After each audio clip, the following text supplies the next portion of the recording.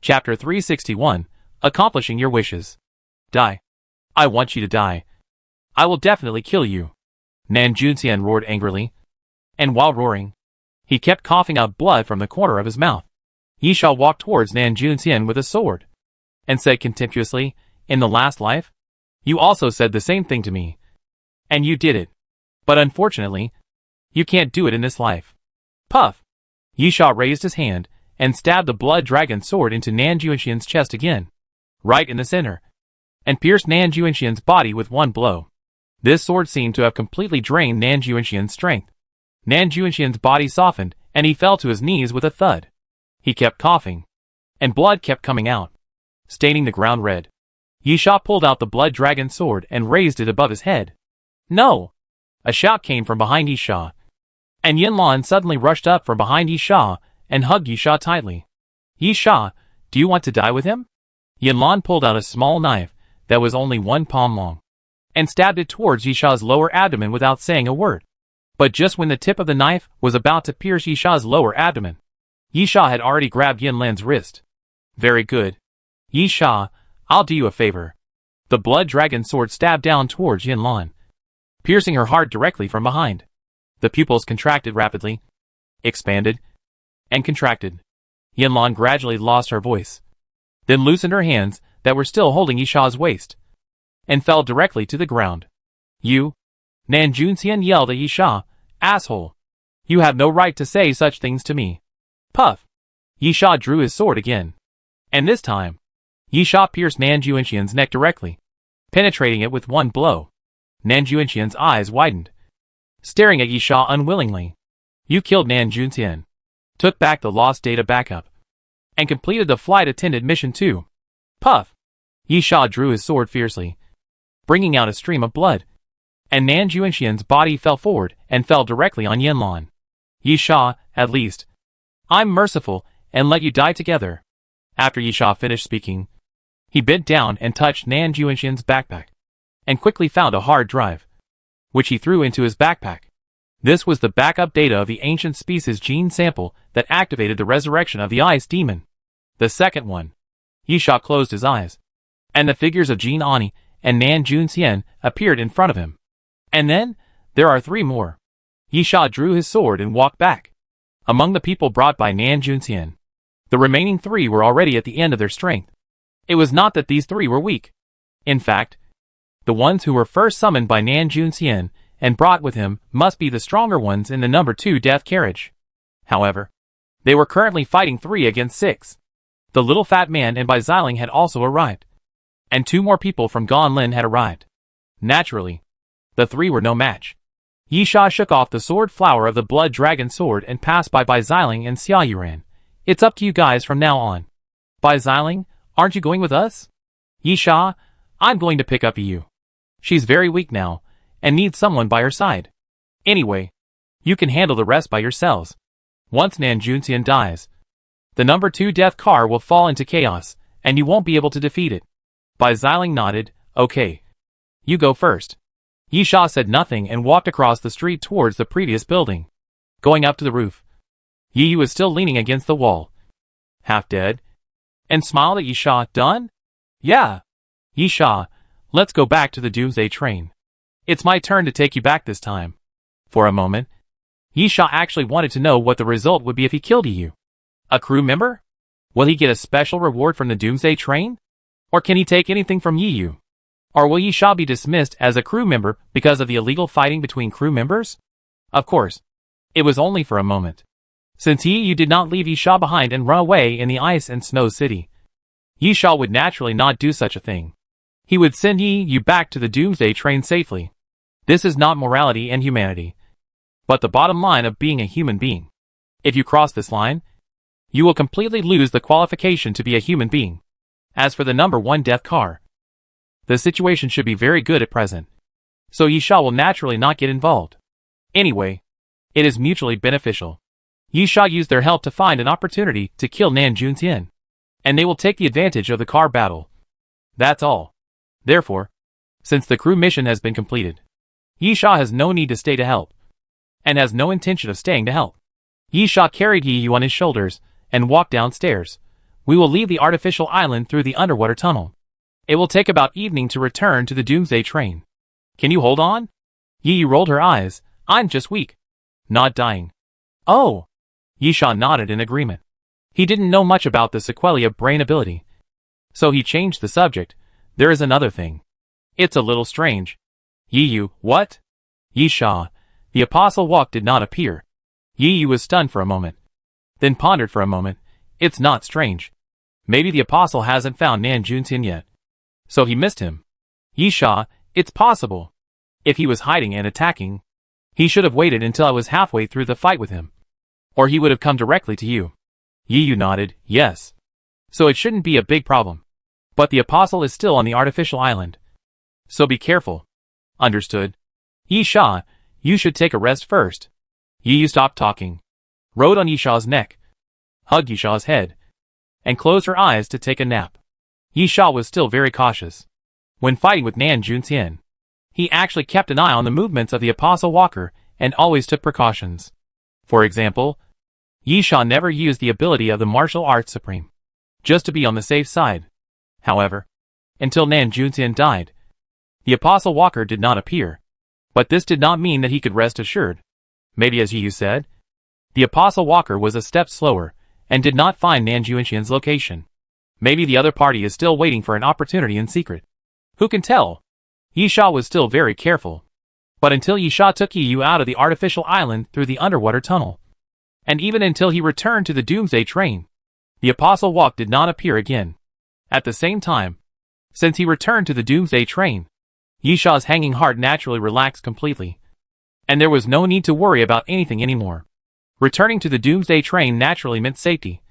And then Yisha directly sent Yi to the dining car. Chapter 362 Return. The boss lady put 2 bottles of healing potion on the bar and smiled. I'm glad to see you again. Yisha, believe me. You can always see it. Only the dead don't need to meet the boss lady again. As Yisha said this, he poured the healing potion into his mouth. And then he felt a burst of warmth in his body, and his injuries recovered quickly. Yisha glanced at Yi. She was almost the same, and she was refreshed all of a sudden, which further highlighted how magical the boss lady's healing potion was.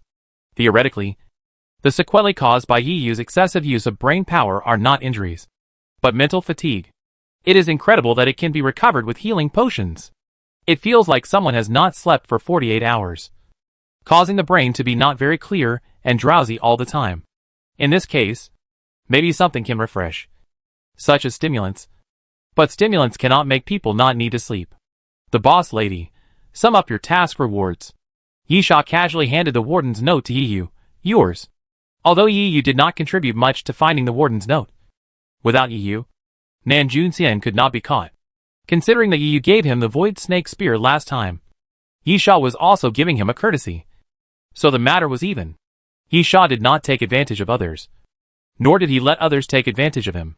Yi was not polite and said directly, then I will go first. Getting the warden's note can get a skill from the boss lady, and killing Nan Juntian is an ability. While Yi was selecting skills, Yisha took a look at the blood transformation ability. Bloodthorn, blood transformation ability, fantasy ability using one's own blood as a guide. One can transform blood into spikes, attacking all targets within a radius of 1.5 meters with oneself as the center. The effect of the blood transformation ability is similar to what Yisha guessed. It is nothing more than blood thorns. And the more detailed content is mainly the attack range. After a while, Yi got what she needed. She only had one skill. In fact, she didn't experience much fighting in the Iron Wall City, and even didn't take action in the Zombie Tide. At that time, climbing the stairs had overdrawn Yi's brain area. So, Yi didn't gain much. But Yisha did gain some. Of course, in a battle in a zombie tide, no matter how much you gain, it's useless. No one can take away the spoils in that situation. Therefore, Yisha's gains were not much. Mainly concentrated on the meat tree, multiple mutation fusion zombie virus, fusion mutant cells, fusion red blood cells. These are what the meat tree brought to Yisha. Yisha, multiple mutation fusion zombie virus. I know this thing, and it is produced exclusively by the meat tree.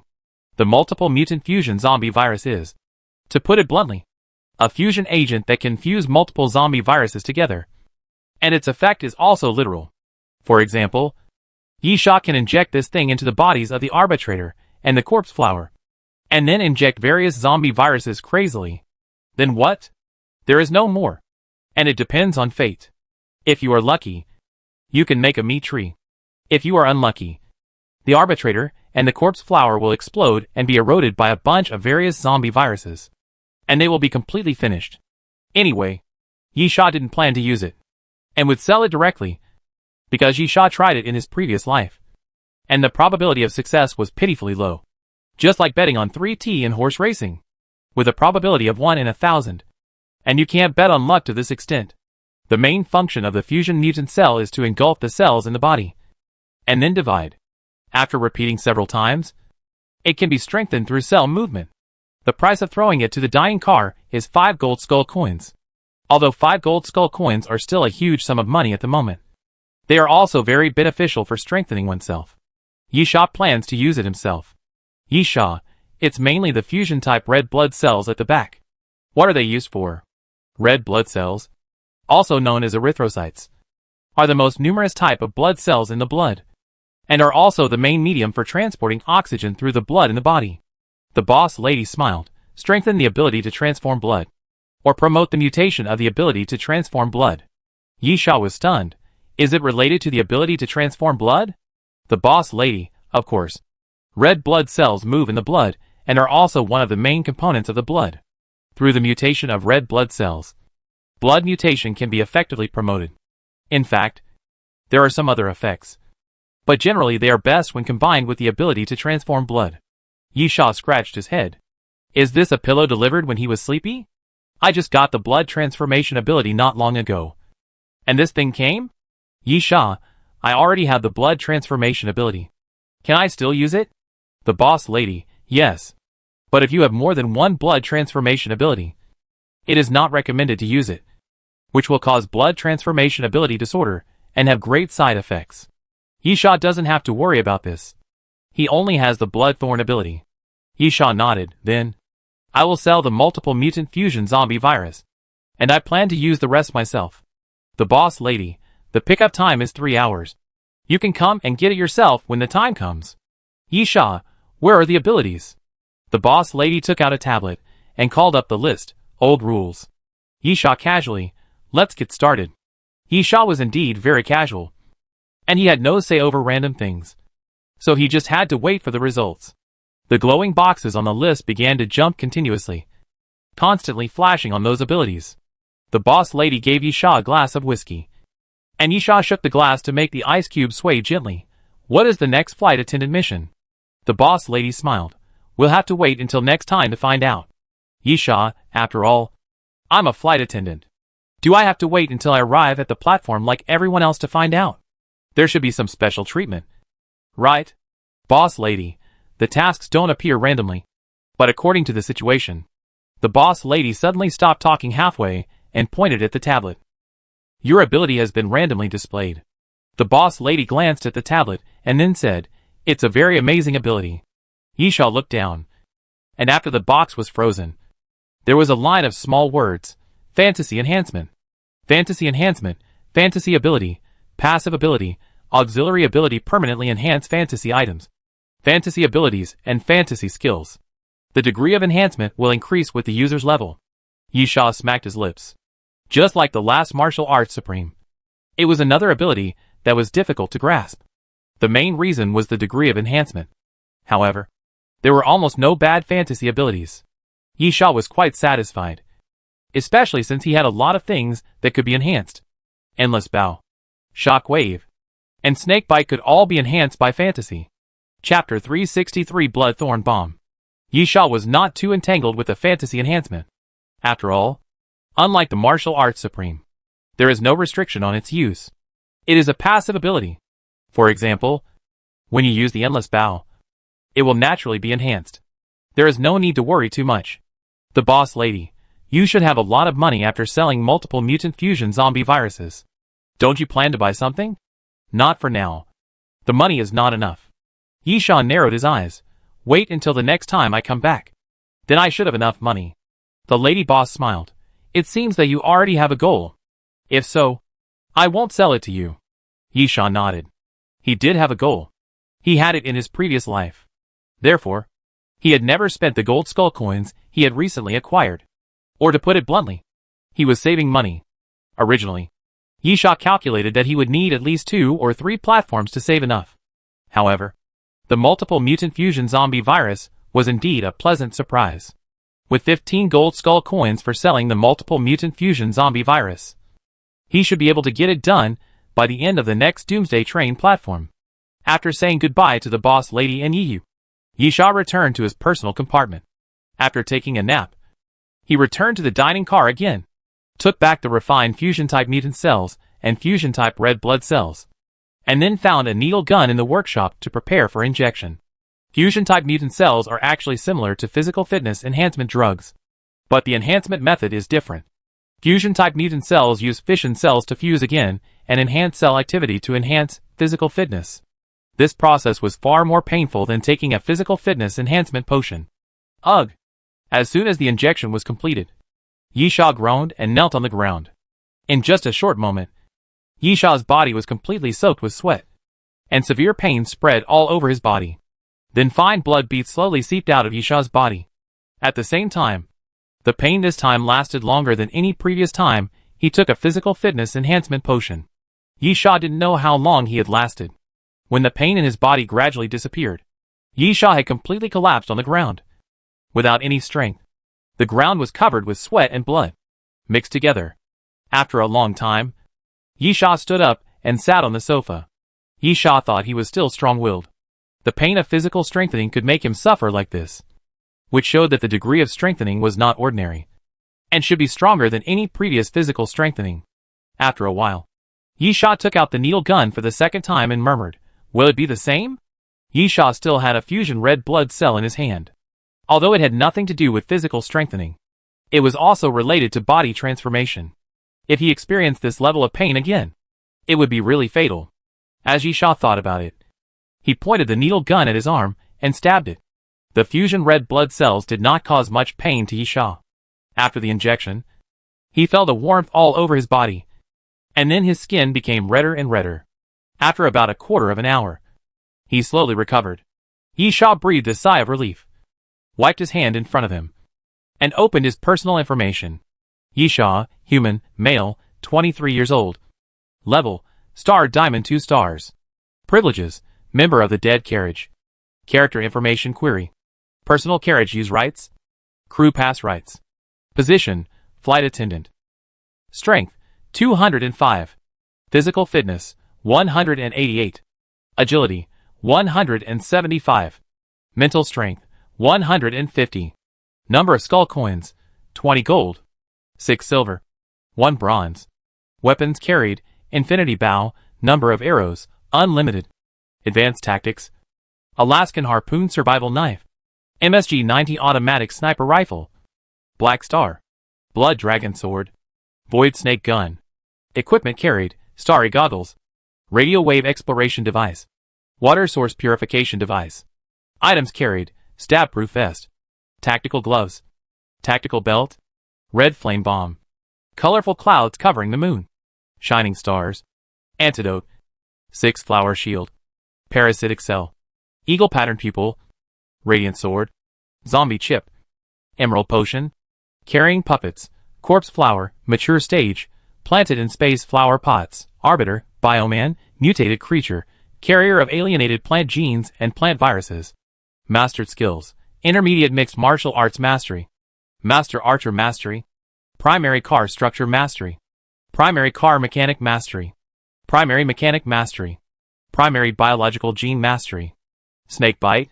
Shock wave. Collapse. Wind chase. Capture dragon and crane. Mastered abilities. 12 trials of immortality, hard armor. Virus swallowing, small probability. Martial arts supreme. Bloodthorn. Fantasy enhancement. Bloodthorn bomb. Warehouse, night hidden bow. IBZ type metal blade, unusable. New Z virus cell. Antivirus cell. Because of the fusion mutant cells, Yisha's physical fitness has been greatly enhanced. Yisha estimates that this level of physical fitness is at least around 14 points. This is almost the same as his physical fitness in his previous life. At the same time, the level finally climbed from star diamond 1 to 2 stars, which was also a lot of effort.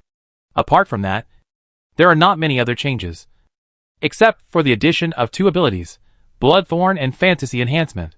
What is worth Yisha's attention is the mutant blood transformation ability obtained after taking fusion red blood cells. Bloodthorn Bomb, blood transformation ability, Fantasy ability use your own blood as a trigger to place a Bloodthorn Bomb, which can be detonated at any time to kill all targets within a radius of 3.5 meters. Yisha smacked his lips and then laughed. Very good.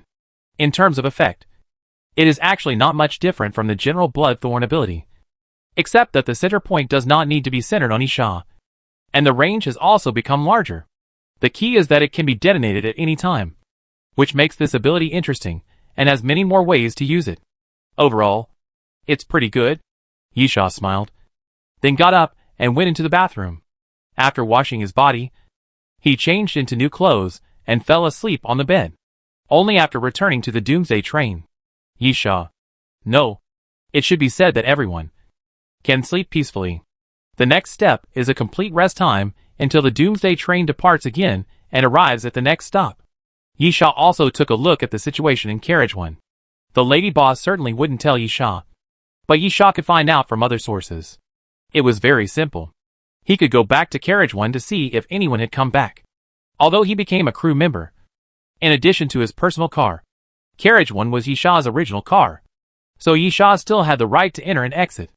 The fact was that Yisha's plan was correct.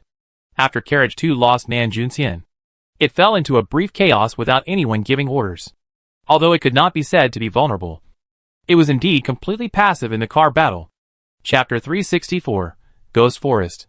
3 days later, Gan Lin was the first to return to the Doomsday train, announcing the victory of the Carriage battle, which ended with the victory of Death Carriage number 1.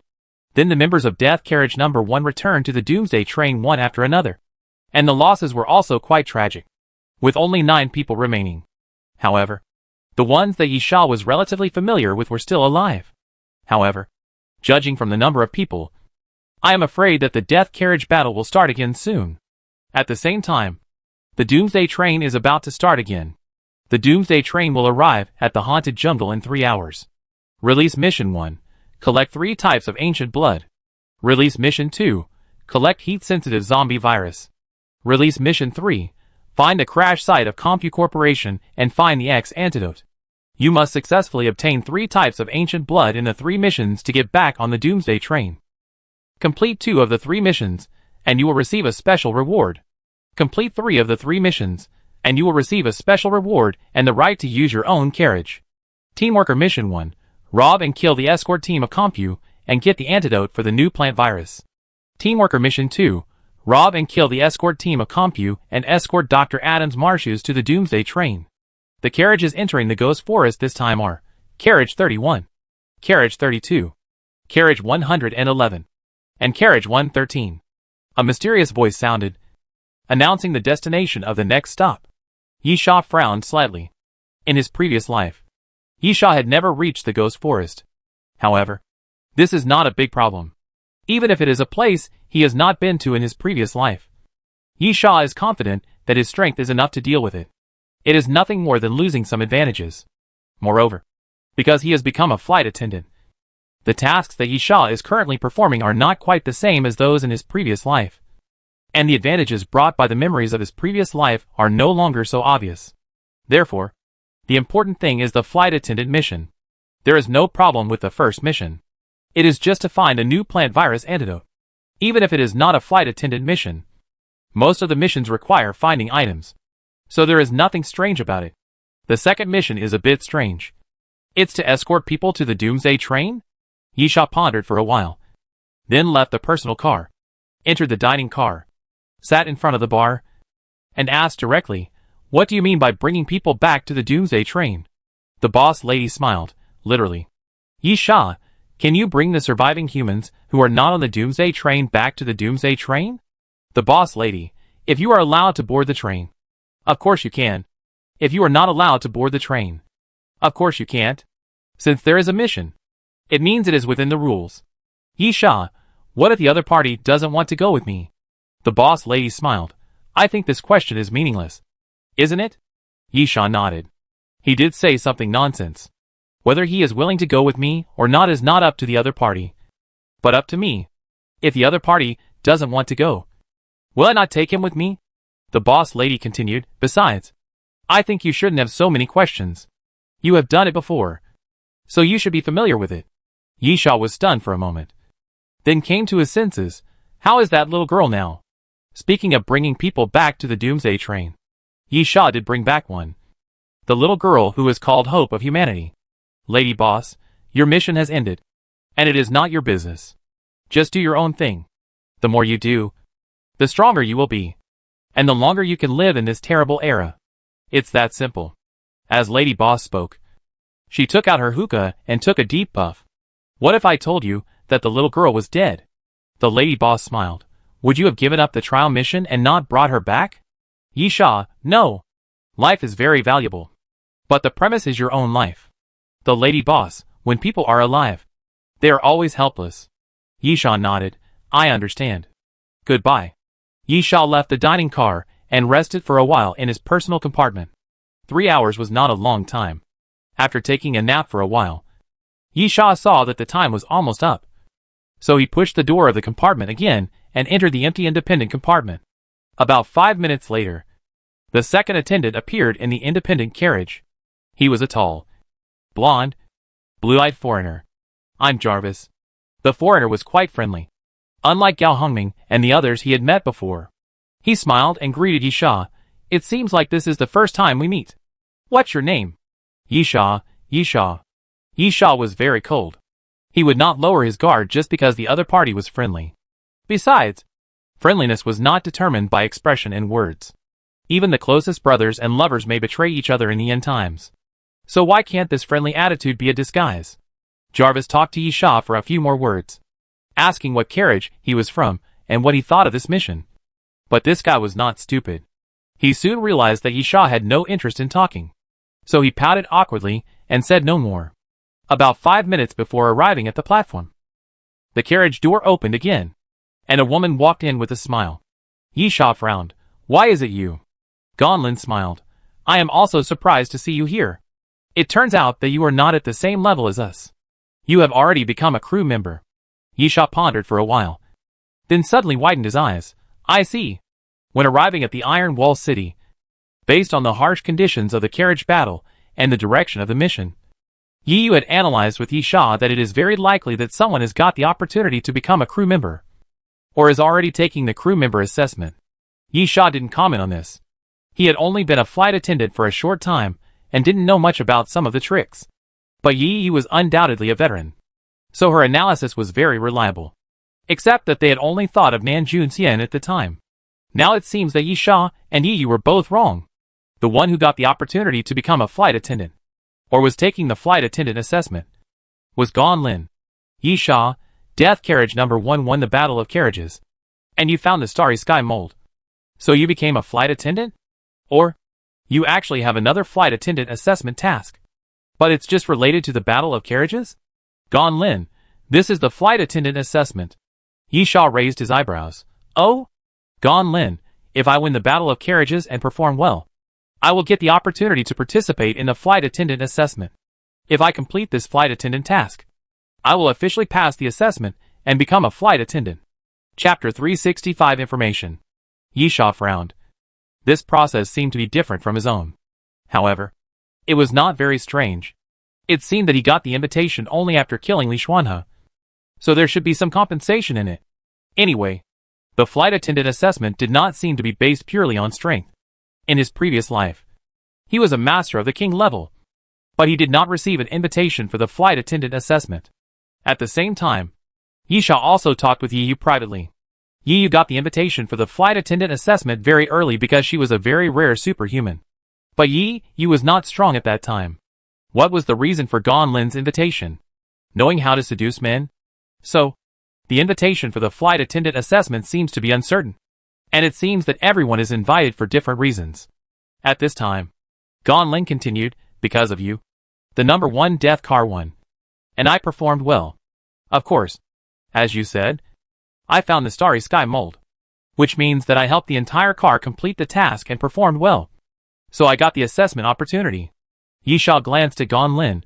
I underestimated you. Gan Lin smiled sweetly. But I'm not a formal flight attendant yet. It depends on this flight attendant mission. I need your help. Yisha disdainfully. This kind of trick is better used to seduce others. It's useless to me. Gan Lin, it's not a temptation. Flight attendant missions are common.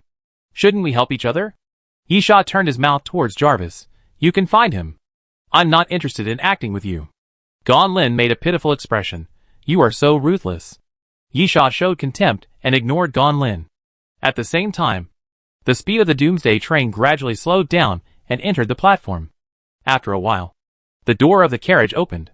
This is a very magical open-air platform. Everywhere you look, there are towering tropical plants. The Doomsday train platform appears so strangely in the dense forest, with no village in front and no shop behind. Yisha put on his backpack and walked out. Wait a minute. Gan Lin called Yisha, and then walked up with Jarvis. Are you sure you can act? Yisha, I have always done this. Haven't I? Jarvis, friend, I have seen many people who are very vigilant. So I understand that you like to act alone. But we are crew members. Unlike others, we should cooperate with each other to complete the mission and return to the Doomsday train. Yisha, then what? Jarvis was speechless, and was helpless with Yisha's stubborn attitude. Gan Lin smiled. Do you know the current situation of the ghost jungle? Do you know where to find Dr. Marshoes? Yisha, don't you know? Gan Lin smiled and said, let's talk while we walk. Yisha didn't like Gan Lin very much. If Yisha was wary of everyone, then Yisha's wariness of Gan Lin was particularly strong, because Yisha almost witnessed Gan Lin's climb up step by step. Every time they met, Gan Lin made great progress in all aspects. Even this woman was going to become a flight attendant like himself. Yisha knew very well that this woman was very dangerous. However, even if he didn't like it, Yisha didn't mind listening to Gan Lin's words if it would help the mission. The three of them walked out of the station side by side. Just like before, they seemed to get off the train at a different time from the others. There were no other surviving humans on the Doomsday train platform. Leaving the Doomsday train platform and entering the jungle, Gan Lin said as he walked, Dr. Matthews was an employee of Computech. But after the end of the world, he betrayed Computech. Yisha reasoned? Gan Lin, in the depths of the jungle, Compu built an experimental base. Before the end of the world, it was used to extract various plant elements and make health products and medicines. After the end of the world, it mainly studies plant virus sources and plant virus mutations. Yisha shrugged his shoulders. This is not a strange thing. Compu has been studying zombies. Gan Lin continued, Dr. Marshoes wanted to study the antidote. But the fact is that Compu deceived him. The content of the experiment was mainly to make plant zombies that can be controlled by humans. Yisha, so what if they can control zombies? Gan Lin, that would give them a powerful fighting force. If Comp has the means to control zombies, when the apocalypse ends, they will be the overlord of the world. The only dictator. Yisha scorned. Do you think the apocalypse can be ended? Gan Lin, why not? Although zombies are rampant, there are still many surviving humans besides the Doomsday train. These humans have found resting places all over the world. Moreover, antidotes have been successfully produced, but they cannot be mass-produced. And most antidotes are targeted and cannot keep up with the speed of virus mutation. But it does not mean there is no hope. Ahem. Jarvis coughed lightly. Let's talk business. Gan Lin continued. Marcius betrayed Compu, and he contacted a survivor camp called New Hope to pick him up. He escaped from Compu's experimental base and took away the X-virus antidote and the new plant virus antidote. Jarvis, since Compu wants to control and use plant zombies, it will definitely not allow the plant virus antidote to spread. Otherwise, as long as the antidote spreads, their research will be in vain. Yisha, so Compu is sending people to chase him? Gan Lin, yes. In fact, in Compu's plan, the first target is the New Hope Survivors human camp. They intend to attack and control the surviving humans to work for them. If the survivors human camp has an antidote, plant zombies are useless. Jarvis, these are none of our business. What they are researching, what they want to do with the research results, fighting each other, these have nothing to do with us. The key is that we take the things back to the Doomsday train. Yisha, so our opponents are from Compu? Gan Lin, it's not clear. The timeline I can confirm is that Dr. Marshus escaped from the experimental base. As for whether he is currently being escorted back to the survivors' human camp or intercepted by the compute team and escorted back to the experimental base, it is unknown. Jarvis spread his hands. So, we are actually a third-party force, fighting both the survivors' human camp and compute? Gonlin, indeed. Chapter 366 Red-Eyed Boar. Jarvis's summary was very accurate. Yisha understood what he said. Simply put, two forces are currently fighting for Dr. Marshus. The three of them, representing Doomsday Train, will become the third force and join the ranks of fighting for Dr. Marshus. It can be seen that the research conducted by this doctor should be very valuable. Yisha, I'm curious. How do you know this? Gonlin smiled. I'm not a formal crew member at the moment. It's a task for you. But it's an assessment for me. Naturally, I have some preferential treatment. You have to give me the information about the assessment content. Right? This is a lie. Yisha glanced at Gonlin and quickly concluded that this woman was talking nonsense. There was no obvious flaw, but she said it too easily, as if she had already made it up. However, everyone has secrets. Since Gonlin wanted to hide them deliberately, Yisha naturally had no intention of asking. It would be useless to ask anyway, and Gonlin would not tell. Gonlin blinked at Yisha. You went into the jungle by yourself and just ran around. In addition to these materials, I also know where the experimental base of Compute Corporation is, and where the survivors' human camp is. This is a naked temptation. Yisha showed some hesitation. If Yisha had been to the Ghost Forest in his previous life, then Yisha would also have these data, and would have the decision of how to act. But now, it is indeed quite troublesome. There is no specific goal after entering the jungle. Yisha, what do you want? Gonlin, I will not fight with you for the mission reward. I can complete the crew assessment and return to the Doomsday Train. So, the three of us should cooperate. This will benefit everyone. Right? Jarvis, I think what she said is right. We have a common goal and can have a basis of trust. I can take the initiative to give up the task of bringing back Dr. Marshus. And the reward for that task is better. Yisha hesitated. Then let's do this for now. Tell me about your plan. Gonlin took out a map. This is a map of the jungle. Yisha leaned over to take a look. Is this also a map? This is a hand-drawn map with very blurred lines. And it roughly marked the location of the Compute base, the location of the survivors' human camp, and the location of the Doomsday Train platform.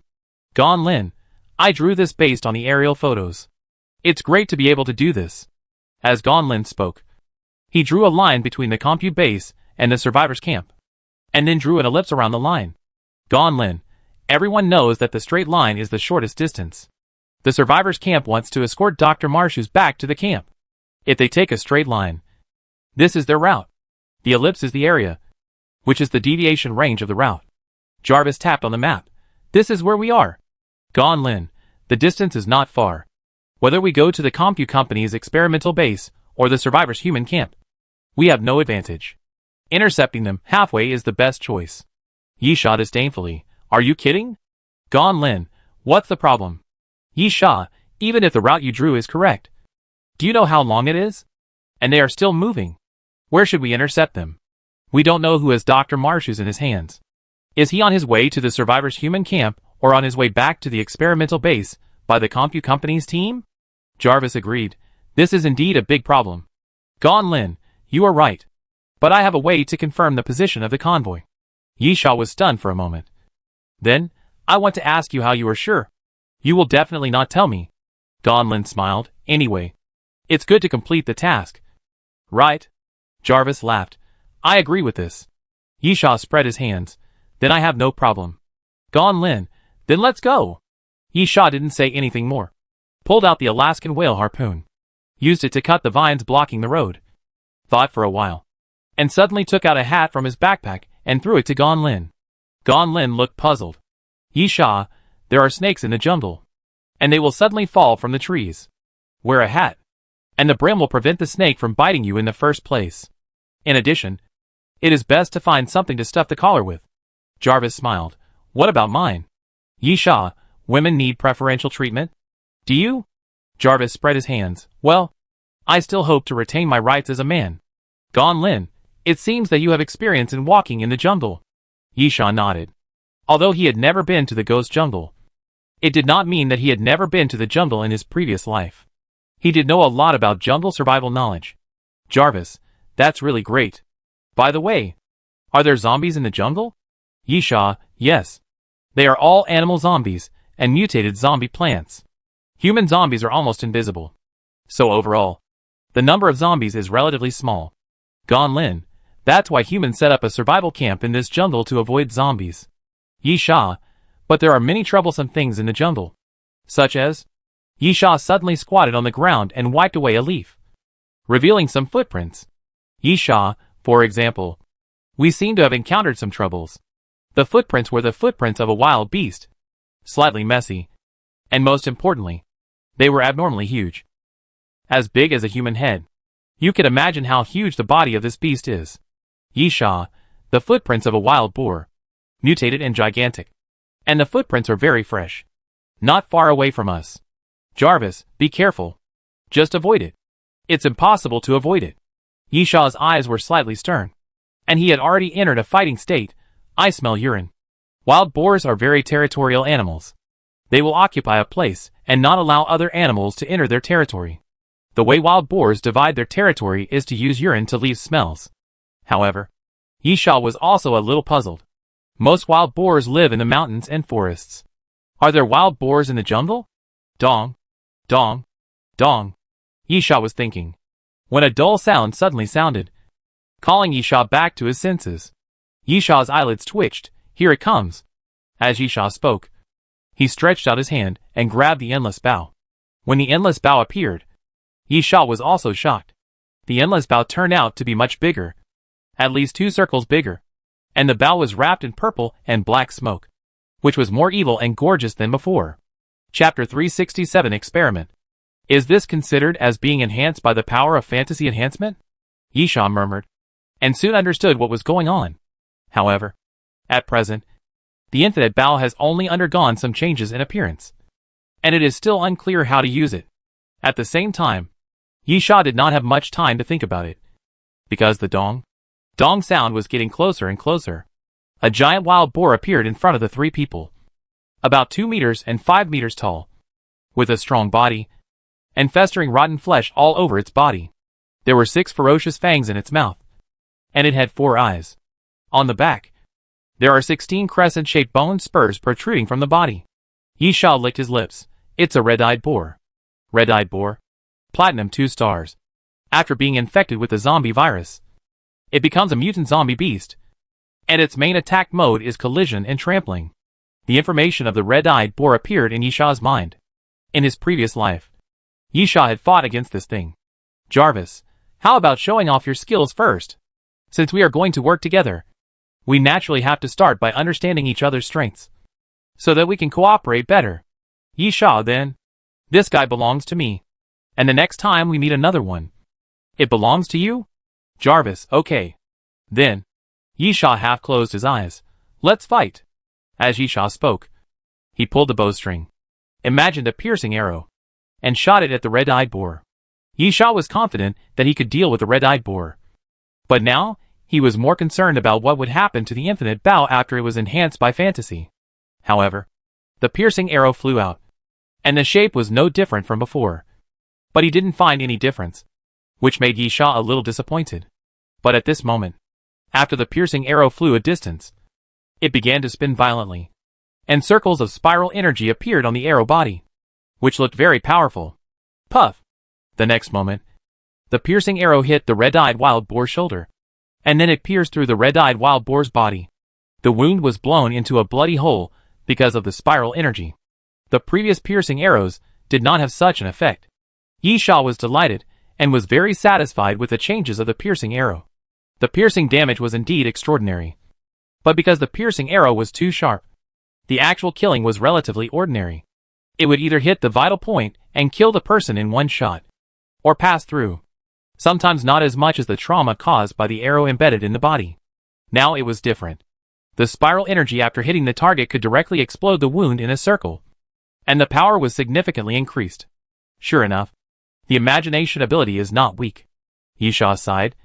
But this level obviously could not kill the red-eyed wild boar. Because although the red-eyed wild boar was an animal, it was still a zombie after all, and its only weakness was the head. At the same time, the red-eyed wild boar was hit by an arrow. Although its speed of charging slowed down a little, it quickly rushed over again. Yisha did not delay and started to run to the side directly. There were many trees and plants in the jungle, and there were even more hanging vines. These were obstacles and also terrain that could be used. Sure enough, as Yisha started to wander, the red-eyed wild boar could not charge easily.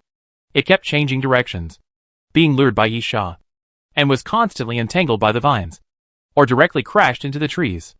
Yisha's own movements were not slow, and he continuously pulled the bowstring. Yisha wanted to try out other arrows, so he no longer used the piercing arrow, but changed to the explosive arrow, and shot it forward. The explosive arrow still did not change its appearance, but as the arrow flew forward, it suddenly changed its appearance in the air, and then the arrowhead actually split into 3. Boom, boom, boom. The split arrows fell to the ground, connected horizontally in a line, and then exploded continuously. Although they did not hit the red-eyed wild boar directly, the impact of the explosion still swept the red-eyed wild boar away. This, Yisha frowned, not very satisfied with the explosive arrow. The power of the explosion was increased because it was divided into 3. But after being dispersed, the actual power was actually reduced. Only the range of impact became larger. At the same time, the arrow was divided into 3 in the middle, which made it difficult to control and difficult to hit the target directly. So the only way to attack was to use the explosion.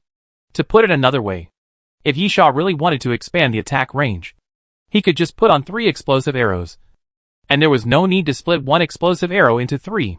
Therefore, after the explosive arrow was strengthened, it seemed a bit useless. Roar! At this time, the red-eyed wild boar rushed out of the flames.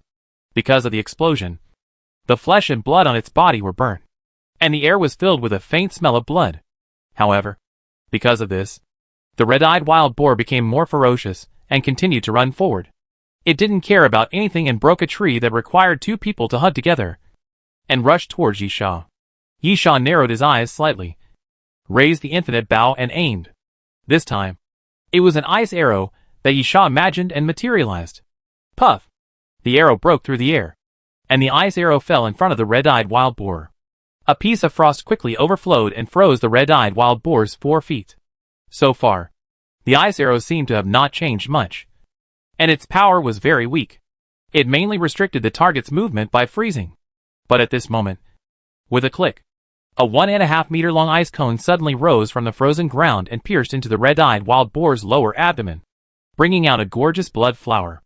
Yisha's eyes lit up, and he praised, "Not bad." The biggest problem with the ice arrow is that as an auxiliary arrow, its lethality is quite average, or even non-existent. Now that it is frozen, it can be melted into ice cones to attack, which obviously has lethality, effectively making up for the shortcomings. After trying the 3 arrows, Yisha had a general understanding of the effect of the endless bow after being enhanced by fantasy. Except for the explosive arrow, he was basically satisfied. As for the last burning arrow, Yisha did not plan to try it, or did not dare to try it. The characteristic of the burning arrow is that the flame burns and spreads very quickly. If the fantasy enhances the speed of the flame spread, or the range of the flame spread, it will be fun. Yisha didn't want to set the jungle on fire. So, Yisha temporarily abandoned the infinity bow, took out the blood dragon sword while the red-eyed wild boar was still frozen by the frost of the ice arrow, and rushed forward. Puff! Yisha thrust forward with his sword, and while the red-eyed wild boar was still unable to move, he stabbed the blood dragon sword into the red-eyed wild boar's head cleanly, and pierced the red-eyed wild boar's head with one sword. The red-eyed wild boar struggled violently, and the frost under its feet shattered. However, although the red-eyed wild boar broke free from the shackles of the frost, it could not run far, and with a plop, its huge body fell to the ground. Chapter 368 Second Mutation. Yisha shook the blood beads on the blood dragon sword. Done. Jarvis smiled and clapped his hands. Not bad. Very powerful. Wait a minute. Gonlin suddenly shouted. The wild boar is not dead yet. It is still moving. Yisha looked at the red-eyed wild boar, and then held the infinite bow across his body. The red-eyed wild boar had clearly fallen down completely. and even had no sound. But now it suddenly twitched again. In fact, Yisha also realized that something was wrong, because the mysterious sound did not sound, which meant that Yisha did not completely kill the red-eyed wild boar. Huh. The tip of the red-eyed boar's nose made a sound, and then it slowly shook its body and climbed up again. Puff, puff, puff. The muffled sound of flesh and blood splitting suddenly appeared, and then one by one, the white bones suddenly pierced the body of the red-eyed boar, and then gathered inward. It was a second mutation. The red-eyed boar, which was not completely dead, had a second mutation phenomenon before death. The white bones were like a solid armor, just draped over the red-eyed boar's body, wrapped around the red-eyed boar's body, and then the red-eyed boar ran forward again. What a fast speed! Yisha was about to draw his bow and draw his arrow, but he found that the speed of the red-eyed wild boar was more than twice as fast as before, and it was in front of him in a flash. Yisha immediately chose to abandon the bow and directly meet the red-eyed wild boar. Bang! When the red-eyed wild boar rushed in front of him, Yisha raised his arms to meet it, and suddenly stretched out his hands and grasped the red-eyed wild boar's fangs. The next moment, Yisha felt a huge force coming, and his body was pushed back by the red-eyed wild boar, leaving 2 mud marks on the ground. However, after retreating 3 or 4 meters, Yisha held on. After injecting the fusion mutant cells, Yisha's physical fitness was significantly enhanced again, and his strength became extremely terrifying. He actually withstood the power of the red-eyed wild boar. Get out of here! Yisha gritted his teeth. The muscles of his arms suddenly swelled up, and then he swung to the side and knocked the red-eyed wild boar to the ground. After the blow, Yisha jumped up, drew out the blood dragon sword, and slashed down at the red-eyed wild boar fiercely. Clang! Yisha slashed down with his sword and hit the red-eyed wild boar's body. There was a sound of metal clashing. The bones pierced from the red-eyed wild boar were as hard as metal. Yisha raised his eyebrows and immediately jumped away. At this moment, the red-eyed wild boar looked back at the moon, and its fangs swept across the place where Yisha had stood before. Jarvis was not far away. It seems you need some help, Yisha said disdainfully. Are you kidding? Yisha ran forward quickly, suddenly made an S-shaped route, then suddenly circled to the side of the red-eyed wild boar, and then stretched out his left arm. Snake Bite. Snake Bite is also a fantasy skill, and will be subject to the increase of fantasy enhancement ability. As expected, Yisha attacked, and the phantom of the purple-scaled python on his left arm also changed. The purple python became more ferocious and sturdy, with fangs growing between its mouth, and purple air appeared all over its body, wrapping Yisha's entire arm. The next moment, the purple-scaled python opened its bloody mouth, and then Yisha's palm suddenly stretched out from the bloody mouth and directly pinched a bone of the red-eyed wild boar. Crack! Yisha exerted a strong force, and the bone was crushed by Yisha, revealing the flesh and blood under the bone. Yisha did not hesitate at all, and did not stop there, and continued to stretch forward with his left hand. With a puff, Yisha's palm directly tore the flesh and blood of the red-eyed wild boar, and then the whole arm pierced into the body of the red-eyed wild boar. The red-eyed wild boar roared madly and struggled continuously. After Yisha penetrated the body of the red-eyed wild boar with one blow, he quickly retreated, and then threw out a crystal bar of red flame bomb, directly into the body of the red-eyed wild boar from the bloody mouth. Boom!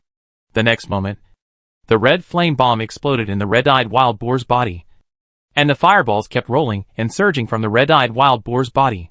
Then the red-eyed wild boar's body was blown into pieces, and finally fell to the ground again. You killed a bone-transformed red-eyed wild boar. Cumulative number, 1. Apocalypse reward, random animal bone weapon. You killed a bone-transformed red-eyed wild boar. Cumulative number, 1. Apocalypse reward, red pupil. A mysterious voice sounded, and this time, the red-eyed wild boar finally lost the chance to stand up again. Yisha came to the corpse of the red-eyed wild boar, dug out the red-eyed wild boar's pupil, and then took out a small jar from his backpack and threw it in. As for the so-called animal bone weapon, he had to go back to the Doomsday train and go to the dining car to get it. It seems that I have a powerful companion. Jarvis clapped his hands again. And then, very good. Gonlin took out a handkerchief. Wipe it.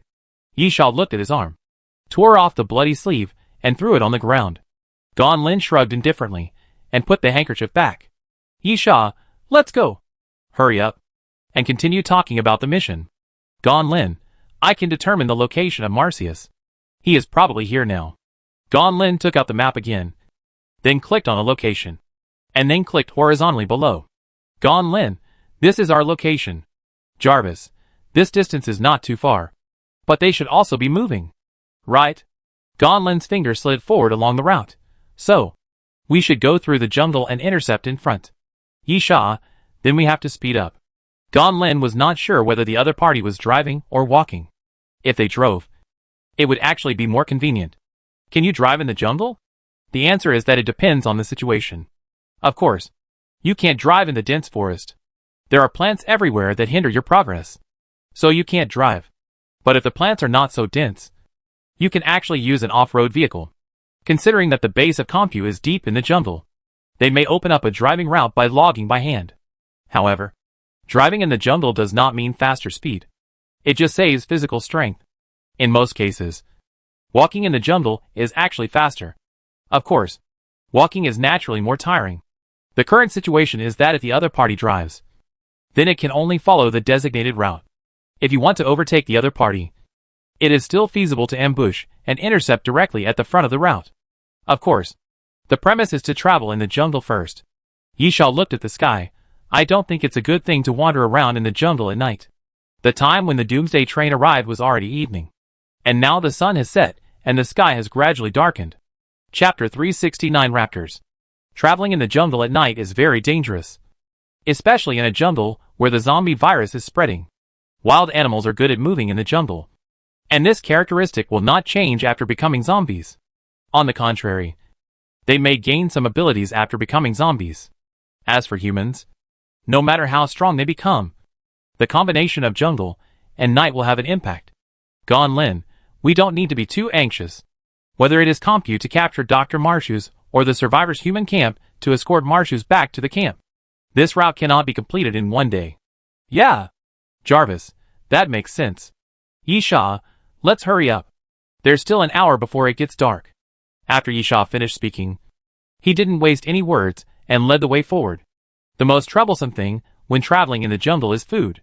You don't have to worry too much about water, as many tree sap can be eaten. However, it's not a big problem for Yisha, as his water purification device can finally come in handy. There are many other small troubles, such as some plants with toxins, poisonous snakes, poisonous insects, wild beasts, etc. These are the dangers that already exist in the jungle. After the end of the world, some dangers will be magnified, while some dangers don't need to be taken too seriously. For example, with the strength of Yisha and his men, they don't have to worry about ordinary beasts at all. Even zombie beasts. Most of them can't be defeated by them. They all brought food with them. And the water source is not a big problem. The only trouble is those plants with toxins, as well as poisonous snakes and poisonous insects. These things are poisonous in themselves, and under the influence of the zombie virus, they may be strengthened, and they are often hard to guard against. For example, if you accidentally get your arms or ankles hooked by some tiny poisonous plants, causing wounds, or some tiny insects get into your clothes and sting you, you may not feel anything before the poison takes effect. Yisha is quite experienced in this. After hearing that he was going to the ghost forest, Yisha bought sprays and sprayed them on his body to effectively repel insects. Secondly, Yisha wrapped the exposed parts of his body with gauze, wore gloves on his hands, and covered his face with a scarf, leaving only his eyes exposed. He also bought a hat and put it on. As they moved forward, Yisha kept using the Alaskan whale harpoon to chop vines to clear the way. There were indeed not many animal zombies in the jungle. It was very difficult for plants to mutate into zombie plants. They were hard to see. There were naturally more in the jungle, but they were far from being seen everywhere. Until it was completely dark, Yisha and the other two did not encounter any zombie attacks again. Yisha, let's camp here today. Gon Lin was a person who would not let herself down. In addition to food and camping equipment, she even brought a simple folding single-person tent and sleeping bag. Yisha didn't care. He could just find a place to rest. Of course, some preparation still needed to be made. With the resting place as the center, Yisha placed 5 bloodthorn bombs on the periphery. And then the arbitrator received Yishaw's order to patrol the periphery, with a distance of 200 to 300 meters as the boundary. Anyway, the arbitrator didn't need to rest. After making these arrangements, Yishaw sat under the big tree, and then quietly placed 2 more blood-thorn bombs next to him. Just in case. Gon Lin is not a kind person.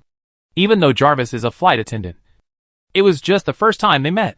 So Yishaw was still alert enough. Gon Lin, do you want me to lend you my sleeping bag? I can just use the tent. Yishaw simply refused. No. I don't need it.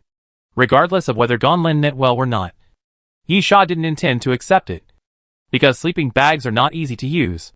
If you wrap yourself tightly, you won't be able to unzip it and jump out of it when you are attacked in the middle of the night. Gon Lin smiled, then went into the tent. Jarvis chose to sleep on a tree, which was not a good choice. There were snakes on the tree, but there were bugs on the ground, and there was no completely safe place in the jungle. Closing their eyes and pretending to sleep, the 3 of them decided to sleep for about 6 to 7 hours.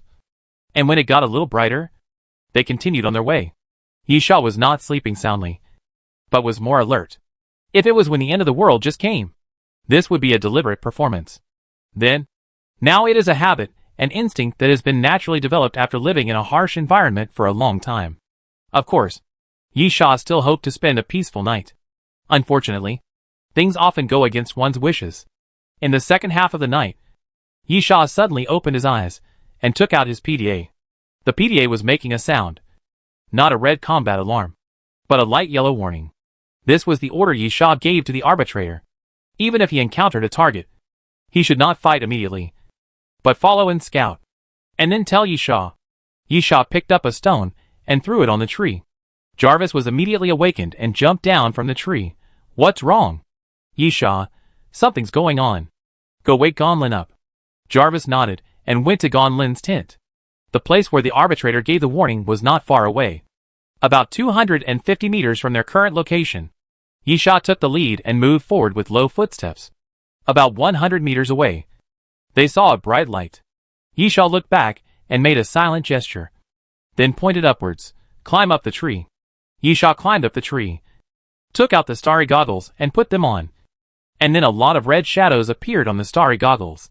Yishaw was slightly surprised. The red shadows were humanoid. 12 in total.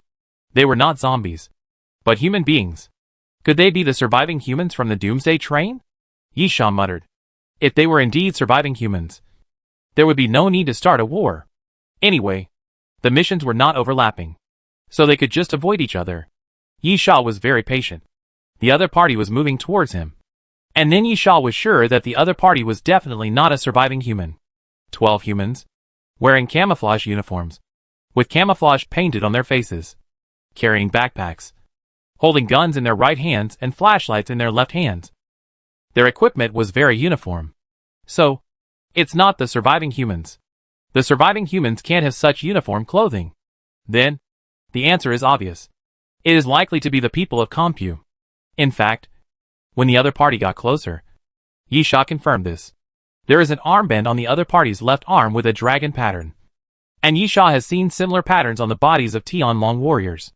No, Yishaw has actually seen the exact same dragon pattern. But it was in the previous life. One of the 3 major private armed forces of Compu. The Dragon Squad. Chapter 370 Fighting. The 3 private armed forces of Compu. Xiaolong Squad, Tianlong Squad and Menglong Squad. In the previous life, Tianlong Squad was the only one Yishaw had never come into contact with. Of course, he had come into contact with it in this life and had fought with it. Xiaolong Squad is an armed team composed of pure Oriental people. Before the end of the world, it was only responsible for Compu's business in the East. It has the least number of people, but is known as the strongest of the 3 dragons. As for the Menglong Squad, this team is more interesting. Before the end of the world, the Raptors were a team of foreign mercenaries. In addition to taking jobs for Compu, they also took on other jobs and had their own company called Extreme Force Private Armed Forces. Of course, Compu has shares and is the majority shareholder, accounting for about 70% of the shares. So the Raptors' main service target is still Compu. After the end of the world, Compu is committed to studying zombies and zombie viruses, and has indeed achieved certain results. At that time, The first batch of strengthening agents developed by borrowing zombie viruses were used on the raptors. So, if the dragon warriors are cyborgs, the raptors are almost like cyborgs. However, compared with the arbitrators, the raptors are of course much worse. And the degree of physical strengthening is not as good as that of zombies. Otherwise it means that Comp's research is completely successful. Don't they want to create zombies with thoughts? Therefore, the physical fitness of the members of the raptors has been strengthened, which is almost between humans and zombies. But Comp uses transplantation technology to transplant some mutant parts of mutant zombies to the members of the raptors to improve their combat effectiveness. Yisha had dealt with the raptors in his previous life and knew these guys quite well. In general, the raptors were weaker than the dragons. But the members of the dragons had obvious weaknesses, while the members of the dragons had no obvious weaknesses. Even if they had weaknesses, they were different, so they were more difficult to deal with. Yisha gestured to Jarvis on the other side of the tree. Why did the raptors appear here? The answer was obvious. So the raptors were undoubtedly their competitors and enemies. Then, it's time to start the war. Jarvis nodded in the darkness, indicating that he knew. Yisha stopped making any extra moves and waited for the raptors to approach him. About 15 meters away, there happened to be a bloodthorn bomb placed by Yisha. Slowly, step by step, approaching. When the raptors passed by the bloodthorn bomb suddenly started. When the bloodthorn bomb started, a blood ball about the size of a fist suddenly appeared about half a meter above the ground. And then in the next moment, about dozens of bloodthorns suddenly shot out from the blood ball. A raptor warrior who passed by the bloodthorn bomb was stabbed by the blood thorns almost instantly. At least 20 to 30 blood holes appeared on his body, and blood kept spurting out. He fell to the ground with a plop. Enemy attack. Enemy attack. Quickly move closer. The raptor warrior captain in charge of the team immediately shouted loudly, calling on everyone to move closer to him, forming a circle, ready to resist at any time. At this moment, Jarvis didn't know how he did it, but he slid down vertically from the tree with his back against the tree, holding a rifle in his hand and shooting at the dragon warrior. Yisha jumped directly from the tree. Before landing, a shockwave hit the ground, which relieved the force of falling. Then he kicked his legs on the ground and jumped forward, blood dragon sword swinging. Yisha ran forward quickly and handed out his sword. A dragon warrior directly crossed his arm, and the blood dragon sword pierced his arm. But the dragon warrior had no reaction and punched directly. Yisha was not surprised. These dragon warriors were transformed based on the zombie virus and already had certain zombie characteristics. Although it cannot be said that they had no pain at all. The pain had been reduced to the lowest level. A sword piercing the arm was just as painful as being scratched by a cat. Bang! Looking at the fist coming, Yisha raised his hand and caught the opponent's fist, then raised his foot and swept the man away. The three private armed forces of Compu Company have actually been evolving. The transformation of the dragon warriors has become more and more perfect, and the medicine injected by the dragon warriors has become more and more powerful. There is a process involved, and this process mainly comes from the research of Compu. However, after such a brief fight, Yisha was slightly relieved. This group of dragon warriors is at most the first or second batch of dragon warriors who have received physical enhancement, and they are still at the biochemical transformation based on ordinary zombies. In other words, they are not that strong yet. Later, the dragon warriors will also receive mutant zombies, hybrid virus zombies, and more powerful drugs, but at least that is a matter of the future. So, while Yisha was fighting with those fierce dragon warriors, he also had the leisure to pay attention to Jarvis's battle. Yisha didn't care about Jarvis's life or death. The reason for his attention was not to see if the other party needed help, but to understand Jarvis's fighting style. Jarvis's fighting style was a bit weird. When Jarvis landed, he had already fired all the bullets, and without changing the bullets, he just threw them away, took out a heavy machine gun, held the bullet belt with his arm, and started to shoot. Bang, bang, bang. The gunshots continued, and the bullets kept flying forward until the ammunition belt was empty. Jarvis threw the gun away without a care, and then took out a rifle. Click, bang, click, bang. Jarvis continued to shoot while moving forward. The most important thing is that this guy didn't take the gun from the backpack, but directly zipped up his coat and started to take the gun out from his clothes. Yisha was really dumbfounded. What the hell is that coat? It's so bulging even if you put a gun in it. However, Yisha soon understood. Imagination ability. Yisha curled his lips. Gun master. Yisha had seen this ability on the list. Simply put, it is the ability to imagine infinite guns. Pistols, rifles, machine guns, submachine guns, sniper rifles. All guns can be imagined and manifested. In principle, it is similar to the ability of his endless bow to imagine arrows. Yisha used to think that this ability was actually quite useless. But now it seems to be quite useful. At least when facing ordinary zombies. Ordinary guns have enough lethality. And being able to take out guns continuously without reloading bullets is still very good. For example, using this ability in a zombie tide. I am afraid that I can only last for a long time before my physical strength is exhausted. Chapter 371 Killing. However, Jarvis might not be able to deal with the Dragon Warriors by relying on the Gun Master alone. The Dragon Warriors are not zombies, but they have some characteristics of zombies. As long as they are not in the vital parts, being hit by a few bullets is not a big problem. Zombies are stupid and will only rush forward. The Dragon Warriors are not stupid. When they were still ordinary people, they were experienced mercenaries with very good combat skills. The Dragon Warriors spread out in all directions, constantly shuttled around Jarvis, and then fought back. This kind of roaming is very suitable for restraining Jarvis. Crazy shooting is definitely not accurate. But if you capture the target and shoot accurately, then the ability of the Gun Master is not very meaningful. The firepower is weakened, and the ability to not change bullets is simply omitted. Yisha really wanted to see how Jarvis responded. But at this moment, a strong wind suddenly sounded on the side of Yisha. The 6-flower shield suddenly appeared on Yisha's side. And then with a bang, the 6-flower shield was shattered with just one punch. Yisha looked at the side of the face, and saw that this was a Dragon Warrior who had been deeply transformed. The left arm was obviously transplanted. It was a purple-black arm with throbbing veins. At the same time, there were only 3 fingers on the palm, which were slightly bent, forming the shape of a claw. In terms of strength, the left arm was also extraordinary. It was able to shatter the 6-flower shield with one blow, which showed some clues. Yisha could only retract his gaze from Jarvis, and watch the other party punch him again. He stretched out his left arm directly. Snake bite. The shadow of the purple-scaled python wrapped around his arm, and Yisha punched the opponent directly. Then both of their arms were shaken apart. But it was a close call. However, the characteristic of snake bite is grip strength, not fist strength.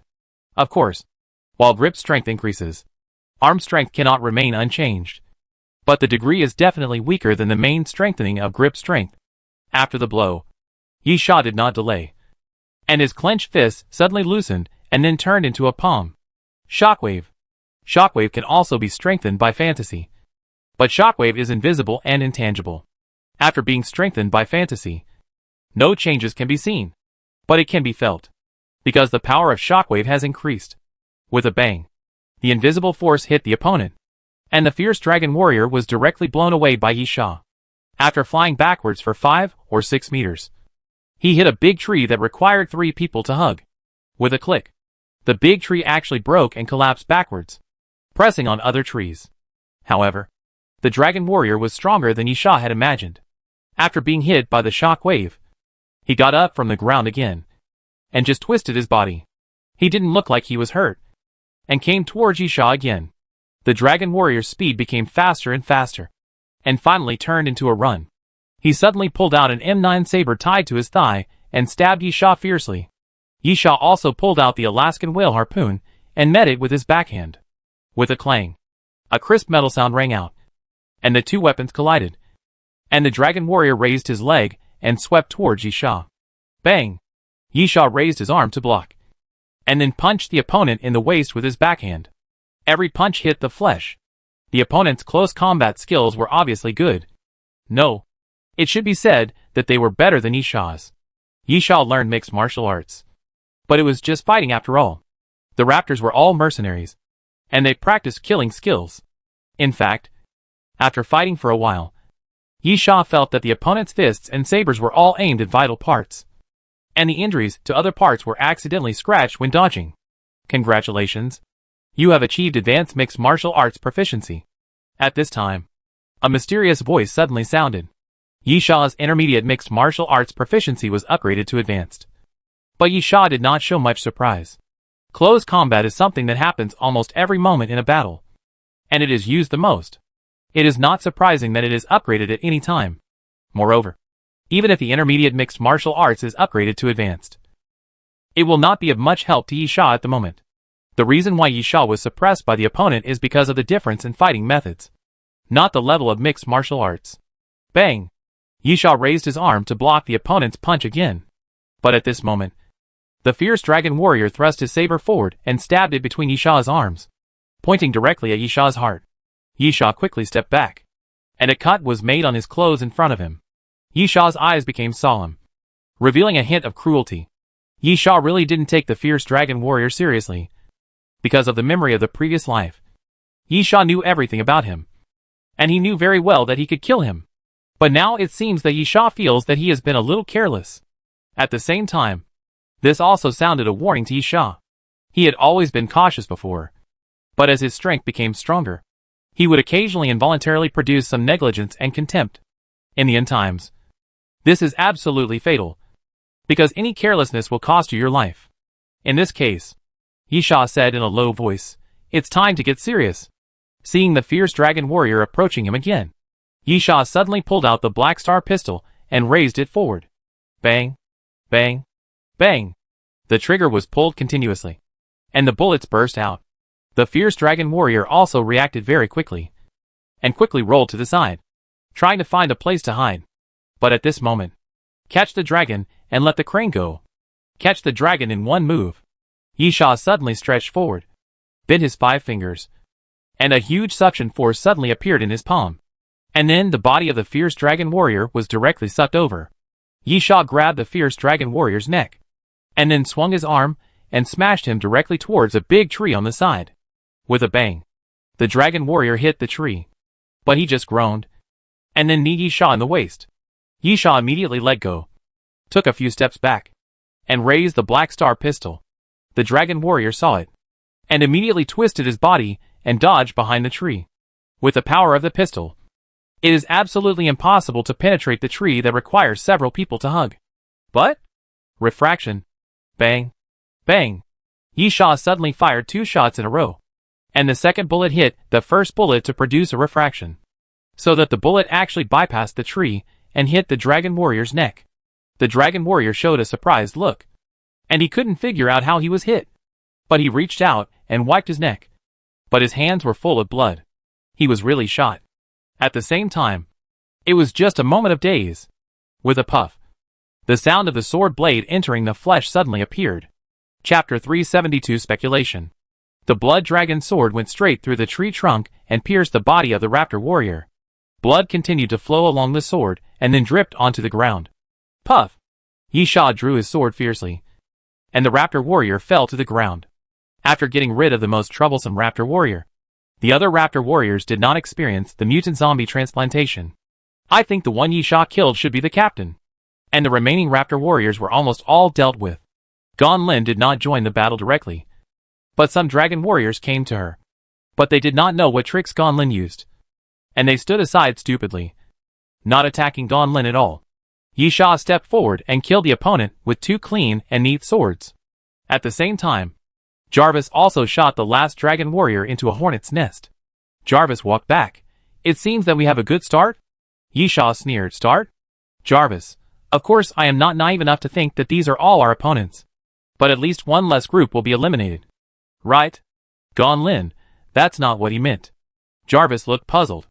"Yisha, our current location is still quite far from the route we drew earlier, which means that this area is not where Dr. Marsh is left. So why did the raptors appear here?" Jarvis was stunned for a moment. Then stunned.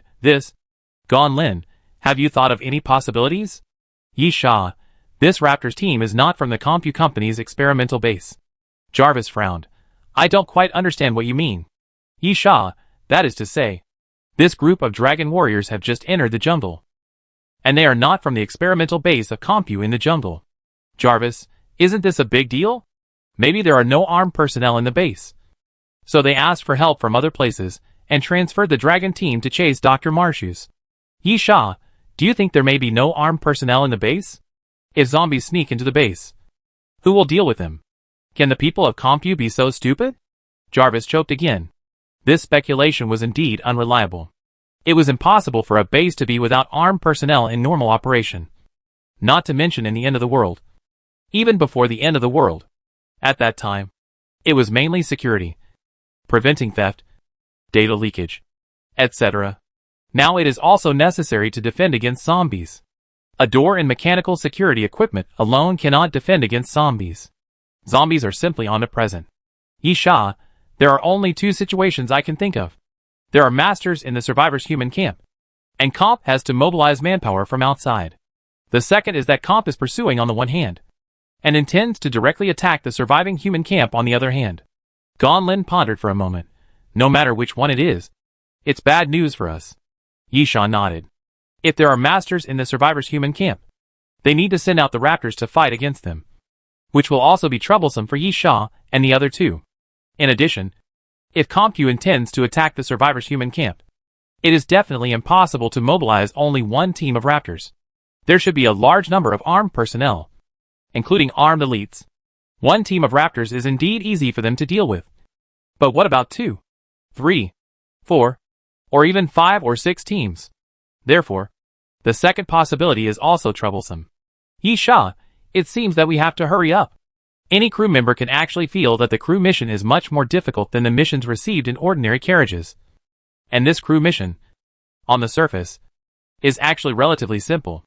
The main enemies of Yisha and the other two are Comp Corporation and the Survivors Human Camp. The Survivors Human Camp are all ordinary people, which cannot be compared with the surviving humans on the Doomsday train. Comp Corporation is more difficult to deal with. But the elite private armed forces are only at the level of the Raptors. However, if the individual strength is not enough, the number can be used to make up for it. If it is really as Yisha speculated, then this matter may not be as easy as imagined. At this time, a sound came into the ears of the three people.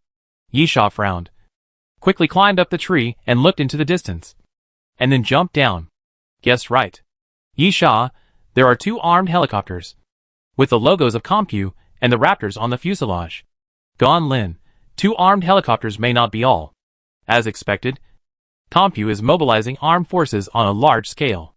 Jarvis, what should we do now? Yisha, speed up and get Dr. Marshus first. Moreover, if Comp is mobilizing armed forces on a large scale, we have to face another problem. Jarvis, what problem? Yisha, how to get Marshus back to the Doomsday train. Originally, the other party's escort team was small, so Yisha's idea was to rob people, kill them all, and forcibly bring Marshus back to the Doomsday train. But now the step of killing them all is obviously impossible to do. So after robbing Dr. Marcius, they will inevitably face pursuit. Jarvis frowned. It seems that we can only make a quick decision. Yisha nodded. Let's hurry up. Although it is not yet dawn, it will not be much later. So he simply stopped resting and went on the road directly. Gonlin took the map and calculated the time. We will go southeast, and we can reach this position in about 4 hours, and then intercept the enemy. Yisha, can you guarantee that you know the enemy's position at all times? If you just rely on speculation, if the ambush point is wrong, then all your efforts will be in vain. Gonlin smiled. Since I dare to say it, I am sure of it. Yisha said no more, took the Alaskan whale harpoon, began to cut off the vines blocking the way, and continued to move forward. The jungle journey was relatively smooth. After all, there were few people here, just like the desert wasteland that Yisha had been to before. Is there any danger? Of course there is still danger, and compared with the desert wasteland, the danger in the jungle is more troublesome, because some weird things will appear suddenly.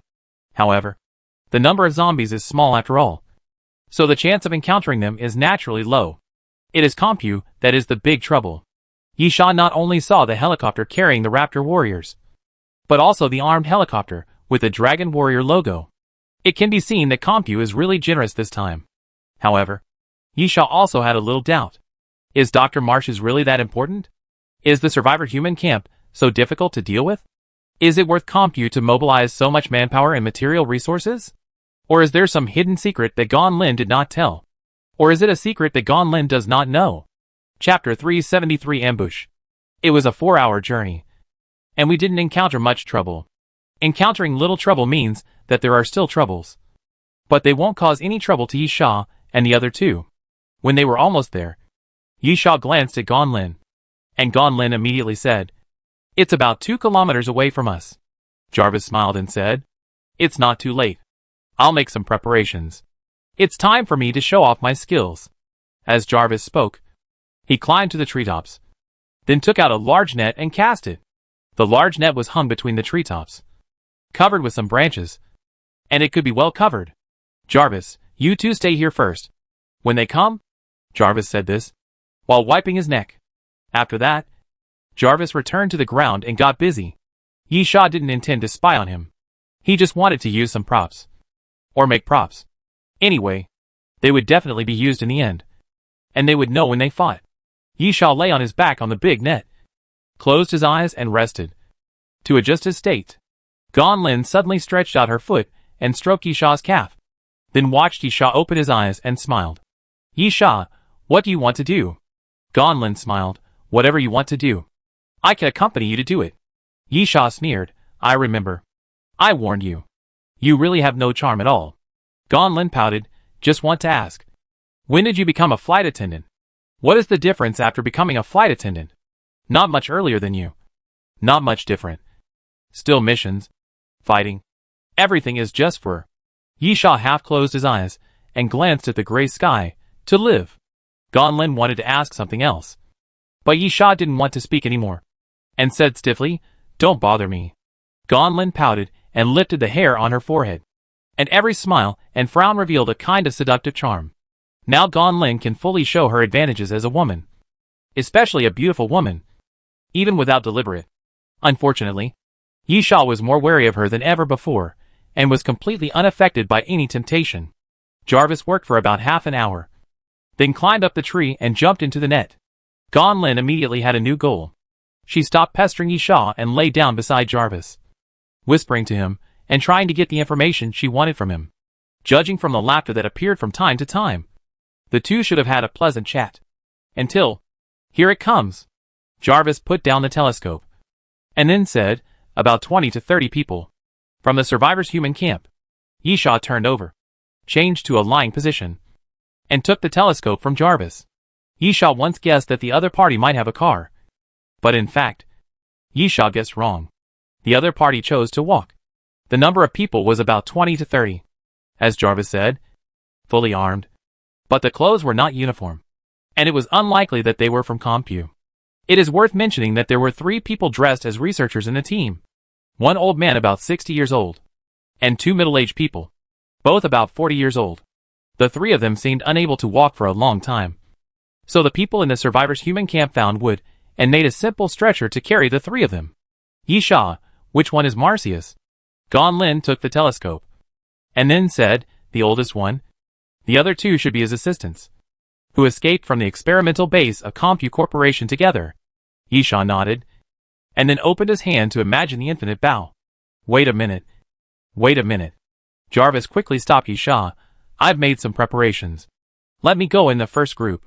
Yi Sha turned his head to look at Jarvis, and nodded silently.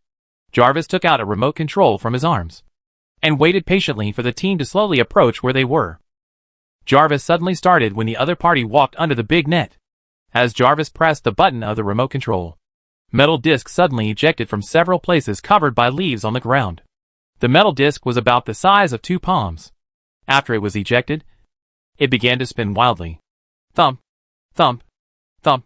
As the metal disc continued to spin, bullets continued to fly out of it, and fired in all directions. "Be careful. Get closer," someone shouted. "It's someone from Compu." While the man was speaking, he retreated, but he didn't notice that there was a very thin infrared ray on the ground. When the man's ankle cut off the infrared ray, boom, boom, 2 explosions suddenly sounded, one on the left and one on the right. And then 2 huge fireballs exploded on both sides, quickly spreading to the surroundings. At the same time, retreating was not necessarily safe. 2 machine guns suddenly turned over and appeared between the branches of 2 large trees. The guns were equipped with infrared rays. As the muzzles moved, as long as the infrared rays shone on the opponent's body, they would immediately open fire. In almost the blink of an eye, The escort team of the group of survivors was thrown to the ground. And there were 7 or 8 more corpses on the ground. Jarvis's ambush dealt a heavy blow to the opponent. At this time, Jarvis also said, "Do it." Jarvis took out a sniper rifle and started shooting while lying down. Yisha turned over and left the big net hanging between the treetops, falling downwards.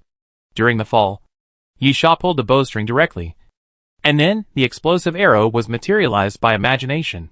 The next moment, an arrow was shot out, and the arrow split into 3. Boom, boom, boom.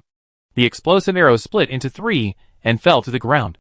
And then the explosion sounded continuously, blowing the person away directly. Then Yisha twisted his waist violently and punched the ground to send a shock wave to dissipate the force of falling.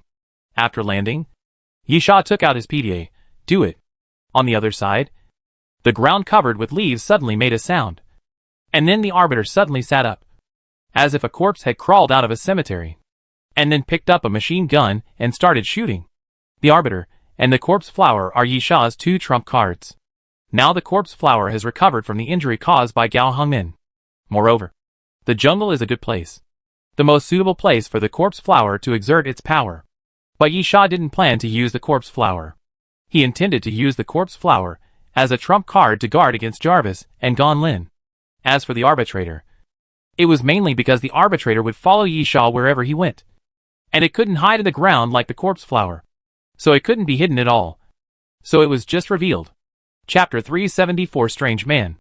With the machine gun firepower of the arbitrator, the already chaotic team became even more chaotic.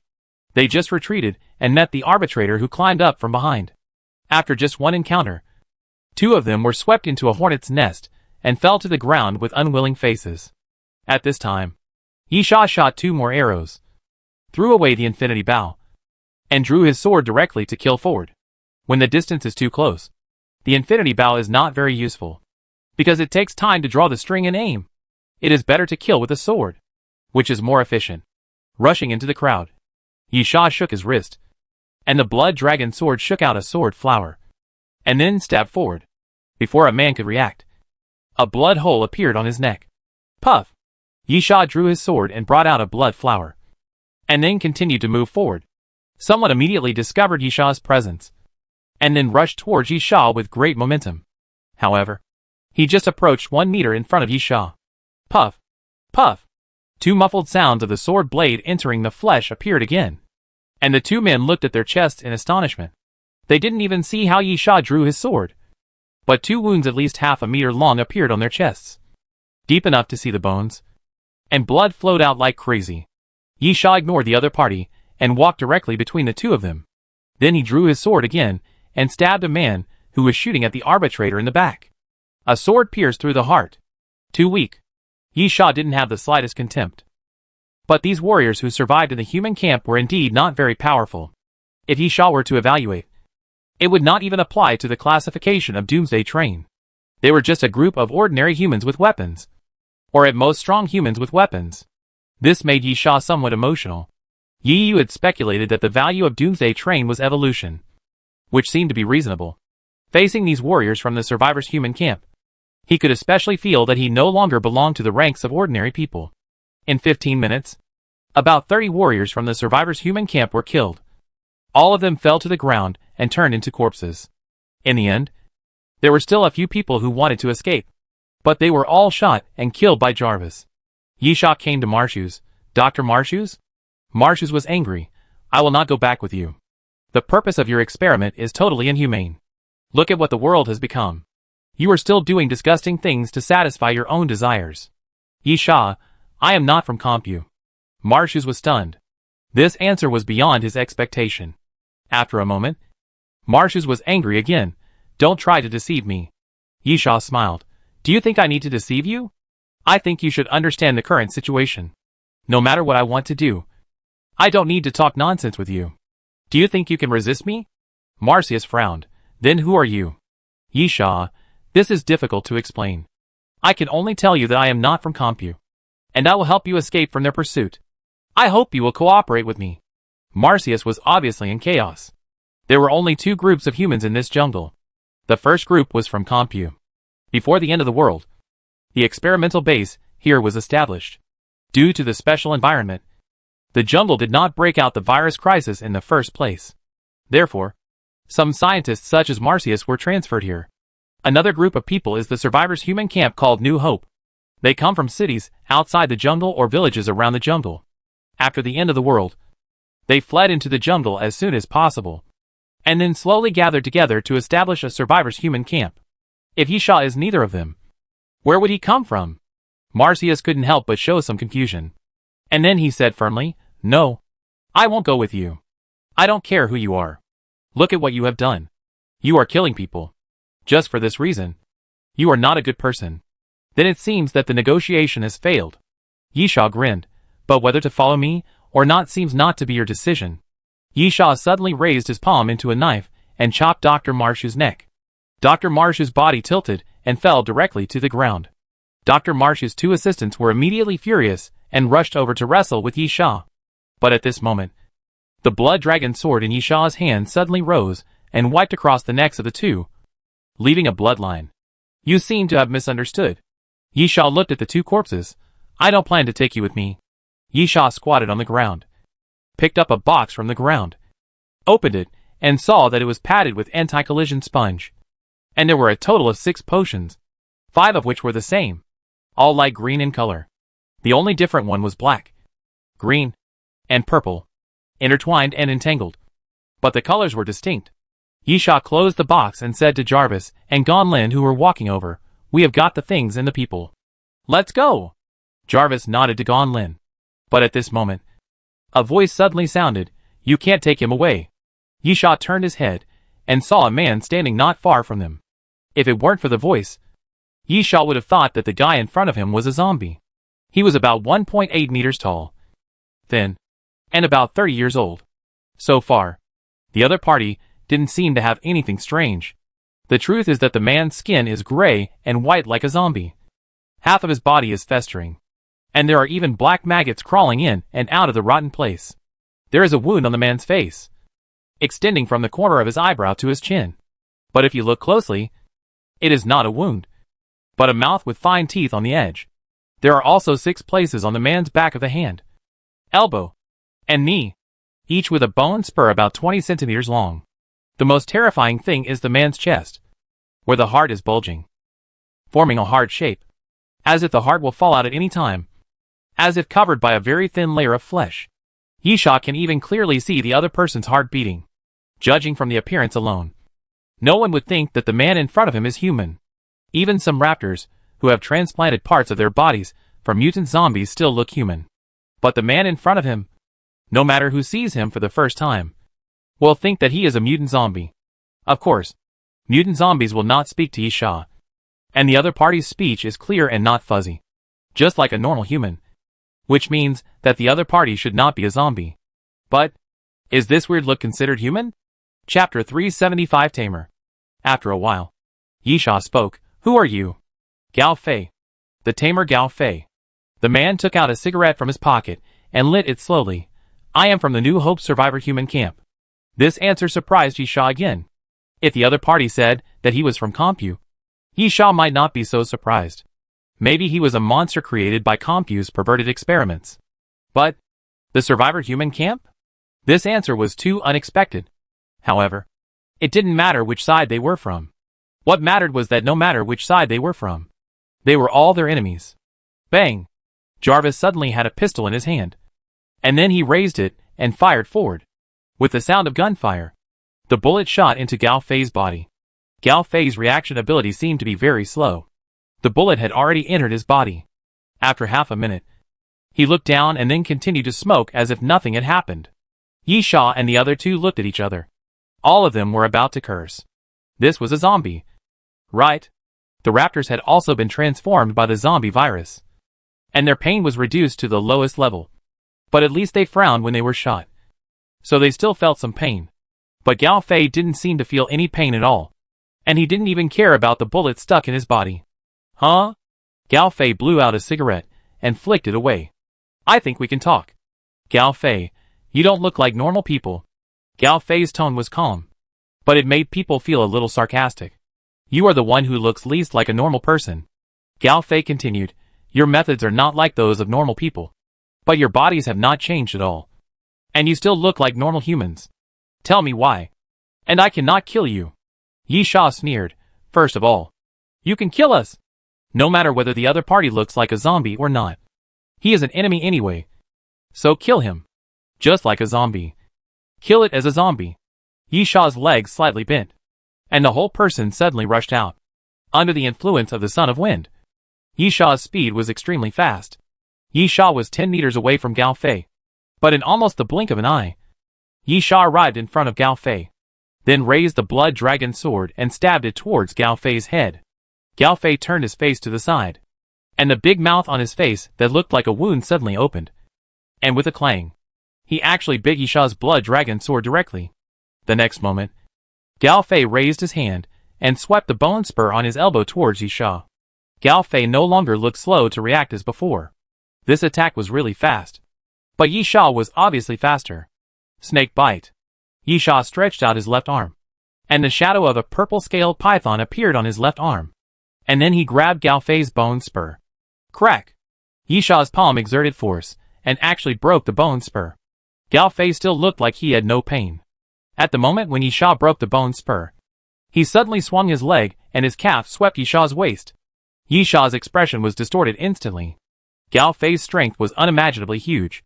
This blow brought Yi Sha considerable pain. Get out of the way! At this time, Jarvis' voice sounded behind Yi Sha.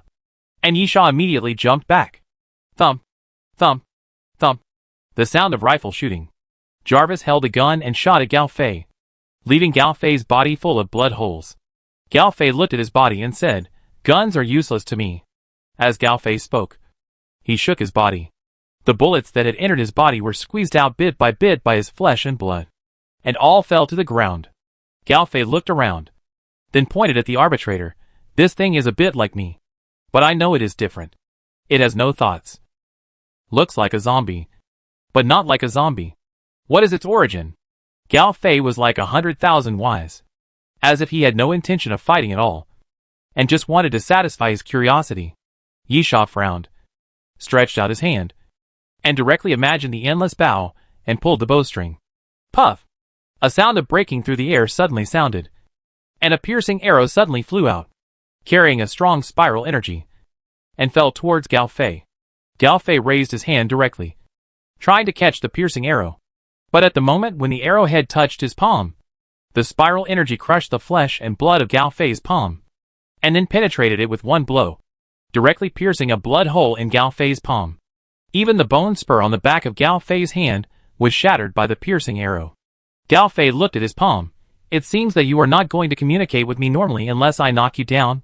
Then, let's officially start the fight. After Gao Fei finished speaking, he left his position for the first time and stepped forward. I have been standing by. Do you know why I have not taken action? Gao Fei, because if I take action, they will all die. It is better to die in your hands than in my hands, so that I can at least feel less guilty. While Gao Fei was speaking, he put his hand in his mouth and suddenly whistled. After whistling, Gao Fei stood there with his arms crossed, without taking any further action, which made Yi Sha and the other two feel a little puzzled. Yi Sha actually felt that Gao Fei was very strong. After a short fight, Yi Sha could feel it. Moreover, Gao Fei had an indescribable sense of oppression. For example, Yi Sha had this feeling when he saw the meat tree. But what was going on now? Roar! Just when Yi Sha was confused, a roar suddenly sounded, and then a tiger suddenly walked out of the forest. The tiger had no flesh and blood, only bones covered with flesh membranes.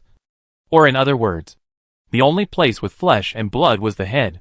Then, there was a dong sound on the ground, and a dead bear came out from behind the tree.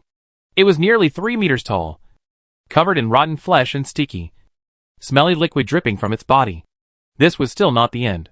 5 or 6 dead wolves emerged from the bushes on the side, slowly spreading out and forming a circle, surrounding Yi Sha and the other two in the center. Then, Yi Sha suddenly felt a black shadow appear in front of him, and then quickly stepped back. It turned out to be 2 snakes falling from the tree. Gao Fei, that's why they call me a tamer. These guys listen to me. Yi Sha frowned. It's easy to understand what a tamer is, and it's not surprising that he can command animals. However, All these things that appeared are corpse-like animals. Or zombies in animal form. Does that mean Gao Fei can command zombies? But zombies don't have thoughts. Right? How can they be commanded? The arbitrator will listen to Yisha. Mainly because there are mechanical parts. Receiving instructions. And instructions for the body to run. These animal zombies shouldn't have them. Right? Chapter 376 Heavy Injury. Gao Fei took out a cigarette and put it in his mouth again. I can give you another chance. Dr. Marshus can't let you go. Then answer my questions honestly. And I can keep your lives. Yisha smiled and looked at the animal zombies around. Do you think you can deal with us by summoning these inferior things? Then you might as well give it a try. Gao Fei sighed. I really want to have a good chat with you. Gao Fei sighed. And without any instructions from him, the zombies around him suddenly moved, roared like crazy, and rushed towards the three people. The zombie wolves were the fastest and rushed towards Yisha first.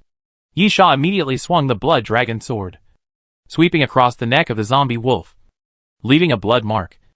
And then he raised his leg and kicked the second zombie wolf to the ground. But there was still a third zombie wolf. Bang! The zombie wolf hit Yisha straight on, knocking him to the ground. And the man and the wolf rolled on the ground. On the other side, Jarvis faced the corpse bear. Jarvis kept firing at the corpse bear, but the bullets had little effect on the corpse bear. The huge body came to Jarvis and raised its hand to slap Jarvis fiercely. Jarvis was agile and immediately jumped to the side to avoid the attack of the corpse bear. Damn it! With a low curse, Jarvis took off his backpack. First took out a small metal round shield and put it on his left arm, and then took out another weapon. The weapon was quite strange. It was put directly on the hand. There were 3 triangular saw teeth at the front. Then the saw teeth started to spin wildly, and then a sharp sound was heard. Meeting the corpse bear again, Jarvis turned his body to the side, avoiding the moment of the slap, and swept the weapon forward with force. The saw teeth swept across the corpse bear's body, quickly bringing out a large amount of blood. Die! Jarvis roared, directly held the round shield in front of him, and hit the corpse bear fiercely. Then jumped up with force and smashed the weapon hard on the corpse bear's head. The saw teeth kept turning, cutting the corpse bear's head, and blood splashed wildly around. On the other side, Yisha rolled over while holding the corpse wolf, then pulled out the Alaskan whale harpoon, and stabbed it into the corpse wolf's head, cutting the corpse wolf's head, and then raised his leg and kicked the corpse over. But before he could get up, the remaining corpse wolves flew over. Shock wave. Yisha quickly raised his hand, and the invisible force flew forward, hitting a corpse wolf and shaking it away. Then he closed his palm and folded his 5 fingers into claws. Capture the dragon and release the crane. Capture the dragon in one move. A corpse wolf was sucked in directly. Yisha grabbed the corpse wolf's neck and smashed it to the ground. Then he raised the blood dragon sword and stabbed it into the corpse wolf's head. As Yisha said before, if Gao Fei wanted to use these animal zombies to deal with Yisha and the other 2, it was obviously too naive. These animal zombies are all ordinary zombies. Of course, they are definitely stronger than ordinary human zombies. After all, animals like wolves and bears are stronger than humans.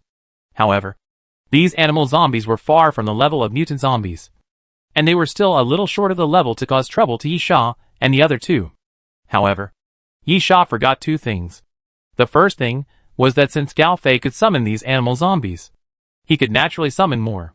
When Yisha got up from the ground, he suddenly found that after he killed a few corpse wolves, the number of corpse wolves did not decrease, but increased, reaching about 10. Obviously, more zombies were summoned by Gao Fei to form a zombie pack. Yisha gnashed his teeth.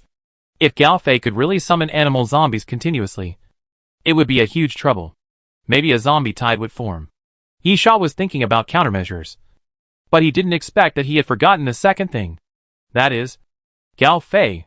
Puff! When facing the zombie wolf's attack, Yisha suddenly felt a strong wind coming from behind, and then felt a pain in his back. Gao Fei suddenly rushed to Yisha's back, and the bone spur slashed forward, directly cutting a crack on Yisha's back, and blood quickly seeped through his clothes. This is the second thing Yisha forgot. It is true that Gao Fei can summon animal zombies, but Gao Fei is not limited to summoning animal zombies, nor does he have to hide behind animal zombies. Gao Fei himself is not weak. No, it should be said that he is very strong. taking advantage of the moment when Yi Sha was distracted by the zombie wolves. Gao Fei also decisively attacked and succeeded in a sneak attack. Gao Fei shook off the blood beads on the bone spur. You look like the strongest. So let's start with you. Yi Sha turned around suddenly, raised the blood dragon sword and swept it towards Gao Fei. But Gao Fei seemed to have expected it, and jumped back to avoid the sword edge of the blood dragon sword. The next moment, a corpse wolf flew to Yi Sha's side and opened its mouth to bite Yi Sha's calf. Yi Sha felt a pain in his leg, and then tightened his muscles. The blood flowing from the wound suddenly turned into blood thorns, which pierced directly into the corpse wolf's throat and pierced through the corpse wolf's head. But at this moment, Gao Fei had already attacked again, and the bone spur slashed forward. Clang! The blood dragon sword collided with the bone spur, making a crisp sound. Can you make your blood look like that? Gao Fei suddenly grinned. I can. But I am a bone. Puff! A white bone suddenly pierced out from Gao Fei's lower abdomen. Extremely sharp. Turned into a bone spur, and pierced into Yi Sha's lower abdomen. Yi Sha's face changed, and his expression became a little distorted. The attack came too suddenly, and Yi Sha had no chance to defend himself. Ah! Yi Sha roared, raised his leg and kicked Gao Fei, sending Gao Fei flying. The bone spur was pulled out of Yi Sha's body, bringing out a bright blood flower. Yi Sha retreated while covering his wound, waving the blood dragon sword vigorously to drive back the zombies that were rushing over from all around. Gao Fei curled his lips, revealing an extremely ugly smile, and then suddenly dodged, perhaps thinking that it was enough to injure Yi Sha to this extent, and rushed towards Jarvis. Jarvis had just dealt with a dead bear, and was about to tear a poisonous snake apart, when he suddenly heard a strong wind behind him. When he turned around, Gao Fei had already rushed to him. Clang! Jarvis raised his weapon, and collided with Gao Fei's bone spur. However, Jarvis's physical strengthening level was obviously not as good as Yi Sha's. Feeling the huge force coming from the bone spur, Jarvis fell to his knees with a plop. Chapter 377, War of Destruction. Gao Fei grinned again, and pressed the bone spur down with force. The saw teeth spun wildly, cutting through the bone spur, and actually stirred up golden sparks. After a moment of stalemate, Gao Fei's bone spur was cut off, and then bounced out. Jarvis sneered, "You underestimate me too much." As Jarvis spoke, he suddenly jumped up from the ground, raised his weapon, and smashed it on Gao Fei's head. This attack seemed to be a sure win. The two bone spurs on the back of Gao Fei's hand were previously broken by Yi Sha, and now the other one was also cut off. Although Gao Fei still had bone spurs on his body, Jarvis was determined to kill Gao Fei with one blow, even if he had to take a blow and get a bloody hole on his body. But at this moment, the big mouth on Gao Fei's face that looked like a wound suddenly opened, and a bloody red tongue suddenly came out, directly wrapped around Jarvis' neck, and then smashed Jarvis to the ground with force. The next moment, Gao Fei raised his foot and stepped on Jarvis' body, and then a bone spur suddenly pierced out from the sole of his foot, piercing Jarvis's lower abdomen. Slowly, the bone spur on the back of Gao Fei's hand grew out again. Gao Fei raised his hand and intended to pierce the bone spur into Jarvis's head, but a white-hot light suddenly lit up. Gao Fei felt a sting in his eyes, and immediately raised his hand to block his eyes. Gonlin ran and shouted, "Retreat first." Yi Sha and Jarvis both suffered a great loss at the hands of Gao Fei. On the one hand, Gao Fei's strength was indeed strong. On the other hand, the two did not know Gao Fei, and were unfamiliar with Gao Fei's methods, so they fell into the trap unexpectedly. At the moment, Yi Sha and Jarvis were both seriously injured. It seemed that continuing to entangle was not a good choice. Yi Sha didn't waste any words. He directly cut the body of a corpse wolf into two with a sword, then pulled out the Alaskan whale harpoon and stabbed it into the head of a corpse wolf. After recovering from the injury a little, he turned around and ran without any hesitation. The animal zombies behind him were chasing him relentlessly. Yi Sha directly took out the radiant sword. Then imagined the infinite bow, put the radiant sword on it without hesitation, and then shot it into the air. The radiant sword shot into the air. Yi Sha used his clairvoyance to increase the range of the bow at the moment of shooting. With the effect of the eagle pattern pupil, the radiant sword also flew quite far. After a moment, Yi Sha felt the surrounding scenery change into lines. Then Yi Sha found himself suddenly at the edge of a mud slope.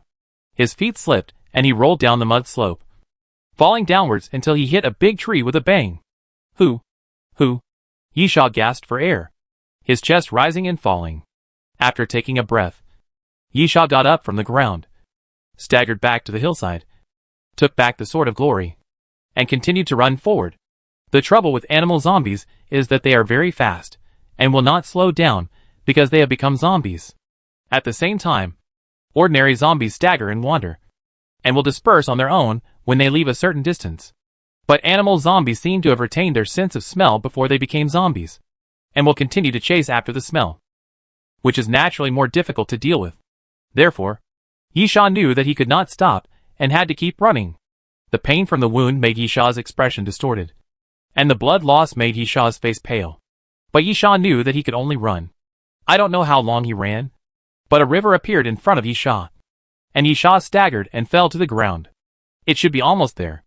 Yisha panted heavily and estimated the distance. At this distance, those animal zombies should not be able to catch up. As for Gao Fei, Yisha could conclude that he should not have chased him. Or rather, he did not chase him. Maybe he was chasing Jarvis.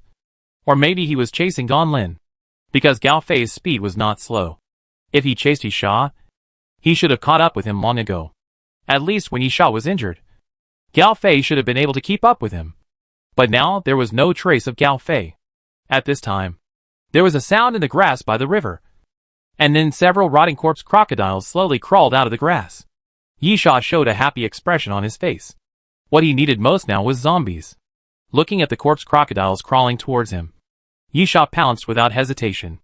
Before a corpse crocodile opened its mouth, he raised the Alaskan whale harpoon and stabbed it into the other's head fiercely. With a strong pull, he cut the corpse crocodile's head open.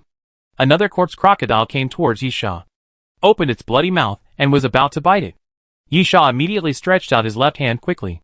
Snake bite. With the appearance of the phantom of the purple-scaled python, Yisha grabbed the upper jaw of the corpse crocodile, then grabbed the Alaskan whale harpoon and stabbed it continuously on the body of the corpse crocodile, using blood sucking to heal the wound.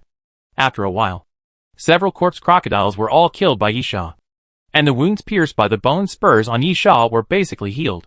At least they stopped bleeding. However, blood sucking can only heal wounds, and blood loss cannot be cured. Yisha sat on the corpse of a corpse crocodile, his face still pale, and he felt weak and tired. After resting for a while, Yisha came to the river, put in the water purification device, and after purifying the river water, Yisha scooped up the water and drank 2 sips, and then washed the dirty blood around the wound. After working for a while, Yisha sat down by the river and took out compressed biscuits to eat. Although I know that the mission of a flight attendant is not easy, this time seems to be more troublesome than expected. The biggest problem is, who the hell is Gao Fei? Yisha was furious when he thought of this question. It was said that only Compu and the survivors' human camp were enemies? However, Yisha thought about it carefully. Gao Fei seemed to have said that he was from the survivors' human camp. But why would an organization that brings together a group of ordinary people have a monster like Gao Fei? Maybe Gao Fei was a test subject of Compu? Then he escaped from Compu and joined the survivors' human camp in order to retaliate or fight against Compu, helping Marcius escape. Maybe it was an act of revenge? Yisha pondered, thinking that he had grasped the key point, which was Gao Fei. That guy must be the core of this mission. And if nothing unexpected happens, Dr. Marcius has now fallen into Gao Fei's hands. So, if you want to complete the flight attendant mission, Gao Fei must have no way around it. By the way, Yisha murmured, wouldn't that bastard be an apostle? After Yisha finished murmuring, he immediately shook his head and denied his own thoughts. This guess was really a bit outrageous. Chapter 378 Dragon Warrior. Yisha had seen the apostles twice and knew their characteristics. They were dressed almost the same, with black cloaks, robes and hats, masks on their faces, and red scarves on their wrists. If Yisha had not seen many apostles, then Yu had definitely seen enough. According to Yu, the apostles were almost all dressed like this. If there were any differences, it was nothing more than that there were men and women, with different body shapes, and different masks on their faces. The red scarf was tied on the wrist, but not necessarily on the left or right hand. Besides, Yisha had seen the apostles walking twice, and they were both normal human forms, even if they were covered by cloaks. Gao Fei couldn't hide it. Moreover, when Gao Fei looked at Yisha and the other two, He had many questions. Although it was a bit puzzling, Yi Sha had a feeling that Gao Fei's eyes looking at them were not hostile, but rather had a sense of identification, as if he was looking at the same kind. Just like a wolf looking at another wolf. Wolves will also fight with each other, but wolves will also gather in groups. But wolves and humans can never gather together. As for Gao Fei getting off the Doomsday train, that was even more impossible, as everyone admitted that they were from the survivors' human camp. At this time, Yi Sha suddenly heard a rustling sound. Yi Sha immediately got up from the ground, turned over, and quickly got into a bush on the side, then looked out from the gap. About 2 or 3 minutes later, 3 men came along the river, wearing camouflage combat uniforms, carrying a metal backpack on their backs, and dragging a pipe under the backpack. Tianlong warriors. Yi Sha had seen Tianlong warriors before, and was very familiar with the metal backpack. It was the core equipment for power output after the Tianlong warriors were transformed. However, 3 Tianlong warriors seemed a little short. Generally speaking, this kind of combat team is mostly divided into 4 sizes of 5, 6, 12, and 24 people. It is rare to see 3 people in a row. However, when he saw 2 people carrying a huge metal box with many filter tubes on both sides of the box, and when they arrived at the river, the 3 Tianlong warriors began to fill it with water, and Yi Sha understood what was going on. These 3 people came to get water. Yi Sha thought about it, and then he quietly crawled. 3 Tianlong warriors. 2 of them stood by the river and filled the box with water. The box should be a filter device that can extract clean water. In addition to filtering viruses, it can also filter mud and sand. Because one Tianlong warrior was filling water, and the other was pouring out the filtered mud and sand. As for the last one, he was holding a Sterling submachine gun and was on guard. Yi Sha slowly approached the other party, came to the edge of the bushes, took a deep breath, bent his body little by little, and then suddenly rushed out of the bushes like a hunting leopard. Thunder strike. Yi Sha pounced behind the alert Tianlong warrior, raised his fist and punched out. With a bang, Yi Sha punched the opponent's metal backpack, and the metal backpack immediately dented a large part. The outer steel plate twisted and dented inward. Some sparks came out, and there were also a few wisps of black smoke. The strength of the Tianlong warrior lies in the body transformation, and no matter how it is transformed, the core power source is undoubtedly the most important. Therefore, as long as the metal backpack is destroyed, the Tianlong warrior is equivalent to being useless. The Tianlong warrior felt the power coming and was knocked to the ground by a punch. At the same time, the 2 Tianlong warriors, who were fetching water, were startled and immediately pulled out the tube under the backpack and inserted it into the socket at the back of their necks. Yi Sha sneered and punched forward without delay. Shock wave. The invisible force was stimulated forward and hit the 2 Tianlong warriors, knocking them into the river. Then Yi Sha jumped up and landed on a Tianlong warrior and punched him hard in the cheek. With a bang, the Tianlong warrior was blasted into the river, gulping down a few mouthfuls of river water. Seeing this, another Tianlong warrior immediately flew and landed on Yi Sha's back. But at this moment, poof! A bloodthorn suddenly grew out of Yi Sha's back and pierced directly into the chest of the Tianlong warrior, piercing through him. Then, as the bloodthorn was retracted into Yi Sha's body, the Tianlong warrior fell into the river, and blood soon floated to the surface of the river.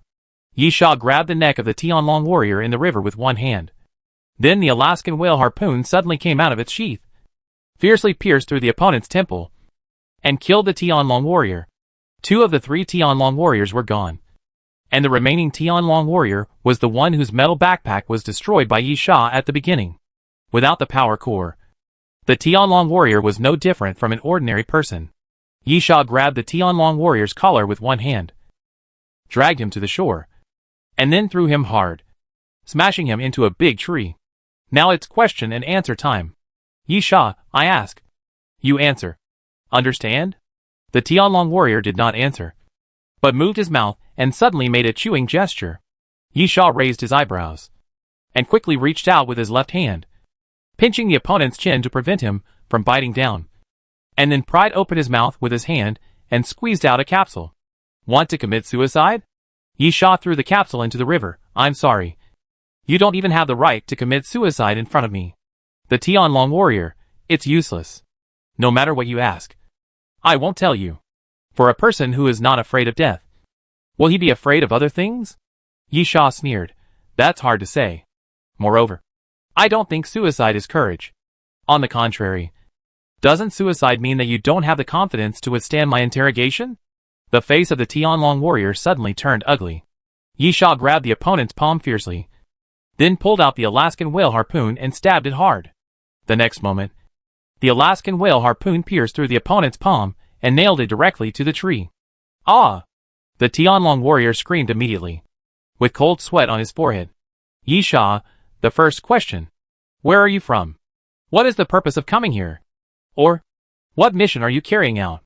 The Tianlong warrior gritted his teeth. This attitude was the best answer. Yi Sha, I don't like torturing people. It's too cruel and inhumane. Killing people is just a way to get out of trouble. But the premise is that you are willing to cooperate. Do you understand? The Tianlong warrior still kept silent. Yi Sha suddenly raised the blood dragon sword, grabbed the opponent's other palm, and then pushed the blood dragon sword forward and pierced into the opponent's palm again, and then nailed the opponent's palm to the tree. Yi Sha, I think I need to explain that I don't like to torture people. But it doesn't mean I won't. Chapter 379 Interrogation. The Tianlong warrior groaned and roared. And then as the pain gradually dissipated, his chest rose and fell, and he gasped for breath. Can't you bear this? Yi Sha, there are more cruel things to come. I can cut off the flesh on your thigh piece by piece. I guarantee that you will not die in a few hours.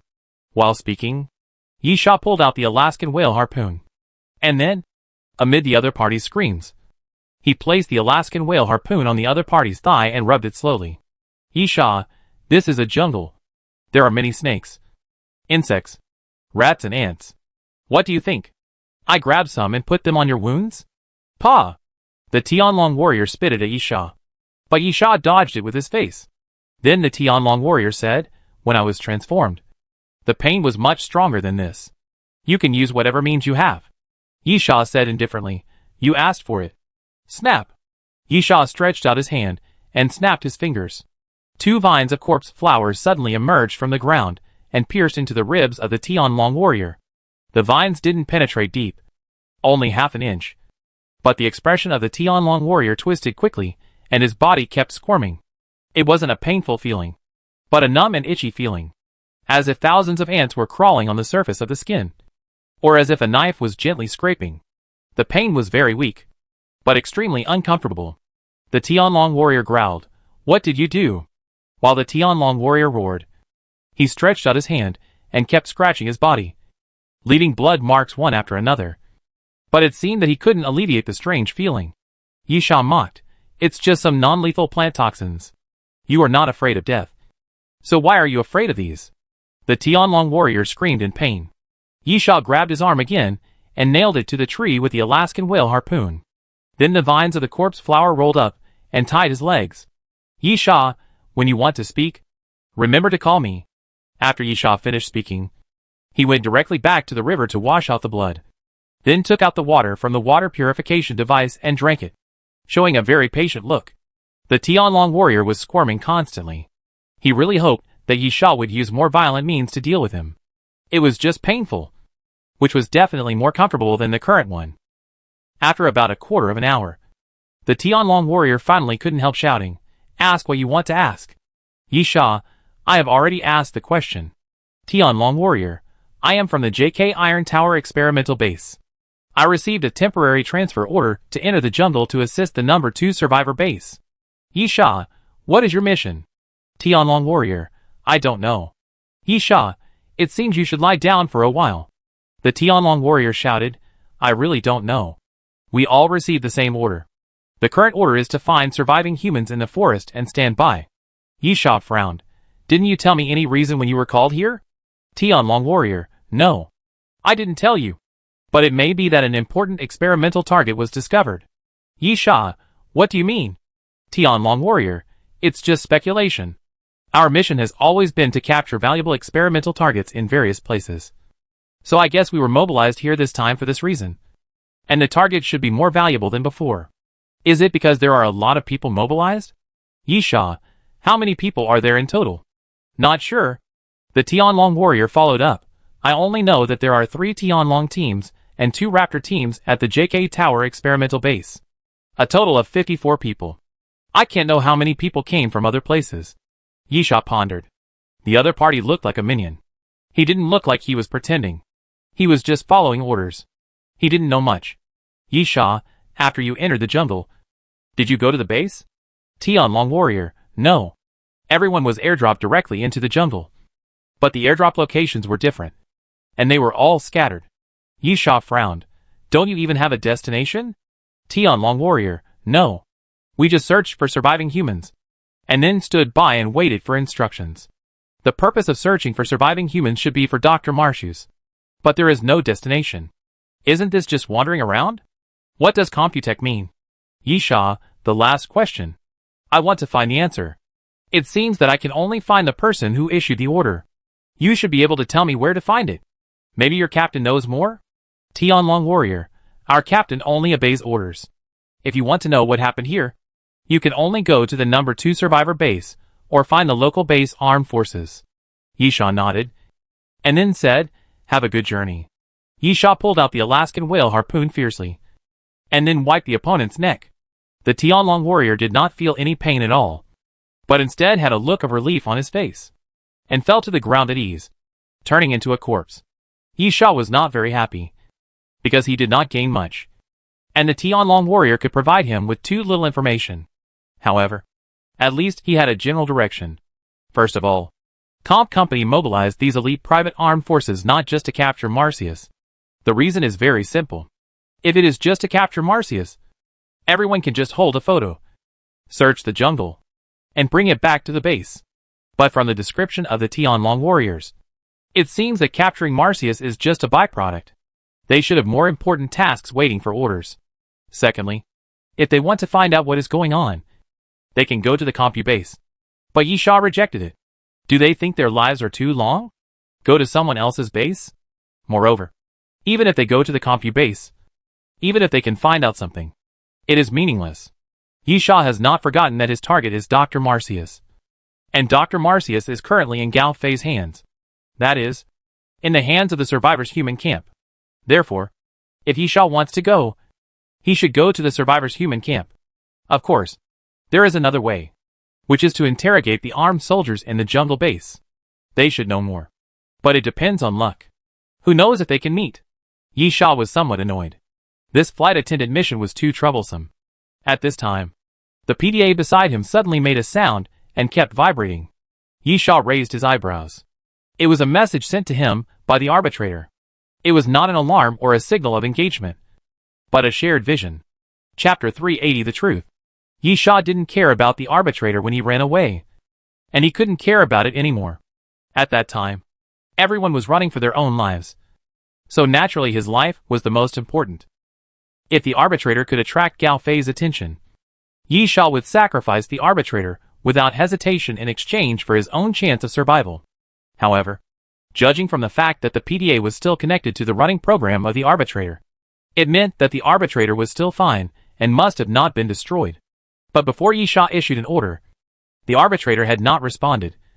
But now it suddenly received a response. A box popped up on the PDA, which was a video interface. The video was directly connected to the arbitrator's field of view. It can be seen that the video still looked like a jumble, and it can be clearly seen that the picture was moving. However, the angle of the picture was a bit strange. How come things looked upside down? Yisha twisted his body and folded it over. He immediately understood that the arbitrator was being carried by someone. Yisha gave an order using the PDA, turn the field of view. The video screen changed quickly. It was obvious that the arbitrator was turning his head. Then Yisha saw the ground, a pair of legs, and then saw Gan Lin on the other side. He basically knew what was going on. The arbitrator and Gan Lin were caught and carried on shoulders, one on the left and one on the right. If nothing unexpected happened, the owner of the 2 legs should be Gao Fei. Gan Lin was not stupid. Seeing the arbitrator suddenly turn his head, he immediately gestured, Yisha? Yisha ordered the arbitrator to nod. Gan Lin's fingers quickly drew in the air. Yisha was confused. And then he imitated Gan Lin's movements and finally understood. Gan Lin was writing. The content was, go back to the place where the battle took place. Gan Lin didn't dare to speak at all. so he could only communicate with Yisha in this way. But it was actually very difficult. It was not easy to distinguish the words when his fingers were drawing in the air. Yisha pondered for a moment, and asked the arbitrator to nod again, indicating that he understood. Then Gan Lin lay there quietly, obviously not wanting to communicate too much and alert the enemy. Yisha stood there and thought about it. What was Gan Lin's purpose in asking him to go back? Was there something? Gao Fei should have left, so there should be nothing left at the battle site. Right? Or did Gan Lin leave something behind? Yisha did not delay any longer, packed up his things, and then rushed back based on his memory. In less than an hour, he returned to the previous battle site. The ground was still full of corpses, many of which had been eaten, probably by the animal zombies. At the same time, 2 humanoid zombies appeared, probably infected with the zombie virus when they died. Yisha stepped forward, drew out the blood dragon sword at the same time, and killed the 2 zombies one by one, then looked around with a puzzled look on his face. What exactly did Gan Lin mean by asking him to come back? This damn place seems to have nothing but corpses. Yisha hesitated for a moment, and then began to check the corpses, because Yisha really couldn't think of anything else worth checking. After checking, Yisha actually found something. Dr. Marshues was also taken away, but his 2 assistants stayed behind. Or rather, the corpses of the 2 assistants, who were even killed by Yisha. Therefore, Yisha knew that the 2 should be dead. But the fact is that one of the assistants is still alive. Yisha looked around and found a test tube bottle of cell activation agent not far away, which was empty. So that's it, Yisha murmured. If nothing unexpected happened, it should be Gan Lin who rescued the person. But what was the reason for rescuing him? Hey! Hey! Yisha patted the other person's face, then took out water and poured it on him roughly. Wake up for me. The assistant opened his eyes in confusion, obviously very weak. After seeing Yisha's appearance, he immediately struggled. Yisha stretched out his hand fiercely, pinched the other's neck, and pressed him back to the ground. I can kill you with just 1 finger. So you listen quietly, and don't move around. You can still live a little longer. The assistant had fear in his eyes. After struggling for a while, he nodded honestly. Yisha, Dr. Marshues was taken away by someone. Probably someone from Compu. Gan Lin should have fed this guy the cell activation agent afterwards. So this guy should not know about Gao Fei's appearance. And Yisha just tried to deceive him as much as possible. Yisha, although I killed many people in the survivors' human camp, my purpose was very clear. That is, to take away Dr. Marshues. I didn't want to hurt him. But if he was taken away by Compu, it would be hard to say. Do you understand what I mean? The assistant said weakly, if he falls into your hands, the doctor can at least survive. If he is caught by Compu, the doctor will die. Yisha, very good. You are still very smart. Then, answer me a few questions. The assistant, what do you want to ask? Yisha, now the whole jungle is full of people from Compu. I don't think the value of the doctor, or the things he has in his hands, is worth sending out so many Tianlong and Menglong teams. Maybe you can help me solve my doubts? The assistant, new mutant individuals. New mutant individuals that are not experimental subjects have appeared. Yisha frowned. What do you mean? Assistant, in the survivors' human camp, a human was infected with the zombie virus and turned into a corpse. But he did not die. Instead, his body mutated and acquired the abilities that only zombies have. Yisha raised his eyebrows. And this must be referring to Gao Fei. The assistant continued. Com named him New Human and wanted to capture him for experiments to study why he turned into a corpse after being infected with the zombie virus but did not die. This is consistent with Comp's research. Comp wants to artificially create this kind of super soldier. Yisha, so? The real mission of the Tianlong team and the Menglong team is to capture people? Assistant, it should be. Yisha nodded and pondered. The assistant suddenly grabbed Yisha's wrist with strength from nowhere. I have answered your question. You must rescue Dr. Marshues. Yisha, Compu's main target is not you. Your value is not that great. The doctor should not be in too much danger. No, the assistant said. The corpse flower in the base has been researched and developed. The doctor used his blood to seal the corpse flower's genes, making it unable to move. But if the doctor is caught, they can unlock the corpse flower, and the corpse flower will be used to deal with the opponent. Yisha was stunned for a moment.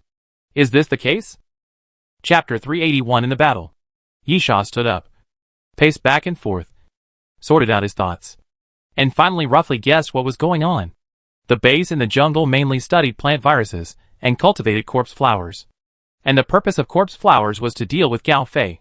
From this point of view, Compu is still relatively self-aware. The Tianlong warriors and the Raptor warriors are not Gao Fei's opponents at all. However, an accident occurred during this process. Although the research on corpse flowers was successful, Dr. Marshus betrayed and plotted against Compu before leaving, making Compu unable to drive corpse flowers.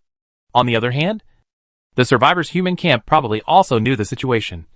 Otherwise, they would not risk sending people to pick up Dr. Marshus. Then Compu mobilized a large number of people to search for Dr. Marshus. But in order to avoid more trouble, these people did not gather, but scattered in the jungle, probably preparing to attack the surviving human camp as long as the corpse flower could move. But, Yisha murmured, and added in his heart, Dr. Marshus is in Gao Fei's hands now. With Gao Fei's strength, it would be difficult for the people of Comco to bring Marsyas back. Right? At this time, the assistant grabbed Yisha's wrist again, save the doctor. Yisha thought about it, then nodded, okay. Yisha never promised anything casually, because he would do it if he promised. This is his principle. Of course, it's okay to agree to it, regardless of the matter between Comco and the surviving human camp. One thing is certain. According to the crew mission, Yisha must bring Marsyas back. Otherwise he can only spend the rest of his life in this jungle.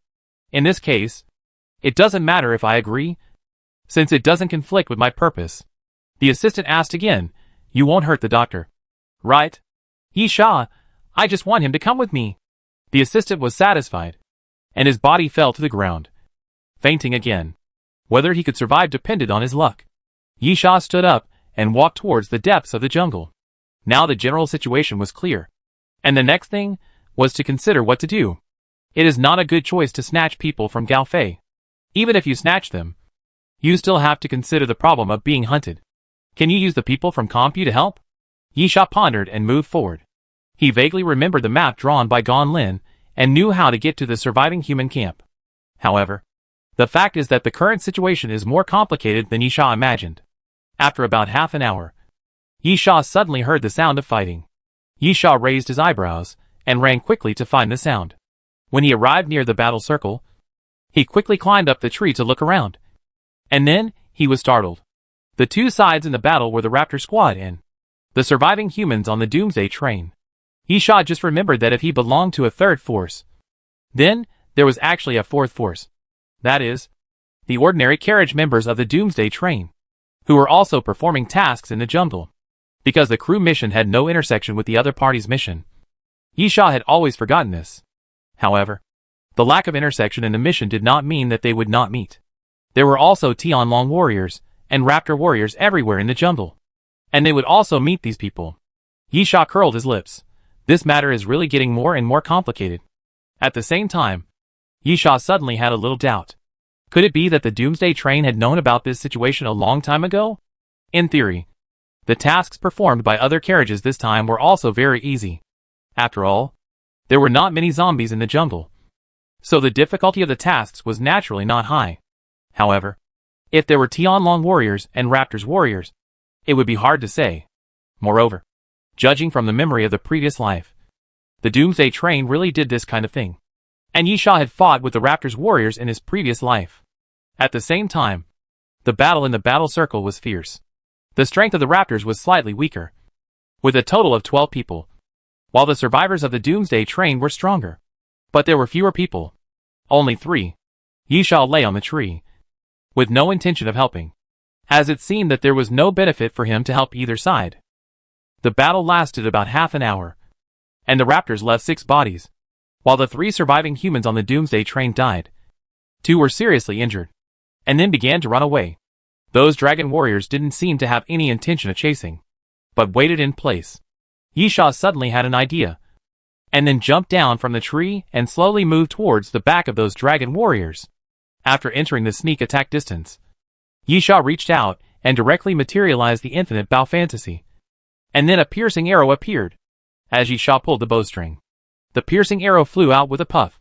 Before a dragon warrior could react, he felt a sudden pain in his back. lowered his head to look at his chest, and then showed a stunned expression. A bloody hole was opened in his chest without knowing when. Plop! The dragon warrior fell to the ground. After killing a dragon warrior by surprise, Yisha did not continue to hide himself. Those dragon warriors were not idiots. They would allow Yisha to continue to sneak attack them even though one of them died. Moreover, these dragon warriors were indeed experienced. Based on the angle of the arrow when it landed, and the direction of the dragon warrior falling, they guessed where Yisha was, and shot at the place where Yisha was without hesitation. Hard armor, Yisha shouted, and dragon scale-like patterns appeared on his body. And then he rushed out directly. The bullet splashed on Yisha's body, making a clanging sound. The next moment, Yisha rushed into the crowd, punched a fierce dragon warrior in the face, and then raised his sword to sweep across. The blood dragon sword brought out a blood-colored arc of light, and swept forward. The fierce dragon warrior reacted very quickly, and immediately raised his arm to block, risking injury to block the sword. But, poof! Yisha immediately drew out the Alaskan whale harpoon, stabbed forward along the opponent's arm, and pierced the opponent's throat with a clean blow. To kill another dragon warrior, Yisha did not hesitate at all, and directly dodged and continued to rush towards the dragon warrior. Yisha's purpose was very clear. He planned to kill all the dragon warriors, catch the dragon, and let the crane go. The second style of letting the crane go. Seeing a dragon warrior approaching him, Yisha raised his palm and pushed forward, and the dragon warrior was pushed out by a force. Then, Yisha rushed forward. Flash of wind. As fast as a ghost. After possessing the power of the Son of Wind, Yisha's speed was already very terrifying. When he used the Swift of Wind to chase, his speed was like teleportation. He appeared directly beside the opponent, and then raised the Alaskan whale harpoon to stab him. Chapter 382. No one left alive. Puff! Yisha cut the throat of the dragon warrior with a knife, and then slid to stop. Retreat! Yisha killed 2 dragon warriors with thunderous force, which made the captain of the dragon warrior team realize that something was wrong. Yisha seemed to be much stronger than the 2 who ran away before, and they could not easily deal with him. Yisha sneered, "Retreat? Did I allow you to retreat?" Boom! Boom! The ground suddenly trembled, and then huge cracks appeared, and half of the corpse flower's body suddenly emerged from the ground. The raptors were stunned, and then they showed joy on their faces. Did they get support? You know, the base in this jungle mainly studies plant viruses and corpse flower cultivation. But at this moment, a vine suddenly stabbed forward, and a raptor warrior was pierced through before he could react. He looked incredulous. Then his eyes were dull, and he slowly fell to the ground. The other raptors immediately realized that this corpse flower might not be on their side. Yisha, stop them. No one can escape. The vines of the corpse flower immediately danced, spreading to both sides, forming a circular wall, surrounding everyone. The captain of the Raptors team shouted again, "Follow me to rush out." The remaining 3 members of the Raptors team all gathered together, and then rushed to the vine wall, intending to force a gap. However, after the corpse flower entered the mature stage, as it grew, the vines became more and more numerous and thicker. The vines that created the vine wall were not all the vines of the corpse flower. When the 3 raptors rushed forward, 2 vines directly sprang out from the vine wall and swept the 3 raptors to the ground. The next moment, the petals of the corpse flower opened and a mouthful of green poisonous mist was sprayed out. The 2 raptors rolled to the side to avoid it, but the one in the middle was left. He reacted a little slower and was immediately sprayed with venom. Ah! When the venom splashed on the dragon warrior, the dragon warrior immediately screamed loudly, twisting his body constantly, and then at a speed visible to the naked eye, the dragon warrior's flesh and blood began to dissolve and soon turned into a pile of bones. The remaining 2 dragon warriors took a breath, but before they could react, Yisha's voice came from behind, "Be honest. You can die more easily." The 2 dragon warriors turned around immediately. Snake bite. Yisha also reached out at this moment, grabbed the dragon warrior's neck, and then exerted force. Crack! A crisp bone-breaking sound was heard, and the dragon warrior's head tilted to one side, and his body fell to the ground. Yisha walked towards the last person. "You are the only one left. Do you still want to resist?" The dragon warrior moved his throat. His face showed fear, and he kept retreating. At this time, 2 corpse flower vines suddenly drilled out of the ground and entangled the dragon warrior's ankles. Puff! At the moment when the corpse flower wrapped its vines around the opponent, Yisha stepped forward and drew his sword. The blood dragon sword brought out a flash of blood, and after sweeping across the opponent's throat, it left a bloodline, and the fierce dragon warrior fell to the ground. Yisha snapped his fingers, and a vine came over and rubbed Yisha's cheek intimately, and then the corpse flower sank back into the ground. Brother, you are so awesome. At this time, a voice sounded behind Yisha. I heard the noise and ran back to see. It was indeed the right thing to do. Hey, how about forming a team? Yisha frowned and looked back. It turned out that the two people who had run away earlier had come back. The two men were both in their 20s. One of them stepped forward and laughed. We two are not as good as you, but we should not be a drag. Yisha sighed. And then, you shouldn't have come back. The man was stunned. What? I said. You shouldn't have come back. With a puff. When the other party walked in front of Yisha, Yisha suddenly drew his sword and pierced the other party's chest, because I don't want to leave him alive. The man looked at the blood dragon sword on his chest in disbelief, then roared, raised his fist, and smashed it towards Yisha's head. The man's fist was also unusual. It seemed to be an ability or skill. The punch was whistling, and there was a faint light on the fist. However, Yisha didn't give him a chance to hit him. Yisha's shoulders shook left and right, and he suddenly disappeared. When he appeared again, he was already behind the opponent. Puff! The Alaskan whale harpoon thrust hard, piercing directly from the back of the opponent's neck, and then piercing through the throat. The remaining man was self-aware. They fought hard with the dragon warriors for a long time. Although they killed 6 people in the end, they could only flee in panic. Moreover, they were seriously injured because of fighting with the dragon warriors. Looking at Yisha again, he easily dealt with the remaining 6 dragon warriors. The strength of the two sides was not at the same level. It was originally 2-1. But Yisha said he would fight. And he killed one person with the force of thunder. How could they fight? The man who escaped was extremely fast. I don't know what skill or ability he used, but it was not weaker than Yisha's Son of Wind ability, which surprised Yisha. But, puff! The ground suddenly cracked, and the vines of the corpse flower suddenly appeared again, sneaking up from the ground and directly piercing the opponent's calf. The man staggered and fell to the ground. As Yisha slowly approached, the man begged for mercy and fear. Don't kill me.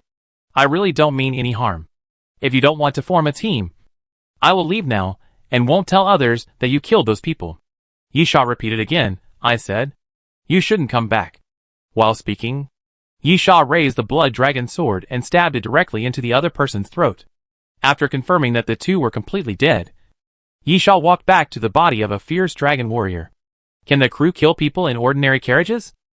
The answer of Doomsday Train is that it doesn't matter whether you can or can't. This is not included in the rules.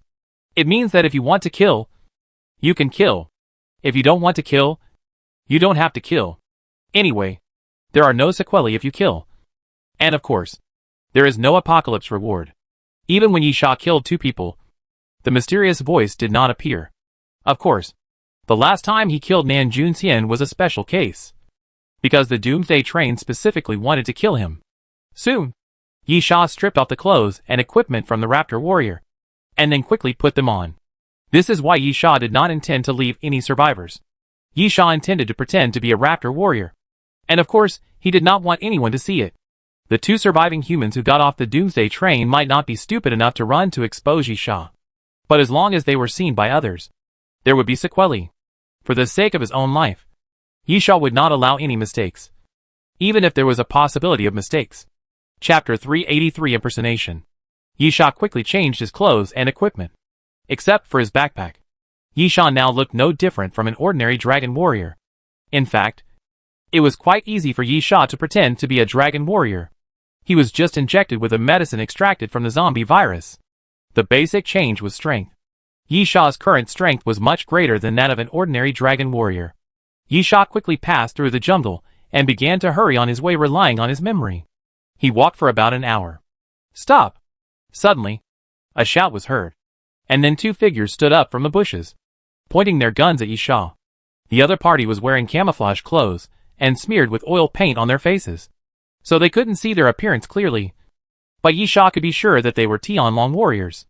The metal backpack of the Tianlong warrior was too easy to recognize.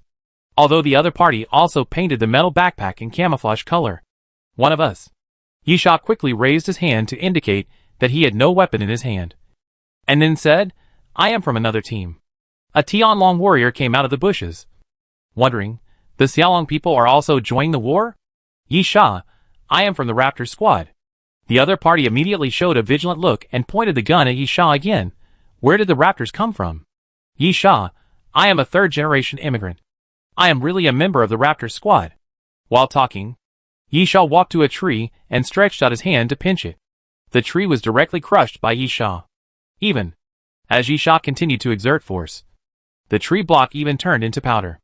This move did make the other party let down their guard. Among the 3 private armed forces of Compu, the Raptors team is the strongest in terms of physical fitness. Only the Raptors can do such a thing without external help. But the other party was still vigilant. Where is your team number? Yisha, number 00892. Luoshan Base 7th Division. 5th Team. The other party asked again, identification? Yisha shook his head. I fell into the river during the battle. Our team was wiped out. Only I survived. Yisha had obviously done his homework. He had checked the documents of the bodies, and some characteristics of the Raptors, and had already thought of a good explanation. The other party was obviously still confused.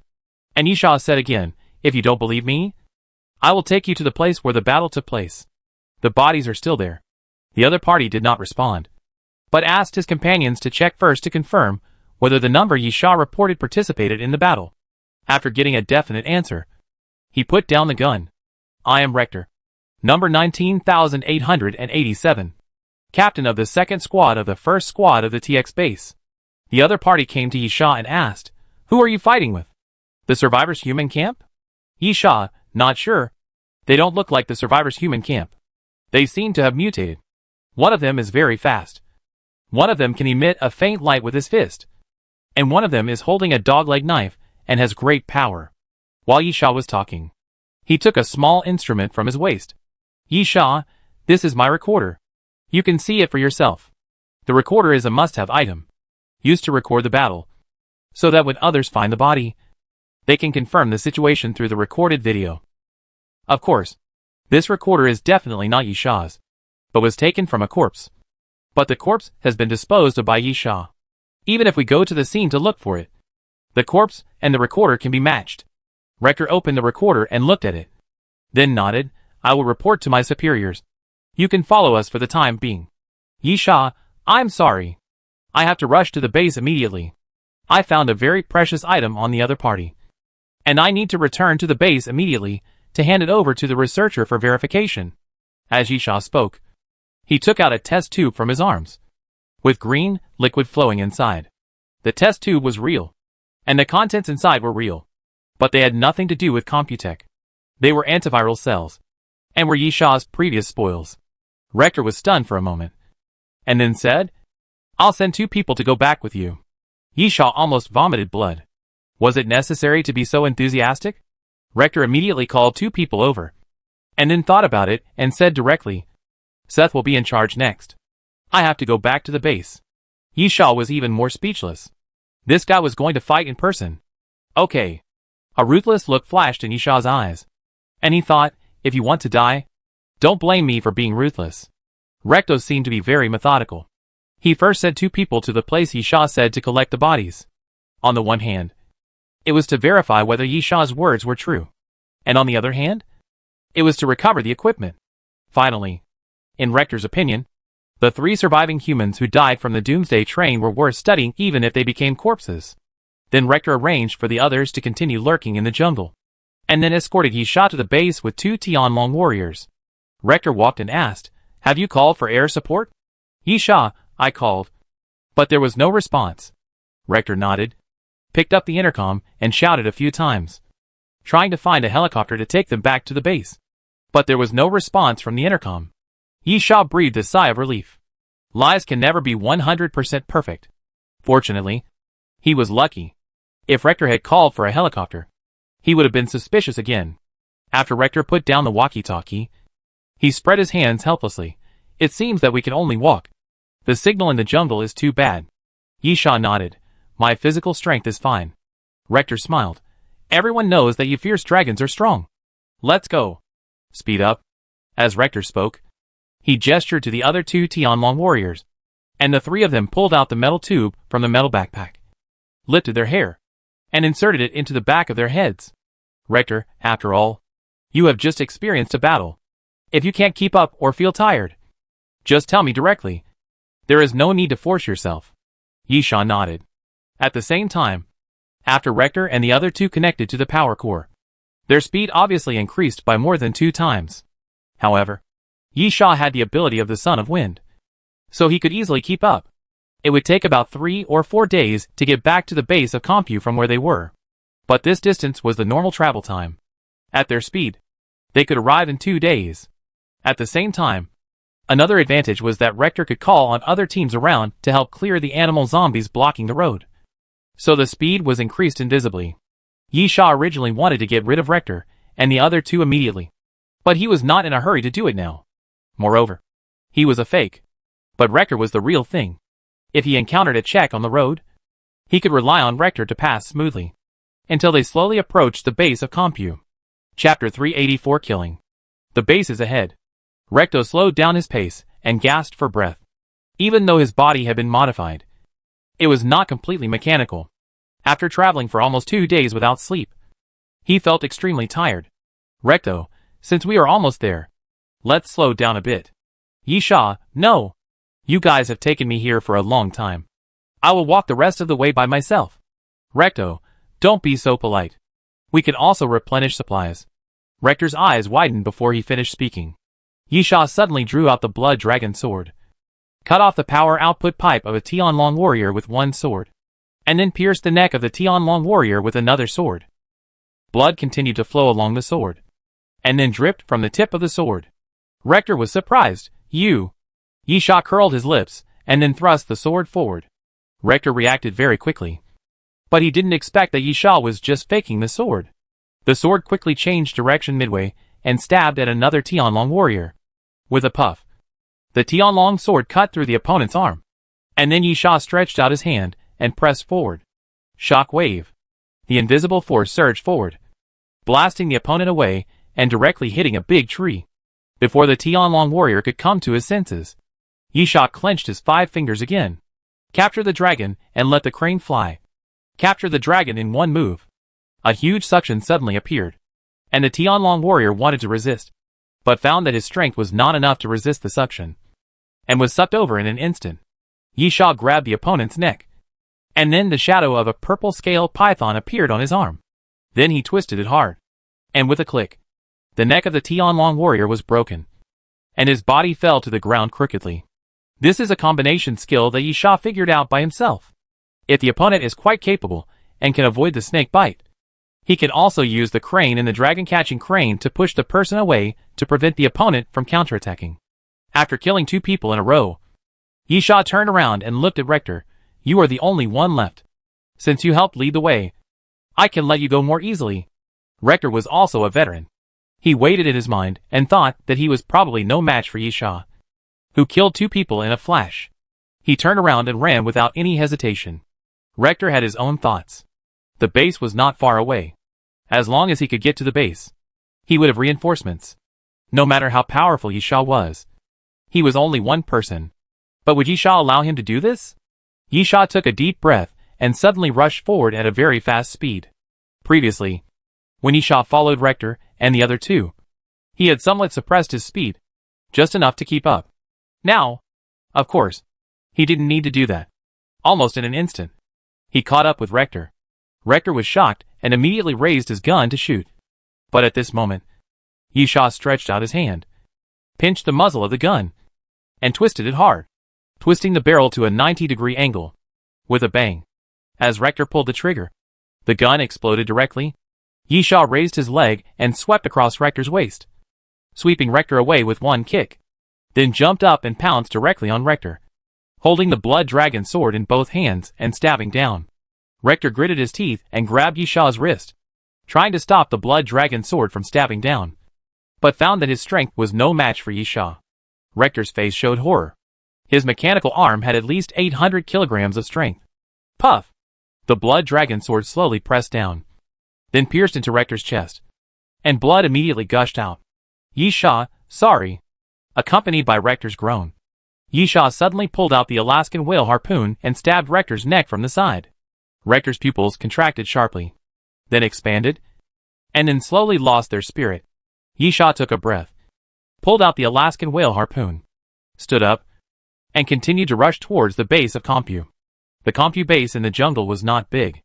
It was built directly on the surface, with a wall built outside and several low-rise buildings inside. Of course, considering the harsh environment of the jungle, it is indeed not an easy thing to build on a large scale here. Even if you have money, it is not easy to do it. Besides, this base was originally used only for accommodation and settlement, to facilitate picking plants in the jungle, extracting plant liquids, and making health products and medicines. So it didn't need to be too large. Yisha ran all the way to the gate of the base, and was stopped in front of the huge iron gate. There were cameras on both sides of the gate, which turned and pointed at Yisha. And soon a voice came from the loudspeaker, "Stop! We will shoot if you go any further."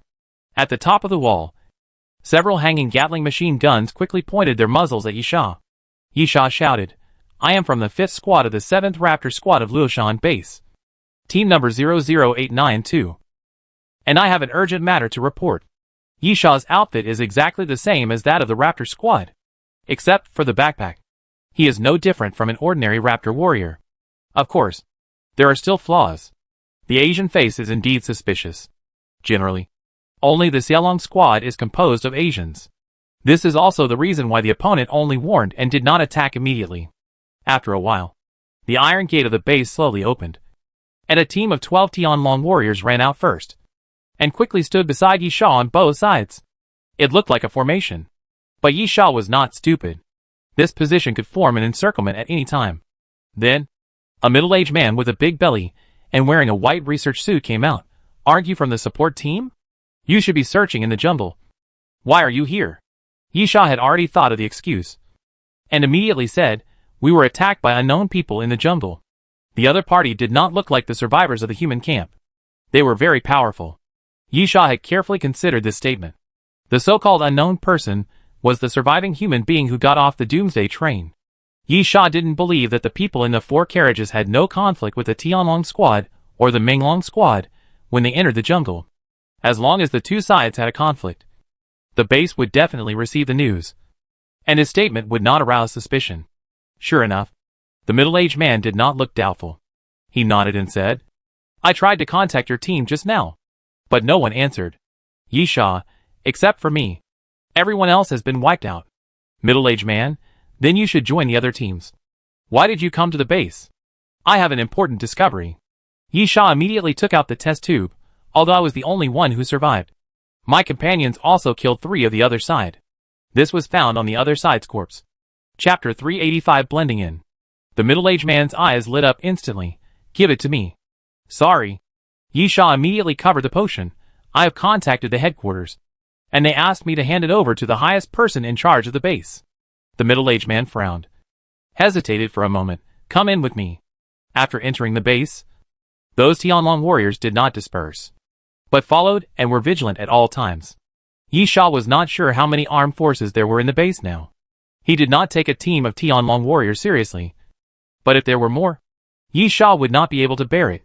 Besides, there should be high-tech defense measures in the base, and Yisha still hopes to get through first. The middle-aged man took Yisha into a building, and soon took Yisha into an independent office. The furnishings were simple, with tables, chairs and a row of cabinets. Nothing else. Behind the table sat an old man about 60 years old, but the years did not make the old man look weak. On the contrary, the old man looked very tough, one-eyed, wearing a black eye mask, about 180 centimeters tall, very strong, with obvious muscle contours, extraordinary momentum, and a bloody feeling. Yisha understood this feeling. Everyone on the Doomsday train had this feeling. This was a feeling that only people who had killed people, or even killed many people, and had walked through the gates of hell could have. However, this person was the person in charge of the base? A look of doubt flashed through Yisha's mind, but he soon realized that the person in charge was responsible for managing the operation of the base, and he did not necessarily need to be a researcher. "Middle-aged man, Mr. Redmond, This member of the Raptors has something important to talk to you about. The old man raised his head and glanced at Yisha. Yisha immediately handed the potion over and repeated his previous remarks. Remad pondered for a moment and handed the test tube to the middle-aged man, immediately arranged for someone to analyze the ingredients and figure out the effect of the potion. The middle-aged man nodded and immediately took the potion away. It can be seen that he is mainly responsible for the base research and has obvious curiosity about the potion. Remad then looked at Yisha. I am deeply saddened by the death of your team. Since you have returned to the base, don't enter the jungle again. Take a rest for a while.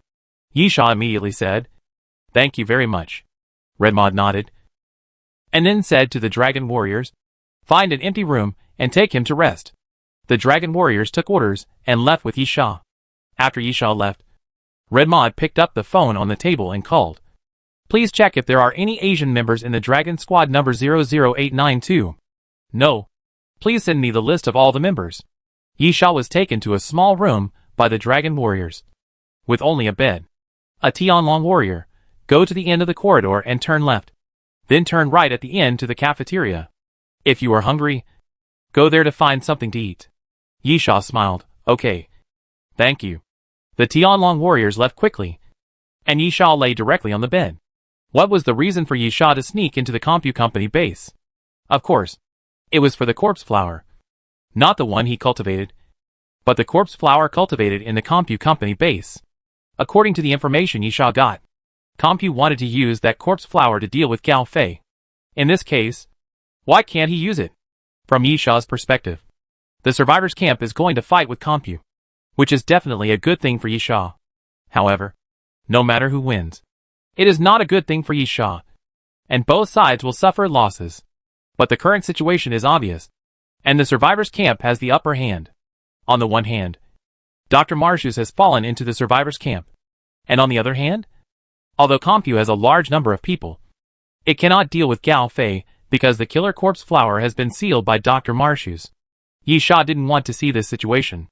The reason why the Tianlong team and the Raptor team didn't directly attack the survivors' human camp was obvious. Because they couldn't beat Gao Fei.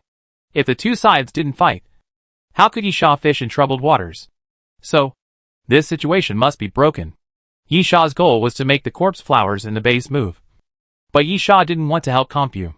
Yisha wanted to use the corpse flowers in the base for himself. In this way, he had the capital to fight against Gao Fei, and at the same time kick Compu out. Without the corpse flowers, only the Raptor team and the Tianlong team were left. And Compu couldn't make any waves unless they could take out more powerful weapons to participate in the war. In addition, there is another reason. If the corpse flower in the Comp Corporation base can deal with Gao Fei, it means that the corpse flower has been cultivated to a considerable degree. Yisha even dares to guarantee that it is definitely a complete corpse flower. If it is a lower-level mature corpse flower, the corpse flower in Yisha's hand is simply not able to fight against Gao Fei. Therefore, for Yisha, this is not only to complete the task, but also a good opportunity to make his corpse flower stronger. You know, the corpse flower has the ability to devour.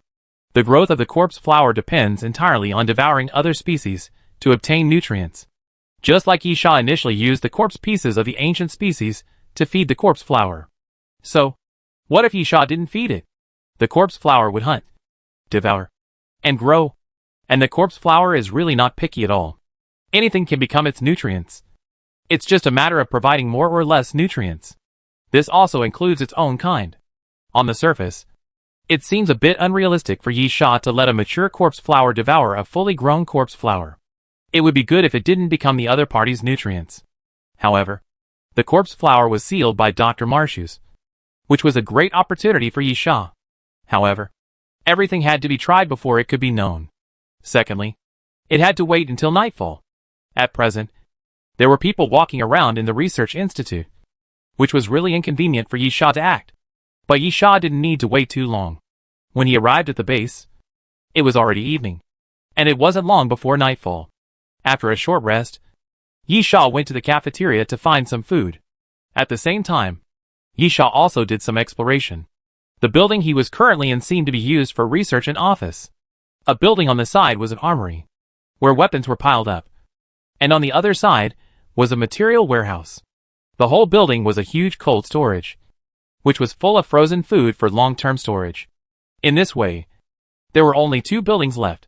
One of the buildings was very small, about the size of a basketball court and a half, although I didn't know what it was used for.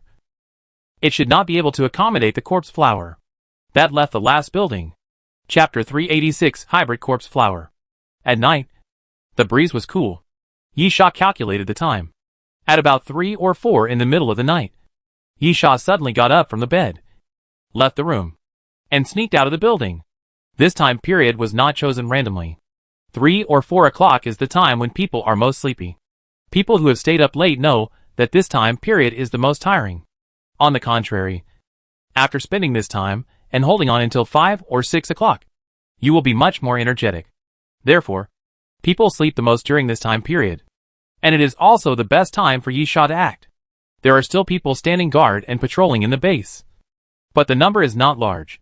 In fact, if it is not an emergency, no one is needed to stand guard and patrol in the base, as long as the zombie virus does not break out inside the base.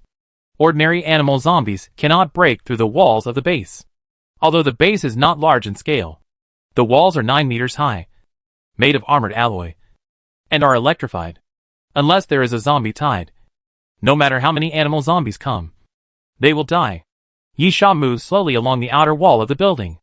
There was no place to install cameras outside the building, so he just had to avoid the sentries and drones. It must be said that thanks to the eagle pattern pupil, Yisha's eyesight is now very terrifying. The visual accuracy allows Yisha to accurately capture the target at night, and the reduction of cone cells can greatly improve the light and dark contrast of objects in Yisha's field of vision, and being able to accurately grasp the position of drones and sentries, including the movements of patrol members. Yisha can easily avoid them. The most important thing is that the wind is strong tonight, with the Son of Wind's ability in full play and the cover of night. If the sound is not taken into account, Yisha is even confident that he can run within 3 meters of the opponent without the opponent seeing him. Slowly, Yisha entered the building he had determined as the target and slipped in quietly. This surprised Yisha, because the door was a pure physical lock, and there was no high-end identity verification or anything like that. Did I guess wrong? Yisha couldn't help but touch his head, and then immediately confirmed that he was right. This is where the corpse flower is placed, because he has seen it. The building is shaped like a warehouse, about 3 or 4 stories high, but the interior is empty, just like a warehouse. After entering, Yisha saw a huge corpse flower. This corpse flower occupies about 3/4 of the space in the building. It looks like a huge pea vine, with about a dozen branches, crisscrossing together. Moreover, this is not the real size of the corpse flower. After the corpse flower grows up, it will not expose its entire body above the ground. Generally, only half of its body, or even only 1/3 of its body, is above the ground. If you think about it this way, how big should this corpse flower be? It should be at least 3 or 4 times bigger than the one that Yisha cultivated himself. At the same time, at the top of the corpse flower, there are 3 slightly smaller vines hanging, but they are about the thickness of a normal male thigh. And on those 3 vines, there are 3 corpse flowers hanging. Of course, those 3 corpse flowers were not all. Yisha's own corpse flower had more than 3 flowers in bloom. There were probably dozens of corpse flowers densely packed on the giant vine of the corpse flower in front of him. But there was nothing special about those corpse flowers. Not worth mentioning. Only the 3 flowers on this vine. The first one was bright red, the color of blood, and there was a cage like a pitcher plant hanging below, which was very huge, about 3 people tall. The second one was a pure white corpse flower, which looked a bit like lily of the valley, and you could faintly smell some fragrance. As for the third flower, Yisha couldn't tell what kind of flower it was. The diameter of the corpse flower reached 5 meters, with 3 or 6 layers of petals, densely packed with about 100 petals. The edge was pure black, followed by purple gold, and finally near the pistil, it turned dark green. At the same time, there was a circle of large holes in the center of the pistil. The edges were fine, like teeth, and there was a tongue in the center, which was blood red, but not fleshy, and felt a bit like resin. Could it be? Yisha's eyes suddenly lit up. Is this a corpse flower that is a hybrid of multiple plants and plant viruses? Yisha himself is cultivating corpse flowers, and he knows a lot about them. He is also very happy at the moment. To cultivate a powerful corpse flower, the first way is to start with the bloodline, which is what Yisha did. If the bloodline of ancient plants can be awakened, the corpse flower will become extremely powerful. The second way is hybridization. The corpse flowers created by hybrid viruses are relatively powerful, and after being integrated into various plants, the power of the virus can be fully unleashed. Just look at the meat tree. That guy is a typical powerful mutant zombie created by a hybrid virus. However, both methods have shortcomings. The first is that it is difficult to cultivate, especially in the early stage. You must find the blood and flesh of ancient species to feed to ensure the purity of the bloodline. But ancient species are not so easy to find, even if you swallow it in the later stage. It must be a powerful mutant zombie. So, if Yisha fed everything to the corpse flower, his corpse flower would have grown to a complete form long ago. How could it still be in the mature stage? As for the second method, the survival rate is low, and mixing viruses is very dangerous. If the hybridization fails, it will die, and a large number of experimental subjects are needed to pile up, thinking that the corpse flower in front of him is likely to be a complete corpse flower hybridized. Yisha has no hesitation. In excitement, he snapped his fingers directly, and the ground cracked, and the vines of the corpse flower were exposed. Go! Yisha waved his hand. Try to see if you can swallow this guy. The corpse flower was motionless at the moment, as if it was dead, so Yisha dared to let his corpse flower swallow it. Otherwise it was really hard to tell who would swallow whom. Yisha also estimated that after swallowing this corpse flower, his own corpse flower should be able to grow to its full form. Yisha's corpse flower rolled its vines forward and landed on the opponent's vines, then began to secrete green liquid, and the vines began to slowly dissolve. Yisha was watching from the side. But at this time, I really didn't expect that there were other people who also cultivated corpse flowers. A voice suddenly came from behind Yisha. Are you from the survivors' human camp? Yisha turned his head back suddenly. His pupils suddenly shrank. At the door, an old man leaned against the wall, looking at him jokingly. Red Mod. The old man who looked very tough. The person in charge of this base. Yisha's face quickly regained its calmness. And then, although I didn't think I could hide it for how long, I didn't expect it to be discovered so quickly. Judging from your appearance, you should have known it a long time ago. Right? Chapter 387 Redmond. Redmond smiled. After you left, I called the base of the Raptors squad you mentioned, and naturally all the truth came out. Yisha pretended to be a Raptors warrior, but in fact there were still many flaws. But it was not easy to be found out in a short time. But the bad thing was this face. If Yisha pretended to be a Xiaolong warrior of the Xiaolong squad, there would be absolutely no problem. Everyone knows that the Xiaolong squad is almost all made up of pure Asians. But the number of Asians in the Raptors squad and the Tianlong squad is very small. So almost everyone will doubt Yisha at first sight. When Rector became suspicious, Yisha knew that it was going to be bad. But Rector didn't have enough authority to confirm Yisha's identity with just one phone call. He could only speculate based on other signs, and finally chose to believe Yisha. But Red Mod was different. He could get the team list, and even photos with just one phone call. Yisha, if that's the case, why wait until now?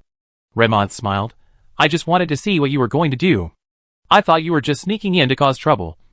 But I didn't expect you to have bigger plans, and actually wanted the corpse flower. Besides, you don't look like a surviving human camper. Yisha, who do you think I am? Red Mod, our team has been attacked 4 or 5 times in the jungle. The enemy is very strong and doesn't look like the people who survived the human camp. You should be in the same group with them. Yisha, maybe. Red Mod, I know you won't tell the truth easily. But it doesn't matter. I'll have plenty of time to force a confession after I capture you.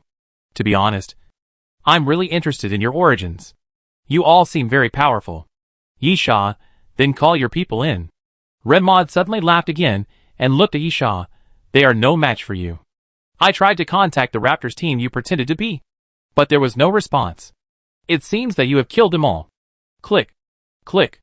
Red Mod twisted his neck and shook his arms as he spoke, as if he was warming up. Red Mod, it can be seen that you are very strong, and there are only 2 dragon teams in the base. I don't think they can keep you. Yisha, can you do it? Red Mode, do you think the company will send a loser to manage the base? Suddenly, Red Mode kicked his feet and rushed out like a cannonball. The vines of the corpse flower danced, and quickly went towards red mode. No need for help, Yisha shouted, devouring the corpse flower with all your strength. Although his identity was exposed, Yisha had observed the inside of the base, and found that the armed forces were indeed limited. Yisha was still confident that he could run out. But why did I spend 2 days here and leave now? The plan was completely disrupted. So, the most important thing now is to let my corpse flower devour the corpse flowers in the base. The corpse flower received Yisha's order, and the vines quickly retreated. At the same time, all the vines came out together and wrapped up the corpse flower that could not move. Yisha stretched out his hand and grasped the void snake spear in his hand. The next moment, Yisha took a step forward and threw the void snake spear out. Red mode reacted very quickly, suddenly stopped, and then opened his left hand. Yisha's pupils suddenly shrank, and there was a mouth in red mode's hand. With a click, the mouth in red mode's palm suddenly opened and bit the void snake spear directly. Yisha raised his eyebrows. This guy, like the raptor warrior, had undergone biochemical transformation of the zombie virus, and it seemed that he had also transplanted the body of a mutant zombie. Yisha did not dare to neglect it, because red mode was approaching again. Bang! Bang! When red mode came to Yisha, Yisha threw a punch. Red mode was not to be outdone and threw a straight punch forward. Then the two fists collided.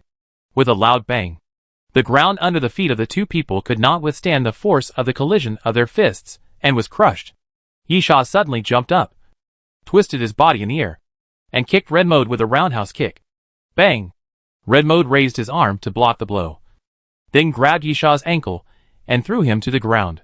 But when red mode was about to pounce, Yisha raised his hand and pressed upwards. Capture the dragon and release the crane. Second style of release the crane.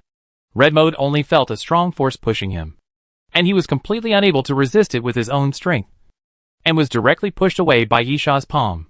Yisha jumped up from the ground, stretched out his hand, and imagined the infinite bow, and then put on the explosive arrow. Boom! Boom! Boom! The explosive arrow flew forward and exploded the moment it landed. The flames and black smoke continued to entangle together, engulfing red mode. However, the explosion did not seem to cause much damage to red mod. In a moment, red mod suddenly rushed out of the flames and rushed towards Yisha again. Yisha did not delay, and once again imagined a piercing arrow, drew the bow and pulled the string, and shot it towards red mod. Red mod did not dodge or evade, and once again pushed his hand forward, opened his mouth in his palm, and bit the piercing arrow directly, biting it off. Yisha was slightly surprised. You know, the piercing arrow can no longer cause damage only when it hits. After being strengthened by the fantasy, the piercing arrow is wrapped with a layer of spiral energy. Even if it touches, it will end up in a bloody mess. It was the first time that Yisha saw someone who could take his piercing arrow head-on. Gao Fei had one of his palms broken by a piercing arrow, and he relied on super speed regeneration to heal. Ha! At this time, Red Mod came to Yisha again and punched him.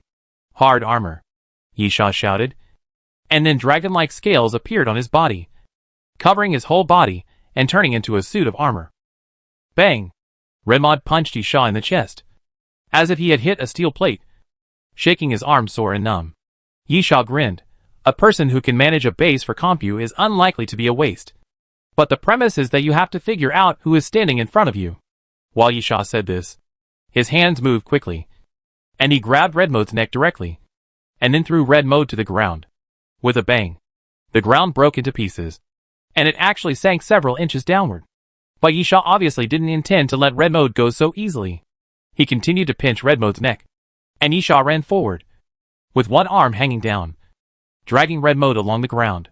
Chapter 388 Fierce Fight. Bang, bang, bang. Yisha dragged Red Mode forward. The ground kept cracking, leaving a concave mark. Then Yisha suddenly lifted Red Mode's body and slammed it against the wall.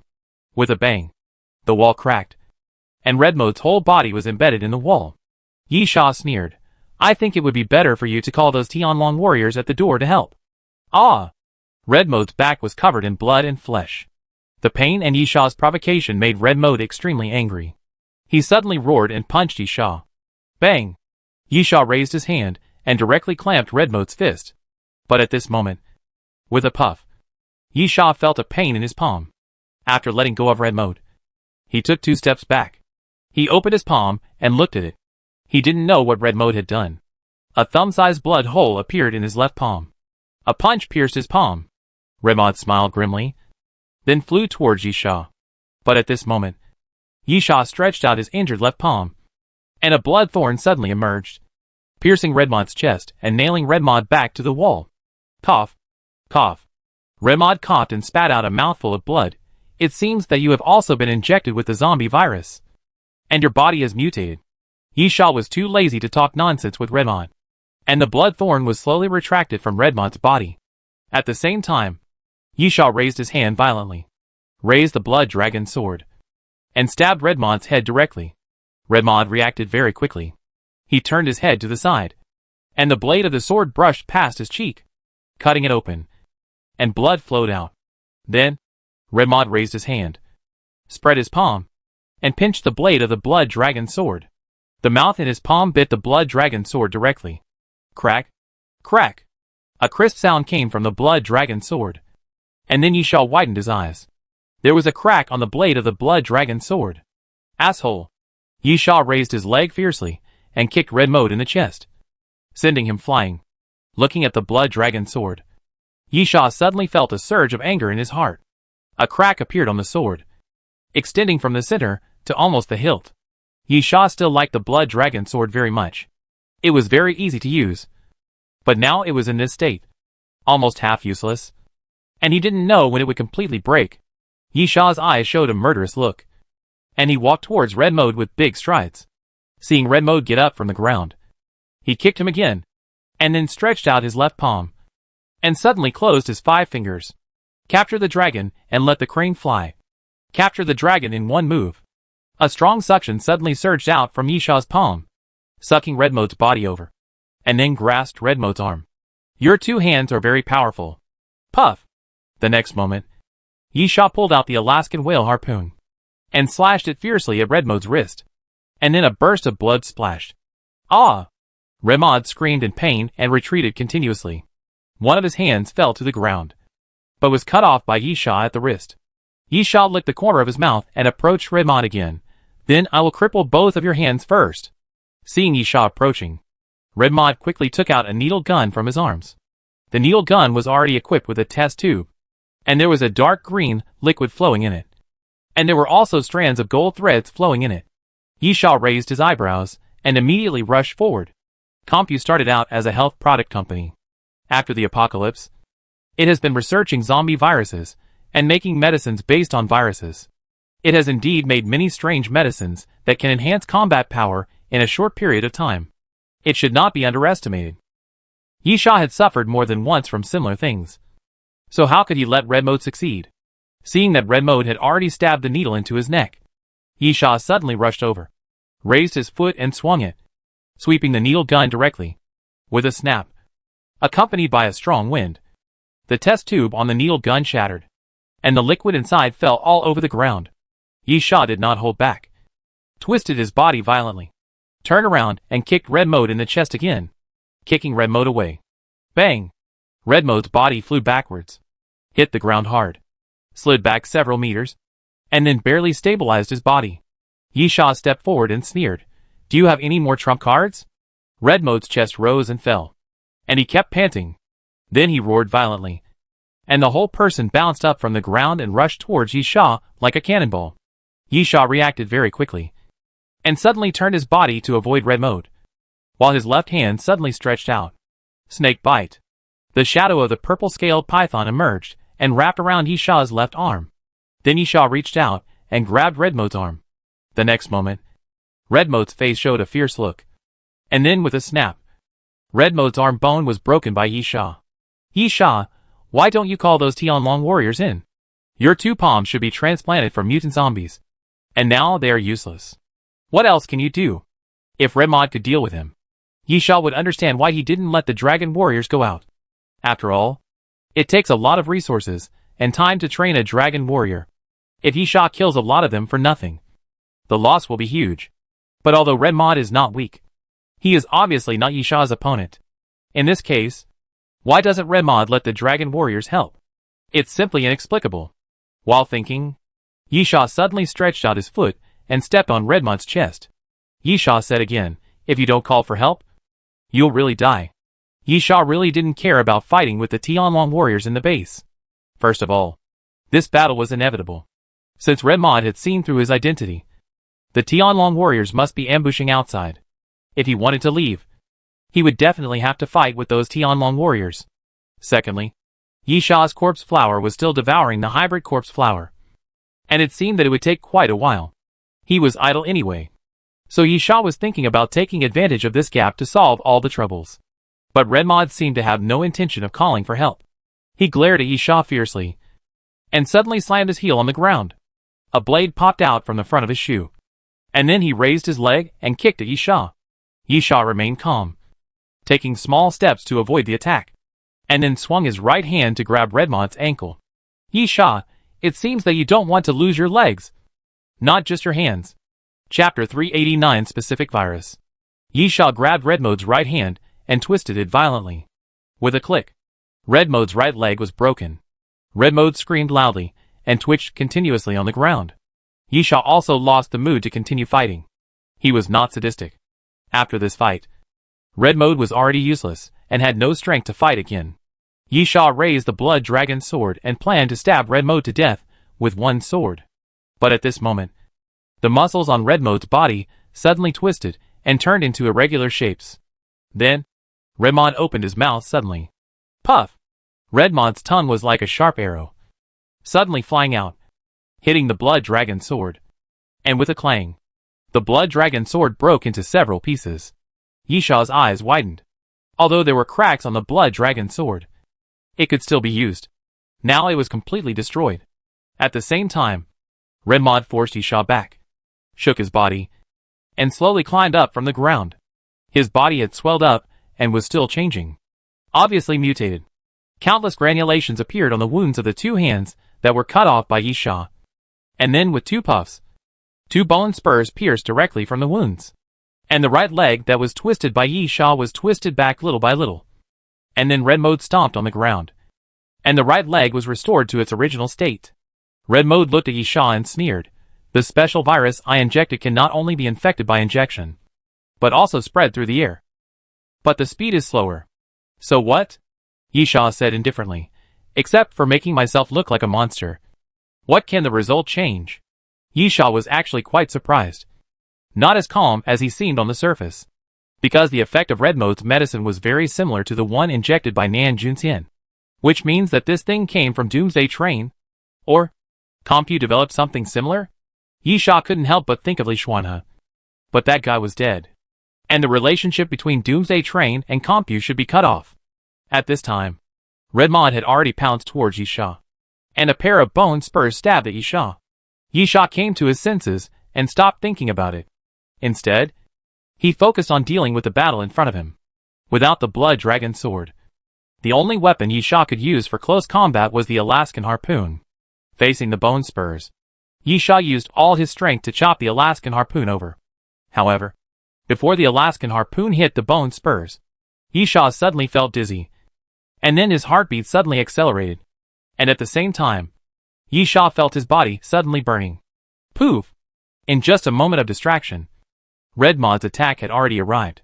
A bone spur pierced Yisha's shoulder directly, leaving a bloody hole in his left shoulder. Yisha groaned, retreated backwards, staggering, and finally stabilized his body. He looked at Redmod and gritted his teeth. "What did you do to me?" "Oh, didn't I tell you?" Redmod laughed. "That specific virus is also effective for you. But you haven't injected the antigen in advance. After being infected by the virus, you will only feel uncomfortable, weak, and then die." As Redmod spoke, he quickly approached Yisha.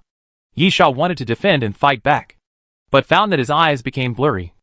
And even when he looked at Redmod, he had a double image. Redmod seemed to have the ability to split himself into three. Bang! The next moment, Redmod raised his foot and kicked Yisha hard, knocking him to the ground. Puff!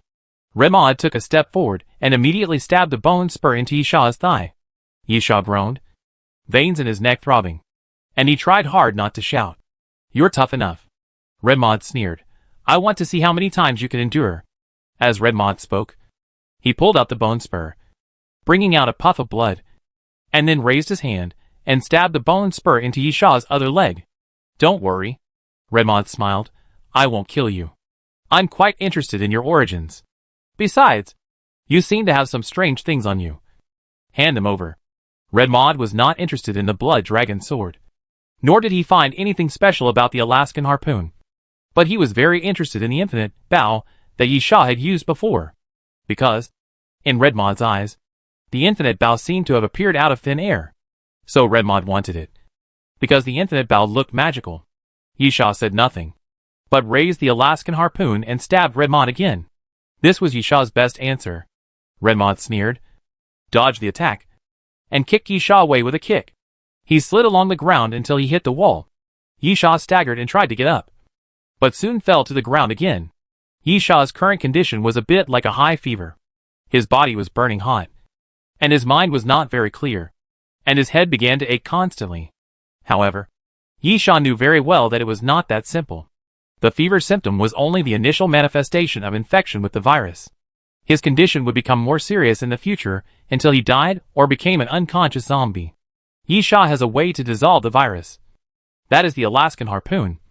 But the premise is that the Alaskan harpoon must hit the target. Seeing Redmond coming towards him again, Yishaw held on, met Redmond, and raised the Alaskan harpoon and swung it forward. However, Redmond didn't even dodge. The blurred vision made Yishaw's attack go off the target, brushing past Redmond's body, and Redmond didn't even need to dodge. At this moment, Redmond could have used the bone spur to give Yishaw a fatal blow to the head and directly eliminated Yishaw. However, Redmond did not lie. He wanted to get Yishaw's things, and was also very interested in Yishaw's origins. So Redmond did not mean to kill Yishaw. Moreover, in Redmond's view, Yishaw was infected with the virus and had become a lamb to be slaughtered. So there was no need to rush to kill him. Bang! With a clean knee strike, Redmond raised his leg and hit Yishaw's lower abdomen. Yishaw felt a sharp pain, and then the whole person curled up and knelt on the ground. Redmond grabbed Yishaw's hair and made a pleasant expression. As long as I inject you with the anti-source body, the virus can be immediately resolved. The only condition is that you are obedient. Chapter 390 Macrophagy. Yishaw opened his mouth and spat at Redmond. But Redmond dodged. You are looking for death. Redmond was angry. If that's the case, don't blame me. As Redmond spoke, he grabbed Yishaw's hair and slammed his head against the wall. Bang, bang, bang. Yishaw's head kept hitting the wall, and a stream of blood soon flowed from his forehead. Redmond growled, Tell me, where are you from? Why do you have corpse flowers? How are those things you use made? Yishaw curled his lips and smiled contemptuously. Redmond was angry again. Do you think I dare not kill you? As Redmond spoke, he kicked Yishaw in the chest again, knocking Yishaw to the ground.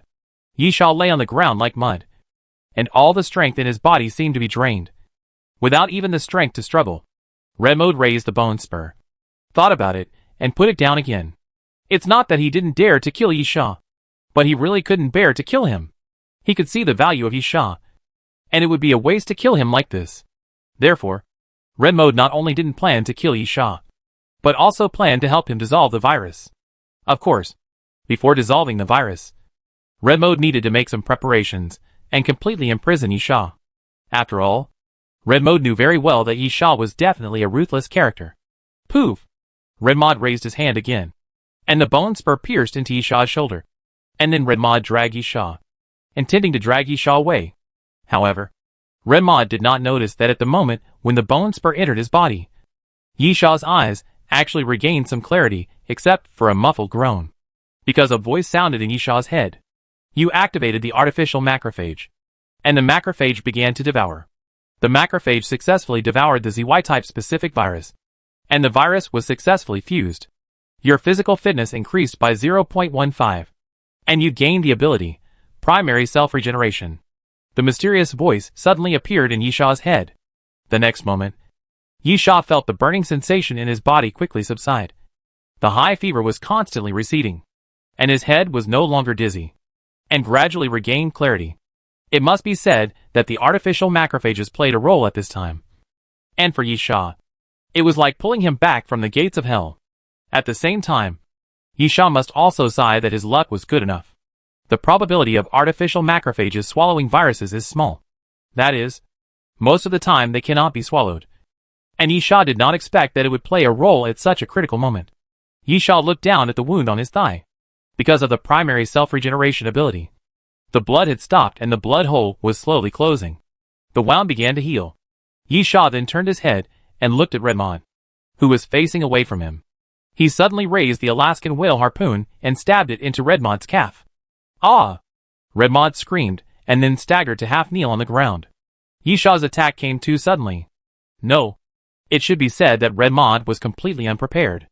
In Redmond's eyes, Yisha's current state was only hanging on. If he didn't care about Yisha, Yisha wouldn't live long. Therefore, Redmond never thought that Yisha, a dying man, would suddenly stand up and attack him. At the same time, when Redmond was half kneeling on the ground, Yisha's body bounced, and he suddenly jumped up from the ground, then raised his leg and kicked Redmond's chin, kicking Redmond away. Yisha raised his hand to wipe the blood off his face and looked at Redmond. You will regret not killing me just now. Redmond's face showed surprise. Wasn't this kid infected with the virus? How come he is so energetic again? Could it be that he is mutated?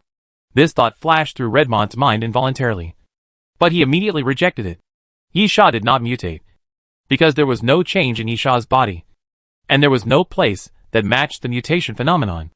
At this time, Yisha held the Alaskan whale harpoon in reverse and strode towards Redmond. Redmond immediately gathered his mind. No matter what happened to Yisha, it was certain that he had resolved the virus. In this case, the battle continues. However, Yisha did not want to continue the battle. Or rather, Yisha did not want to drag it out. Watching Redmond get up from the ground, Yisha put the Alaskan whale harpoon back into his waist, closed his eyes slightly, and then suddenly opened them. With a gleam of light flashing in his eyes, Yisha took a deep breath, and then slowly exhaled the turbid air. The next moment, Yisha slowly took a half step forward, with his hands one in front and one behind, his left hand in a fist behind, and his right hand in a palm in front. The supreme martial arts master. In an instant, Yisha's momentum suddenly changed. Ha! Redmond roared, raised the bone spur, and fiercely dropped it on Yisha's head. At this moment, Yisha threw a punch. Bang! Yisha punched Redmond's bone spur, shaking it away, and then his body spun violently. As his body spun, Yisha opened his arms and slashed Redmond's shoulder with a palm. Oolong Panda sure. Yisha used his killing move of Pai Gua palm to slash down, hitting Redmond's shoulder and smashing it. The next moment, Yisha raised his foot and swept forward, kicking Redmond away. Swift pursuit. Yisha's legs bent and stretched, and the whole person rushed forward. After catching up with Redmond, he punched Redmond in the lower abdomen. Boom! Redmond's body hit the ground, and the ground shattered and turned into a pile of rubble. Redmond felt a sharp pain in his body, and coughed up a mouthful of blood. Then he gritted his teeth, raised his bone spur, and stabbed Yisha. Yisha dodged, then threw Redmond over his shoulder and threw him out. When Redmond stood up again, Yisha took another step forward and changed his move to a sun-shaped punch. Bang! Yisha's fist went through Redmond's two bone spurs and hit Redmond's chest hard. A burst of dark energy burst out and was hit into Redmond's body. Redmond opened his mouth and spit out blood again, retreating backwards. But he couldn't keep his body steady in the end, staggered and fell to the ground. What? Yisha said coldly. I just started to get serious. And you can't do it anymore? The dark power entered his body, and Redmond felt his internal organs churning. He gritted his teeth and took out the walkie-talkie. Go! Kill him! Kill him quickly! Chapter 391 Solving the Trouble. Redmond finally couldn't help but call for support. Then, the gate was broken, and two teams of Tianlong warriors rushed in immediately. They dispersed and stood at the first moment. One team half-crouched on the ground, and the other team stood at the back, raising their guns and shooting at Yisha at the same time. Yisha took a deep breath, and his muscles were tense, showing sharp edges and corners. Iron shirt. The duration of the hard armor has long passed, but in the state of martial arts supreme, Yisha still has ancient martial arts for defense, and iron shirt is one of them. Iron vest is actually hard qigong. When practiced to the limit, It can break stones and split rocks. And the body is as hard as a rock. However, it is too mysterious to be able to block bullets. The problem is that Yi Xiao's physical fitness has reached an inhuman level. If he uses Iron Vest, it will be another matter. Those bullets hit Yi Xiao's body, and Yi Xiao also felt pain. But apart from the pain, those bullets could not pierce his skin at all. The next moment, Yi Xiao rushed towards the group of Tianlong warriors. A tiger among sheep. Yi Xiao was very fierce. He punched a Tianlong warrior in the head directly. Then he sent out his chi force. And the Tianlong warrior's head suddenly exploded, like a watermelon. Blood mixed with brain matter was scattered all over the ground. Then, Yi Xiao kept walking. Suddenly turned around. And punched out with a sun-shaped punch. With a bang. Yi Xiao's fist collided with the fist of a Tianlong warrior. And then, the Tianlong warrior's mechanical arm emitted white smoke. And the whole arm suddenly exploded. Yi Xiao took a deep breath. Changed his breath. And suddenly became stable. His starting hand gesture changed to the heart and mind 6 combinations. The heart and mind 6 combinations boxing method. The 3 combinations of inside and outside. Is a rare boxing method in ancient martial arts that combines both offense and defense. Although it is not as fierce as the Pai Gua Palm and Bajiquan. It is better in defense, and is most suitable for fighting with fewer people against more. 3 punches. 2 legs. 4 palms. Seeing the surrounding Tianlong warriors surrounding him, Yi Xiao attacked without hesitation. His fists and palms turned into wind. And his legs were like dragons. In just a moment, all the Tianlong warriors, who had just surrounded him, were knocked away by Yi Xiao. When Yi Xiao first obtained the martial arts' supreme power, he doubted whether it was useful. However, it was proved that this power was not only useful, but also a terrifying killing move. Yi Xiao even felt that this was probably one of the strongest abilities in close combat. At the moment, Yi Xiao could even be said to be unstoppable.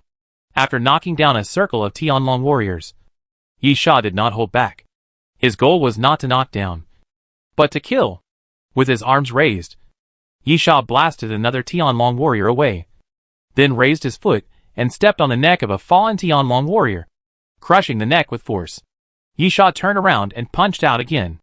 A Tianlong warrior blocked it with his arm. And then his face brightened. The power of the punch was not as strong as he had imagined. Could it be that Yi Xiao was exhausted? But at this moment, Yi Xiao shouted, "Inch force." Yi Xiao's fist hit again in a very small range, smashing the mechanical arm of the Tianlong warrior with one punch, and then hitting the opponent's chest with another punch. The Tianlong warrior's back actually banged, and a blood hole was directly blown open. Yi Xiao got down and tore a steel pipe from the opponent's mechanical arm and held it in his hand. Yi Xiao waited, and then got into position again. Even if the fist and foot skills were fierce, it was still difficult to kill people with one move. So it would be better if there were weapons. The martial arts supreme's moves were not only fists and feet, but also sword moves, knife skills, gun skills, etc. Blood Dragon Sword. What a pity. Yi Xiao couldn't help but think of the Blood Dragon Sword at this time, and could only sigh helplessly. Then took the steel pipe, and suddenly rushed towards a Tianlong warrior. The 13 swords of the Divine Gate. Yi Xiao's sword is extremely sharp. Picking, stabbing, slashing, sweeping, and changing his moves. But each sword is aimed directly at the opponent's vital points. Because Yi Xiao doesn't have much time. The use of the martial arts supreme is also time limited. Yi Xiao can't maintain the current state for too long. And it is different from other abilities. Other abilities are amazing, but they can't be used when the time limit is reached. The martial arts supreme can continue to use it. But this is not a good thing, because overusing the ability of the martial arts supreme has sequelae. Although Yi Xiao had only used it for the second time, and had not overused it. Thinking of the power of the martial Dao supreme, Yi Xiao felt that it would be better not to experience the sequelae. Almost in an instant, the necks of the 2 Tianlong warriors were cut by the tip of the steel pipe used by Yi Xiao. And they fell to the ground with their bodies tilted, twitching constantly, and then slowly lost their voices. So far, half of the 2 teams of Tianlong warriors have fallen, and none of them fell to the ground due to injuries, but were all killed by Yi Xiao. Those Tianlong warriors were somewhat afraid, but they could not retreat. But what if they could not retreat?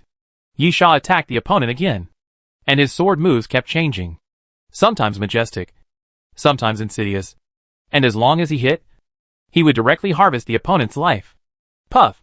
In a moment, Yisha used the ability of the Son of Wind to go around behind a Tianlong warrior, and then sent the steel pipe forward, piercing the opponent's heart from behind. The Tianlong warrior slowly knelt on the ground, and then fell headfirst. Yisha let out a long sigh and let go of the steel pipe. As the Tianlong warrior fell to the ground, both teams of Tianlong warriors had been killed by Yisha. At the same time, Yisha also felt a little tired. The martial arts supreme is not completely without shortcomings. That is, the consumption of physical strength is extremely great, even terrifying. With Yisha's physical fitness, he may not feel tired even if he does not sleep for several days and nights. But now he has only fought with the martial arts supreme for 10 minutes. And Yisha feels tired. Yisha guessed that if the ability of the martial Dao supreme was overused, most of the sequelae should be directly related to physical strength. While thinking, he walked back to Red Mode. Red Mode was completely dumbfounded. He didn't know the limitations of the martial Dao supreme and the time of use. So the martial Dao supreme was Yisha's bottom line treasure. Red Mode only knew that Yisha suddenly became inexplicably stronger, and terrifyingly strong. So the only explanation was that Yisha had previously hidden his strength. Hiding his strength naturally meant that Yisha's strength was a huge gap with theirs. At this time, Yisha was also half bent over, casually resting his arms on his legs. Looking at Red Mode, are there any last words? Red Mode suddenly felt a chill sweeping through his body. Chapter 392 Corpse Flower Evolution. No. No. Don't kill me. Red Mode shouted. I know a lot about Compu. I have a lot of information. I have antigen. I have been injected with special viruses. I have undergone biochemical transformation. I am very strong. I can help you. Red Mode has been completely occupied by the fear of death, and has become incoherent and shouting loudly. Yisha hooked the corner of his mouth, suddenly raised the Alaskan whale harpoon and stabbed forward, stabbing Red Mode's throat with a clean and sharp knife. Sorry. I don't need you to help me. Yisha pulled out the Alaskan whale harpoon, because you are too weak. Red Mode's pupils contracted, expanded, contracted, and expanded, showing a clear rhythm. But his eyes became increasingly dim, and blood gushed out of the blood hole in his throat. I will not let you go, even if I become a ghost. Because his throat was pierced. Red Mode's voice was like a leaking bellows, with strong resentment, and he spoke to Yisha with difficulty. I've heard this a lot. Yisha, I'll wait for you to become a ghost and come find me. The moment Yisha finished speaking, Red Mode fell to the ground, blood oozing out from under him. Finally, all the troubles were solved, and Yisha came to the corpse flower. The corpse flower cultivated by Compu now looked like a mummy, and all the vines were shriveled. At the same time, the color of the vines was no longer green, but a withered yellow color. Obviously, the corpse flower is withering, while the vines of Yisha's corpse flower are obviously brighter in color. In fact, the vines no longer look like plants, but like jade. And on the main vine of the corpse flower, a new bud has grown out and is slowly blooming. The blooming corpse flower has a yellow stamen in the center, and the petals are 3 layers, each of which is pure white. Then, under the petals, there is a circle of green hard thorns, about 10 in number. Yisha looked at it for a long time, and then he was surprised. Is this the caliper? The caliper is the name of a flower, also known as the sword flower, or the dragon bone flower. It is a kind of king flower, belonging to the dicotyledon class, and can be traced back to the Carboniferous period. Is this the bloodline of the awakened ancient plants? Yisha's eyes became brighter and brighter. His previous efforts were not in vain. Why did Yisha work so hard to find the blood and flesh of ancient species to feed the corpse flower in the early stage? Isn't it just to allow the corpse flower to awaken the ancient bloodline during its growth? If entering the complete form from the mature stage can make the corpse flower twice as strong, then awakening the ancient bloodline can at least make it 2 or 3 times stronger. Under the same stage, no mutant plant can beat Yisha's corpse flower, unless it is an ancient plant. However, the ancient plants will not listen to Yisha, because they cannot be cultivated. After waiting for about 10 minutes, the corpse flower at the comp base has not completely withered, but it has almost lost its vitality. Although it can continue to be squeezed, Yisha feels that he should leave. The researchers in the base probably knew about the battle here, but as non-combatants, Yisha felt that no researcher would be stupid enough to come out and fight with him. But calling for support was a bit hard to say, since the remaining value of the corpse flower was not much anyway. Snap!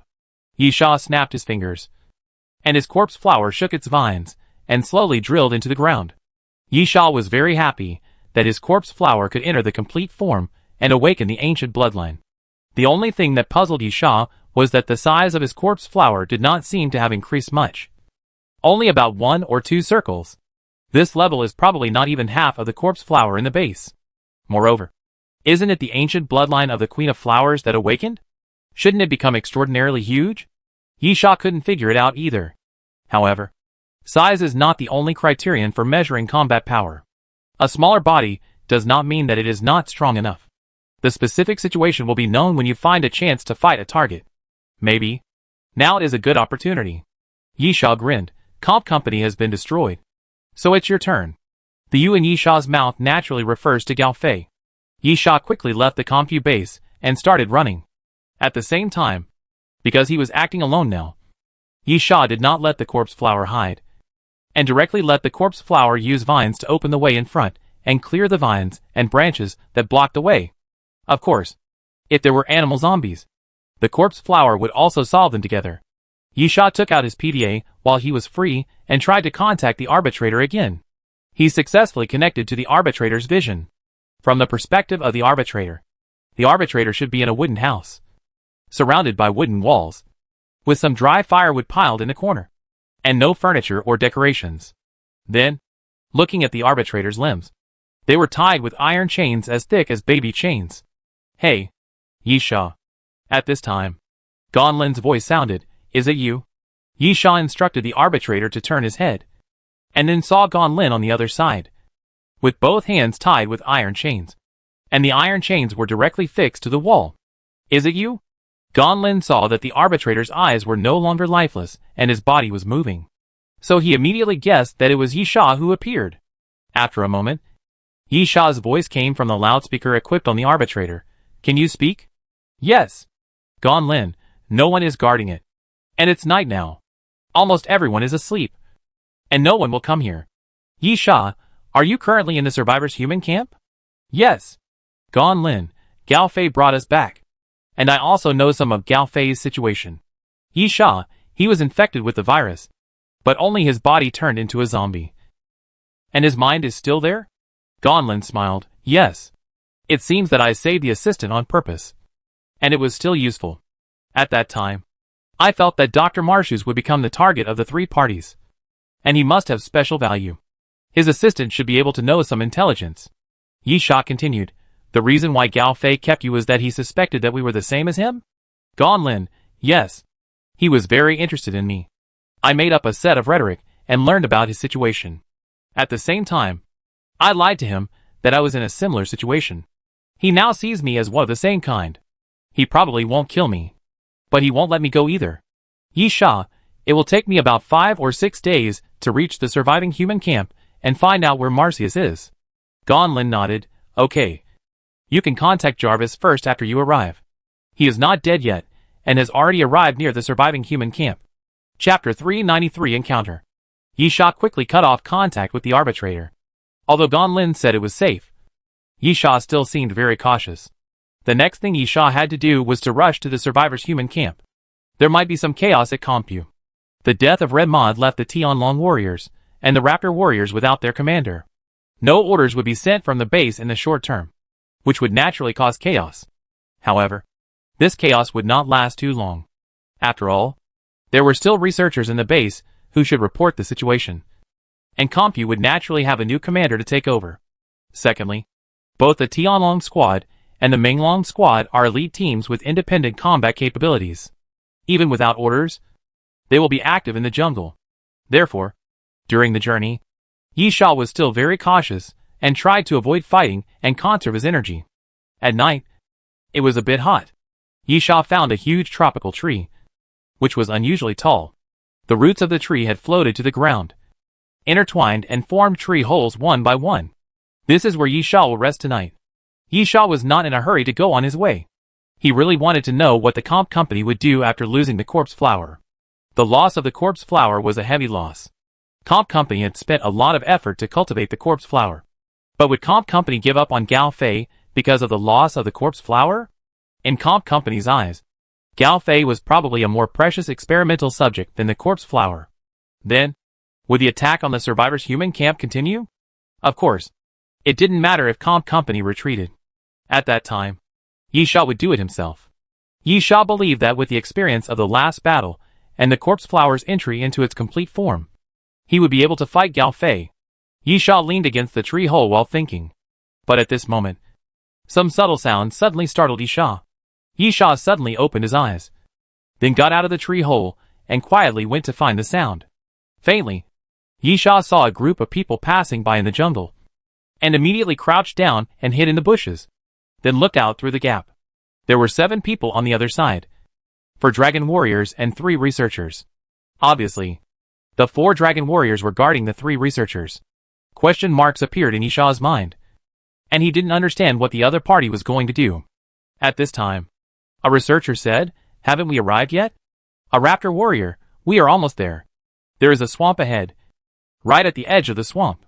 The researcher said again, "Protect the things?" The raptor warrior, "Don't worry. 2 brothers are watching. Don't let the animals and zombies get close. And there will be someone to block them even if it is windy or rainy." The researcher nodded, "Then hurry up." As Yi Sha's physical fitness improved, his 5 senses also became better than those of ordinary people. He could be said to be sharp-eyed and sharp-eared, and he heard every word of the other party's words. Based on the meaning of the other party's words, Yi Sha felt that they seemed to have found something precious. So he brought a researcher. "So, what is it?" Yi Sha suddenly became interested. After the other party walked away, he slowly emerged from the bushes, then disappeared into the night, and quietly followed. After about a quarter of an hour, Yi Sha stopped because the other party had arrived. This was a huge swamp, surrounded by some animal zombie skeletons. The raptors protected the researchers and gathered in a group on the other side of the swamp, so it was impossible to see what they were observing. Yi Sha immediately climbed up the tree quietly, looking down from above, and then he could see what the other party was observing. "Flower?" Yi Sha murmured in confusion. What the other party was surrounding was actually a small flower, growing on the edge of the swamp.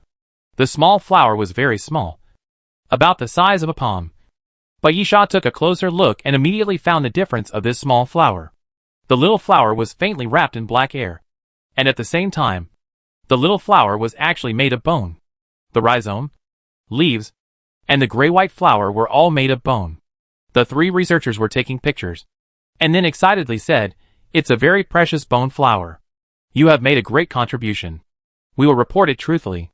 Several fierce dragon warriors smiled, and immediately got busy. The 3 researchers obviously wanted to take the bone flower away, but they didn't want to pick it directly. That is, they didn't want to damage the rhizome. So the only way was to dig it out directly with the soil and the flower. Yi Sha naturally saw that the other party wanted to transplant the bone flower. The other party was busy and soon dug up a piece of the surrounding ground.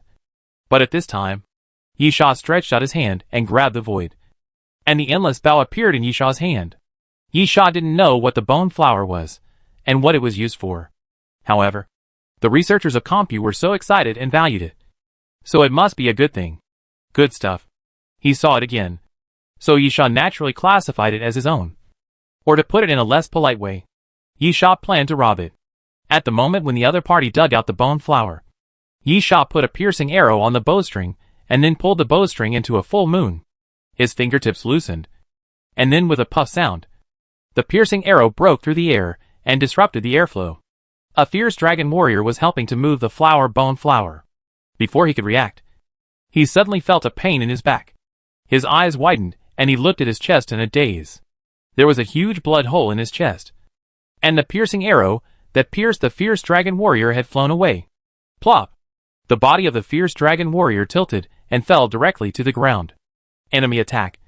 Enemy attack! Immediately, a fierce dragon warrior came to his senses and shouted loudly, "Prepare for battle." The 4 fierce dragon warriors, who had brought the researchers earlier, plus the 2 guarding the bone flower.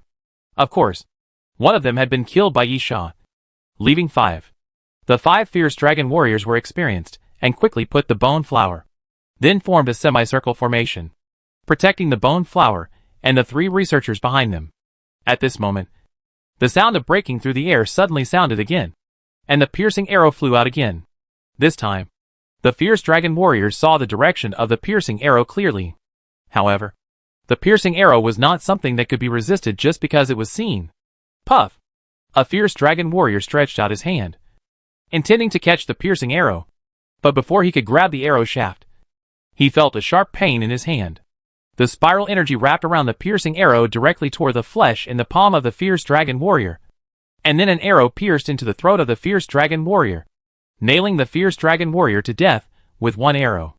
After killing one more person, Yisha would no longer hide. The piercing arrow had already exposed his position, and there was no point in hiding in the tree. So, Yisha jumped down. Chapter 394 Bone Flower.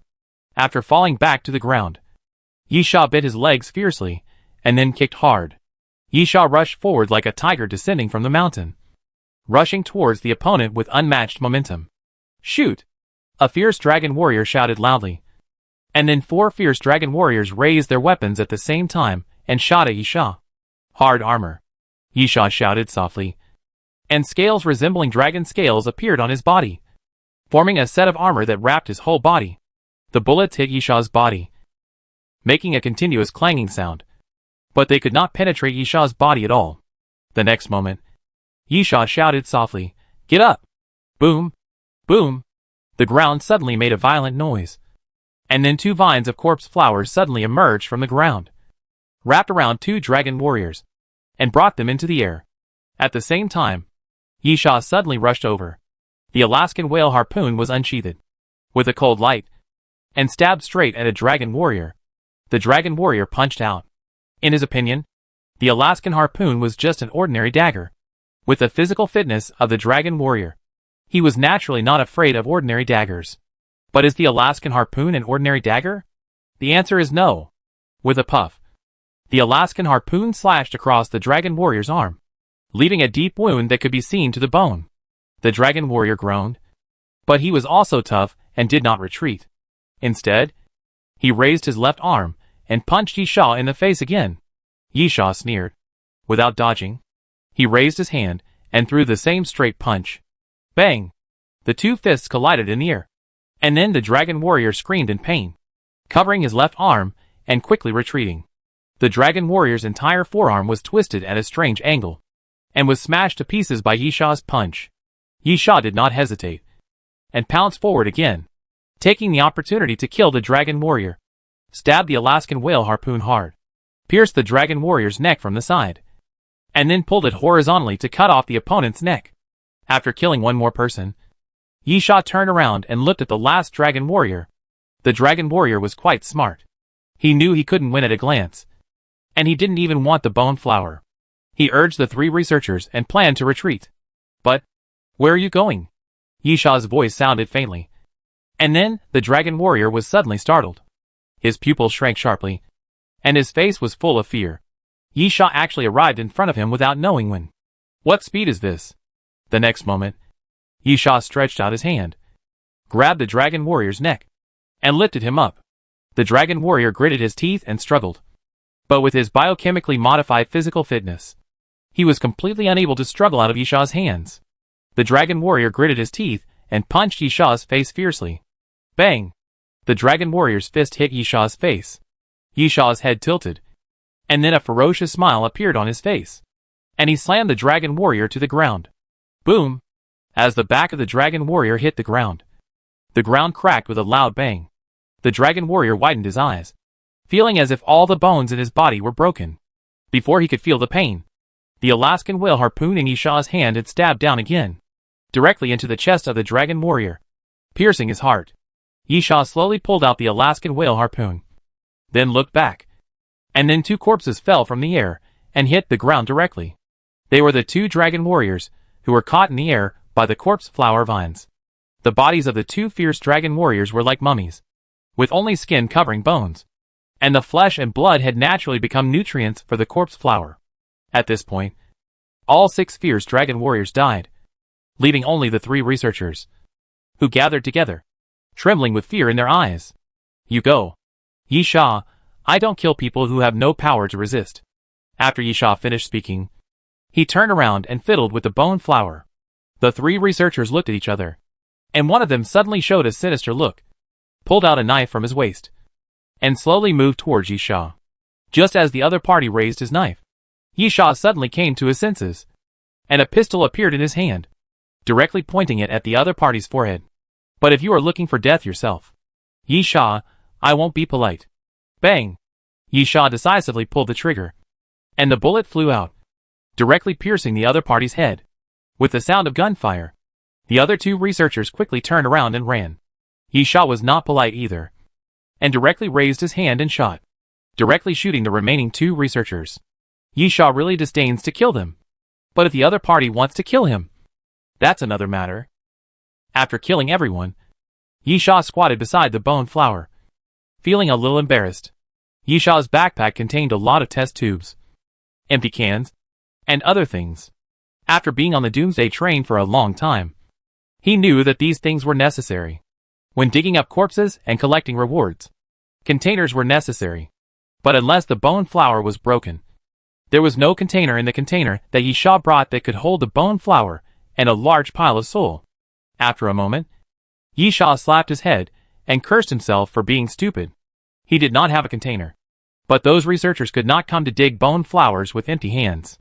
Yisha quickly searched the luggage of the corpses, and soon found a plastic box with a metal device inside. It turned out to be a very advanced constant temperature box with a water tank on the side. After adding water, the box can be automatically humidified. Yisha carefully put the bone flowers into the box, sealed it, and stuffed it into his backpack. The bone flower was just an episode for Yisha.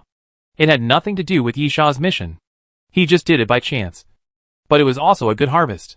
Yisha believed that the bone flower should be very valuable. Otherwise it would not attract people from Compu. However, Yisha was not sure what the value was. He had to take it back to the Doomsday train to ask the boss lady to identify it. It would be best if he could use it. If he couldn't use it, he could exchange it for skull coins. At present, Yisha was indeed saving skull coins. After getting the bone flower, Yisha strolled back to the big tree and went into the tree hole to rest. He was not afraid that people from Compu would search for his whereabouts because of the bone flower. Anyway, everyone was dead. Unless there was a ghost in this world, this matter would not be exposed in the short term. After letting the corpse flower release vines to guard the surroundings, Yisha closed his eyes and fell asleep. Chapter 395, Entering the Camp. Finally, we are almost there. After 5 or 6 days of travel, Yisha finally arrived near the survivors' human camp. The journey was smoother than Yisha had imagined. Because of the intervention of the Tianlong squad and the Menglong squad, there were not many zombies in the jungle. After they were killed, Yisha only encountered a few animal zombies along the way. As for the Tianlong squad and the Menglong squad, they encountered them 3 times. Yisha avoided them twice, and the remaining one that he could not avoid was easily dealt with by Yisha. However, this number is still a little small, which makes Yisha wonder, has Compu concentrated its armed forces? Or has it retreated? Yisha thought as he climbed up a hillside, and then his mind trembled. The survivors' human camp named New Hope was built deep in the jungle. The people here live a hard life. The so-called camp is actually a wall built with wooden stakes, and then houses are built inside the wall with wood. According to Gonlin's information, there are about 3,000 people in this New Hope survivor human camp, but there are only about 200 houses. So many people have to squeeze together. Of course, the camp is still expanding, and new houses are being built in many places. However, there seems to be some trouble in the camp at the moment. Yisha stood on the hillside, and the camp was about 500 meters below the hillside. Yisha could vaguely see the flames and black smoke, and it seemed that a battle was taking place in the camp. It's Compu's people who attacked the camp. A voice came from behind Yisha. Yisha was also extremely alert. He turned around and pulled out the Black Star pistol. It's me. It's me. Don't be so sensitive. Jarvis jumped down from the tree. I've been waiting for you here for 5 days. Yisha put away his gun. I went to Compu's base and was delayed. Jarvis was puzzled. Why did you go to Compu's base? There's nothing we're looking for there. Yisha, let's talk about this later. Let's talk about the current situation first. Did Comp Corporation launch an attack on the survivors' human camp? Yes. Jarvis, the attack was launched 6 hours ago. Even armed helicopters were dispatched. But they were shot down by Gao Fei. Yisha, it hasn't been completed in 6 hours? In Yisha's opinion, the Raptor Warrior and the Dragon Warrior are no match for Gao Fei, especially since Gao Fei can summon animal zombies. Thinking of this, Yisha suddenly realized that the survivors' human camp was able to hold out for so long because of the endless supply of animal zombies. That's not right. Yisha patted his forehead. It shouldn't be that the survivors' camp can't hold on, but that the people from Comp Corporation can't get in at all? Animal zombies alone are definitely not enough. But Gao Fei can't handle it by himself. Jarvis, don't underestimate the resources of Comp Corporation. They mobilized a lot of high-tech weapons. Gao Fei was severely injured by them once. Of course, Gao Fei also killed a lot of them. Yisha's eyes lit up. Gao Fei is seriously injured now? Jarvis, it happened 4 hours ago. With Gao Fei's recovery ability, he should have recovered. But he was definitely injured. Then he didn't force it, and began to summon animal zombies to resist.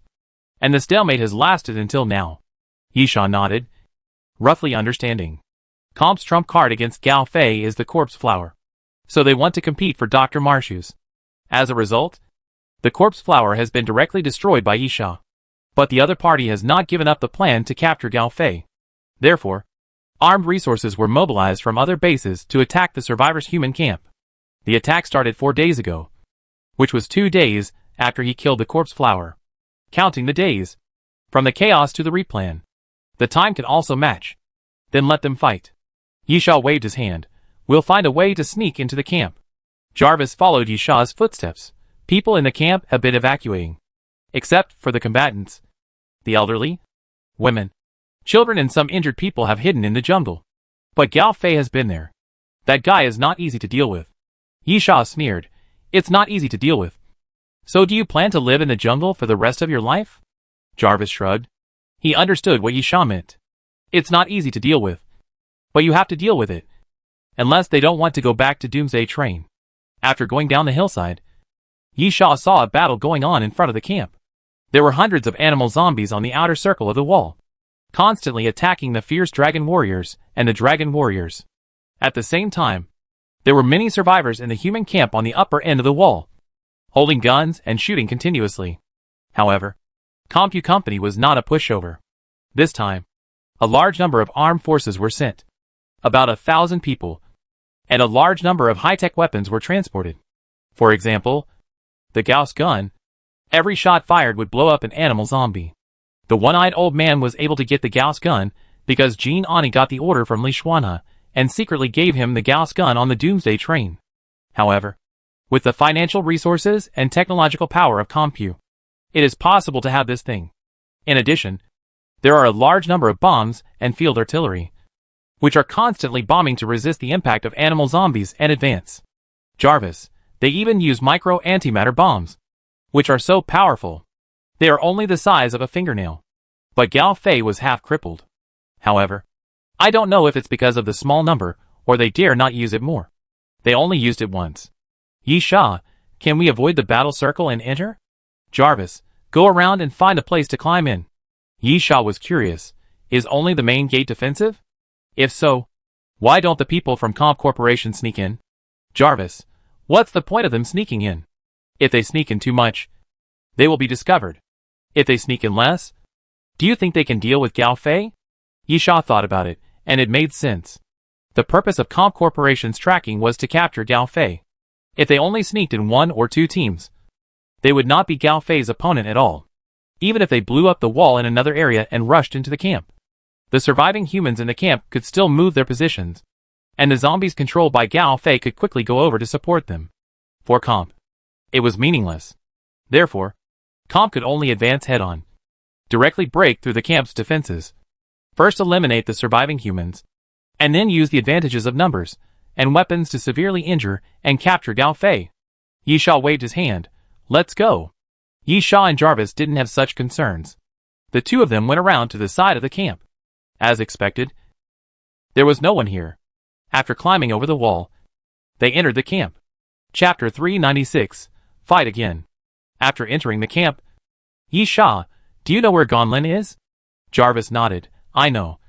I have tried to contact her. Yisha, What about Dr. Marshus and Gao Fei? Jarvis, I don't know. But they should be together. Gao Fei doesn't seem to know that Comp's real target is actually him. He always thought it was Dr. Marshus.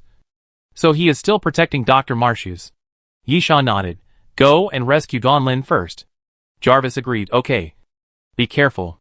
Watching Jarvis leave, Yisha walked into the camp and stomped on the ground. Go and search to see where Gao Fei and Dr. Marshus are. The vines of the corpse flower drilled into the ground, and countless vines extended in all directions. Yisha walked all the way into the camp. The camp was almost empty, except for the fighters who stayed to resist the attack of Comp Corporation. Everyone else withdrew from the camp and hid in the jungle. Therefore, there were only empty wooden houses in the camp, and no human beings were walking around. After a moment, Yisha's eyes suddenly lit up. The corpse flower found Gao Fei and Dr. Marshus. Snap! Yisha stretched out his hand and snapped his fingers. And then, boom!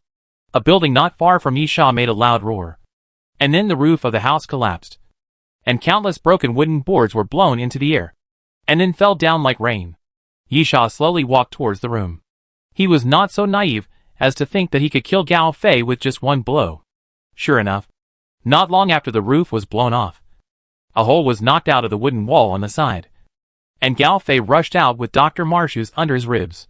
Gao Fei looked up at Yisha, and then raised his eyebrows. It's you. You dare to come back. Are you here to save your companions? Sorry. I have no interest in that woman at all. Yisha said directly.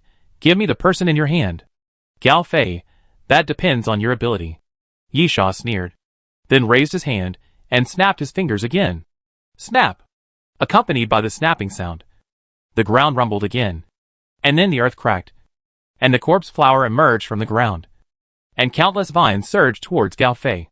Dr. Marshus was surprised. Corpse flower. No, this is not the one from Compu. You actually know how to cultivate corpse flowers?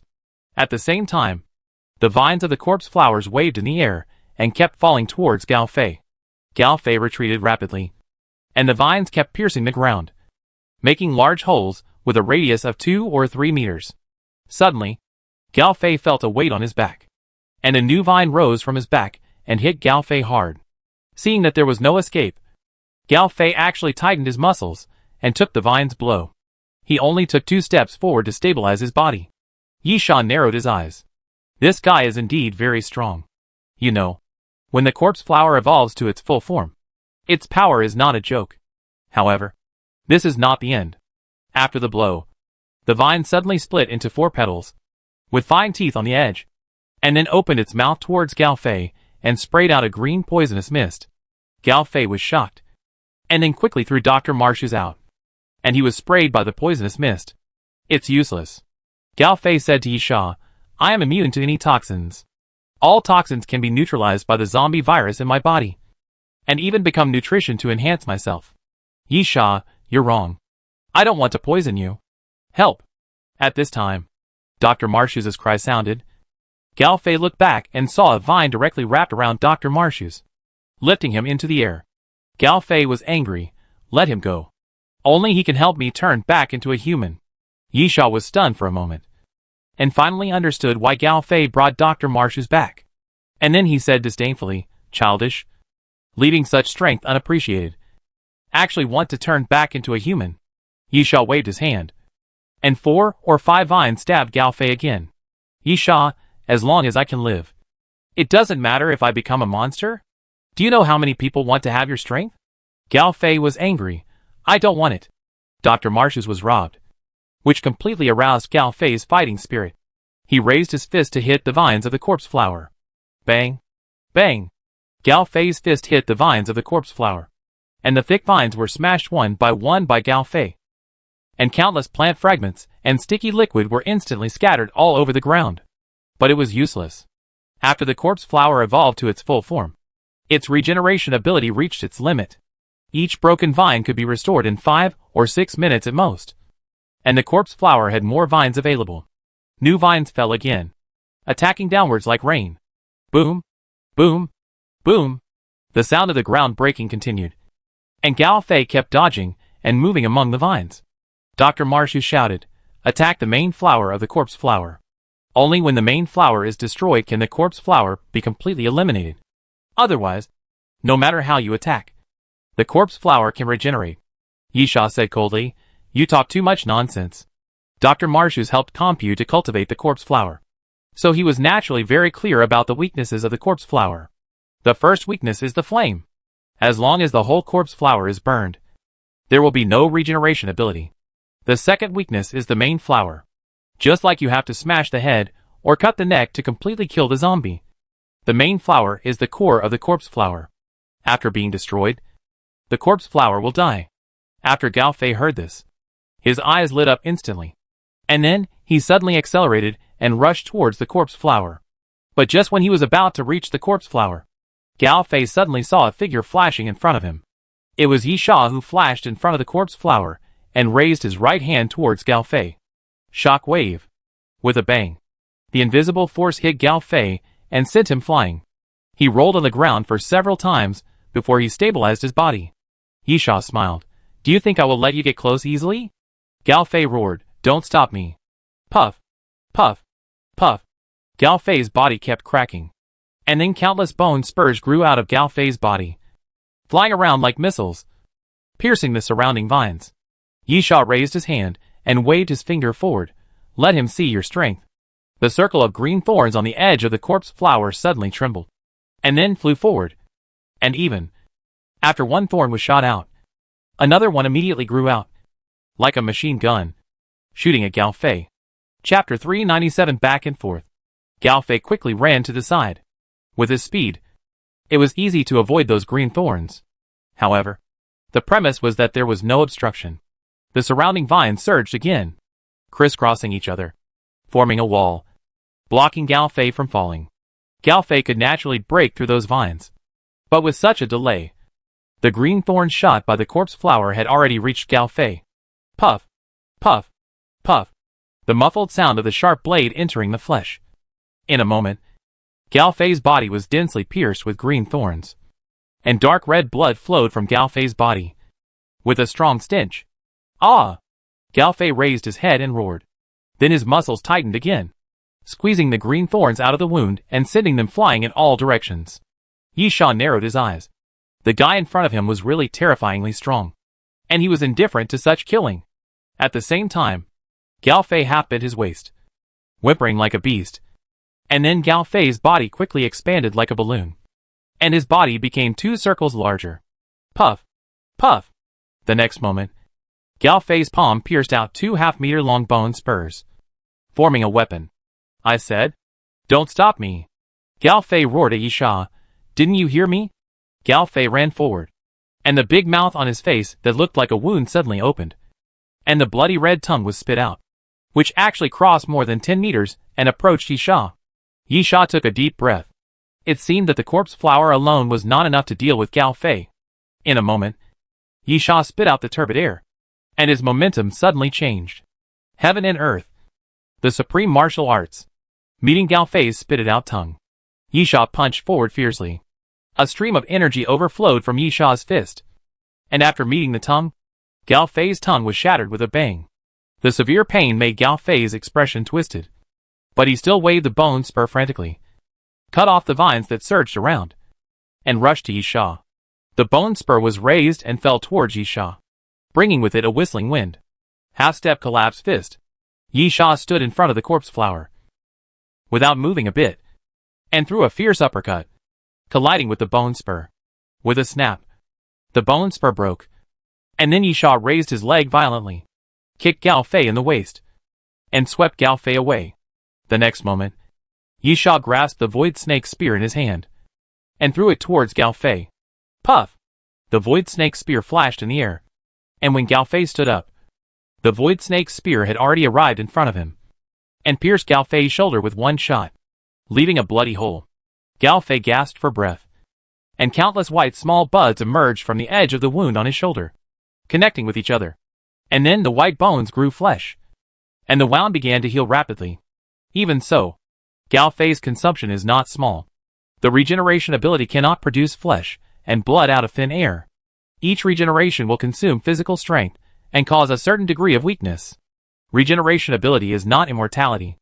Yisha looked at Gao Fei coldly. Do you think I tried my best last time? As Yisha said this, he stretched out his finger and hooked it towards Gao Fei. Come on, Yisha, we must fall one by one to get what we want.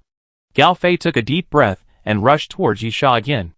As Gao Fei moved, the vines of the corpse flower also moved instantly and fell towards Gao Fei. Gao Fei immediately waved the bone spur to cut off the vines of the corpse flower. But at this time, a thorn suddenly grew out of the cut surface of the vine and pierced directly into Gao Fei's waist. Gao Fei's face showed pain, and he waved the bone spur again to cut off the thorns of the corpse flower. But just as he cut off the thorns, other vines surged over and hit Gao Fei away. Yisha sneered. Corpse flowers are not so easy to deal with. Otherwise, they would not be used by Compu Company as a trump card to deal with Gao Fei. In fact, Yisha also helped. If the corpse flower at Compu Company's base could move, combined with a large number of raptors and dragon warriors, this camp would have been razed to the ground long ago. Even if Gao Fei could summon animal zombies, he would definitely not be able to stop them. Although he could summon animal zombies, he was far from being able to gather them into a zombie tide. For example, now Gao Fei is facing Yisha and corpse flower at the same time. The best way should be to summon animal zombies to help, by using animal zombies to hold back Yisha or corpse flower. A relatively fair battle situation can be achieved. Unfortunately, he can't do it, because the animal zombies that Gao Fei keeps summoning are all used to deal with the Tianlong warriors and Menglong warriors at the entrance of the camp. If those animal zombies come to help, then the main gate of the camp will be breached, and the camp combatants who are fighting will soon be slaughtered. At this moment, Yisha suddenly moved, sensing the sudden wind flow around him. Yisha used the power of the Son of Wind to speed up, and in the blink of an eye, he came to Gao Fei and punched him. Bang! Gao Fei raised his arm and blocked Yisha's fist. However, Gao Fei saw Yisha laughing. The next moment, a huge dark force came from Yisha's fist, and Gao Fei was blown away. Swift pursuit. Yisha's legs bent and stretched, and his body turned into a shadow. He quickly rushed forward again and caught up with Gao Fei, who was blown away and had not yet landed. Yisha shouted, Wu Long Panda. Yisha stretched out his arms, twisted his body, and after spinning a circle, he slapped Gao Fei's body with his whole arm, knocking Gao Fei to the ground. With a bang, Gao Fei's body hit the ground, and the ground cracked with a spiderweb crack. However, this is still not the end. Under Gao Fei's body, a vine suddenly pierced out, directly through Gao Fei's lower abdomen, and pierced Gao Fei's body with one blow. Cough. Cough. Gao Fei opened his mouth and coughed up blood continuously. Yisha, it seems that you have no chance to turn back into a human, because you are going to die, Yisha said as he pulled out the Alaskan whale harpoon and was about to stab Gao Fei. But at this moment, a bone spur suddenly grew out of Gao Fei's shoulder and stabbed towards Yisha. Gao Fei had used this move before and severely injured Yisha. How could Yisha not be on guard? At the moment when the bone spur stabbed towards him, Yisha's body suddenly leaned back to avoid the attack of the bone spur. I won't die, Gao Fei roared. And then countless fine white bones suddenly emerged from the wound pierced by the vines, as sharp as knives, crushing the vines into pieces. Gao Fei suddenly jumped up from the ground and slammed towards Yisha. At the same time, countless gray-white bone spurs suddenly pierced out of Gao Fei's body, making Gao Fei look like a thorn ball. Chapter 398 Fierce Fight.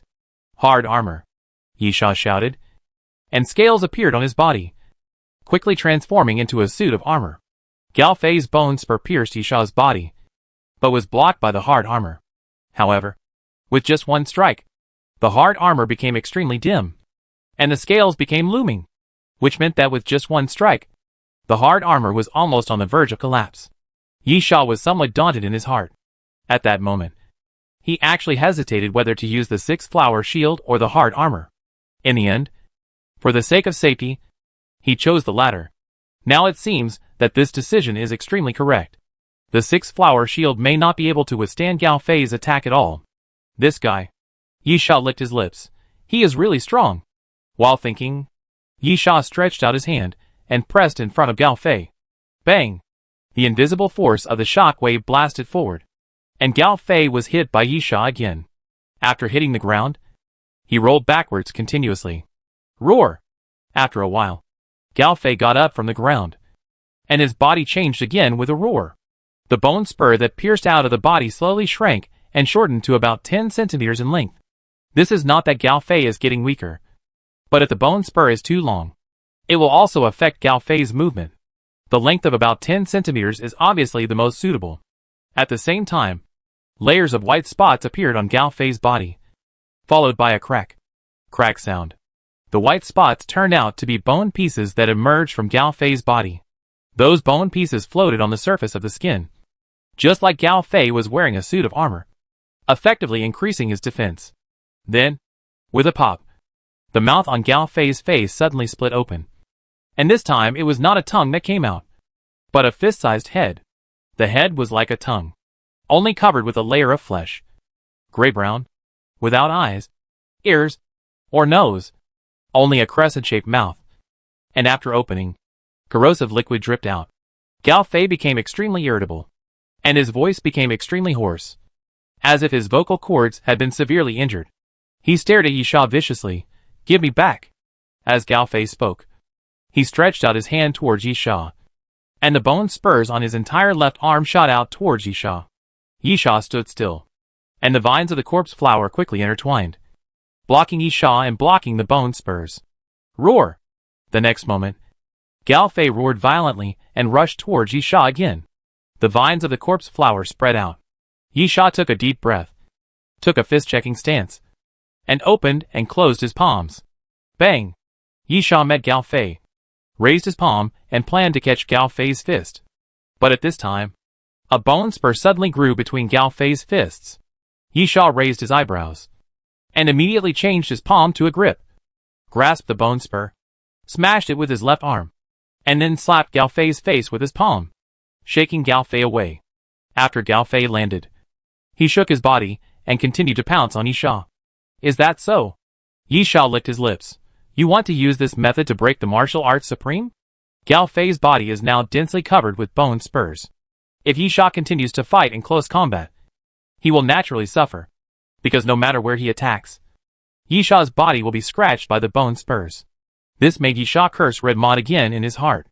If that guy hadn't destroyed the Blood Dragon sword, he could have used the sword skills in the martial arts supreme to deal with Gao Fei. Unfortunately, the Blood Dragon sword had been destroyed, and the Alaskan harpoon was too short. There would not be much difference between fighting with the Alaskan harpoon and fighting directly. But, Yisha sneered, "It's too naive to think that you can break the martial arts supreme just by doing this." Yisha sank his palms to the dantian, holding Yuani, watching Gao Fei rushing again, and suddenly raised his palms and slapped forward.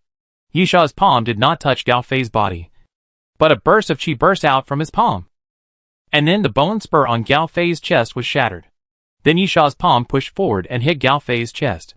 Gao Fei did not feel how much power Yisha's palm had. But the next moment, Gao Fei felt the blood in his body churning. And then he opened his mouth and spit out a mouthful of blood. Master-level ancient martial arts are not only proficient in moves, but also can use bright and dark forces. Bright force can be released to hurt the enemy, and dark force can directly break the body and hit the internal organs, and then combined with various moves to defeat the enemy. This is the horror of the supreme martial arts. After the successful attack, Yisha did not stop and flew towards Gao Fei again. He changed his starting position to a cannon fist, and with an indomitable courage, he punched Gao Fei's chest again. "Ah!" Gao Fei roared to the sky, and the bone spurs on his body grew longer again, and instantly grew to 3 or 4 meters. Yisha raised his eyebrows, and immediately stepped back, and dodged to the side. Although Ming Jin can crush bone spurs, the distance is limited. It is impossible to hurt Gao Fei from 3 or 4 meters away. However, Yisha was not fighting alone. Bang! Bang! When Yisha dodged, 2 vines of the corpse flower suddenly approached Gao Fei from behind. One vine directly hit the bone spurs. Although the vine was crushed by the bone spurs, it also destroyed a lot of bone spurs. Then the other vine took the opportunity to hit Gao Fei hard, knocking Gao Fei to the ground. Without waiting for Gao Fei to stand up, Yisha took a step forward, raised his leg and made a battle axe-like chop, slashing at Gao Fei on the ground. Boom! Gao Fei rolled over on the ground quickly, and hid to the side. Yisha stomped on the ground. And the ground roared and was shattered by Yisha's stomping, and even collapsed 3 or 5 inches, forming a circle of large pits. Gao Fei stood up from the ground and watched Yisha approaching. The head suddenly opened its mouth on its face, and a stream of venom sprayed towards Yisha like a water arrow. Yisha almost instinctively raised his arm to block it. The venom fell on Yisha's forearm, and Yisha's forearm immediately began to emit white smoke with a hiss sound, and his forearm was instantly burned. Yisha gritted his teeth in pain, then pulled out the Alaskan whale harpoon, swept it hard on his forearm, scraped off a piece of flesh and blood, and removed the venom. The next moment, a vine surged over, wrapped around Yisha's arm, and then Yisha picked up the Alaskan whale harpoon and cut off the vine. In this way, Yisha temporarily stopped the bleeding. On the other side, Gao Fei gasped, then looked at Yisha and repeated again, "Give me back." Yisha joked, "Are you too naive? Or do you think I'm too stupid?" Chapter 399 Killing. Gao Fei's eyes darkened slightly, and then he roared again. Puff, puff, puff, accompanied by Gao Fei's roar. The bone spurs on his back all shattered, and then tentacles emerged from behind Gao Fei one by one, with a head at the tip, exactly the same as the head in Gao Fei's mouth. The next moment, at the edge of the back, bone spurs pierced out diagonally to both sides, like a pair of bone wings. And finally Gao Fei's forehead, which slowly cracked a gap, and then a black bone spur grew out like a horn. Gao Fei glared at Yisha fiercely. "You are the only one who has seen my complete combat form. Do you know what this means?" Gao Fei did not wait for Yisha to answer, and suddenly rushed forward. "This means," Gao Fei shouted, "you are going to die." Yisha's pupil shrank. Gao Fei's speed actually increased again, which means that Gao Fei's body has been strengthened again. Yisha's face was solemn, and he was very clear in his mind that Gao Fei was probably the strongest enemy he had ever encountered except Li Xuanhe. At this moment, Yisha did not dare to take it lightly. Bang! Meeting Gao Fei's fist, Yisha also punched out. Then the two fists collided in the air. After a muffled sound, the ground beneath their feet cracked inch by inch, and countless cracks continued to spread in all directions. Yisha raised his eyebrows. His own hidden power was useless? No. It should be that Gao Fei's bones were also strengthened, blocking Yisha's hidden power. The next moment, Gao Fei's body puffed, and a bone spur grew out and stabbed towards Yisha. Yisha quickly dodged his body, and then raised his palm. A blood spur shot out from Yisha's body and stabbed Gao Fei's thigh. Gao Fei groaned, but did not retreat. Instead, he punched Yisha in the face. Yisha felt a sharp pain, followed by an unmatched force. And then he flew straight out until he hit the root of the corpse flower. And then he stabilized his body. Gao Fei roared and strode forward again. The flower of the corpse flower swayed gently, releasing light yellow pollen and floating forward. Yisha gritted his teeth. The poison powder is useless to him. Just attack directly. The corpse flower rarely obeyed Yisha's order, but continued to release pollen. No, it's not just pollen. If you look closely, you will find that the light yellow pollen contains spores that are much larger than the pollen. Then, bang, bang, bang. When the spores floated to Gao Fei, they suddenly exploded. No flames, no black smoke, but the power of the spores was no less than the explosion of a bomb. Circles of air waves spread out and directly lifted Gao Fei out. Yisha finally understood why the corpse flower didn't listen to him. The corpse flower didn't want to use pollen toxins to attack at all. The spores mixed in it were the real means of attack. Then, the surrounding vines flew into the air again, and then stabbed down madly, heading towards Gao Fei. Yisha estimated the time. The duration of the martial arts supreme was about 5 minutes. He didn't have much time left, so he had to deal with Gao Fei as soon as possible. Otherwise, once his martial arts supreme time was over, he might not be able to stop Gao Fei. Although the corpse flower could fight Gao Fei alone, it would be bad if Gao Fei seized the opportunity and smashed the main flower of the corpse flower with one blow. Yisha no longer hesitated and immediately rushed forward, rushing over before Gao Fei got up from the ground. Gao Fei lay on the ground without moving, and the bone spurs on his back, like wings, suddenly stretched out and came towards Yisha. Yisha gritted his teeth and did not choose to defend, but continued to charge forward. The 6-flower shield quickly appeared in front of Yisha, but it could not resist the bone spurs at all. Every time it collided, the shield would be pierced by the bone spurs. In just a moment, the 6 shields were shattered.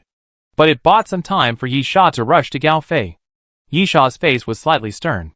In his opinion, Gao Fei's regeneration ability was also terrifying. Not much weaker than the corpse flower. No matter how serious the injury was, Gao Fei could recover quickly.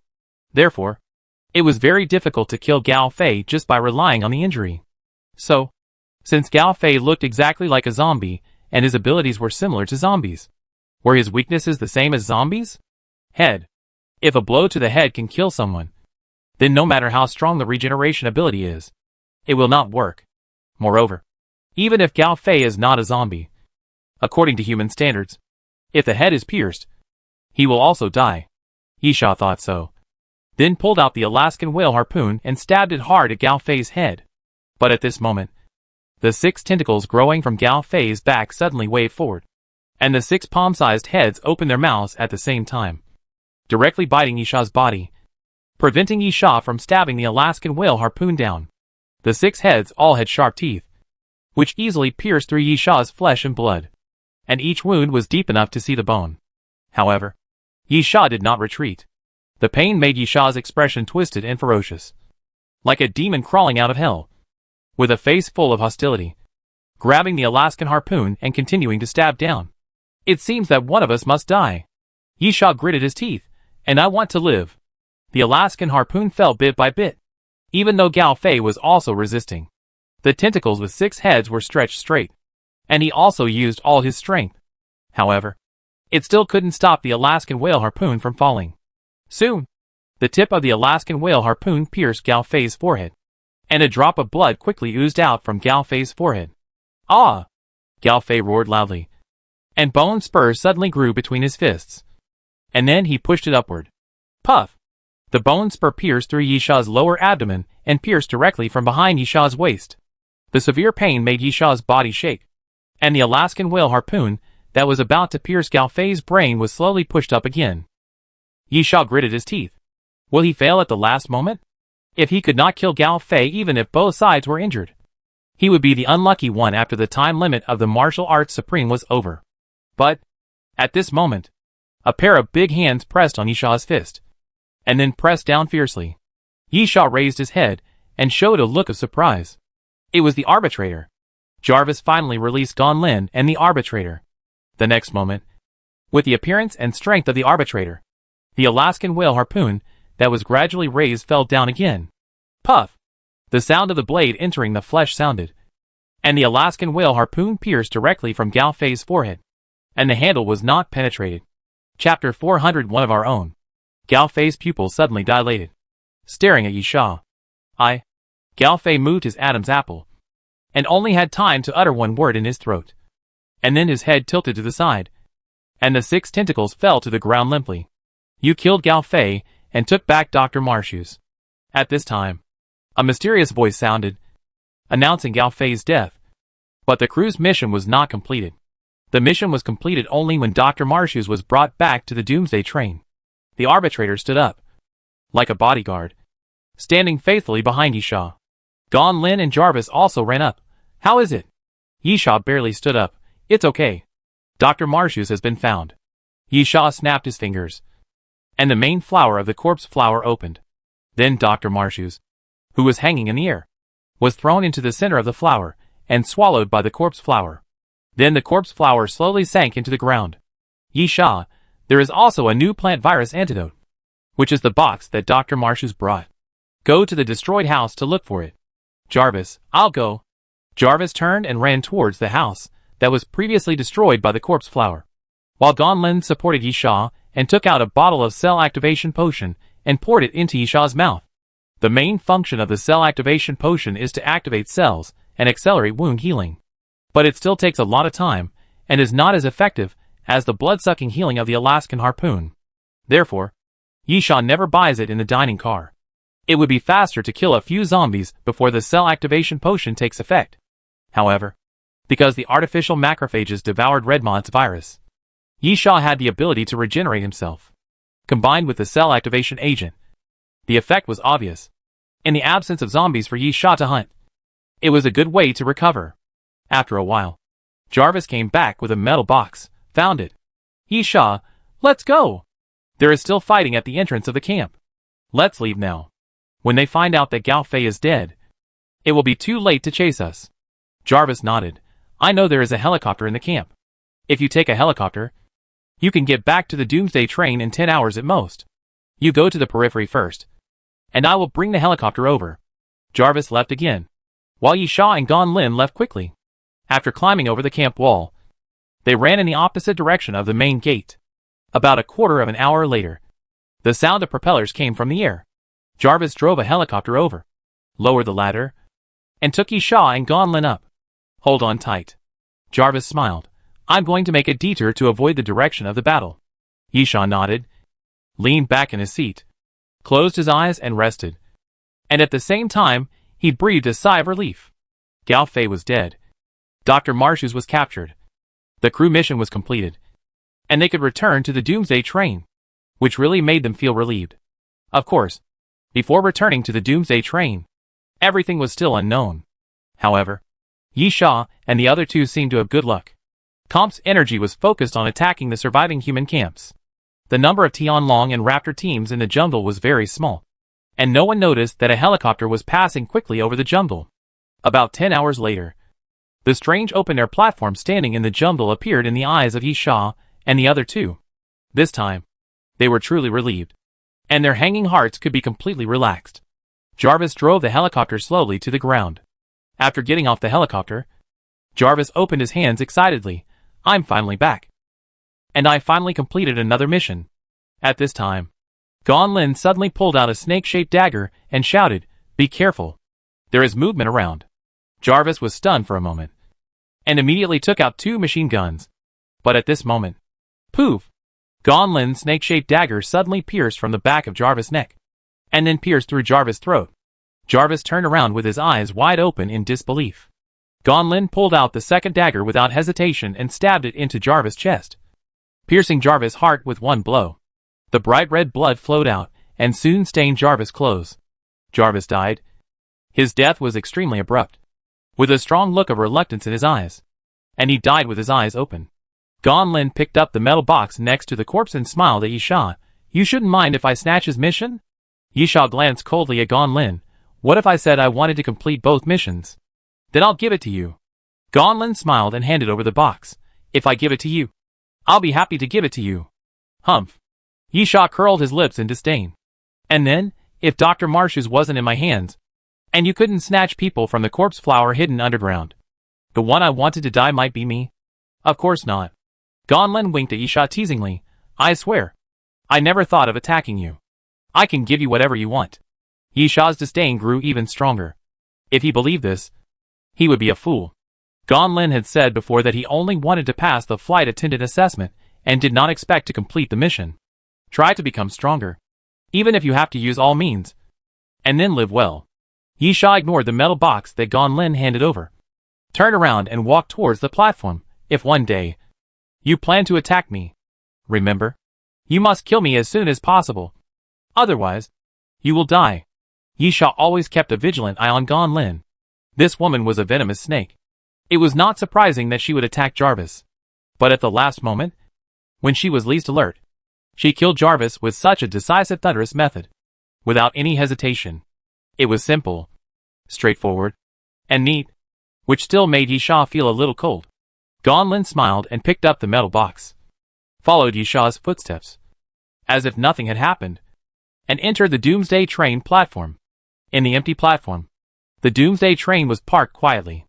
The moment he stepped into the car door, Yisha completely relaxed himself and let down all his guard, because only by walking through this car door can he be truly safe. Jarvis obviously forgot this. So he died. Died in the hands of his own people. Or in other words, in the hands of people he thought he was his own people. Yisha and Gan Lin entered the dining car together. The proprietress lazily lay in the recliner at the bar. She looked at the 2 people sitting in front of the bar, smiled and raised her eyelids. Welcome back. Chapter 401 Return. Yisha directly threw Dr. Marshus into the bar. Before entering the Doomsday train, Yisha had already let the corpse flower spit this guy out. This is... Dr. Marshus looked around in surprise. It was obviously his first time on the Doomsday train. It was hard to imagine that there would be a train in the jungle. In fact, Dr. Marshes had worked in the jungle for many years. Before the end of the world, he worked in the base of the Comp Corporation in the jungle. But he never knew that there were train platforms and tracks in the jungle. Besides, building a track in the jungle is not a simple project. Of course, more importantly, this track is useless. How can it go directly from Comp Corporation to the human camp of New Hope survivors? The proprietress ignored Dr. Marshes' surprise and did not intend to answer him. She just stretched out her hand and pressed the back of Dr. Marshes' neck. And Dr. Marshes fainted. The proprietress waved her hand, and two bartenders carried Dr. Marshes out of the dining car. Gon Lin put the metal box on the table and opened it. This is the potion needed for the mission. The lady boss nodded. You completed the mission very well this time. And most importantly, you exceeded the mission. So your reward will be increased. Yi Sha exceeded?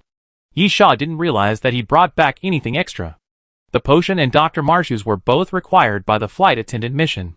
Could it be the bone flower? Lady boss, it was Gao Fei. He was not in the plan. Yi Sha suddenly realized that when he killed Gao Fei, he seemed to have received a hint from a mysterious voice.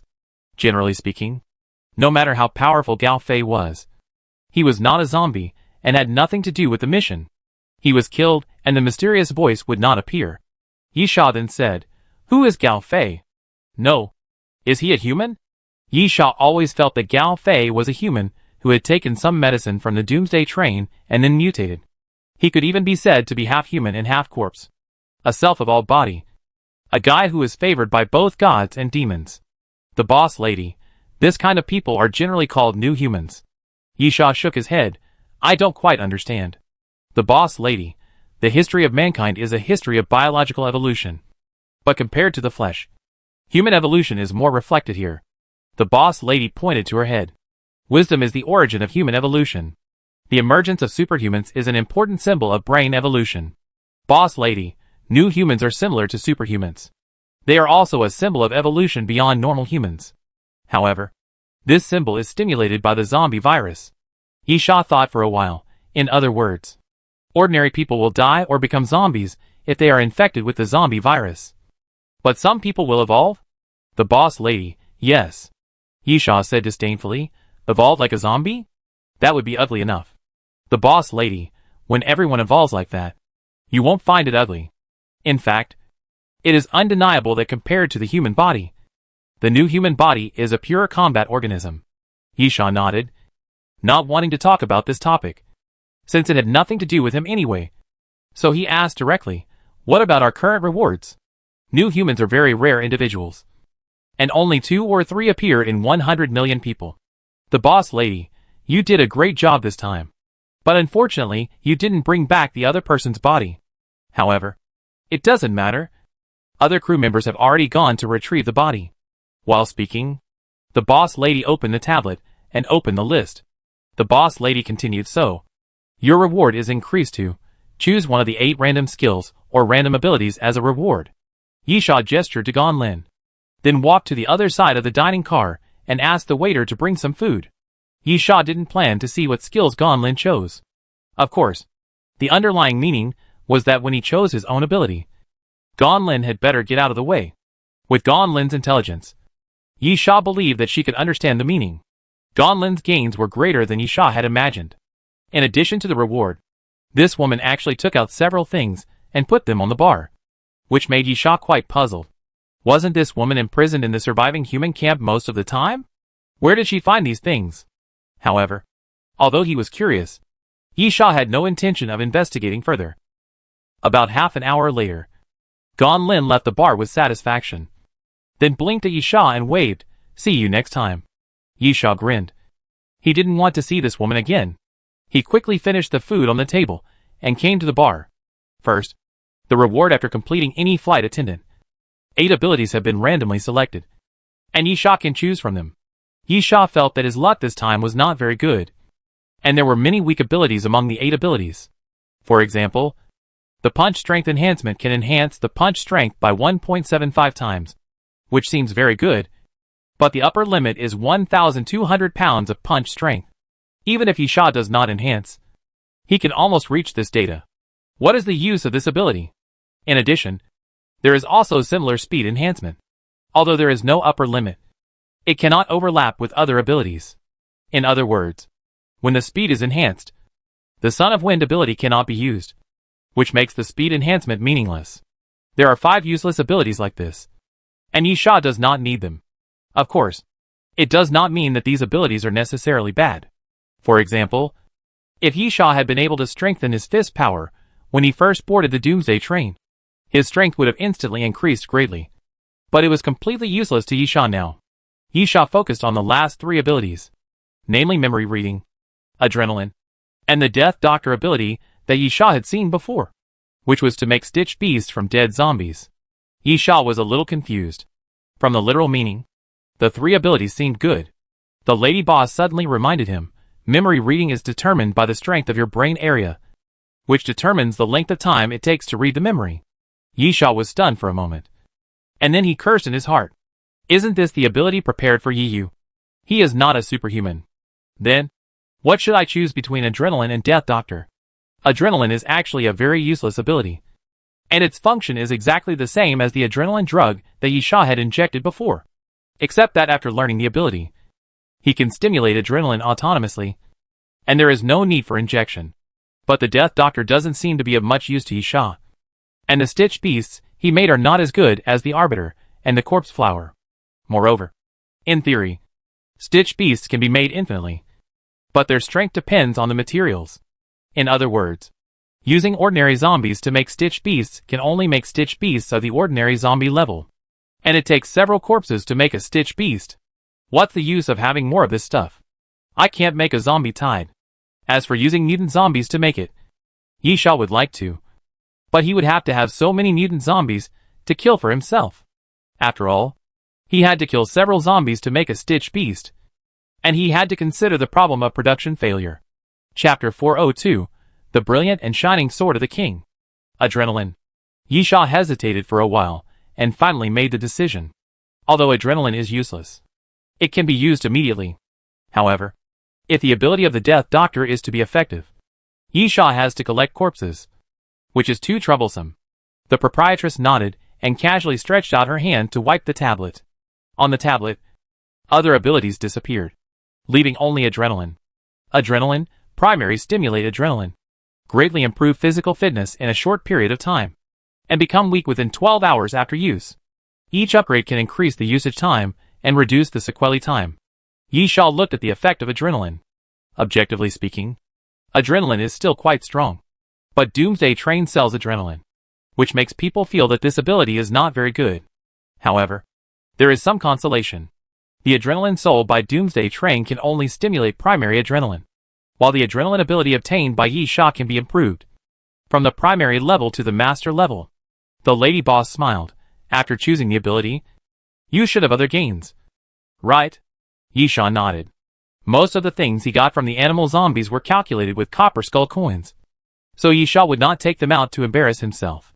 Yisha's only hope was the bone flower. Yisha took out the incubator and opened it carefully. The proprietress took a glance and her eyes flashed with a strange light. After a long time, she said, "Good stuff. Yisha, what's the value?"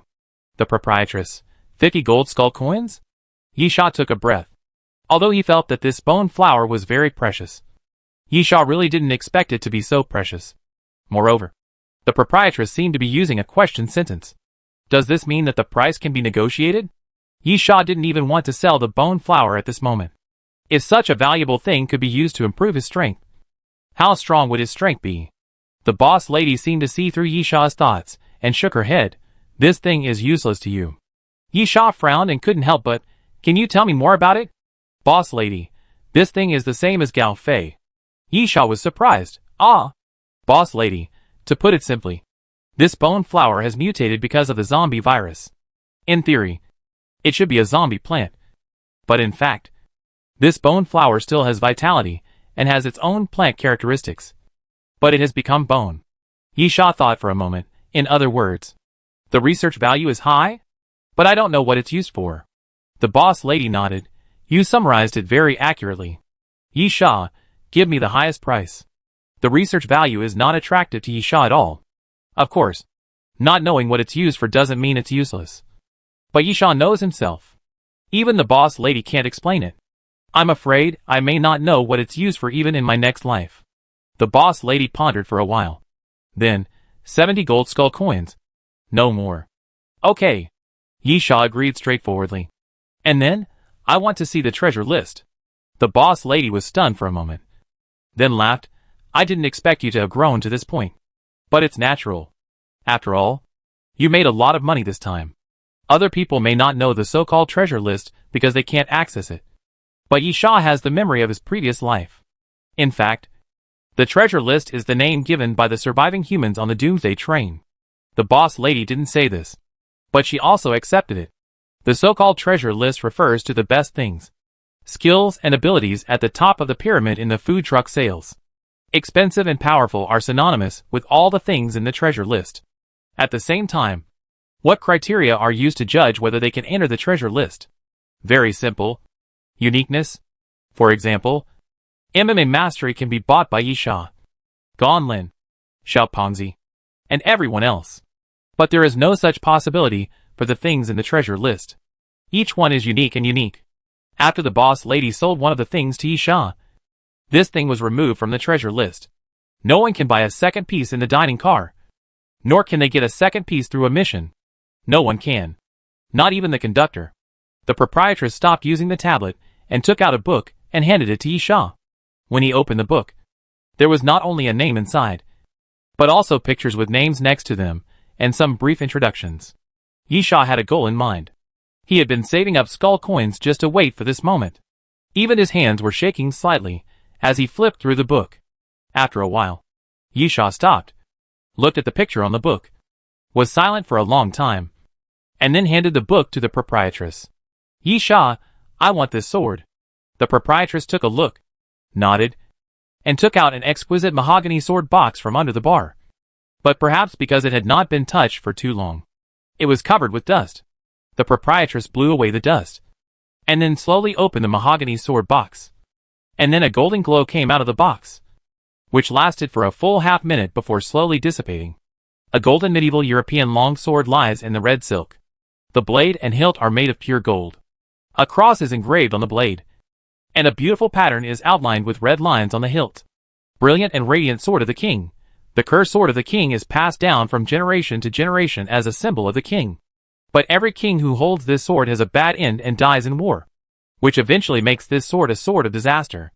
The domain of the king, holding this sword. You can form a domain within a radius of 150 meters, which lasts for 30 minutes, and the interval between uses is 12 hours. Tragic king, pray to the sword for strength.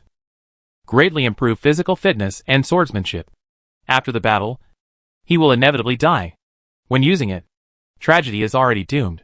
Magic sword, stimulate the power of disaster hidden in the sword, turning the king's holy sword into a disaster sword. A total of 3 swords can be used. After 3 swords, the brilliant king's holy sword enters a dormant state. Yisha gently stroked the sword, with a rare gentle expression on his face, and murmured, "Old friend, long time no see. This is Yisha's sword. It was in the last life, and it is still in this life." Yisha just took back his sword. Yisha took out the gold skull coins and scattered them on the bar. A total of 50 coins. Yisha didn't need to look at the price marked on the booklet, and he knew how much it would cost to take away the brilliant and shining king's holy sword. The proprietress smiled and swept the gold skull coins into the bar.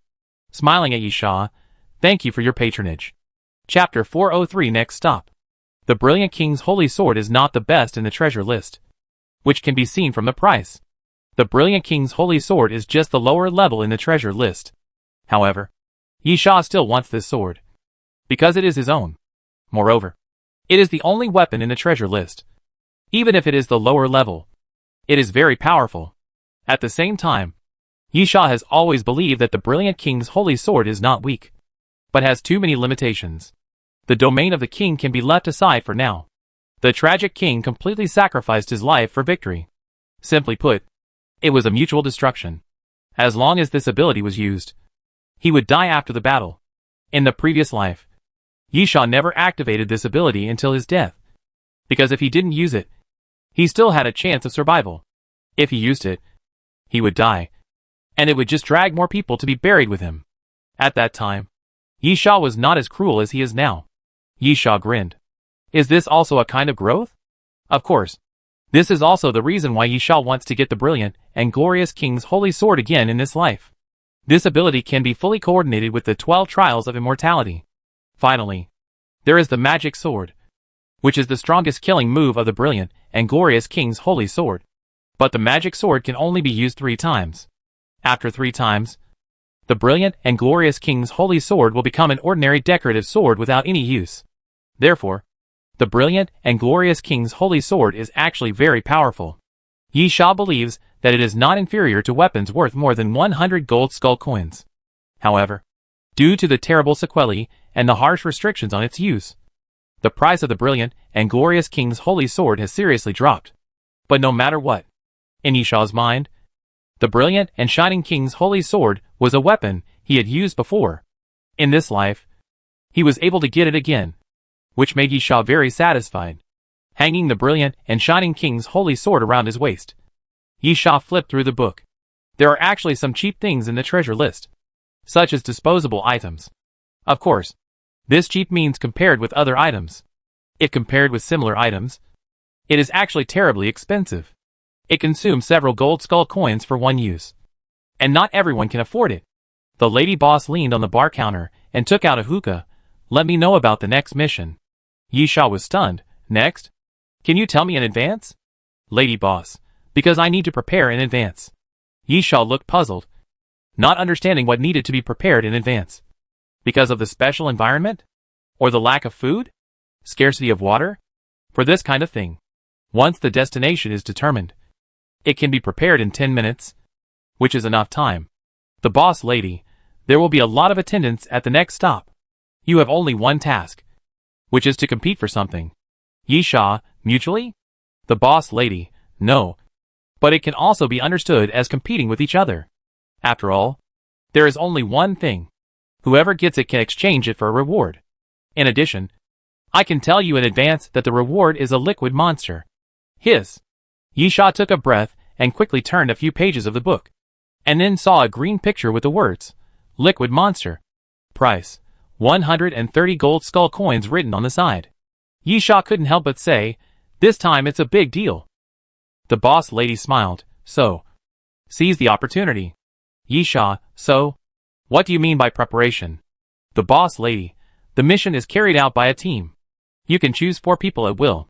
These 4 people can be other crew members, or members of the death car, or ordinary car. Of course, after arriving, you can also cooperate with other teams. Yisha smiled disdainfully. There is only one reward. Is it meaningful to cooperate? The boss lady, it depends on your own wishes. In addition, if the person you choose is not a flight attendant, then the task this time is to assess their flight attendants. Oh! Yisha was surprised. What is the assessment content? The boss lady, come back alive. Yisha raised his eyebrows. The assessment content is simple to say, but because it is so simple, I am afraid that it is not easy to survive. Yisha pondered for a while. The enemy is the apostle? The lady boss nodded. Yes. There are a lot of apostles walking around. From this point, you should understand that the things to be robbed this time are very important. And you should also understand why the liquid monster is given as a reward. Yisha, what exactly are you robbing? The lady boss smiled. It's not important. You will know when you arrive at the platform. Anyway, it doesn't matter what you rob? Yisha thought about it. It seems to be the truth. Anyway, no matter what it is, you have to rob it. The key point is the word rob. And it doesn't matter what you rob. Yisha asked again, so, what if I don't need a team, and I want to go it alone? The lady boss smiled. I only give you the right to choose helpers, not the obligation. If you think you can do it, then go it alone. However, a friendly reminder, you may really need to find a few helpers this time. Yisha, I'll consider it. Is there anything else? The lady boss nodded, indicating that she had said everything she needed to say, because he knew the information about the next stop in advance. If nothing unexpected happened, the next stop might be a severe test. So Yisha lost interest in browsing the list of items, and got up and left the dining car directly. Leaving the dining car, Yisha saw Gonlin in the aisle. leaning against the door of her personal compartment. Donlin smiled. Have you heard? Yisha narrowed his eyes. Even you are qualified to go? As a flight attendant, Yisha is not an experienced one. But at least he is not a novice. So Yisha thinks it is normal for him to participate in the battle. But Donlin also participates in the battle? Didn't this woman just pass the assessment to become a flight attendant? Donlin directly. How about forming a team? Yisha joked. Do you think I will agree? Donlin seemed to have guessed the answer long ago. Okay. Then I'll go first. Donlin walked around Yisha, and then pushed open the door on the other side of the carriage and left. Yisha walked into the personal carriage and sat down on the sofa, motionless like a stone sculpture, and fell into deep thought. Do you really need to form a team? Yisha doesn't like to form a team with others. If you want to live, you should rely on yourself instead of others. However, Yisha has fought with the apostles, and is very clear about their methods and strength. They are definitely a group of guys that are not easy to deal with. If you act alone, you may indeed encounter danger. Moreover, Yisha also heard some hidden meanings from the boss's wife. Chapter 404 Star Diamond 5 stars. Alive. This is the hidden meaning in the words of the boss lady. Why do the people selected from the ordinary carriages get the assessment task of staying alive? It's very simple. The boss lady positioned them as cannon fodder. In the eyes of the boss lady, the crew members are obviously more important. And the powerful crew members are naturally more important. The people in the ordinary carriages are not recognized. And their value is cannon fodder. Of course, the Doomsday train still adheres to fairness. Since you have taken the risk, you will be given a chance. As long as you come back alive, you will be given the status of a crew member. Thinking about it this way, maybe there will be a lot more attendants at this station? No, Yisha doesn't think so. Because many people will die. Hey, what are you thinking about? At this time, a voice suddenly sounded, which scared Yisha. He jumped up from the sofa and stretched out his hand to hold the hilt of the king's holy sword. Then Yisha saw Yiyu sitting on the back of the sofa. Yisha breathed a sigh of relief. And then, how did you get in? Yiyu casually shook her finger, and the door of the carriage opened automatically. Yiyu, door locks don't exist for me. Yisha rolled his eyes. This is my personal compartment. Yiyu, can you stop being so vigilant? You'll get neurotic after a while. And I can't do anything on the Doomsday train unless I want to lose my head. Yisha sat back on the sofa. If I was vigilant enough, you would have died when you walked in. Superhumans are indeed very strong, with terrifying brain abilities. But at such a close distance, Yisha is confident that Yiyu won't have a chance to activate her abilities, and will kill her directly. Yiyu, then you will be buried with me. You will lose your head. Forget it. Let's not talk about it. Do you know what I am here for? Yisha, team up? Yiyu, yeah. The next stop seems to be a war with the apostles. I think we should think about it together. Yisha, you should know that I am not interested in teaming up. Yiyu, seriously, I think this should be an exception. Similar missions have happened before. Do you know the mortality rate? 20 crew members. Only 4 came back alive. No matter how powerful you are, it is difficult to survive alone. Yisha, it will be more troublesome to have a burden around. Yiyu blinked. Am I a burden? Yisha pondered for a moment. Yiyu really could not be considered a burden. From all aspects, Yiyu's brain ability is very useful. Whether it is fighting or assisting. Yisha, the two of us? Yiyu thought for a while. I haven't thought about it carefully. In addition to strength, you have to be trustworthy. Such a person is not easy to find. Yisha laughed. I am surprised. You actually think I can be trusted? Yiyu feeling? Or choose the tallest one among the short ones? Yisha twitched his eyes. This was really unpleasant to hear. Yisha pondered for a while. Strength and trust. These are the prerequisites. In addition, if we want to form a team, I hope to find someone who can fight in close combat or has excellent defensive ability. Strictly speaking, Yiyu's brain ability is not a long-range ability. But it is definitely not a close combat ability. It is more appropriate to say that it is a control ability at a certain distance. Yisha can do both long and short distance. But relatively speaking, Yisha himself prefers long range. After all, when Yisha had his own team in the previous life, he played the role of long range and command. In this life, Yisha developed melee ability because he chose to be alone. It is impossible for him to have only long range means. But if Yisha had to choose, he would still prefer the role he was more familiar with. In fact, it is difficult to gain trust in each other in the end times. And betrayal is everywhere. But why are more and more teams appearing? The reason is very simple.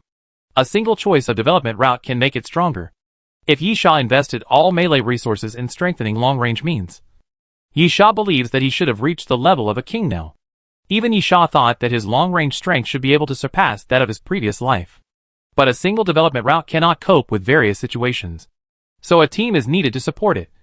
And different types play different roles. This is a very popular choice. And Yi Sha also chose this in his previous life. Of course, what are the disadvantages? There are some. So Yi Sha died in his previous life. Yi Yu held his chin and pondered, thinking seriously. And after a long time, I'll take care of this matter. If you have any good candidates, you can also tell me. Yi Sha, I don't have a choice. Because I don't have anyone I trust. Yi Yu rolled her eyes. Because you don't trust anyone at all. Yi Sha nodded, yes. So it's not too late for you to change your mind now. What Yi Sha meant by this was that Yi Yu was also not on Yi Sha's trust list. In fact, this list was blank. Just make do with it. Yi Yu waved her hand nonchalantly. I'll find you in 2 days. Yi Yu jumped off the sofa and left the car. Yi Sha sat upright, still like a stone sculpture. After a moment, he stretched out his hand in front of him and opened his personal information. Yi Sha, human, male, 23 years old. Level, star diamond 5 stars. Privileges, death carriage member. Character profile information query. Personal carriage use rights. Crew pass rights. Position, crew. Strength, 205. Physical fitness, 188. Agility, 175. Mental strength, 150. Number of skull coins, 41 gold, 6 silver, 1 bronze. Weapons, infinity bow, number of arrows, unlimited. Advanced tactics, Alaskan harpoon survival knife. MSG-90 automatic sniper rifle. Black Star. Brilliant King's holy sword. Void snake gun. Equipment, starry goggles. Radio wave exploration device. Water source purification device. Items, stab-proof vest. Tactical gloves. Tactical belt. Red flame bomb. Colorful cloud covering the moon. Shining star. Antidote. 6 flower shield. Parasitic cell. Eagle pattern pupil. Brilliant sword. Zombie chip. Emerald potion. Carrying puppets. Corpse flower. Complete form. Planted in space flower pot. Arbiter. Bioman. Mutant. Carrier of alienated plant genes and plant viruses. Mastered skills. Advanced mixed martial arts mastery. Master archer mastery. Primary car structure mastery. Primary car mechanics mastery. Primary mechanics mastery. Primary biological gene mastery. Snake bite. Shock wave. Collapse. Wind chase. Dragon capture and crane control. Mastered abilities. 12 trials of immortality, hard armor. Virus swallowing, small probability. Martial arts supreme. Bloodthorn. Fantasy enhancement. Bloodthorn bomb. Adrenaline. Primary regeneration ability. Warehouse, night hidden bow. IVZ type metal blade, unusable. New Z virus cell. Antivirus cell. Yi Sha looked at his character information and fell into deep thought. Chapter 405 Monster City. Yi Sha's level has reached Star Diamond 5. And he jumped directly from Star Diamond 2. There are 2 reasons why Yi Sha can jump 3 stars in a row. The first reason is of course the corpse flower. After entering the complete form, the strength of the corpse flower has been greatly improved. And the strength of the corpse flower can actually be identified as Yi Sha's strength. And this is something Yi Sha had expected. When he first got the corpse flower, it was just a seed. And when the corpse flower was completely cultivated, it would inevitably bring a crazy burst of his own strength. Another reason is of course the Brilliant King's holy sword, which is on the treasure list anyway, and can also bring a significant improvement in strength. Yi Sha tapped the coffee table with his fingertips and murmured, "The question now is whether it is necessary to buy something else." The bone flower brought Yi Sha a huge amount of wealth. Yi Sha had never been able to get so many gold skull coins at once in his previous life. At that time, in order to buy the Brilliant King's holy sword, Yi Sha spent several stations to accumulate skull coins. Now, after buying the Brilliant and Shining King's holy sword, Yi Sha still has about 40 gold skull coins left, which can buy some very good things. However, Yi Sha is very conflicted. In terms of vision, Yi Sha is indeed much higher than others. After all, he has the memory of his previous life. Therefore, Yi Sha is very clear that whether it is ability, skills, equipment, or weapons, it is inevitable to lean towards the treasure list after becoming stronger. Because it was like this in the previous life. At that time, who among the masters of the king level didn't have one or two things on the treasure list? At that time, which team that was generally recognized as stronger did not have one or two items on the treasure list? The problem was that the uniqueness of the treasure list meant that those who developed too slowly could only pick up leftovers. Secondly, because of the high price to buy the items on the treasure list, you had to save money. It was impossible to afford it with the harvest from one or two stations. Things like Yi Sha finding the bone flower were extremely rare exceptions. Even Yi Sha didn't know if there would be a next time. Otherwise, like the next time on the platform, there was an extremely dangerous mission waiting. The Doomsday train was not stingy in taking out the items on the treasure list as rewards. Therefore, Yi Sha's personal preference is to save money. With 40 gold skull coins, he can indeed choose an item from the treasure list. But it is undoubtedly biased towards the lower end, or even the bottom. With these 40 gold skull coins as a foundation, Yi Sha is confident that as long as he passes 2 or 3 more platforms and continues to accumulate wealth, he will have a lot more room to choose. Huh? Yi Sha took a deep breath and closed his personal information. Let's do this for now. Yi Sha decided to wait and see. Anyway, if he just wants to buy something, after the mysterious voice notifies him, it should take a few hours to reach the next stop. This time is enough to buy things. Yi Sha thought so. Then got up and went into the bedroom. After washing in the bathroom, he threw himself on the bed and began to rest after a long absence. However, the rest time that Yi Sha needed seemed to be a bit long, because the Doomsday train stopped in the Ghost Forest for much longer than Yi Sha imagined. It was not until the 10th day that a mysterious voice sounded, announcing that the Doomsday train would start again in 5 days. This means that those who have completed the task must rush back within 5 days. And those who have not completed the task must also hurry up. Of course, these have nothing to do with Yi Sha. What he has to do is wait. Half a month later, the Doomsday train started again, and the mysterious voice sounded again. But this time, the mysterious voice prompt was a little different. The Doomsday train will arrive at the Monster City in 2 hours. Release Crew Mission 1. Find Noah's ruins and take Noah's stone tablet from the ruins. This crew mission can be automatically exited. The crew who automatically exits and returns to the Doomsday train will be deprived of their crew positions and reallocated to the death car. If a crew member brings back the Noah's steel, all the people will complete the mission and receive a special reward. The crew member who brings back the Noah's steel can use the Noah's steel to exchange for liquid monsters in the dining car and receive a special reward, less than 30 gold skull coins. 1 designated item. And extra points for the job evaluation. The mysterious voice did not mention the ordinary carriages, which means that no ordinary carriage will reach the Monster City this time. This mission is purely the crew's business. Of course, those who were brought into the Monster City by the crew do not count. At the same time, the Monster City has no impression in Yi Sha's memory, and he has never been to this place in his previous life. In fact, this is also very normal. Yi Sha experienced the Doomsday train platform more than a dozen times in his previous life.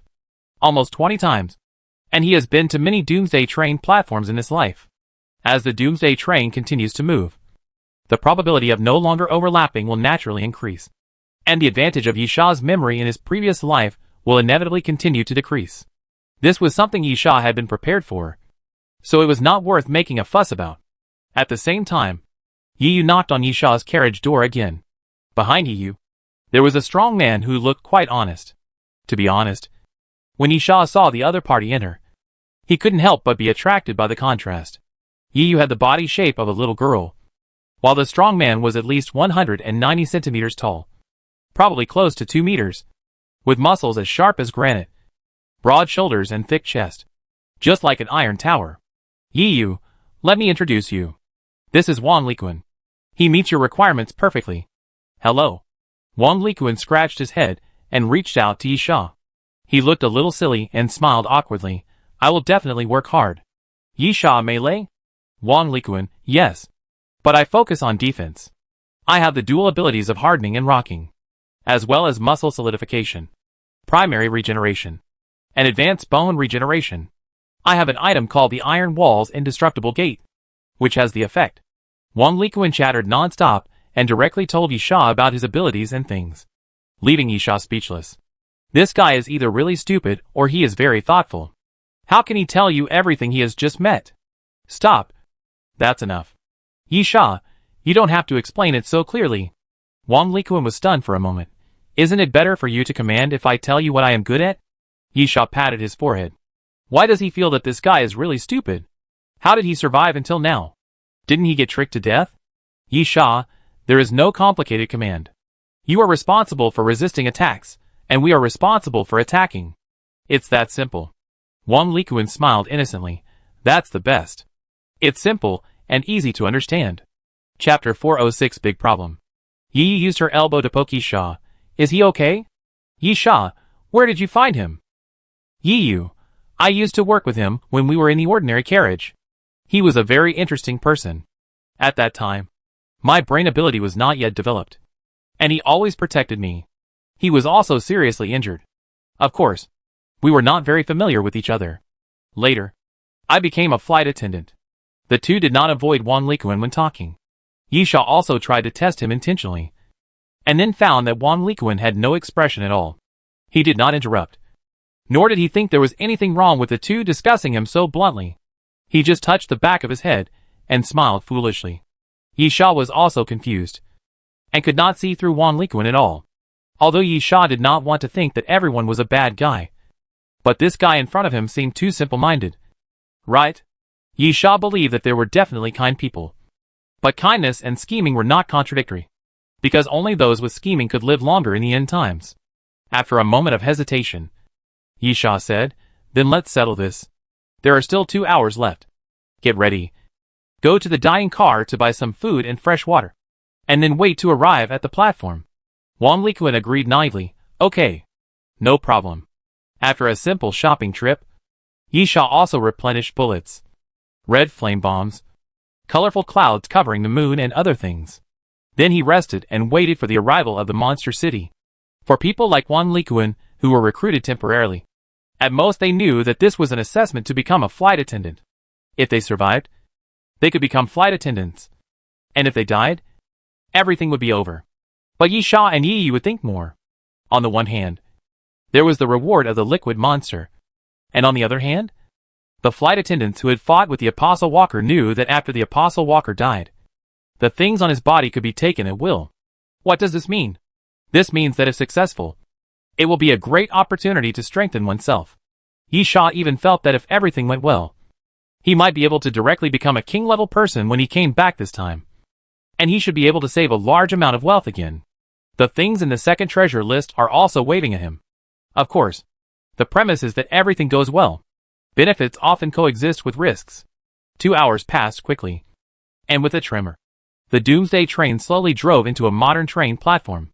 The door of the carriage slowly opened, and Yisha looked around and found that there were quite a lot of people. Almost 100. However, not all of them were crew members. There were about 15 to 25 crew members, and the rest were selected from each carriage. In fact, the number of crew members was not as many as Yisha imagined. This was what Yi told him. As for how he guessed it, it was actually very simple. Because crew members often met each other during their missions. This is a probability problem. If there are enough attendants, the probability of encountering each other will be much lower. On the contrary, if there are not many attendants, and if you choose from so many people, the probability of encountering each other will naturally increase. Yisha sat down on the bench on the platform. Sit for a while. Yi wondered, what's wrong? Yisha, I don't like to be crowded with others. Let's leave after they leave. Yi rolled her eyes. Shouldn't there be a limit to how unsociable you are? Yisha, I don't think there's anything wrong with it. I don't give alms to others. Nor do I need anyone to give alms to me. I will get what I want myself. And no one can force me to get what I don't want. Yi rolled her eyes, and seemed not to want to argue with Yisha about this issue, and sat down next to Yisha. After everyone else left, Yisha got up and left, walking out of the Doomsday train platform. There were tall buildings all around, but there was nothing much to say. After all, cities are like this. What bothered Yisha more was that he didn't see anyone. This meant that just like in the ordinary carriages before, the entrances and exits this time were all for different people. After leaving the Doomsday train platform, they were sent to different places in the monster city. Roar! Yisha was thinking when a roar suddenly interrupted his thoughts. Yisha looked to the side and found a zombie standing on the street. Its body was covered with lizard-like scales, with a tail behind it, and the nails on both hands had turned into claws. Yisha raised his eyebrows. Scale claw? Claw scale. Star diamond 1 star. Has extremely thick scales for defense, and has outstanding defense. But its sharp claws cannot be ignored, and it can evolve into a terror. Yisha was slightly surprised. He didn't expect to encounter a star diamond zombie just after leaving the Doomsday train platform. Yi wanted to attack, but Yisha stopped her with his hand, and then gestured to Wang Likuan. Wang Likuan blinked and looked at Yisha with a confused look. Yisha was speechless again. He didn't even understand what this meant. Yisha was helpless. You told me a lot in the car, but it's meaningless. What are you good at? Don't tell me. You'll know after a fight. Wang Likuan grinned. So that's what you mean? No problem. Wang Likuan lifted his sleeves and rushed directly towards the claw scale. The next moment, Wang Likuan's body first appeared with a steel color, and then his muscles became like rocks, one piece at a time, without any curvature. With a low roar, Wang Likuan rushed directly towards the claw scale like a tank. There are two reasons why Yisha asked Wang Likuan to take action. The first is the way of fighting. In many cases, one can see a person's character. Of course, it is not completely accurate. The second is that Yisha really wants to see Wang Likuan's strength. Since they have formed a team, Yisha naturally needs to know whether Wang Likuan is qualified. At the same time, knowing Wang Likuan's strength, he can make corresponding arrangements. Yiyu, he is a 3-star diamond, and it should not be a problem for him to deal with the claw scale. Yisha, level is not the only criterion for strength. Yisha's words are the truth. For example, if Yisha were to fight against his previous life, he would have a 70% chance of killing his previous life. Yes, Yisha believes that he is stronger than his previous life. However, Yisha is only at 5-star diamond, while his previous life was at the king level. Level is only a criterion for judging strength, but it is not an absolute criterion. However, in many cases, the battle situation can indeed be judged based on the level. But the problem is that Yi was wrong this time, and was very wrong. After watching for 5 minutes, Yisha couldn't help but say, "Is this not a big problem?" Yi didn't know whether to laugh or cry. How could I know it would be so extreme? Wang Likuan's problem in dealing with the claw scales is not a small problem, but a big problem. Chapter 407 The Apostle Walks. Wang Likuan fought with the claw scale for 5 minutes, and at least 4 of them were spent getting beaten. But that was not the problem. If that was all, it would simply mean that Wang Likuan was too weak. He would be killed if he was killed. He could not even deal with a 1-star zombie. So dealing with the Apostle Walks would be a dead end. But the current situation was that the claw scale's claws could not break Wang Likuan's defense at all. The sharp claws chopped on Wang Likuan's body, leaving no marks except for the clanging sound. However, the same problem is that Wang Likuan's fists hitting the claw scales have no effect at all. Just bang, bang sound. Yi yawned helplessly. How long will this fight last? Yisha twitched his eyes. In fact, although his attack power is not good, it is still very fast to deal with the claw scales. With his defense, he can just rush over and break the claw scale's neck. But Wang Likuan only used his fists. Yisha was speechless. This guy was not only a little stupid, but also stubborn. Yiyu, I found someone according to your standards. At least, his defense is really strong. Yisha did not deny this. Wang Likuan's defense was really terrifying. The 1-star zombies kept attacking, but this guy was not hurt at all. However, considering this guy's attack ability, it is estimated that all resources were invested in defense. Huh? Yisha exhaled. Let me do it. Yisha walked forward and said to Wang Likuan, "Get out of the way." Wang Likuan instinctively dodged when he heard Yisha's voice. The next moment, a golden sword light suddenly appeared. Brilliant. Dazzling. The instantaneous brilliance made people feel confused. And then a touch of bright red spread in the air. The claw scale man roared madly, and his entire left arm fell to the ground. Then, the next golden sword light suddenly appeared, passing over the claw scale man's body, and the claw scale man's right arm also flew into the air, and then fell to the distance. Blood kept dripping down, and the claw scale man dropped Wang Likuan and rushed towards Yisha frantically. At this moment, Yisha chopped out the third sword with the king's holy sword in his hand. The claw scale man's speed slowed down all of a sudden, and he stumbled to Yisha, and then his body suddenly split into two pieces, and he fell in front of Yisha just like that. Clang! Yisha raised the sword back into the sheath, and then said, "Let's go!" Wang Likuan was stunned for a while, then scratched his head. "So you are so strong. You came up. You seem to have become stronger again. And the degree of this strength is too great. Right? Is it your sword?" Yisha did not answer. Waved his hand again. "Let's go." Yu opened her hands. "Hold." I walked slowly. Yisha rolled his eyes, put Yu on his shoulders, and led the way forward. Yu sat on Yisha's shoulders, shaking her feet. "What should we do now? There must be a rule." "Yisha, according to the hint of the mysterious voice, there are two key points of this mission. The first key point is the walking of the apostles, and the second key point is the ruins of Noah." "Wang Likuan, what on earth is that Noah's ruins?" Yisha and Yu looked at each other. They still wanted to know this question. Yisha continued, "Let's not talk about the apostles' walk. The Noah's ruins are the key point of the mission. You can see from the name that the mission item Noah's steel must be in the Noah's ruins. Yu, in other words, we have to find a way to find the ruins first. Do you have any clues?" Yisha thought for a while. "No. For now. The dumbest way is to find a helicopter in the city. You can visit the city in 2 hours at most. But it's better not to use this method." Yu nodded. Flying a helicopter in the sky. She was a target. Then, at this moment, the color of Yu's pupils changed. And suddenly, "Be careful of the top of your head." Yisha looked up at the sky, and then saw a black shadow suddenly passing between two buildings. And then two black spherical objects fell from the roof. Bang! Bang! The two spherical objects fell to the ground and immediately exploded. And then white powder spread around, covering a large area. Yu sniffed it and said, "This is tracking powder. Even if you wash it off, it will leave a smell. You can track it with special means." At the same time, Yisha used the effect of the eagle pattern pupil to quickly capture the figure jumping on the roof. Apostle walk. Yisha quickly understood that the opponent seemed to have only one person. For the sake of safety, he did not seem to plan to start a war now. So he used the tracking powder, so that after finding someone, he could find Yisha and the other two again. Without any hesitation, Yisha turned around and started running. Can't let him go. If he lets him go, he won't be facing an apostle. As Yisha thought, he stretched out his hand and grasped the void, and then imagined the endless bow. Pulling the bowstring, an explosive arrow appeared on the bowstring, and as Yisha loosened his fingers, the explosive arrow flew forward. Boom!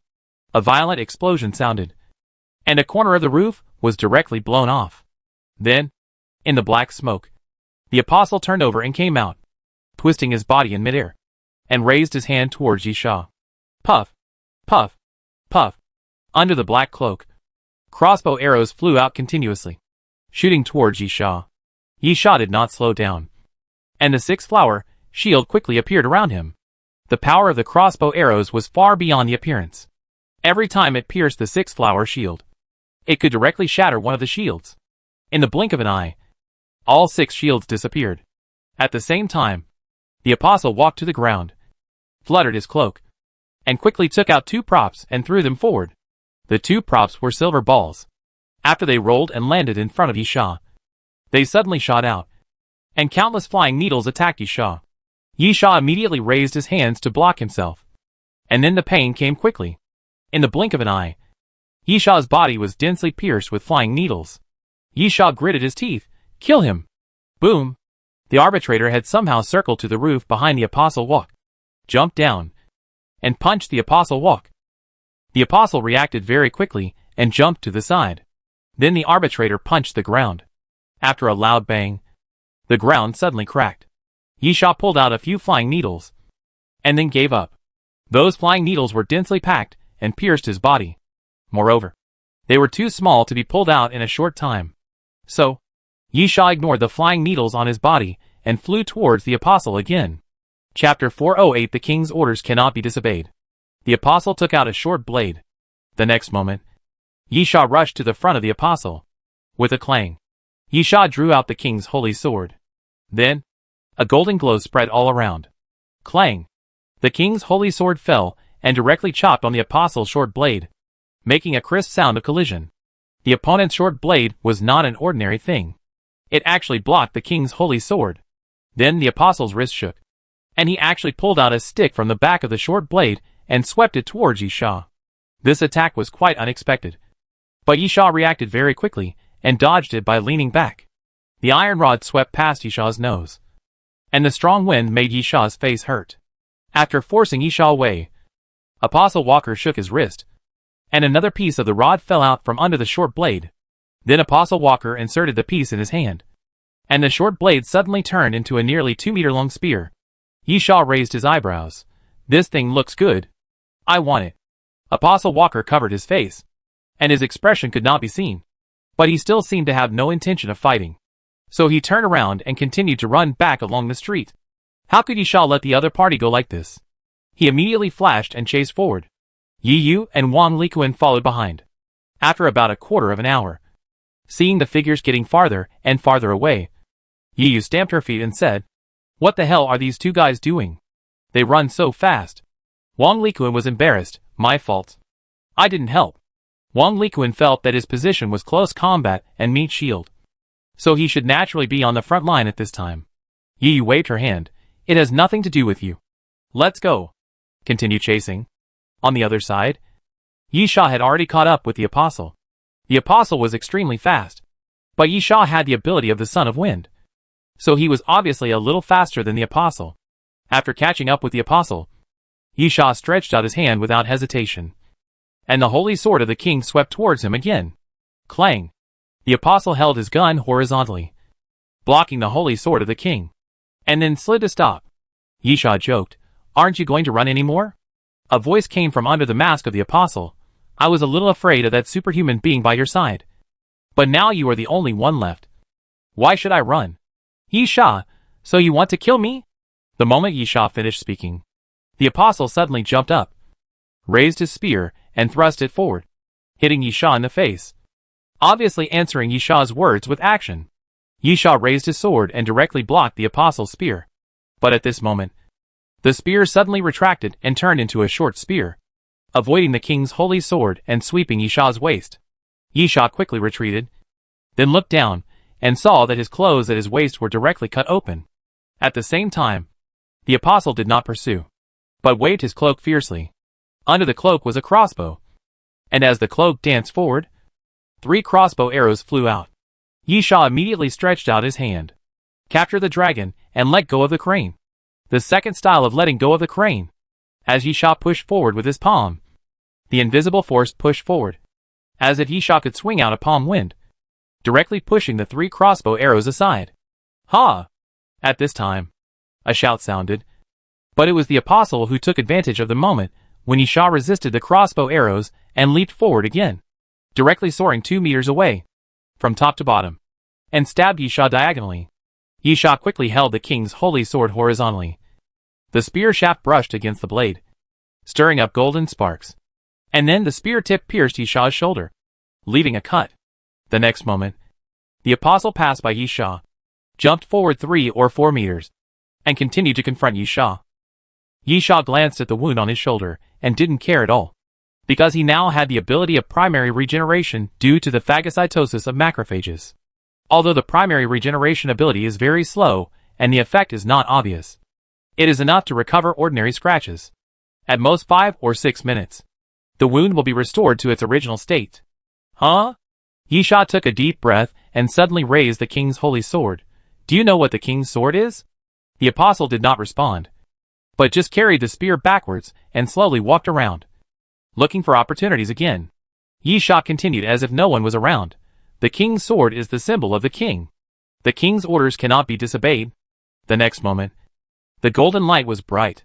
The king's holy sword suddenly shone with a dazzling golden light, which made people unable to open their eyes. And then the light exploded and turned into countless golden halos, which were extremely brilliant. Yisha raised his sword. King's domain. The golden halos suddenly spread out in all directions, forming a huge circle that surrounded Yisha and the apostle. The apostle kept looking around, appearing extremely alert. And then at this moment, Yisha suddenly took a step forward. One step was 5 meters away, and Yisha appeared directly in front of the apostle as if he had teleported, and then raised his sword and slashed at the apostle. The apostle quickly held his spear horizontally. But at this moment, Yisha suddenly grinned, with a somewhat evil smile. Yisha, this sword will hit. Puff! The king's holy sword seemed to have pierced through the spear directly, slashing the apostle's chest with one sword, leaving a wound of 4 or 5 inches on his body. The apostle felt the pain in his chest, and sweat continued to ooze out of his body. Then he retreated without hesitation. But, will Yisha let him leave? Yisha tiptoed forward again, came to the front of the apostle, and swept out with his sword again. The apostle held the spear with both hands, and instinctively raised the spear to block the king's holy sword. But at this moment, Yisha spoke again. You can't block my sword. Puff! The king's holy sword swept horizontally, and once again, it was like passing through the spear shaft, and swept the apostle's forearm, leaving a wound that kept bleeding. The apostle immediately retreated again. The king's orders cannot be disobeyed. Yisha shook off the blood on the sword and walked forward with a smile. And this is the king's domain. The apostle gritted his teeth, playing tricks. Yisha smiled, and then his figure flashed again, running towards the apostle. This time, seeing the king's holy sword slashing towards him, the apostle had no intention of blocking it at all, but quickly jumped back and avoided the attack directly. But at this moment, Yisha spoke again. My sword will grow longer. Puff! The king's holy sword, which had clearly brushed past the apostle, suddenly grew a section and pierced into the apostle's chest. The bright red blood soon seeped out, staining the lapels red. Chapter 409 Killing. The apostle covered his wound and quickly retreated, his eyes constantly scanning the golden sword in Yisha's hand. There was something strange about that sword. He would not believe the nonsense that the king's orders must not be disobeyed. If there really was such an effect that what you say is what it is, Yisha would naturally be invincible in the world. Who else could be his opponent? No. There is no need to fight. Just ask someone to commit suicide. But for a while, the apostle could not figure out the ability of the king's holy sword. But the apostle soon noticed the golden halo around him. Those golden halos formed a circle. If nothing unexpected happened, no matter what the effect of the sword in Yisha's hand was, it would only be effective within a certain range. And the circle formed by the golden halos should be the effective range. The apostle immediately turned around and ran. As long as he ran out of the range, he would not be afraid of the sword. However, at the moment of running, the apostle was surprised to find that those halos were moving very fast. The apostle quickly looked back and saw Yisha catching up quickly. It's useless. Yisha smiled. The scope of the domain is centered on me. Wherever I am, the scope of the domain is there. At this time, a gust of night wind blew, and Yisha's speed suddenly increased by several points. He actually caught up with the apostle, and then chopped down with another sword. The apostle instinctively dodged, and the tip of the king's holy sword passed over his chest. But at this moment, puff! The apostle suddenly felt a pain in his waist, and his feet staggered. After stabilizing his body, he reached out to touch his waist, and then his hands were covered with blood. He was inexplicably stabilized by a sword in the back. Yisha licked the corner of his mouth and shook out a sword flower. Apostle? Nothing more than that. You forced me to do this, the apostle shouted, suddenly took out an irregular piece of metal, and pressed it directly on his right shoulder. After the metal block was attached to the shoulder of the apostle, it immediately emitted a golden light, and then slowly embedded into the shoulder of the apostle. Ah! As the irregular piece of metal slowly sank into the shoulder, the apostle also howled wildly, and it was obvious that he was in great pain. After a moment, the metal block had sunk into the apostle's shoulder. At the edge of the metal block, the muscles were completely twisted, as if they were severely burned. At the same time, the color of the apostle's arm slowly changed from normal skin color to black, and veins like earthworms quickly appeared on his arm. The next moment, the apostle suddenly jumped out, stretched out his arm, and rushed towards Yisha. Yisha directly swung the sword horizontally. But before the apostle's arm hit the sword, Yisha felt a huge force coming, and then Yisha was knocked out by a punch. Boom! Yisha crashed into a house behind him, and the wall of the house collapsed with a roar. Yisha staggered to his feet. And then he felt a sweetness in his throat, and spit out a mouthful of blood on the ground. Ah! The apostle roared, rushed forward quickly, came to the front of the house, raised his arm, and punched again. Crack! Crack! Yisha heard noises all around him, and he looked up, and then he saw countless cracks in the ceiling, and the wall began to crack continuously. Yisha immediately thought to himself that something was wrong and turned around to rush out of the house. But at that moment, the house was completely shattered, turning into countless rubble, collapsing and turning into a pile of ruins. Who? The apostle gasped, looking at the ruins in front of him, and then turned around to leave. But at this moment, a rumbling sound suddenly came from the ground. The apostle's pupil shrank, and the disappeared golden halo appeared again. At the same time, there were constant sounds from the ground, and then a crack appeared out of thin air, and a vine of corpse flowers suddenly drilled out from the ground and rolled towards the apostle. The apostle was very surprised. How could he cause a corpse flower? You know, corpse flowers are rare, especially in the city, where mutant plants are almost invisible. But before the apostle could think about it, the roar from the ground continued. The next moment, the second, third, fourth, fifth, more and more corpse flower vines came out from the ground, densely packed in a large area, waving in the air, and fell towards the apostle. The apostle walked very fast, moving quickly to avoid the vines. When he saw that he could not avoid it, he punched forward fiercely. With the wind of his fist, a vine of the corpse flower suddenly exploded, breaking into countless small pieces and splashing around. But at this moment, the apostle felt a pain in his back, and was hit by another vine, and was almost knocked to the ground. The difficulty of dealing with the corpse flower vine is not how strong the vine is, but the large number of vines, and at the same time, they have considerable regeneration ability. Even if they are destroyed, they can recover quickly. The most important thing is that the speed of destruction is usually much slower than the speed of regeneration. Mutated plants created by plant viruses usually have a regeneration ability far superior to other types of zombies. To a certain extent, the characteristics of corpse flowers are actually similar to those of zombie tides. The apostle seemed to be very clear about this. After being hit a few times, he did not intend to entangle with the corpse flower. He directly smashed a few vines with his fists, opened a gap, and planned to rush out. He was confident in his speed, and the corpse flower vines would never catch up.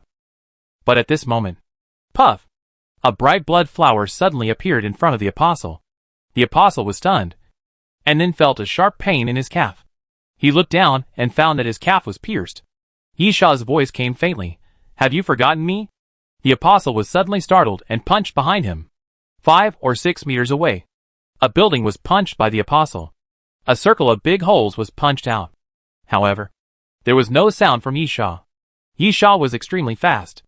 After being hit once, he knew clearly that he could not be hit again. The arm of the apostle Walker had extremely terrifying killing power. It seemed that nothing could not be smashed.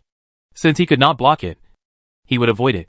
When Yisha appeared again, he circled half a circle and came behind the apostle Walker again. He thrust the holy sword of the king in his hand forward and pierced the waist of the apostle Walker directly. Goodbye. Yisha approached the apostle Walker and whispered in his ear, no goodbye. Puff, puff, puff. The next moment, countless blood thorns suddenly grew out of Yisha's body and pierced into the body of the apostle Walker. Chapter 410 Silver Blue Spear. You have killed the apostle. Cumulative number 2. A mysterious voice appeared, and the apostle was directly nailed into a hedgehog by the blood thorns. And then as the blood thorns were retracted into Yisha's body, the apostle fell to the ground with a thump, and blood continued to flow out from under him. Yisha squatted down, wiped the blood on the king's holy sword with the apostle's cloak, and then waved his hand, and the corpse flower vines quickly drilled back into the ground and hid again. Yisha turned the apostle's body over and reached out to take off his mask. This was a young man in his 20s, with a pale face and light brown curly hair. Yisha did not know him. Yisha was actually very curious about the identity of the apostle, but from his appearance alone, Yisha did not see anything special about him. He was just an ordinary human. No, it was not quite correct to describe him as an ordinary human. Just like Yisha was not sure whether he was an ordinary human or not. The ability of the apostle obviously could not be classified as an ordinary human. It felt strange. Yi Sha felt that the Apostle Walker was like one of his kind. Or rather, the Apostle Walker was like the human survivors on the Doomsday train. He should have been an ordinary human being, and then slowly became stronger and no longer ordinary. But if the Apostle Walker was really a human survivor on the Doomsday train, there would be no current confrontation. Yi Sha was now more interested in the origins of the Apostle Walker.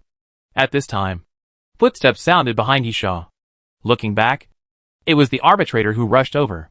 The arbitrator's speed was not slow, but the speed of Yi Sha and the Apostle Walker was too fast, and the arbitrator could not keep up. Yi Sha waved his hand, asked the arbitrator to wait, and then began to strip the Apostle's cloak. Everything of the Apostle can be taken away and used directly, without the prompt of the mysterious voice. Therefore, the Apostle is undoubtedly powerful. The fact that he can force Yi Sha to use the corpse flower directly is the best proof. But danger is accompanied by benefits, and killing the Apostle has huge gains. Yi Sha's gains are 4 in total, namely the long spear that can be retracted and assembled, the crossbow that the Apostle used before, and a toothed blade that was hung behind the Apostle's waist and had not been used before, and finally 2 metal balls that can eject flying needles. In fact, what Yi Sha was most interested in was the irregular piece of metal implanted in the shoulder of Apostle Walker. But with the death of Apostle Walker, the thing seemed to be useless. After Yi Sha dug it out with a knife, no matter how he fiddled with it, it didn't move. At this time, Yi Yu and Wang Likuan also arrived panting. Yi Yu jumped down from Wang Likuan's shoulder. "Are you done?" "Yeah." It was a lucky win. Yi Sha casually threw the crossbow and the metal ball to Yi Yu. "Take it for self-defense." Yi Yu took it without hesitation. "Thank you." Yi Sha put away the spear. "I want this spear. This one is for you." Yi Sha casually threw the toothed blade to Wang Likuan. Wang Likuan quickly refused. "I didn't do anything. How can I take something?" "No. No. Yi Sha, take it. I don't need it anyway. And I think you'd better strengthen your attack power. This thing is more useful than fists." Wang Likuan scratched his head awkwardly. "Thank you then." Yi Sha nodded, and said nothing more. He looked at the sky and said, "Let's go and find a place to stay first." When the Doomsday train arrived at the platform, it was already close to dusk. After a battle, it was completely dark now. "Yi Yu, I saw a convenience store on the way here. It's a good place. Maybe we can save some food." Yi Sha nodded. "Okay." After retreating about 300 or 400 meters, Yi Sha saw the convenience store that Yi Yu mentioned. It was not big. Because of this, Yi Sha also liked this place. A small space means that it is easy to defend in case of danger. Entering the convenience store, Yi Sha and Wang Likuan pushed down the shelves, blocked the front and back doors, and then checked the food. Luckily, most of the food in this convenience store was not expired, and there were boxes of mineral water. As long as the food and water they brought were not consumed, it would be a good thing. Yi Sha sat aside and ate bread. And then he had time to look at the spear he had robbed. Silver blue spear, a spear made of special mithril. Indestructible. Piercing, when projecting with a spear. When it hits a non-living target, it will inevitably break the target. Soul absorbing, after killing an enemy with a spear, there is a certain probability of turning the target into a zombie and driving the target. If the target is already a zombie, the driving probability is increased. Maximum number of controlled targets, 2. Indestructible. The silver blue spear cannot be destroyed manually. Yi Sha raised his eyebrows. The name of this spear is quite bad. But the effect is not bad at all. The role of piercing is to destroy, not to kill. But it is very useful. If you encounter some inaccessible places, you can get it done with one shot. This soul absorber is not bad. Simply put, it can control 2 zombies. Yi Sha feels that God wants him to carry forward the title of puppeteer. He already has the corpse flower and the arbitrator. But he still needs 2 more? Of course. This depends on the strength of the zombies being controlled. Ordinary zombies can only be used as cannon fodder, and the specific probability has yet to be calculated. As for the final immortal effect, you can understand it by looking at the literal meaning. Simply put, this gun cannot be broken. Yi Sha was quite satisfied with the silver blue spear, and the effect was quite good. On the other hand, Yi Sha did want a gun, because in the state of martial arts supreme, he could use not only fists, palms and legs, but also swordsmanship and gunsmanship. To use the spear technique, you need a spear. Right. Secondly, the destruction of the blood dragon sword also sounded a warning to Yisha. Although the king's holy sword is definitely much higher than the blood dragon sword and cannot be destroyed so easily, it is better to prepare an extra weapon. While thinking, Yisha hung the silver blue spear on his waist. This thing is very convenient to carry. After shrinking, it is only the length of a short blade. At this time, Yi suddenly shouted from the side, "What are you thinking about?" Yisha came back to his senses. And then, of course, I am thinking about the Noah ruins. Yi, have you thought of how to find it? Yisha shook his head. I haven't found it yet. I think we need some clues. For example, we can first figure out whether the ruins existed before the end of the world or appeared after the end of the world. Yi was puzzled. Is there a difference? Of course. Yisha, if it existed before the end of the world, there must be archaeologists studying it. And there should be records. We may be able to find relevant content in the library. Chapter 4:11 Big Movement. Yi suddenly realized. And then, the problem is that you don't know whether it existed before the end of the world. Yisha spread his hands. Then we can only check it out. Yi thought for a while. Are you interested in liquid monsters? Yisha looked at Yi meaningfully. Are you not interested? Yi grinned. All the flight attendants are interested. Of course. The problem between the two of us can be considered after we get the things. What I mean is that if you are interested, we can't delay too long. Yisha was puzzled. What's going on? Yi, this time, some troublesome guys have taken action. If you want to compete with them, you'd better act quickly and not fall behind too much. Yisha, the strong ones among the flight attendants? Yi nodded. There are 3 troublesome guys I know. Thunder Emperor Lu Lin. This guy has been injected with several mutation potions, allowing his body to release electric current freely. With great power. Yisha nodded. He had seen this ability before. Isn't it the ability of Gushujio? In fact, many potions can achieve this kind of mutation. For example, the golden potion that Yisha found in the first stop, the Never Sleeping City, has a small chance of causing the body to mutate. Usually, among body mutations, in addition to physical mutations, electrical mutations are the most common.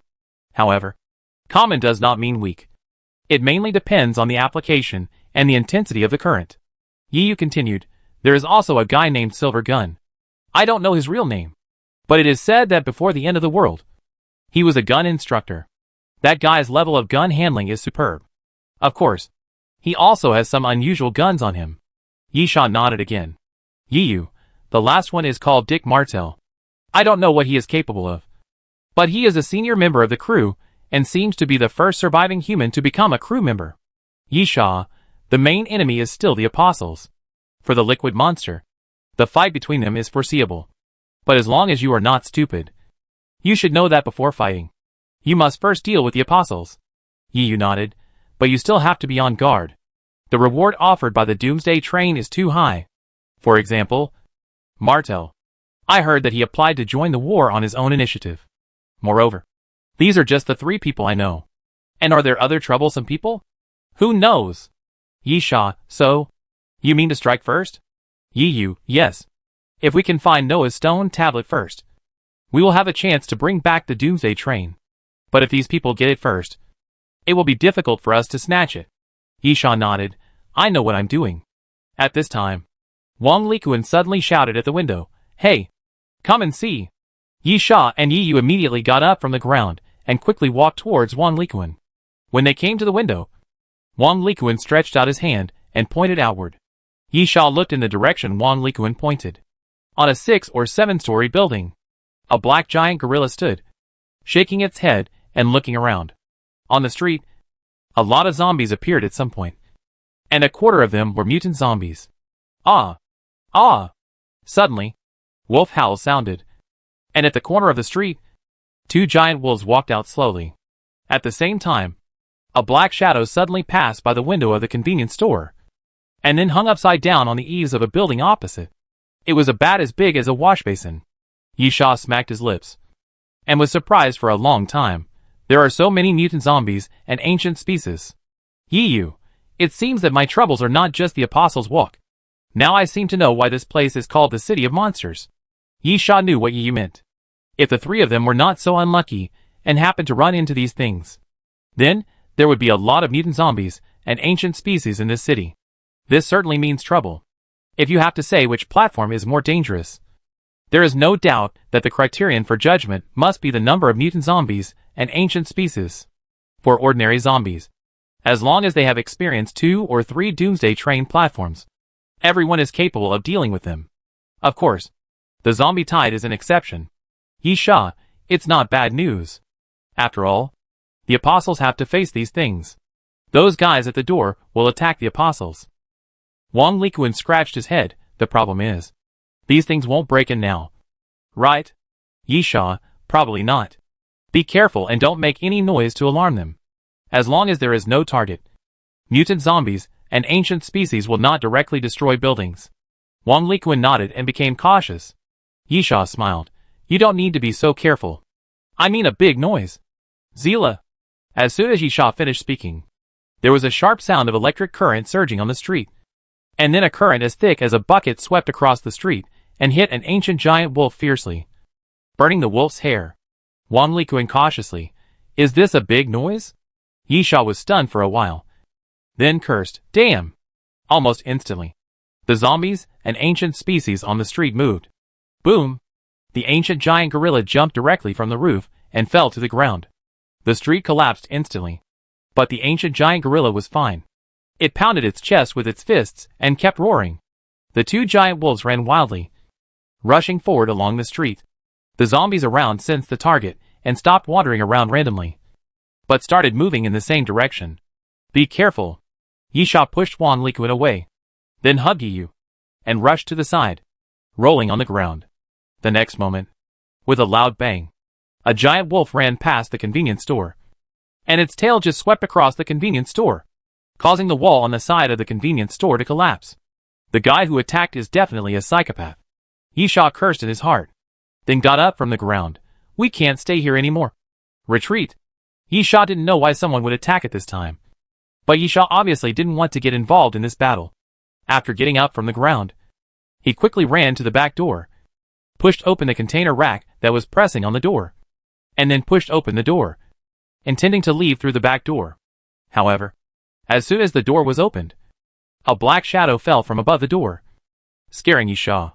The next moment, a bloody mouth appeared in front of Yeesha, and it opened its mouth and bit towards Yeesha. Bang! Behind Yeesha, a huge fist suddenly stretched out and punched the opponent in the face. It was the arbitrator who was always following Yeesha. After the thing was blown away, Yeesha saw clearly that it was a mutant zombie, with festering all over its body. The mouth was particularly huge, and it was actually a cross, which could be split horizontally and vertically, as if the whole head was split open. Chapter 412. Fighting all the way. Big Belly. Yeesha called out the zombie's name, then drew his sword and swept it forward, chopping off the zombie's head. Although there seemed to be a lot of mutant zombies in this place, not all of them were very powerful. Some low-level mutant zombies were not much different from ordinary zombies to Yeesha.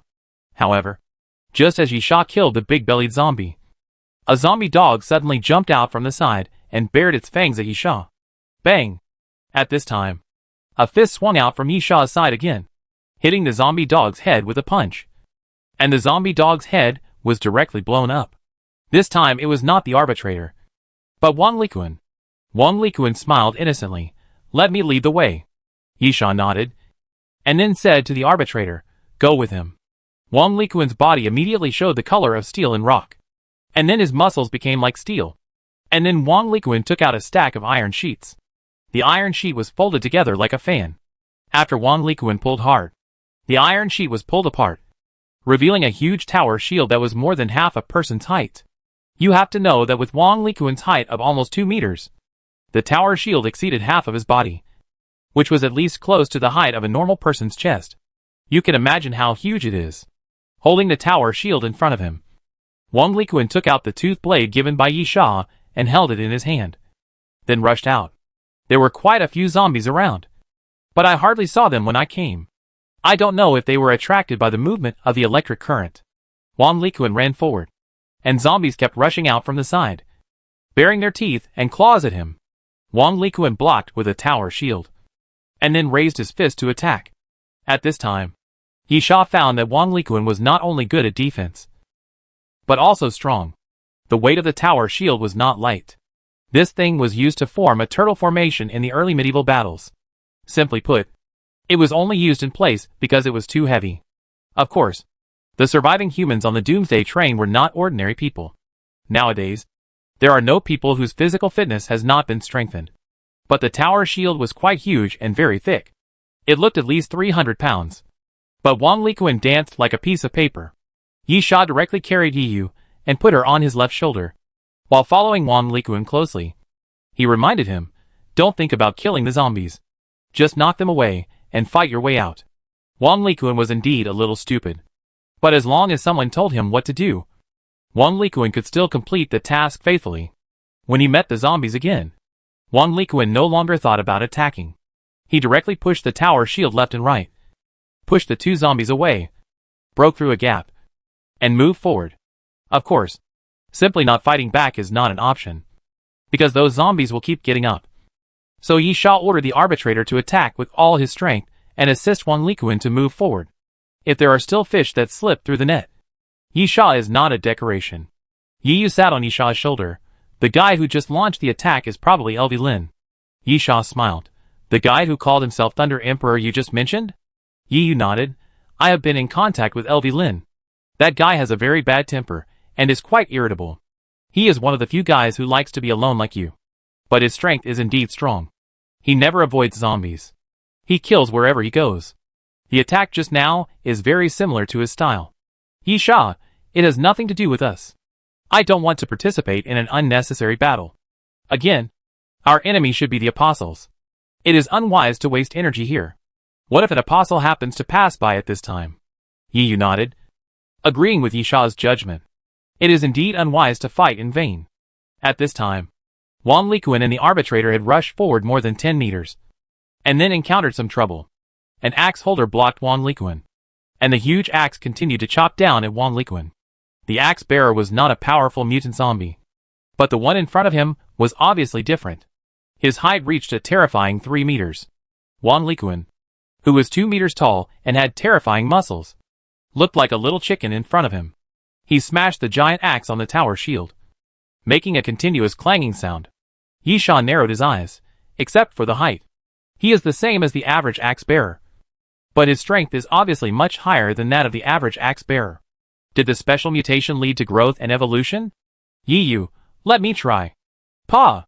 Yi Yu stretched out her hand and snapped her fingers. Then, after the axe holder raised the axe, his body suddenly froze in place, unable to swing the axe down. Yi Yu was surprised, star diamond 1 or above. Otherwise, I can directly destroy his brain and kill him. Yi Sha nodded, and while the axe holder could not move, he stretched out his hand and grabbed the void snake spear, and then threw it forward with force. With a puff, the void snake spear mixed with a strong wind, and then pierced into the axe holder's head. The axe holder was more resilient than expected. He didn't die immediately after being shot through the head. He roared, launched a dying spear, broke free from Yi Yu's restraints, and raised his axe to chop at Wang Likuan again. But at this moment, the arbitrator jumped up, and the red vine on his left arm swept forward. The vine was obviously not blade-shaped, but it was as sharp as a knife, and directly chopped off the axe holder's head. You killed the evolved axe holder. Cumulative number, 1. Apocalypse reward, giant axe. A mysterious voice sounded. Yi Sha, it is indeed an evolved type. It should have a special mutation. Yi Yu, is there a reward? Yi Sha, the axe. It seems to be of no use. It is similar to the axe used by ordinary axe holders. It is too cumbersome to hold. Wang Likuan scratched his head embarrassedly. Can you give it to me? I think this thing is quite suitable for me. Yi Sha looked at Wang Likuan's figure. This guy's figure is indeed very suitable for this heavy weapon. After nodding, Yi Sha picked up the giant axe and threw it to Wang Likuan. If Wang Likuan picked it up by himself without the prompt of the mysterious voice, it would just be an ordinary axe. Wang Likuan was obviously very happy holding the giant axe. He waved it randomly with one hand and raised the tower shield with the other hand to move forward again, pushing away the zombies around. After moving forward for another 10 to 20 meters, the zombies around him finally became fewer and fewer, and they were almost out of the zombie gathering area. But at this moment, Yi Yu's expression changed, and she suddenly shouted, "Be careful in the sky." Yiyu's perception was very useful. If she found something, then there must be something. The next moment, a black figure suddenly fell from the sky. Chapter 413 Shield Strike. Mutated vampire? Yisha looked at the falling figure with a little surprise. Vampires are considered ancient species, but they are rarely seen, except for Twilight City, which is the base camp of vampires. There are a lot of them. This is the first time Yisha has seen vampires in other places. The surprise was only for a moment. After coming to his senses, Yisha immediately shouted to Wan Likuan, "Be careful!" Unfortunately, it was too late. The mutant vampire suddenly spread its bat wings and rushed towards Wan Likuan. The whole person hit the tower shield and knocked Wan Likuan out. At the same time, the Arbiter suddenly jumped out of the crowd, and the red vine suddenly swung out, quickly wrapped around the mutant vampire's neck, and tightened it hard. The mutant vampire screamed. The scream was extremely piercing, and it shook the eardrums. After struggling for a few times, and failing to break free from the Arbiter's vines, the mutant vampire suddenly spread its wings and flew into the air. Boom! Boom! Boom! The mutant vampire dragged the Arbiter in the air, and crashed into the surrounding buildings. Then the roar sounded continuously, and the Arbiter's body continued to smash the surrounding buildings. "Hey! Yisha, it's your turn." Yiyu laughed, and then the color of her pupils suddenly changed, quickly turning grayish-white, and her pupils slowly separated, becoming double pupils. "Get down!" Yiyu shouted softly, made a hand gesture of grasping the air, and then pulled hard downwards, and the mutant vampire suddenly froze in midair, then fell straight down from the air, and hit the ground hard. Yisha put Yiyu down, and then jumped out and rushed towards the mutant vampire. Clang! The king's holy sword was unsheathed, and the golden blade was particularly conspicuous in the dark night. The king's domain had been used by Yisha to deal with the apostles, so it was naturally useless at the moment. However, it was just a mutant vampire, so Yisha didn't think it was necessary to use his trump card. When he came to the mutant vampire, Yisha raised his sword and slashed it down without hesitation. At the moment when the mutant vampire stood up from the ground, he slashed into the mutant vampire's shoulder with a sword, bringing out a puff of blood mist. The next moment, Yisha raised his leg and kicked the mutant vampire in the chest, kicking the mutant vampire away, and then raised his sword to stab the mutant vampire's head. But at this moment, roar! The mutant vampire suddenly opened his mouth, revealing two fangs, looking extremely ferocious. And suddenly a large amount of black smoke came out of his mouth and sprayed towards Yisha. The black smoke sprayed out of the mutant vampire's mouth and quickly turned into black bats, rushing towards Yisha frantically. Yisha knew that this ability was the blood servant ability of vampires. Those transformed bats were not strong, but there were many of them. They were not afraid of life and death, and were quite difficult to deal with. However, people are always growing up. Facing those bats, Yisha did not raise his sword and wave it, but took a half step back, allowing those bats to surround him.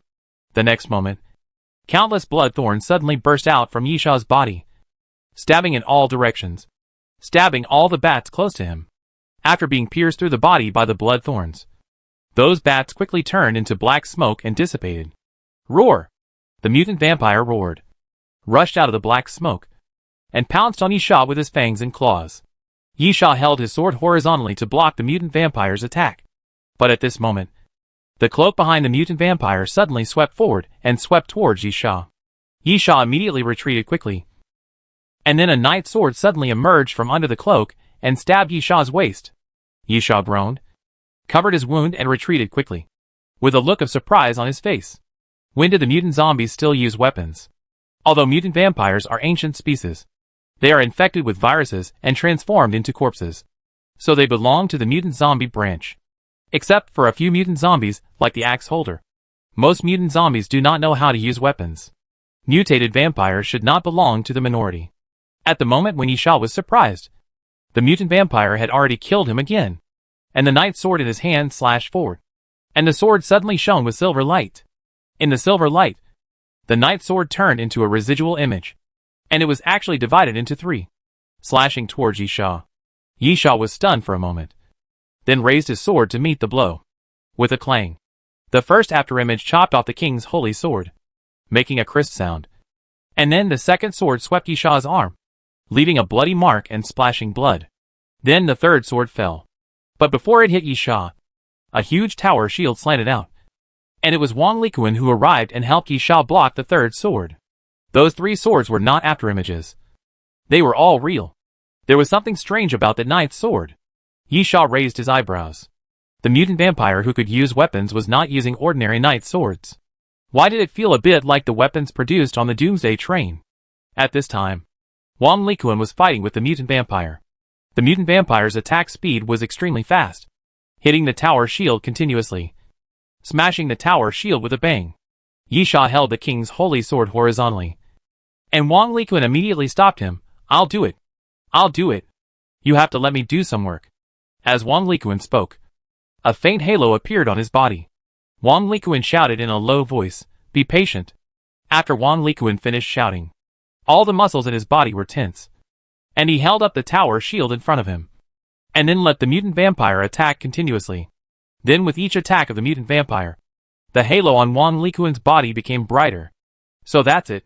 Yisha had seen others use the ability of endurance in the desert wasteland. Simply put, it means to keep getting beaten, and then give the target an explosive counterattack. The longer you endure, the stronger the counterattack. It seems that Wang Likuan is not completely without offensive means, although this offensive means is still related to defense. Yisha retreated to Yiyu's side.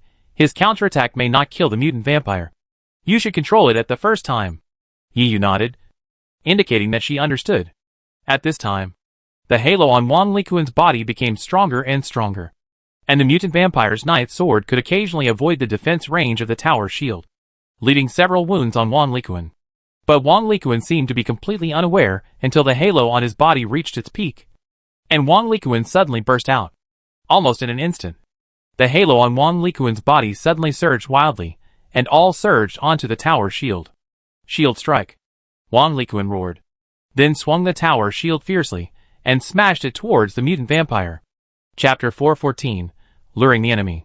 With a loud bang, the tower shield brought out a whistling wind and hit the mutant vampire hard. The next moment, feeling the huge force coming, the mutant vampire could not resist the huge force of the shield at all, and flew backwards directly, smashing the ground after hitting it. But this was not the end. The mutant vampire's body could not stop at all, and kept flying backwards along the ground, dragging a 10-meter-long mark on the ground. Wherever it passed, the ground was completely shattered into powder. However, as Yisha guessed, the mutant vampire was not dead yet. Although Wang Likuan had severely injured the mutant vampire's back was already a bloody mess. But the head was not injured. This level of severe injury was not fatal to the mutant vampire. But at this moment, Yiyu's eyes suddenly bloomed with a stream of light, and then she stretched out her hand and pressed the air. Then the mutant vampire's body froze in place, maintaining a half-standing posture, which looked very strange. At the same time, Yisha took a step forward, stepped down, and crushed the ground. The next moment, the void snake spear appeared in Yisha's palm, and then Yisha exerted all his strength and threw the void snake spear out. Puff! The void snake spear flew through the air, flashed in the air, and when it appeared again, it was already in front of the mutant vampire. With a muffled sound, the void snake spear directly nailed into the mutant vampire's forehead, piercing the mutant vampire's head with one blow. You have killed 6 mutant vampires. A mysterious voice sounded, announcing the complete death of the mutant vampire. Yisha pondered for a moment, stepped forward to pick up the knight sword of the mutant vampire, then raised his eyebrows, and threw the sword to Yiyu. Yiyu took a look. Not bad.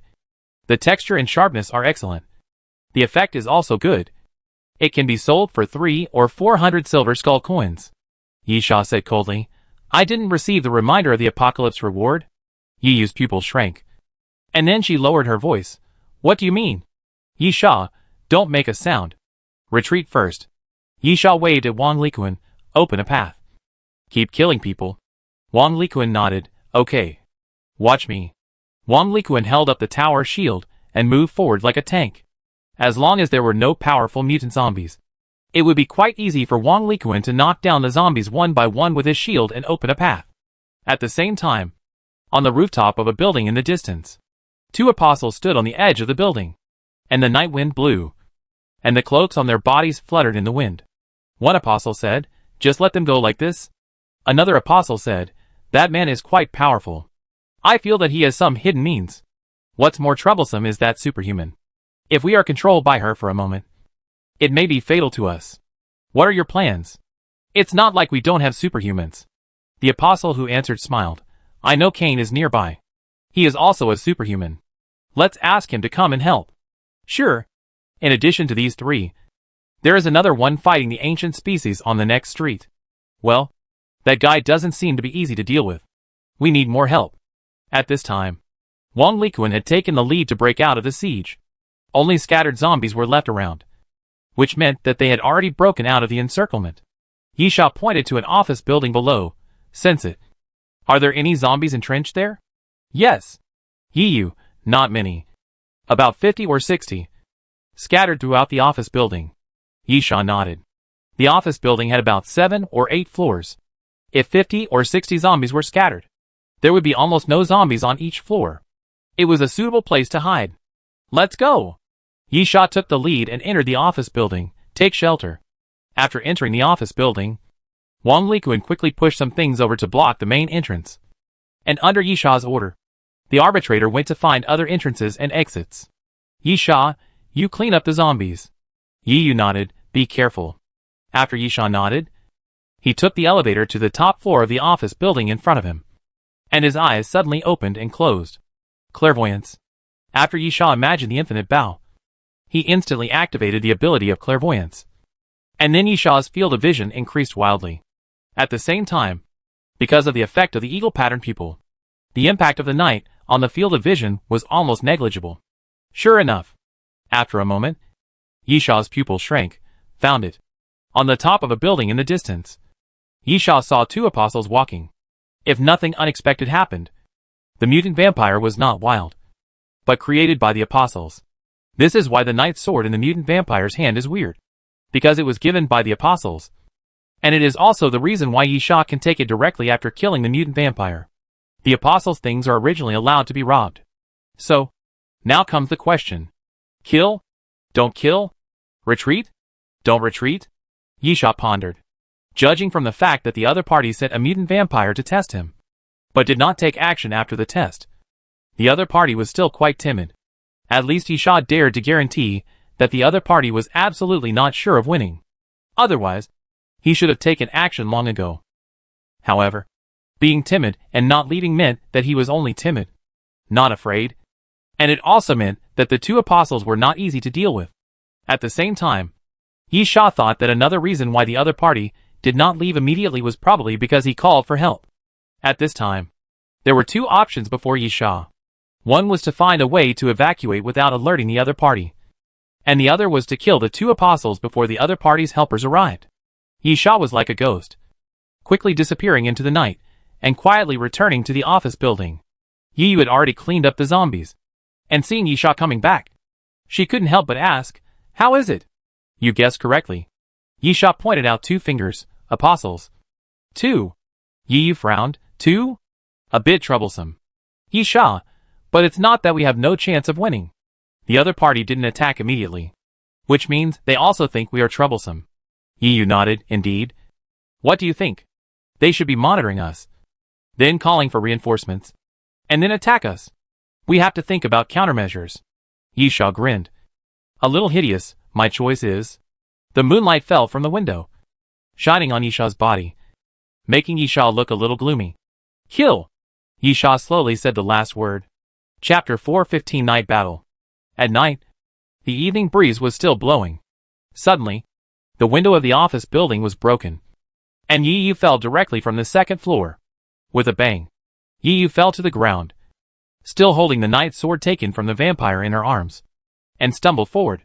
At this time, the wall of the 2nd floor suddenly cracked, and then the arbitrator jumped out, punching Yiyu from top to bottom.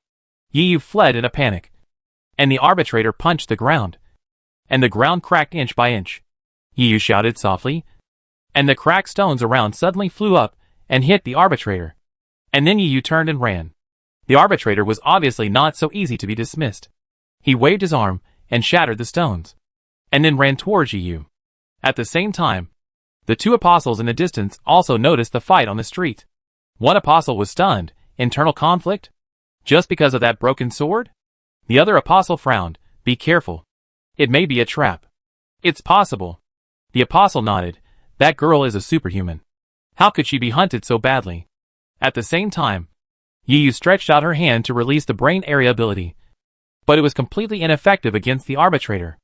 On the contrary, Yu opened her mouth and spit out a mouthful of blood. The arbitrator was originally a living being. Although it has completed evolution and become a new species, its IQ has not improved much. It can only act according to orders, and even has no independent thinking. Therefore, it is hard to say whether the arbitrator has such a thing as a brain area in his head. It can be said that he is born to restrain Yu. Yu gritted her teeth, threw the night sword out, and then took out Yisha's king's holy sword from the backpack behind her. The king's holy sword was unsheathed, and the surroundings immediately became golden. An apostle raised his eyebrows. It's that man's sword. It turns out that he was hunted down because he took this. Another apostle frowned. It still feels wrong. Let's wait and see. The previous apostle said, this is a great opportunity. As long as we kill that superhuman, the remaining two are nothing to worry about. Forget it. You have always been careful. Just watch first. I will try it, and I will know if it is a trap. As soon as the apostle finished speaking, he jumped from the roof. The moment he landed, there was a loud noise, and he crushed the ground hard. And then he ran towards Yu. Yu was fighting with the arbitrator, and suddenly saw a black shadow flashing on the roof on the side. And then he was shocked. Apostle. The apostle laughed under his mask. And then he raised his hand, and a black smoke suddenly flew out from under the apostle's cloak and rushed towards Yu. But at this moment, the red vines on the arbiter's left arm suddenly extended forward and rushed towards the black smoke. The black smoke was very strange. When it touched the arbiter's vines, it was as sharp as a knife and cut the arbiter's vines into pieces. The apostle raised his mouth. It's really a trap. Is it to lure me out? The apostle was extremely decisive. He had doubts in his heart. After confirming that it was a trap, he turned around and left immediately without any intention of dragging his feet. Yu snorted coldly. If you don't show up, I really can't trap you. But since you show up, do you still want to get away? Yu's eyes quickly turned into double pupils, and a stream of light flashed in her pupils.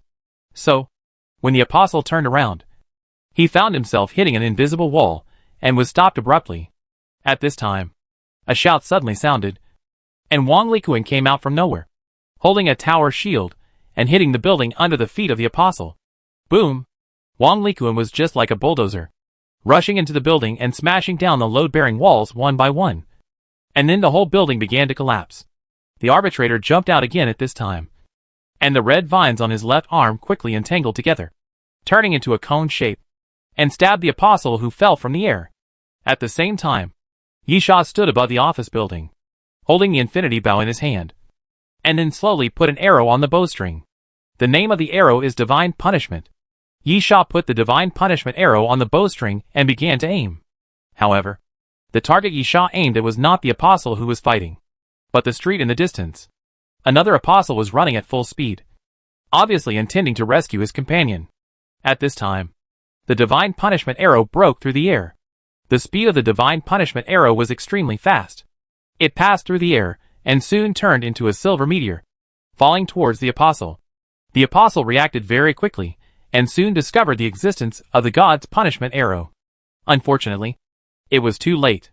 The speed of the God's Punishment arrow was so fast that by the time the apostle discovered it, it was already almost impossible to avoid it. The apostle immediately raised his left hand. On his left arm was a small box-like object filled with metal cards. The apostle wiped his left arm, and the metal cards in the box spread out into a circle and turned into a round shield. The next moment, the arrow of Divine Punishment arrived in front of the apostle. With just one strike, the arrow of Divine Punishment pierced through the round shield made of metal cards, and then pierced through the arm of the apostle.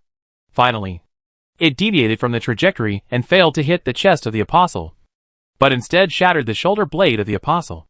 Ah! A shrill scream sounded, and the apostle covered his shoulder and wailed in pain. At the same time, Yisha was also shocked. The arrow failed to kill the apostle, which was somewhat different from his plan. In Yisha's plan, if the opponent rushed to rescue him, he would suddenly shoot an arrow and kill him directly, which was very likely.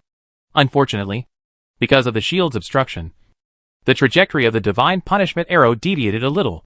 So, without any hesitation, Yi Sha immediately put the radiant sword on the bowstring, and then pulled the infinite bow into a full moon again and opened the bow again. Then, the radiant sword shot forward, and Yi Sha immediately felt the surrounding scenery flowing and changing. In order to avoid dizziness, Yi Sha immediately closed his eyes. When he opened his eyes, he was already on the roof next to the apostle. Yi Sha immediately pulled the bowstring again, imagined the explosive arrow, and shot it down. The apostle's left arm had been completely disabled by the divine punishment arrow. From the shoulder to the fingers, he could not move at all. But enduring the severe pain, the apostle still reacted very quickly when he saw the explosive arrow appear, and immediately dodged to the back. Chapter 416, The Arm of the Steel King. Boom, boom, boom. Continuous explosions sounded, but the apostle walked calmly through the black smoke and flames. Yi Sha was also helpless. After the fantasy enhancement, other arrows had been greatly improved. Only the explosive arrows, the power and coverage were actually improved. But one arrow turned into 3. Even if the master archer was proficient, it was not easy to control the landing point. When there are many targets, it naturally doesn't matter.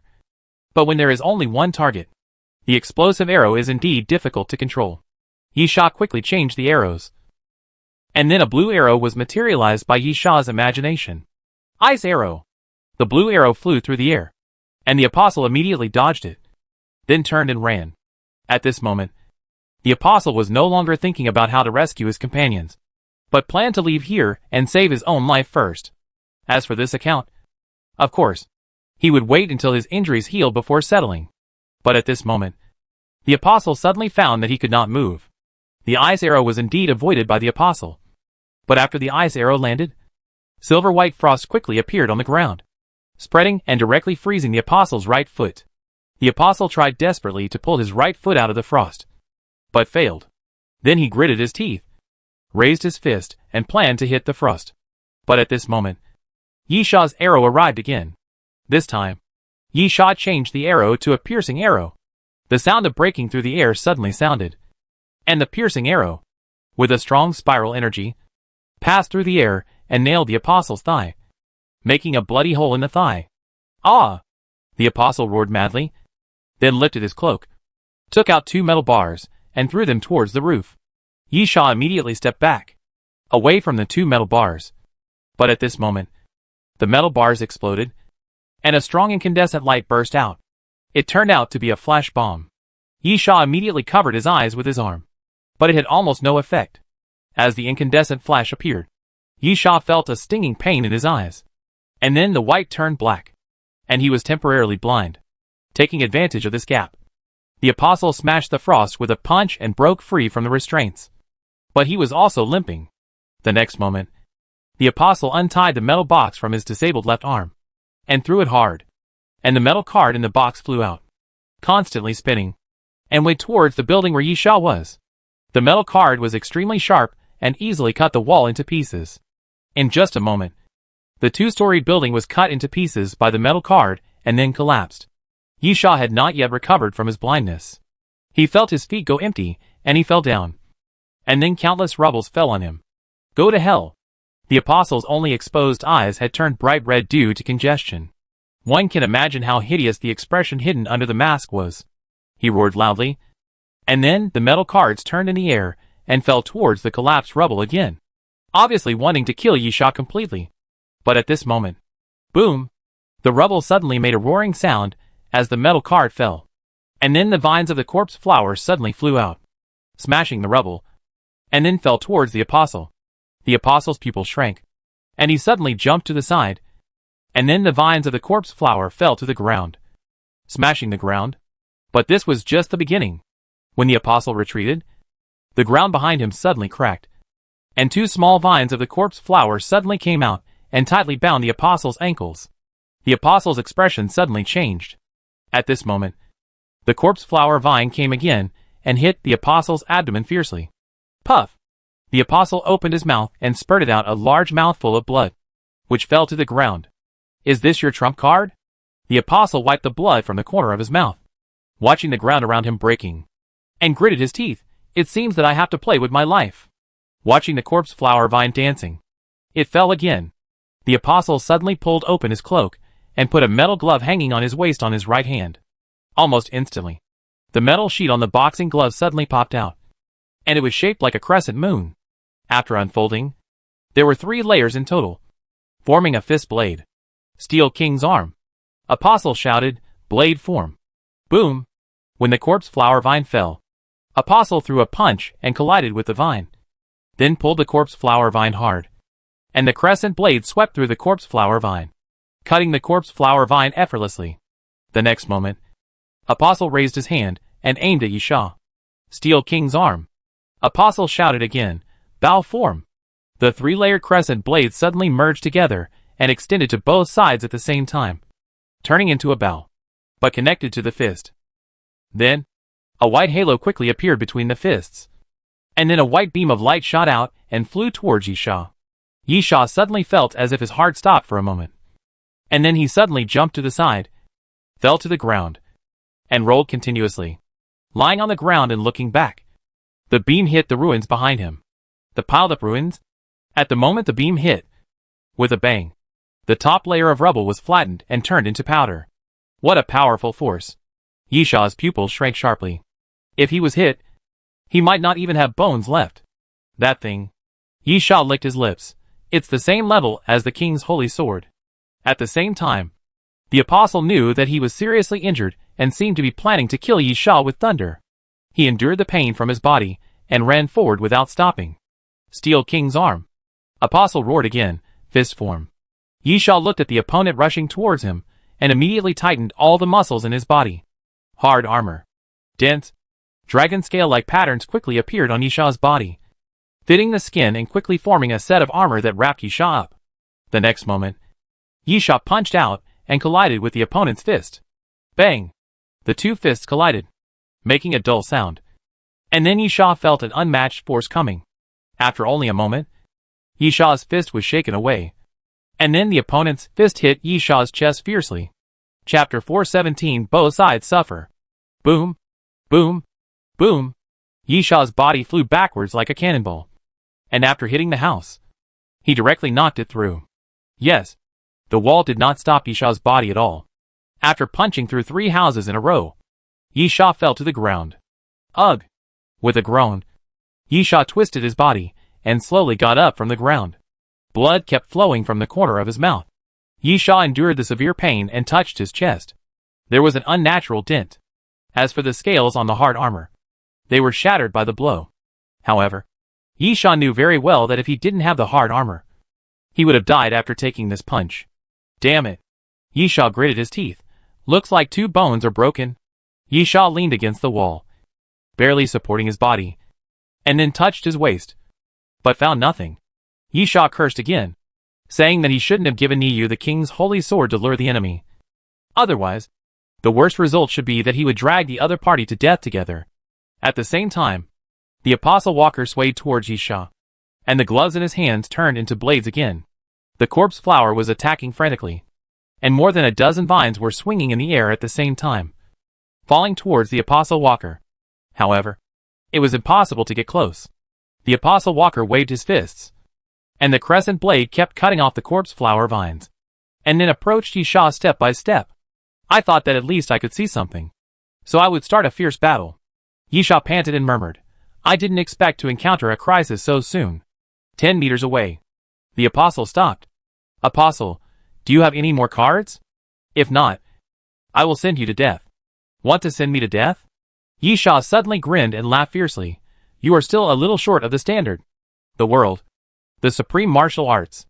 Yisha's momentum suddenly rose, and he endured the pain from his chest and rushed towards the apostle. The distance of 10 meters flashed by in a flash, and the apostle raised his fist and slashed the crescent blade towards Yisha. Suddenly, Yisha ducked down, and the crescent blade brushed past his scalp, cutting off a few strands of his hair. The next moment, Yisha's hands pressed on the apostle's abdomen. 8 trigrams double palm.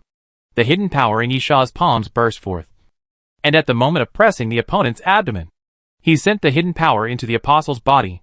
Puff! The apostle spat out a mouthful of blood, and his body was knocked out. His feet slid 4 or 5 meters on the ground. And he suddenly retreated half a step and stabilized his body. I didn't expect you to have such a skill. Apostle wiped the blood from the corner of his mouth. But with your current body, how long can you last? Yisha's face was solemn. And the pain made Yisha's facial features look a little distorted. Indeed, Yisha knew that he could not hold on for long. Even holding on until the end of the use time of the martial arts supreme was difficult. The martial arts supreme only allowed Yisha to master 108 ancient martial arts moves and techniques, and promoted them to the master level, which had nothing to do with Yisha's body. Yisha's body would not be strengthened by the ability of the martial arts supreme, and his physical strength would not be restored. Of course, it is even more impossible for the injury to recover. So, what about this move? Yisha gritted his teeth. His eyes suddenly turned blood red. His eyes became like a beast, full of wildness, and he whimpered in his throat, adrenaline. With the adrenaline, Yisha felt the pain in his chest gradually disappear. Of course, this does not mean that Yisha's injury suddenly healed. If the martial arts supreme is a skill-based enhancement, then adrenaline is a pure physical enhancement. Strength, stamina, and speed will all be enhanced, and the pain will be temporarily paralyzed. The side effect is that Yisha is not very clear-headed now, and he is almost insane because of the adrenaline. Roar! Yisha roared to the sky, and then rushed forward. The apostle's expression was stern. So fast. The speed stimulated by adrenaline, combined with the ability of the Son of Wind. If Yisha's speed was like a ghost before, then Yisha is now a ghost like the wind. Almost in the blink of an eye, Yisha had already arrived in front of the apostle. The apostle gritted his teeth and whispered, Steel King's arm. Fist form. The crescent blade on the silver fist quickly retracted and turned into a fist glove. And then the apostle's fist and Yisha's fist collided again. Ah! Yisha screamed, and a severe pain quickly came along his right arm. The heart-wrenching pain made Yisha roar involuntarily. Yisha's entire right arm was twisted irregularly, just like a piece of rotten meat twisted together. This time, Yisha was not knocked away by a punch, but his entire arm was crippled by a punch. But Yisha has a second fist. But Apostle Walker does not, because Apostle Walker's other hand did not have a boxing glove. And at the same time, it had long been crippled by Yisha's arrow of divine punishment. Bang! Yisha's left arm stretched forward, and a hook punch hit Apostle Walker's chin fiercely. With a click, Apostle Walker's chin shattered. The apostle's mouth was full of blood, but he couldn't make a sound because his jaw couldn't close. Do you know why I'm still alive? Yisha growled, because I killed everyone who wanted to kill me. Yisha flew towards the apostle again frantically. The apostle gritted his teeth and punched out again. But at this moment, Yisha's figure suddenly flashed, directly avoiding the apostle's fist, and appeared on the side of the apostle. Your fist! Yisha shouted, too slow. Bang! Yisha raised his foot fiercely, and kicked the apostle walking in the waist, and then kicked the apostle walking away. With a bang, the apostle walking hit the guardrail of the human-shaped crosswalk, broke the guardrail directly, and then fell to the ground. Without any pause, Yisha quickly approached the apostle walking. At the moment when the apostle walking raised his fist, Yisha suddenly changed his footwork. 8 diagrams dragon step. Yisha suddenly twisted his body in an almost weird posture, spun in the air, and then brushed the apostle walking's fist and went around. Yisha's clothes were torn just because of the blow from the fist. But the next moment, Yisha also grabbed the wrist of the apostle. Yisha's eyes widened, with cruelty and blood in his eyes. And he looked at the apostle. I got you. Snake bite. The next moment, Yisha fiercely launched the snake bite, then stepped on the chest of the apostle, and suddenly exerted force with his left hand. With a puff, the air was filled with a strong smell of blood, and the blood sprayed into the air formed a large blood mist. Ah! The apostle screamed hysterically. In Yisha's palm, it was half an arm. The half arm of the apostle was torn off by Yisha. Chapter 418 Fainting. The broken arm still had the boxing gloves of the apostle hanging on it. Yisha snorted coldly. How are you going to punch this time? Yisha dropped the broken arm. The fear in the apostle's eyes had not yet subsided. Yisha grabbed his head with his left hand again, and kept exerting force with his fingertips. Ah! The apostle screamed miserably again. Bang! The next moment, the apostle's head was crushed by Yisha. and blood filled the air, turning into red mist. Yisha took a deep breath.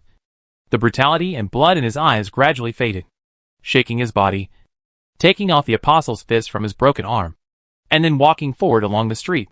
Plop! Suddenly, Yisha stumbled and fell to the ground. The fist hit the ground and rolled, making a clang sound. Yisha lay on the ground. In the sky, raindrops floated without knowing when. Yisha felt no pain, but felt that his consciousness was gradually dissipating. I'm going to die again? Yisha murmured, slowly closing his eyes. Yisha didn't know how long he had been in a coma, or whether he had come back to life again. When Yisha opened his eyes, the first thing he saw was a cement ceiling that had not been painted. And then he looked around with his side face, and saw rows of square cement pillars. This should be a building that has not been completed. Yisha moved his body, and then he felt severe pain all over his body, as if his body had suddenly fallen apart. Could it be? Yisha murmured, not dead? If he was resurrected by the 12 trials of immortality, he should not be in this state. You finally woke up. Yiyu's face appeared in front of Yisha, looking down at Yisha, reaching out to fiddle with Yisha's eyelids. Yiyu, you have been unconscious for almost 5 days. Yisha, where is this? A construction site. Yiyu, how do you feel? Yisha, it's terrible. I feel like I might feel better if I died. Don't worry. I prepared a special medicine for you. Yiyu shouted, hey. He's awake. Bring the things over. Hurry up. The building was very empty, and Yiyu's shouting echoed directly. And then Wang Likuan's response was heard. Yiyu helped Yisha up, and then let Yisha lean against a stone pillar. A moment later, Wang Likuan appeared in front of Yisha, holding an iron chain in his hand. And behind him were more than a dozen zombies, and 7 or 8 zombie dogs. Yiyu smiled, look, everything is ready for you. Yisha forced a smile, thoughtful. Although Yisha had not told Yiyu about the effect of the Alaskan whale harpoon. Yiyu had seen Yisha use the Alaskan whale harpoon before, so she could guess a little bit. Wang Likuan tied the iron chain to the stone pillar, then grabbed a zombie dog, pressed the zombie dog to the ground, and set it to Yisha. Yisha moved his fingers and barely pulled out the Alaskan whale harpoon, then began to pant, as if such a simple action consumed a lot of Yisha's physical strength. Yiyu lifted Yisha's arm and helped Yisha to move the knife to the zombie dog. Yisha used all his strength and stabbed the zombie dog with a knife. After repeating this process over and over again, Yisha killed all the zombies that Yiyu and Wang Likuan had found. His body finally felt better, but he was still extremely weak. Firstly, excessive blood loss was not considered an injury, and the weakness caused could only be recovered slowly. Secondly, Yisha was so seriously injured that he could not be fully recovered by just these dozen zombies. Wang Likuan scratched his head. I'll go and catch a few more later. Yisha nodded. Then, what's the situation now? Yiyu, the one we were dealing with, ran away. The arbitrator carried you back at that time, and you looked half dead. So we didn't chase him, and just let the apostle run away. Yisha, where? Don't worry. Yiyu, I'm not that easy to deal with. That guy was severely injured by me, and he couldn't follow us. This place is also relatively hidden. Yisha nodded. How many days? Yiyu, it's been almost 5 days. Yisha nodded again, then took a deep breath. I finally got my life back. Yiyu thought for a moment. I was careless. In fact, I should have expected this. The apostles are not easy to deal with. Yisha, my fault. The plan was not thorough enough. At least I killed one. It's not a loss. Yiyu, also. The ruins have been found. But don't be too happy too soon. It wasn't us who found it, but someone else did. And the news came that several fierce battles have already broken out. Yiyu's face suddenly became solemn, with a kind of sadness of grief. Lu Lin was seriously injured and disappeared, and Yin Chong was killed outside the ruins. Yiyu said solemnly, just yesterday, a large-scale conflict broke out outside the ruins. 9 apostles were killed. We were even worse off, with 20 to 30 dead, many of whom were crew members. Yisha remained silent. This stop was more cruel and bloody than he had imagined. After a long time, Yisha said, how is the ruins now? Yiyu, not very good. In a stalemate. Only a few strong men forced their way into the ruins. Dick Martel went in. And it seems that 2 people from the Apostle Walk also went in. Yisha was silent again. And after a while, he said, "Help me catch a few more zombies. We should also take action." Yiyu nodded, "Okay." Yisha doesn't care about the lives of others. But like Yiyu, Yisha also feels a little sad. But so what? In order to live better, they must fight. Like mad dogs. The Doomsday train may be the hope of survival. But it is never a place of peace. Either. According to the requirements of the Doomsday train. Become a ferocious mad dog. Bite and fight. Or die silently. Sometimes, life actually has no room for choice. Only those who gamble their lives are qualified to live. Wang Likuan turned and left the building to help Yisha find zombies. At this time, Yisha would especially lament that he was lucky to have the Alaskan harpoon. Otherwise, except for the potion that could only be used on the Doomsday train, other potions would not allow him to recover within a few days. He would have to lie down for at least 1 or 2 months. And lying down for 1 or 2 months directly meant that Yisha was out. After a while, Wang Likuan caught a lot of zombies again. With Wang Likuan's strength, it was not a big problem to subdue some ordinary zombies and take them away by force. When it was absolutely necessary, Yiyu could still use her brain ability to directly control those zombies. Then, she was left to be slaughtered by Yisha. Chapter 419 Situation. Yisha struggled for a day before using the blood-sucking healing of the Alaskan whale harpoon to recover. Next is business. Yiyu spread out a map and pointed. This is where the ruins are. The ruins themselves have always existed. Before the end of the world, this place was a tourist attraction. But it was actually just a pile of broken stones. Yisha, what about now? Yiyu, because of the landslide, a tunnel appeared here. Behind the tunnel is the Noah ruins. Currently, most people are wandering around the ruins. But no one dares to go in. Yisha, will they be attacked by a group? Yiyu nodded, yes. Yisha curled his lips. In fact, this kind of stalemate of mutual restraint is easy to understand. It's nothing more than that they don't want others to get what they can't get. The crew members are more selfish. If anyone wants to enter the ruins, the apostles will definitely attack them in groups. And other crew members will probably not help. And what about the apostles? From the current contact situation, the apostles are still relatively united. But the reason is the same. Although the crew members are not very united. If the apostles join forces to kill into the ruins, the crew members will definitely put aside their past grudges and join forces to resist.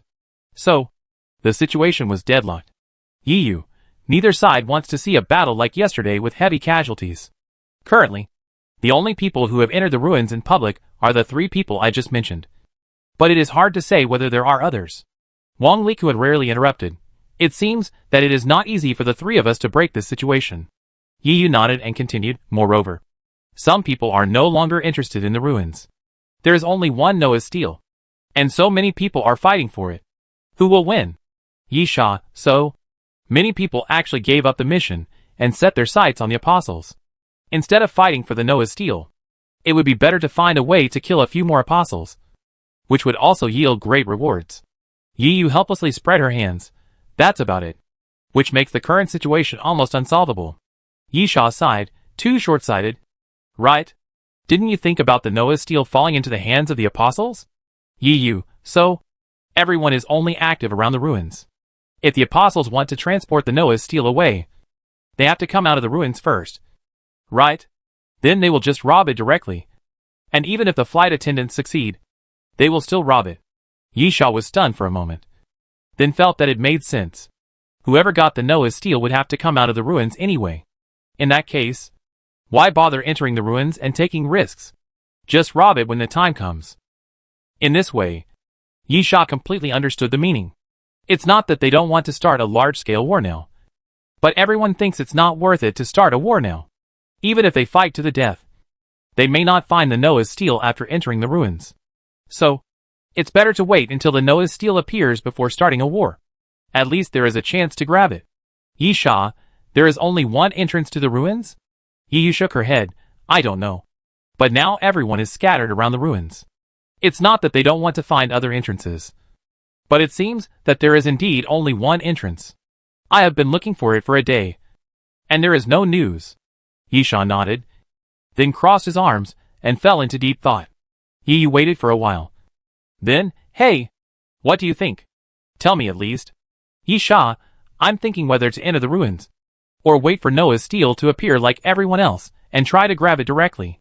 Now I'm trying to kill a few apostles, and make a fortune first. Yi rolled her eyes. You said you can go in whenever you want? Do you know how many masters are watching the entrances and exits? Yisha took out the radiant sword. I can really go in whenever I want. Yi looked at the effect of the radiant sword and was speechless. With this thing, Yisha really could go in whenever he wanted. Yisha added unceremoniously, of course. If I really want to go in, I can only go in by myself. I can't take you in with me. Yi, if you go in and find Noah's steel, you can also use this thing to bring Noah's steel out. Right? Yisha rolled his eyes. How far do you think you can shoot? With the help of clairvoyance and eagle-patterned pupils. It's only more than 1,000 meters. I'm here. Yi patted his chest. You shoot the sword. And then I use my brain power to control it. It's absolutely no problem to shoot it out 10,000 meters. Just like this. While Yi was talking, he bent his fingers and flicked.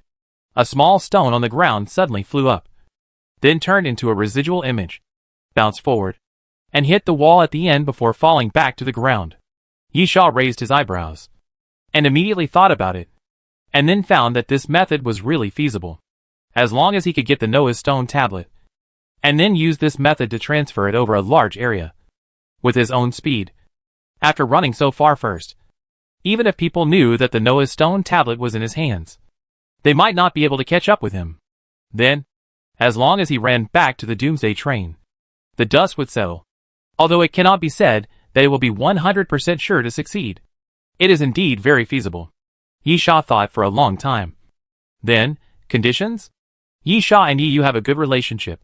But if Yi unconditionally helps him get the Noah's stone tablet, and lets him exchange for the liquid monster, Yisha definitely doesn't believe it. Benefits are always the premise of cooperation. Yi, the boxing gloves you got from the apostle. Oh! Yisha raised his eyelids. Do you like that thing? Yi, if you don't succeed in getting the Noah's stone tablet, that thing is exchanged for your life. So I naturally have no reason to take it. But if I help you get the Noah's stone tablet, I want the boxing gloves. It's also fair, isn't it?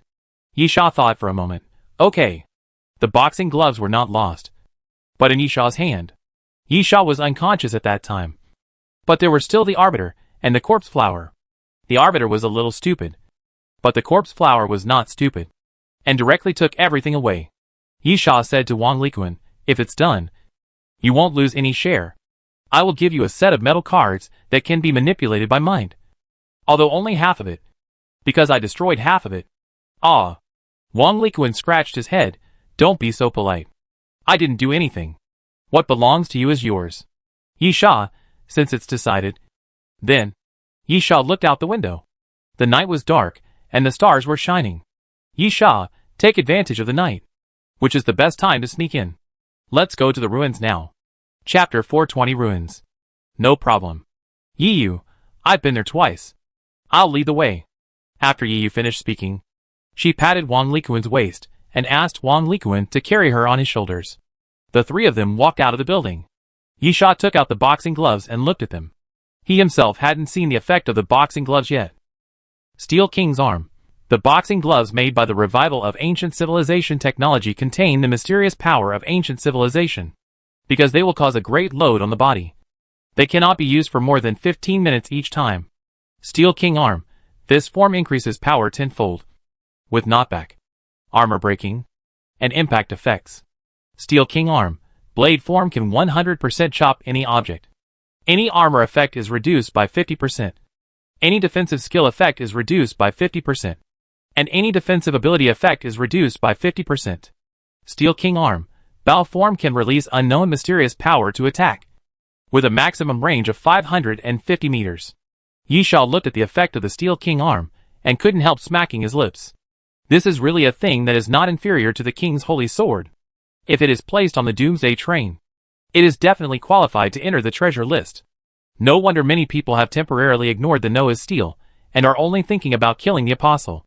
It's because there are so many good things on the Apostle.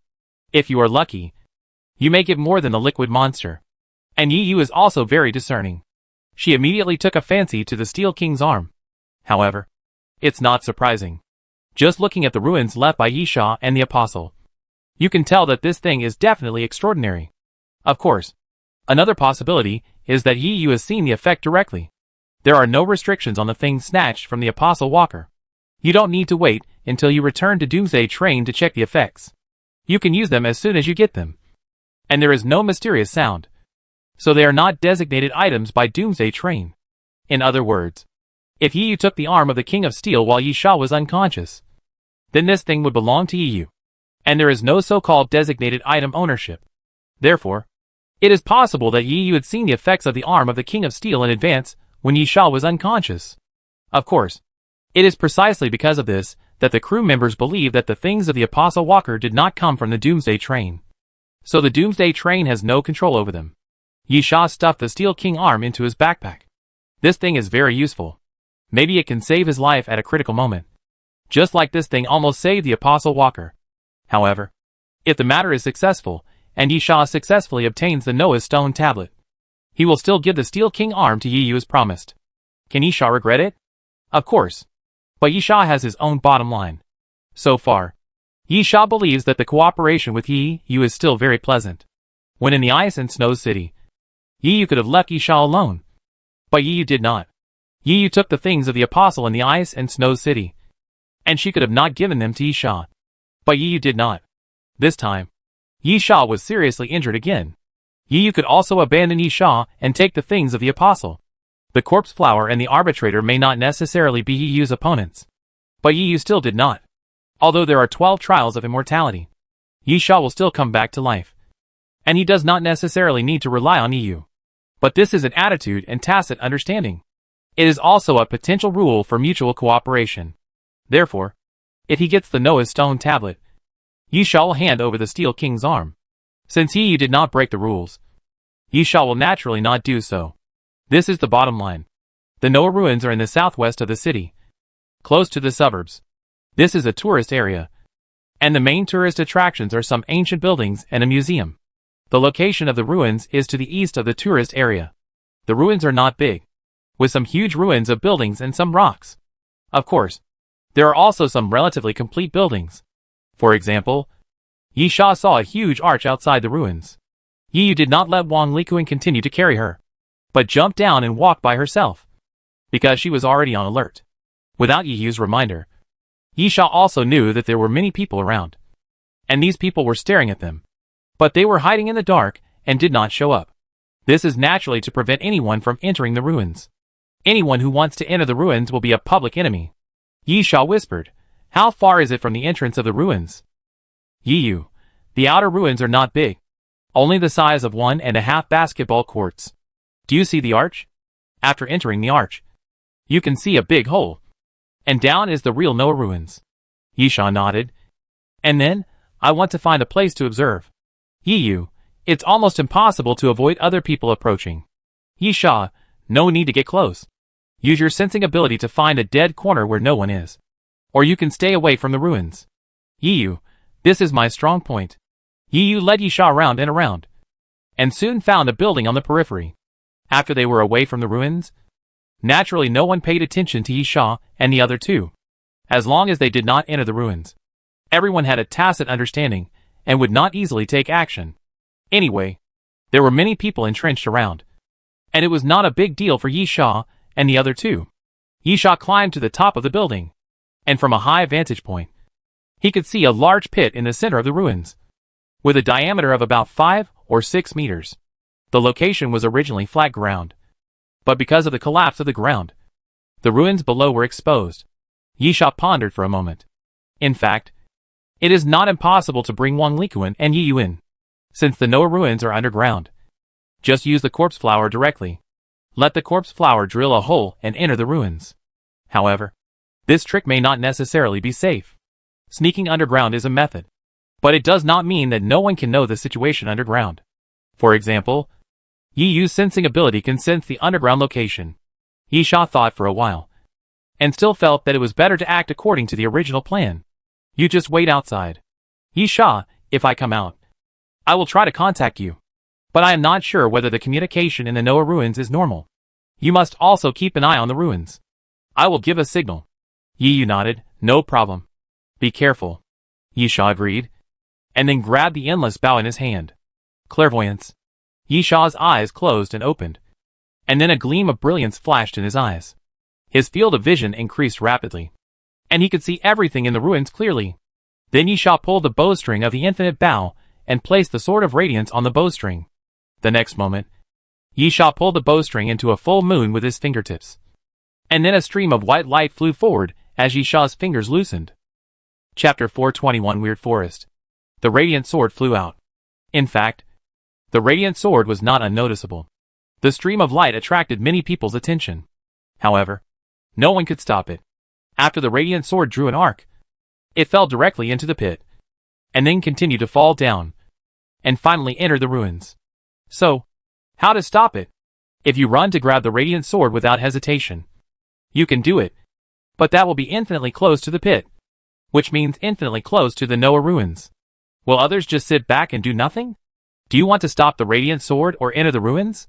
So, if someone dares to do this, the biggest possibility is probably to cause a melee. Secondly, because it was the radiant sword that fell into the ruins, not a person. Most people might not take it so seriously. So, when the white light fell into the pit, many people who were hiding did move. But when they were about 10 meters away from the pit, everyone stopped in tacit understanding. Neither the crew nor the apostles dared to break the current deadlock easily. As a result, the radiant sword flew into the pit, disappeared into the darkness, and soon disappeared without a trace. At the same time, the scenery in front of Yishaw was rapidly changing. Because of the rapid flow of the scenery, the dizziness appeared again, and this time it lasted longer than any previous time. Because the pit was very deep, everything in front of Yishaw quickly turned into a dark place, which meant that the radiant sword had fallen into the depths of the pit, and this darkness lasted for 3 or 4 minutes before it slowly stopped. The next moment, Yishaw disappeared without a trace. Yishaw appeared in the darkness and fell directly to the ground. There seemed to be a puddle on the ground, and Yishaw felt the splashing water. He took out the flashlight and quickly illuminated the surroundings. The sword of glory was right next to him. Yishaw picked it up, put it back into the sheath, and threw it into his backpack.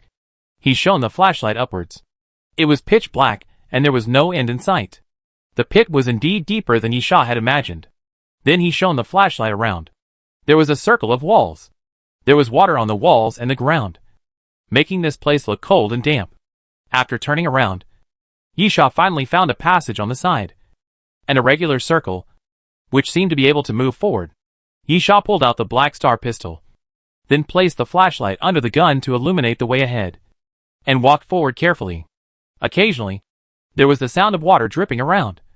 Ticking, ticking, making the narrow space seem strange and gloomy. The passage was not long, only about 10 meters, and then, when he reached the end, Yishaw suddenly froze. Everything in front of him was really unimaginable. This is not a relic. It's a large forest. What appeared in front of Yishaw was a silvery white color. The roof was silvery white. The ground was silvery white. And the surrounding walls were silvery white, as if he had entered a world covered in frost. However, Yishaw squatted down and touched the ground. Although the silvery white ground looked like ice, Yishaw was sure that it was definitely not ice, because the ground was not cold at all. It was just a little damp and felt a little soft to the touch. And it didn't feel like ice at all. At the same time, right in front of Yishaw, about 200 or 300 meters away, there was a dense forest, and the big trees in the forest were all silver white. Apart from this, there was nothing else in this place. Yishaw walked forward carefully, and looked around curiously. This place was really weird. Until he approached the forest, Yishaw reached out and touched the trees. Those trees did not feel like wood, but the same as the touch of the ground before. A little soft, not very hard, neither cold nor hot. A material that Yishaw had never seen or touched before. Yishaw hesitated for a moment, then raised his foot and stomped the ground. Soon, a corpse flower vine broke out of the ground. Yishaw let the corpse flower vine go back into the ground, and then looked at the big hole in the ground. Yishaw looked at the wall inside the big hole and found that it was still silver white in color, which meant that it was not that something covered the ground and trees, but that everything here was made of this strange material. This is really interesting. Unknown things can make people feel fearful and curious. Yishaw stood up and continued to walk forward cautiously. If this is really the remains of Noah, then the Noah's steel must be somewhere here. However, there is nothing around except the silver-white trees. Yisha feels that if he wants to find the Noah's steel, he must first pass through this forest. Or at least go deep into the forest. Yisha thought so. And then walked forward slowly. Suddenly, Yisha's expression tightened and became extremely alert. Because there is the smell of blood. Yisha has experienced countless battles, and is extremely sensitive to the smell of blood. Although it is very faint, Yisha still smells it. Slowly, following the smell of blood, Yisha soon saw a body lying under a big tree. It is the body of the apostle. After Yisha approached, he found that the apostle had been dead for a long time. There was a bloodstain under his body, but it had dried up long ago. Yisha turned the body over and took off the mask of the other party, revealing a face of about 40 years old, weathered and nearly half a century old. Naturally, Yisha did not recognize the other party at all. After lifting the opponent's cloak, he found many wounds on his body. The fatal wound was a sword in the chest, which directly pierced his heart. Then Yisha touched the body, but found nothing. Obviously, someone killed the apostle and took away his belongings. Yisha looked around again, and there were indeed traces of fighting. It seemed that the people who came in earlier had already fought here. Since the apostle's belongings had been taken away, the body naturally had no value to Yisha. Yisha did not delay any more and stood up and continued to move forward. The forest was bigger than expected. Yisha had been walking forward for 2 or 3 hours, but he still didn't see the edge of the forest. What surprised Yisha even more was, it was dark. This was really a strange thing. Wasn't this place an underground ruin? Of course, judging from the scene in front of me, it seemed strange to call it a ruin. But it must be underground. Right? In that case, where did the sky come from? But it was really dark. The top of my head was also silvery white, and it seemed to be made of that strange material. There was plenty of light around, which seemed to be emitted by the silvery white material, and it was very bright. But now, the silvery white color was gradually dimming. It felt like night was coming, and everything seemed to be sinking into darkness. Chapter 422 Solution. In fact, even if it turns into night, there is nothing to be surprised about. It's just that it feels weird to experience day and night underground. And Yisha is very uneasy. The uneasy feeling came suddenly, making Yisha a little anxious. Yisha knows when he will have such a feeling. That is when something dangerous will happen. Yisha always feels that this place is weird, and something bad may happen. The light around was getting darker and darker. However, this underground world did not turn completely dark, and still retained a piece of light. Looking up, the silver-white color had completely turned into black. However, in that darkness, there were still many palm-sized silver-white places that were bright, just like the starry sky. After thinking about it, Yisha murmured, "Artificial starry sky? It is unknown when the Noah ruins were built." Yisha felt that this place did not seem to come from the past, but from the future. Everything was so weird and magical. Then, Yisha's expression suddenly tensed up. He heard a noise. Yisha immediately picked up the flashlight and shone it around, and then kept looking around. But there was nothing. Yisha did not reduce his vigilance because of this, but became more alert. He firmly believed that there was nothing wrong with his ears and his feelings. Suddenly, a strong wind swept behind Yisha, and Yisha instinctively drew out the king's holy sword and slashed behind him. With a dull sound, Yisha looked at the ground with the bright light emitted by the king's holy sword, and then found a branch. Yisha was stunned for a moment. Then he took a breath and ran away. However, the cut branch was like a signal of war. And then the surrounding branches suddenly swayed, grew wildly, and rolled towards Yisha. Yisha thought there was some danger lurking in the forest, but he never thought that the danger came from this forest. "Get out of my way." Looking at the crisscrossing and dense branches in front of him, Yisha chopped down the branches without hesitation. However, those branches can't be cut off completely, because this is a forest. Yisha is missing the Arbiter a little bit now, because the Arbiter is equipped with heavy firepower weapons. And Yisha even equipped the Arbiter with a flamethrower. Unfortunately, the Arbiter is outside the ruins, and the Sword of Glory can't bring the Arbiter in. At the same time, Yisha finally understood the powerlessness of his enemies when fighting the corpse flowers. No matter how they attack, those branches will continue to appear. Fortunately, Yisha still had the corpse flower. Boom! Boom! The ground soon made a loud rumbling sound. And the vines of the corpse flower kept coming out from the ground, protecting Yisha, and then sweeping around, breaking the branches. The next moment, the vines of the corpse flower hit a big tree hard. And with a click, the big tree was broken and fell to the side. However, the big trees in the forest were still densely packed. The surrounding branches quickly entangled with the vines of the corpse flower.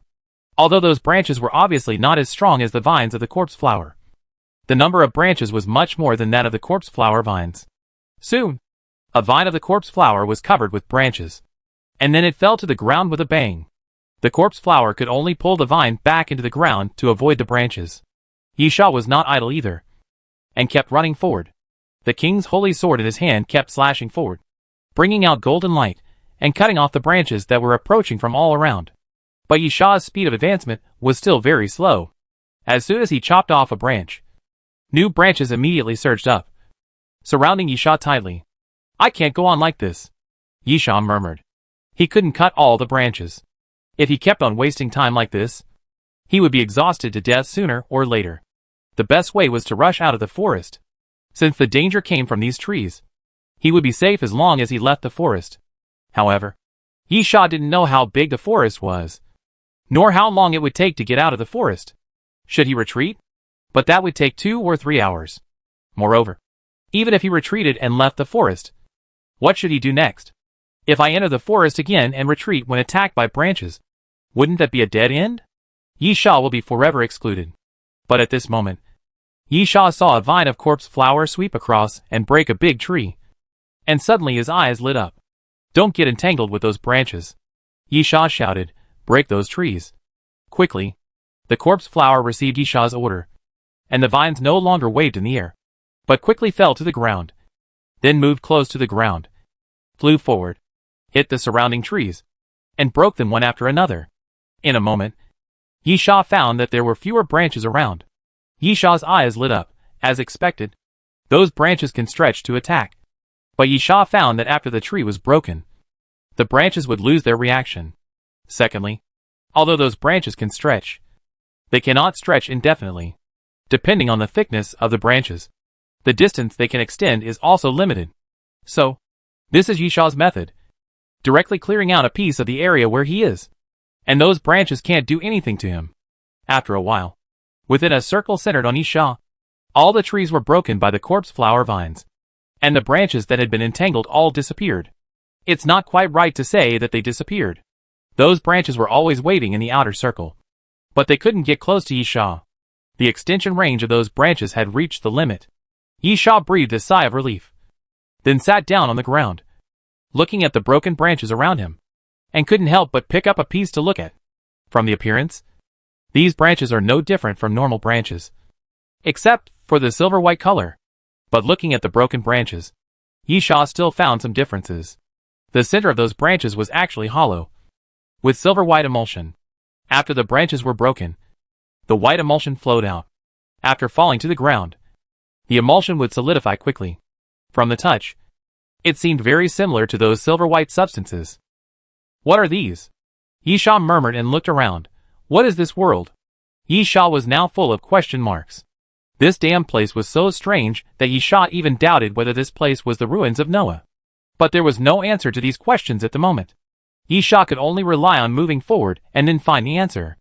Chapter 423: The Real Relics. This place really has day and night. At the same time, the cycle is much shorter than the outside world.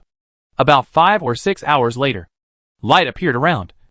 The dark color quickly faded, and the surroundings became bright again. Yisha looked around at the first moment, and those dancing branches actually retracted at the first moment. And they were quiet, except for the color. The trees turned back to ordinary trees. Yisha suddenly realized something. "It's fine during the day," Yisha murmured. "Will they attack at night?" Yisha's eyes suddenly lit up, and he felt that he knew how to deal with these trees. Of course, Yisha hoped that he could walk out of the forest directly, which would save a lot of trouble. However, things did not go as Yisha wished. The forest was larger than Yisha imagined. After 4 hours, Yisha still did not see the end of the forest. And then Yisha began to cut wood. This is the method that Yisha came up with, which is both smart and not so smart.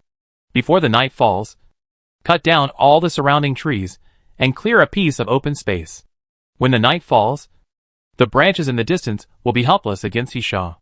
Whether the method is smart or not is not important for now, but it is indeed very effective. But when it gets dark again, the branches in the distance surge again, and then rush madly towards Isha. But when they are 10 meters away, the branches stop because they can no longer get close. Isha couldn't help but smile. He had found a way to deal with this forest. So this forest was no longer scary. After another 4 or 5 hours, the darkness receded and light descended. Isha began to hurry on his way again.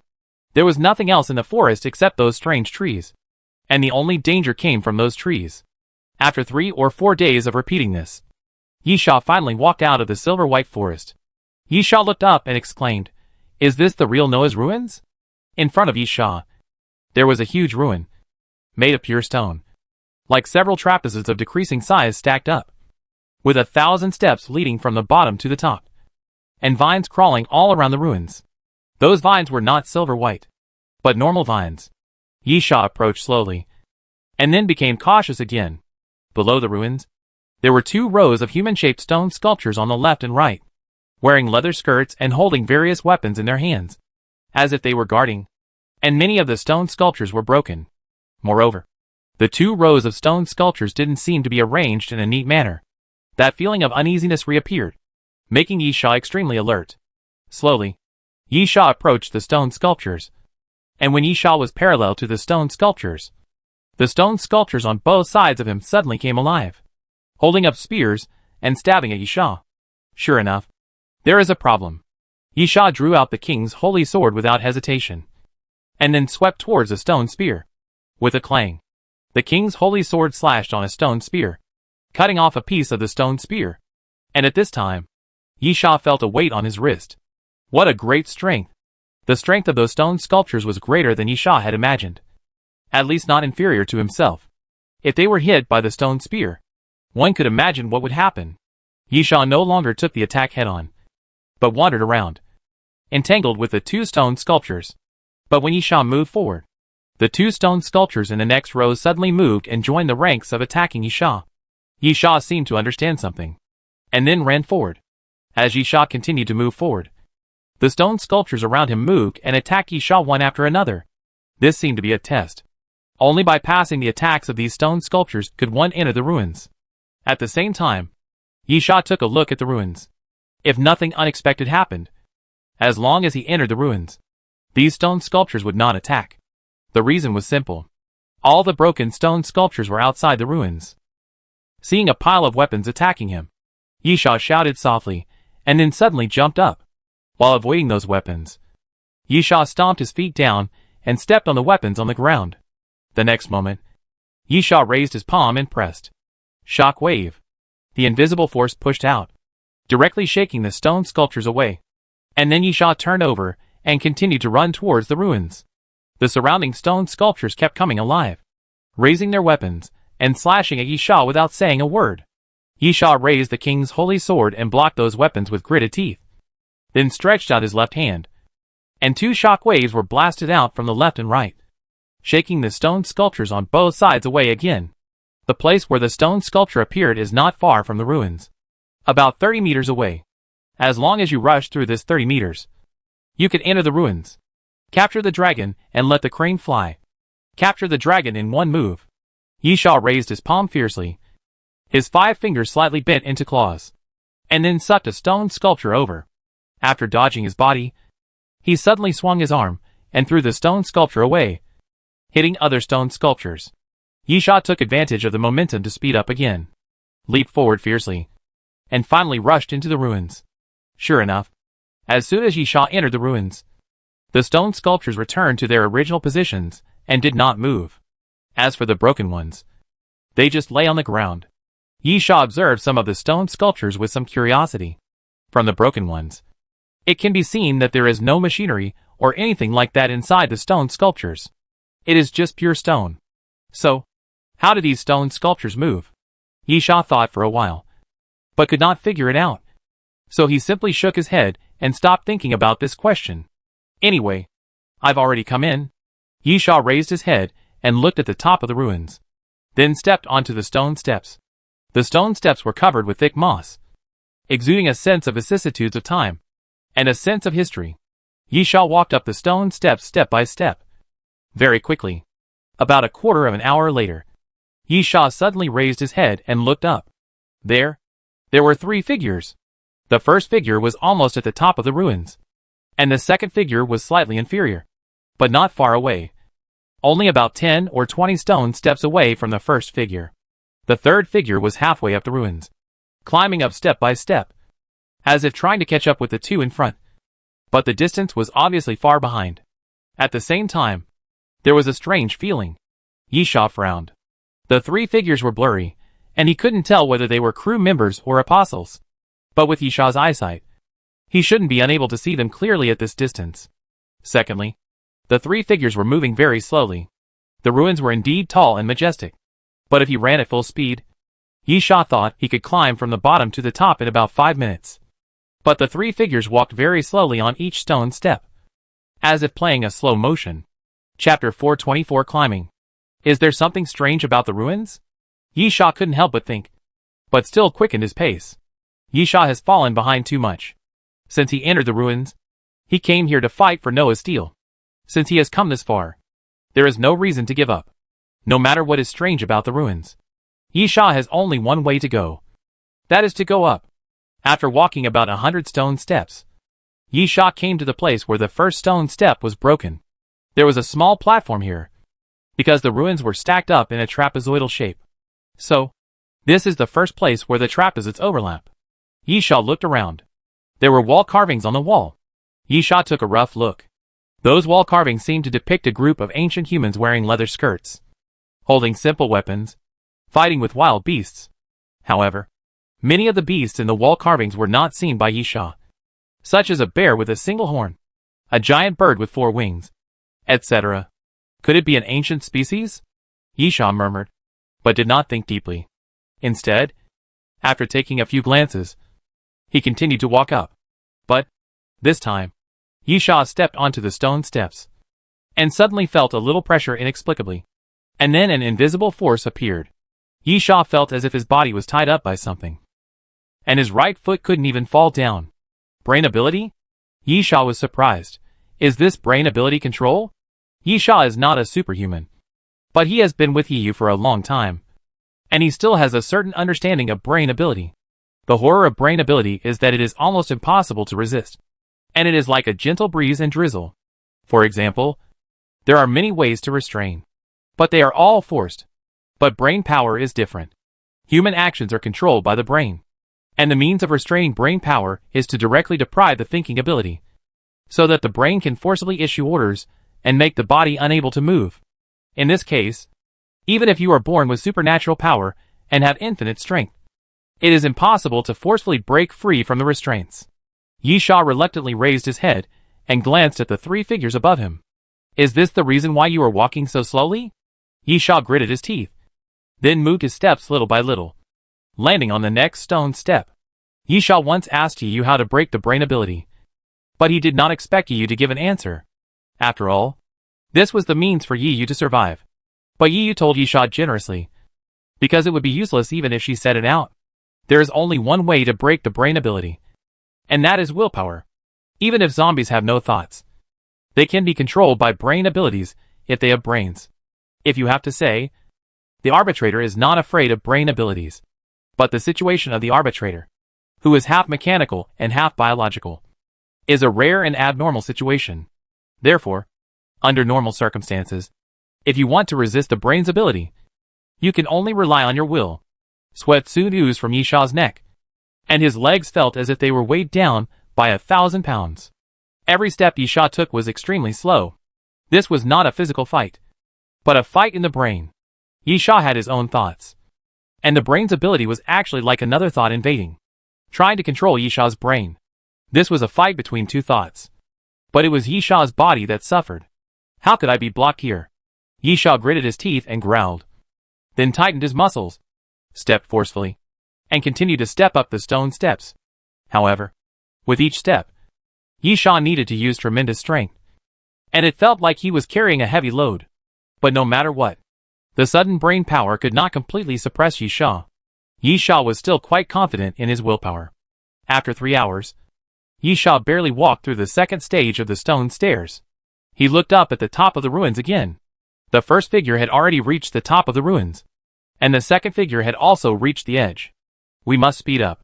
Yisha took a deep breath and walked up again, taking a look at the surrounding walls. There were also wall carvings on the wall, but it was not a scene of fighting with wild beasts, but a group of savages drilling wood to make fire, hiding from the rain in a cave, and then building a wooden house. Yisha was confused. What exactly is this relic for? Is this so-called wall carving the history of human evolution? Will it evolve from the Stone Age to the Iron Age next? As Yisha thought about it, he stepped onto the stone steps again. Then, Yisha was stunned. The brain power that bound him disappeared. Yisha's face lit up, and he immediately strode forward. But in the next moment, Yisha felt a sudden pain in his head. Ugh! Yisha groaned, then covered his head, and half knelt on the ground. The brain power did not disappear, but changed its attack method. Yisha felt like his head was about to explode. He pressed one hand on the stone steps.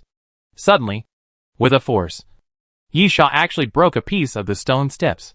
It was an unimaginable pain. And it was not just pain.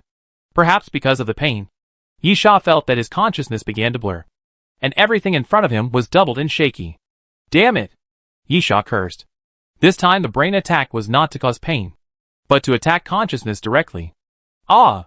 Yisha suddenly roared, then suddenly pulled out the Alaskan whale harpoon from his waist, and then stabbed his thigh with a knife. Blood quickly flowed out, and then Yisha's eyes regained a bit of clarity. Using pain to curb pain is a bit stupid, but Yisha's eyes showed determination. And cruel. True cruelty is not only to others, but also to oneself. Yisha took another step, and continued to walk forward on the stone steps. After about 7 or 8 steps, the pain in his legs gradually disappeared, and the pain in his brain took over again, and Yisha's consciousness began to blur again. Puff! Without any hesitation, Yisha thrust the Alaskan whale harpoon towards his thigh again, stabbing half of it. The next moment, Yisha regained consciousness, and without looking at the blood flowing down his leg, he raised his leg and continued to walk upward. With each step, Yisha's body was shaking, but each step was very stable. After stabbing himself 7 or 8 times, Yisha finally walked through the stone steps of the second area, and at the same time, he also walked through half of the ruins and reached the middle section. As long as he left the stone steps, the brain area ability would disappear without a trace, and the tingling sensation in Yisha's brain suddenly disappeared in an instant, as if it had never appeared. Chapter 425 Will. Yisha fell to the ground, bandaged the wound on his thigh, and looked around. There were wall carvings here as well, and they were about battles. But the targets were strange. Not beasts, but humans. Humans gradually developed, and then tribes appeared. Conflicts and struggles arose, and then tribal wars broke out. War is cruel, but it is indeed the key to promoting the evolution of human civilization. Yisha rested for a while, then stood up again and walked towards the next stage of stone steps. Yisha did not take it lightly this time. He knew that there was no chance. When he stepped on the stone steps again, he would definitely be attacked by the brain again. The next moment, Yisha stepped down. Ugh! A painful groan suddenly sounded from Yisha's throat, and Yisha's facial features twisted in an instant. This time, it was a double attack. Yisha felt the feeling of being dominated again. Every movement of his became extremely difficult. Even bending a finger required a lot of effort. At the same time, this was not the end. In the next moment, Yisha felt severe pain in his head again. This time, 2 brain attack methods appeared together, and Yisha also found that the attack modes of these 2 brain abilities complemented each other. But when the brain ability impacted his brain, his head would feel severe pain, and the severe pain would reduce his thinking ability, and his consciousness began to blur. At the same time, because of the decline in thinking ability, consciousness became blurred, making it difficult for Yisha's thinking to reach the brain and invade the brain to control his body. Yisha's movements became extremely sluggish in an instant, like a snail, and could only move slowly. Yisha grabbed the Alaskan whale harpoon and wanted to use the old method to stab his thigh and use the pain in his body to make his consciousness clear. But Yisha found that he couldn't do it, because his movements were too slow. Even if it was a simple action like harpooning the Alaskan whale and stabbing it, Yisha couldn't do it easily.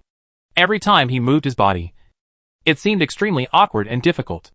However, Yisha had other ways. Yisha bit the tip of his tongue lightly to make his consciousness clearer. But the pain was too weak to stimulate his consciousness enough. Am I going to fall here? Such a thought appeared in Yisha's mind. But it was only for a moment. Yisha became very determined again. Looking at the top of the ruins, if they can do it, so can I. Yisha gritted his teeth, widened his eyes, tried to keep his consciousness clear, and then continued to walk up step by step. This time, Yisha did not use any external force or stimulation, but purely intended to use willpower to resist the brain's ability. 1 step, 2 steps, 3 steps. Like the previous 3 figures, Yisha walked with great difficulty and extremely slow speed. Every step was like moving a mountain. Suddenly, Yisha's consciousness became clearer, and a voice suddenly sounded in his head.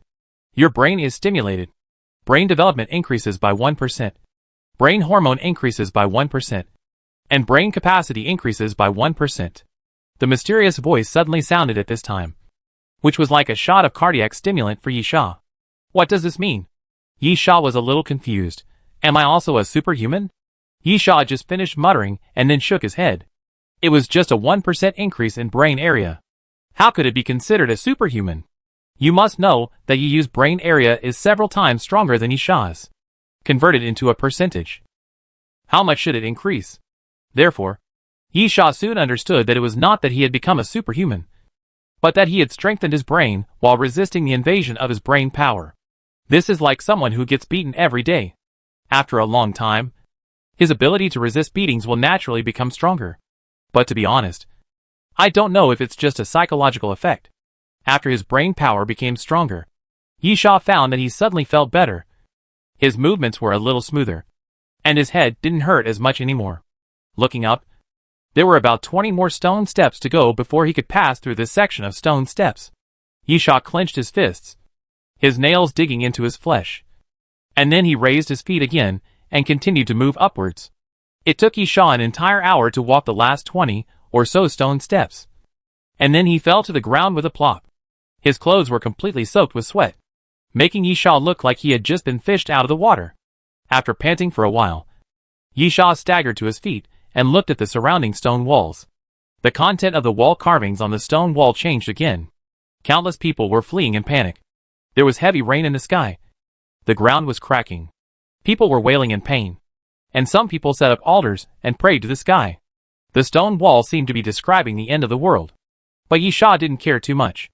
In ancient times, any natural disaster was often misrepresented as the wrath of heaven and the disaster of the world. But it was just superstition. Heavy rain, earthquakes, avalanches, tsunamis, all happen in every era. They are just natural phenomena. After all, the essence of this wall carving is still describing an indispensable stage in the history of human evolution.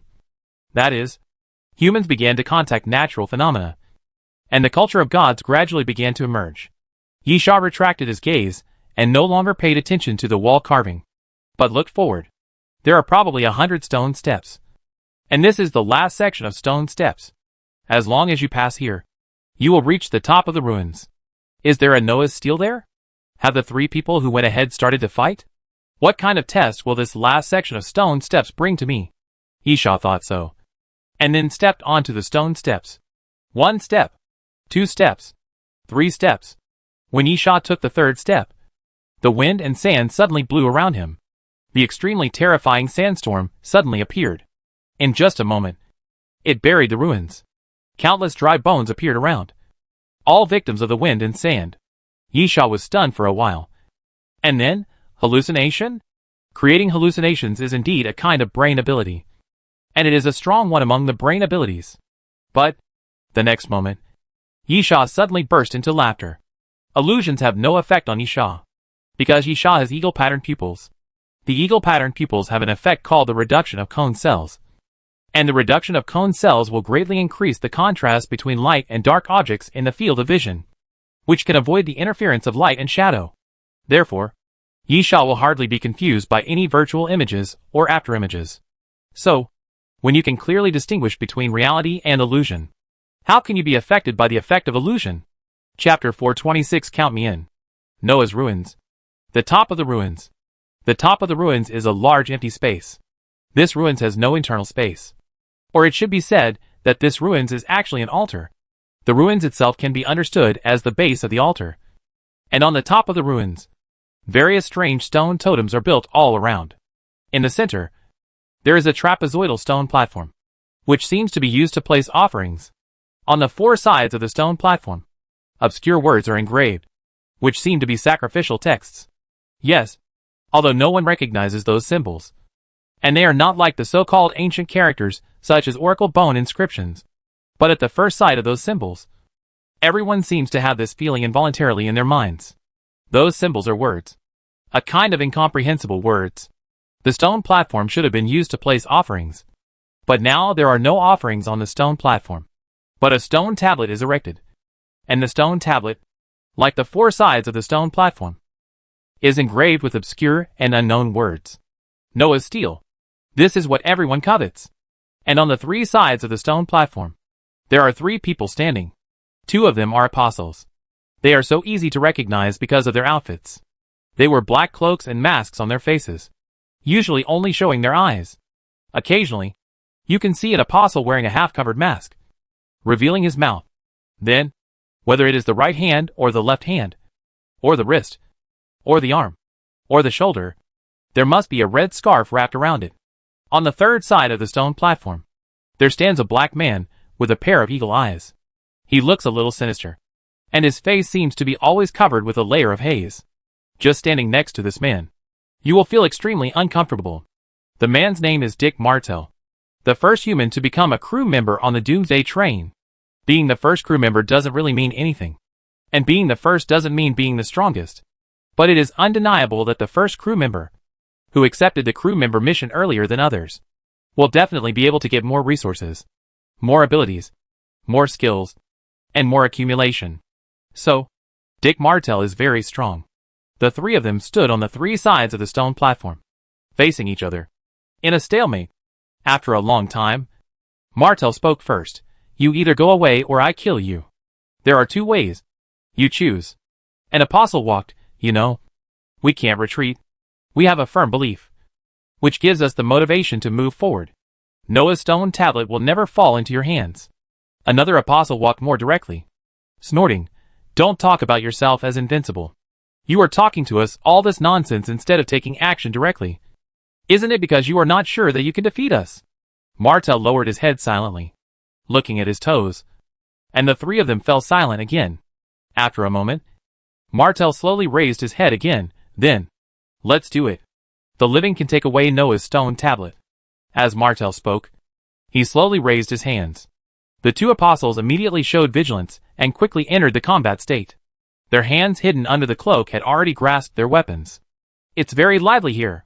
At this time, a fourth voice suddenly sounded, are you all here to get Noah's steel? Count me in. How about that? As the voice sounded, Yisha finally stepped onto the top of the ruins, and the pressure on his body disappeared instantly. The eyes of the two apostles walking suddenly became serious, and there was another flight attendant. Martel raised his eyebrows, looking very satisfied, and said directly, come with me to kill them. I will get Noah's steel, and I will not treat you unfairly. Yisha smiled. Why don't you come with me to kill them? I will definitely not treat you unfairly when I get the Noah's stone tablet. Martel's expression suddenly became serious. Staring at Yisha, do you know who I am? Yisha, then do you know who I am? Martel sneered. A glimmer of light flashed in his eyes. And then, Star Diamond Peak. Half a step to the king. Very good strength. But half a step away from becoming a venerable king. Do you want me to kill you too? Yisha remained indifferent and asked with a smile, do you want me to help them kill you? The two apostles listened to the conversation between Yisha and Martel and felt relieved. Martel was very difficult to deal with, but the two still had some confidence, because they were afraid of Martel, and Martel was also afraid of them. But with Yisha, it was hard to say. Although the two apostles did not know how strong Yisha was, anyone who could enter the ruins and come here would not be a weak hand. However, it seems that Yisha has no intention of joining forces with Martel. In fact, Yi Sha really wants to join forces. No matter what. The Apostle Walker must be the biggest enemy. The first thing to do is to prevent the Apostle Walker from getting the Noah's steel. Only then can the mission of this station be considered successful. However, joining forces does not mean that Yi Sha is willing to hand over the Noah's steel. Moreover, Yi Sha does not like Martel's attitude. Yi Sha did not come here to help Martel. What he wants is the Noah's steel. Martel's face was gloomy. Yi Sha obviously didn't buy his account at all. So, 2 enemies became 3. At the same time, seeing the disdain and sarcasm in the eyes of the 2 apostles walking, Martel had a deeper resentment towards Yi Sha. Martel knew clearly what the disdain and sarcasm were. In that case, Martel growled, "Killing 2 is killing. Killing 3 is also killing. All of you go to hell." Martel seemed to have lost his patience. He suddenly jumped up, and his momentum suddenly changed. He became fierce and ruthless. With an indescribable sense of oppression, he rushed towards the Noah's steel first. The 2 apostles walked without any hesitation. One of them took a step forward and then raised his palm and pressed forward. Martel's figure obviously paused for a moment. But then he roared and stepped forward again. The apostle's eyes were slightly stern. And then he stretched out his finger and hooked it. The stone totem standing on the top of the ruin suddenly flew up and smashed towards Martel. Superhuman. Yi Sha raised his eyebrows. When he climbed the ruins before, among the 3 figures, Martel was not the first one to walk. Martel was the second one to climb to the top of the ruins. Then, the first person to climb the ruins should be this person. As a superhuman, it is indeed easier for him to resist the invasion of brain power. At the same time, Martel looked at the flying stone totem, snorted coldly, and then suddenly punched. There was an unstoppable momentum in that punch. With a loud bang, a totem was shattered. Chapter 427 Battle of the Ruins. Watching the stone totem being shattered by a punch, Yi Sha couldn't help but cast his eyes on Martel. Martel is indeed very strong. That punch didn't use any weapons at all, nor did it utilize any abilities or skills. It was purely physical strength. It was terrifying to have such destructive power. Another thing that shows that Martel is indeed very strong is that the apostle's brain ability can hardly control Martel.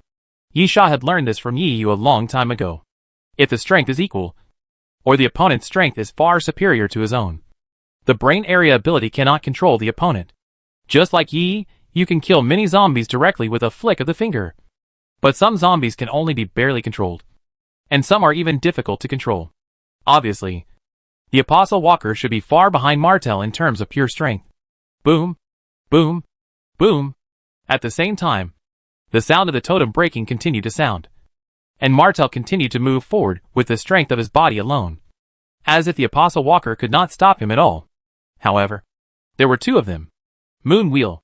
The second apostle suddenly shouted, then raised his cloak, and then a crescent-shaped weapon flew out from under the cloak, and then hit Martel. With a bang, Martel punched again, hitting the moon wheel, making a crisp sound, and then Martel punched the moon wheel away. But at this moment, Martel's arm suddenly made a crack sound, and a layer of frost appeared on the back of Martel's hand, and quickly spread upwards, and soon climbed to the shoulder. Sun wheel. The apostle shouted again, and his cloak danced forward again. This time, a circular metal wheel flew out from under the cloak, and an octagonal ruby was inlaid on it. The moment the sun wheel flew out, the ruby shone brightly, floating in the air like a small sun. And then layers of flames appeared on the ground out of thin air. Pushing forward, Martel laughed. "If this is all you can do, you better get out of here as soon as possible." As Martel spoke, he punched forward fiercely. That punch actually created a gust of wind, pushing away the flames that were rushing towards him. The apostle was shocked. Extreme evolution of biological flesh? Yi Sha's face was also slightly surprised at this moment. Yi Sha knew what the so-called extreme evolution of biological flesh meant.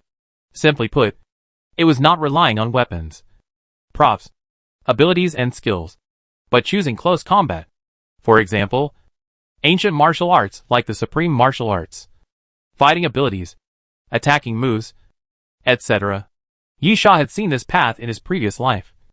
And those who choose to take this path generally have only 2 results.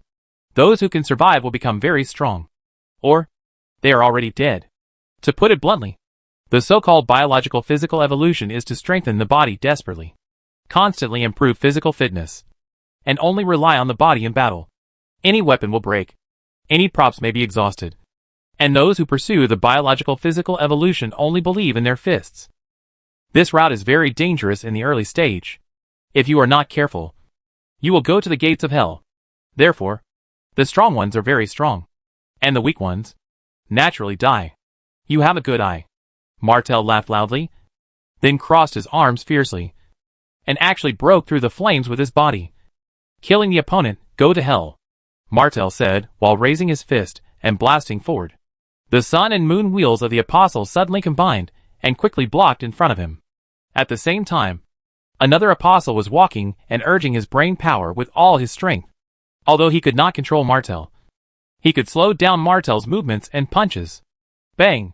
The next moment, Martel punched the sun and moon discs and directly knocked them away. Even on the moon disc, a small crack faintly appeared. Martel growled, "You think you can stop me? You are overestimating yourself." While Martel roared, he didn't even look at the two people and walked directly to the edge of the stone platform, reaching out to grab Noah's stone tablet. But at this moment, the apostle suddenly bent his fingers, and the flying sun and moon wheels flew back. The moon wheel swept in front of Martel, and then the sound of crack. Crack sounded again, and an ice wall suddenly rose from the ground and blocked the stone platform before Martel grabbed the Noah's tablet. "Get out of the way!" Martel roared and punched out again. After his fist hit the ice wall made a crisp sound, and then cracked into countless fine lines, and then collapsed. The sun and the moon shined together. The apostle roared again, and the sun and moon wheels kept spinning in the air. And then fire and ice emerged at the same time, falling towards Martel in an overwhelming manner. Martel showed disdain on his face, and was not moved by the ice and fire at all, and continued to stride forward. With Martel's physical strength, the ice and fire could naturally cause damage, but Martel was obviously able to hold on. The next moment, Martel's palm touched the Noah's steel. The faces of the two apostles changed drastically. They looked at each other and understood what was meant by each other. Do it with all your strength. The apostle who controlled the sun and moon wheels roared, and the black cloak was lifted up again, and then a silver dagger flew out. "Star sword," the apostle chanted softly, and the star sword flew into the air, hanging in the center of the sun and moon wheels, completing the last piece of the puzzle. The next moment, countless stars like bright lights suddenly scattered from the sky, densely packed, like stars. Martel's face became more serious, and he gave up holding the Noah's stone tablet in his hand. Instead, he growled and tensed all his muscles, intending to meet the starlight. But at this moment, Martel suddenly found that he couldn't move. Martel's pupils shrank suddenly, and then he looked at another apostle. Blood and tears flowed from the eyes of the apostle, and kept sliding down the mask, and the face under the mask became extremely pale. The apostle was overloading his brain, which caused great damage to his brain. It was obvious that the apostle was using his life to stop Martel, even if it was just for a moment. If Martel could not move, the sword of stars in the sky would hit him. At the same time, Yi Sha felt that it was time for him to take action. The sword of the king slowly came out of its sheath, and the golden light immediately spread around. Chapter 428 Domain Reappearance. Those star swords fell from the sky. With Martel's physical fitness, he must be strong not only in strength, but also in speed. It is not difficult to avoid the attack, but the premise is that he can move. The next moment, the star swords fell to the ground. Boom, boom, boom, with Martel as the center. The moment those star swords fell, the ground was smashed, and countless huge pits continued to appear. Yi Sha was slightly surprised, not because of the power, but because this relic was stronger than imagined. With Yi Sha's eyesight, he could easily distinguish that the power of the star sword was not inferior to the punch that the Steel King's arm hit him. But the destructive power was not that great. Obviously, this relic was not as simple as it seemed. It was more solid than expected. Otherwise, the top floor would have collapsed. Then, where was Martel? The dust blasted out by the star sword was everywhere. Ah! Suddenly, a roar sounded, and Martel rushed out of the dust. Martel's body was densely pierced by the star sword, and the blood completely dyed his body red, making Martel look miserable. "You too!" Martel yelled, "All of you die!" When Martel forcibly broke free from the restraints, The superhuman apostle suffered the backlash of his brain power, spurted out blood, and half knelt on the ground. Therefore, Martel's target was the remaining apostle. The apostle's eyes were solemn. But he was not afraid. He also shouted. And then the sun wheel, moon wheel and star sword in the air fell at the same time, blocking him. The next moment, Martel's fist also arrived. Bang! Martel punched out with unstoppable force. First hitting the moon wheel. Then the moon wheel hit the sun wheel. Then the sun wheel hit the star sword. And then with a bang, Martel's fist, through the sun wheel, moon wheel and star sword, hit the opponent's chest. Puff! The apostle also opened his mouth. Blood spurted out. And then, he was knocked back and rolled on the ground. Who? Martel pulled out the star swords from his body. And then the star sword shattered into halos and disappeared. You two want to stop me? Martel shouted. You are not worthy. Then, what about me? Yisha's voice appeared faintly behind Martel. Martel raised his eyebrows and turned around and punched. But the fist fell into the air. Yisha ducked and dodged. Martel shouted, Join hands with the apostles? Aren't you afraid that the conductor will kill you? I never thought of joining forces with him. Yisha smiled. I just planned to take what I wanted. Yisha's wind sun ability was activated, and his speed suddenly increased. In an instant, he came to the edge of the stone platform and reached out to grab Noah's stone tablet. Let go! Martel shouted, That's mine. Martel's legs bent, and his explosive power was extremely terrifying. He jumped a distance of 6 or 7 meters and caught up with Yisha directly. But at this moment, Yisha suddenly curled the corners of his mouth. Yisha had never been so naive as to think that he could easily take away Noah's steel before Martel fell. Everything Yisha did was just to lure the enemy, and let Martel rush towards him regardless of anything. The domain of the king, Yisha shouted softly, and then raised the king's holy sword. The next moment, the golden light was strong.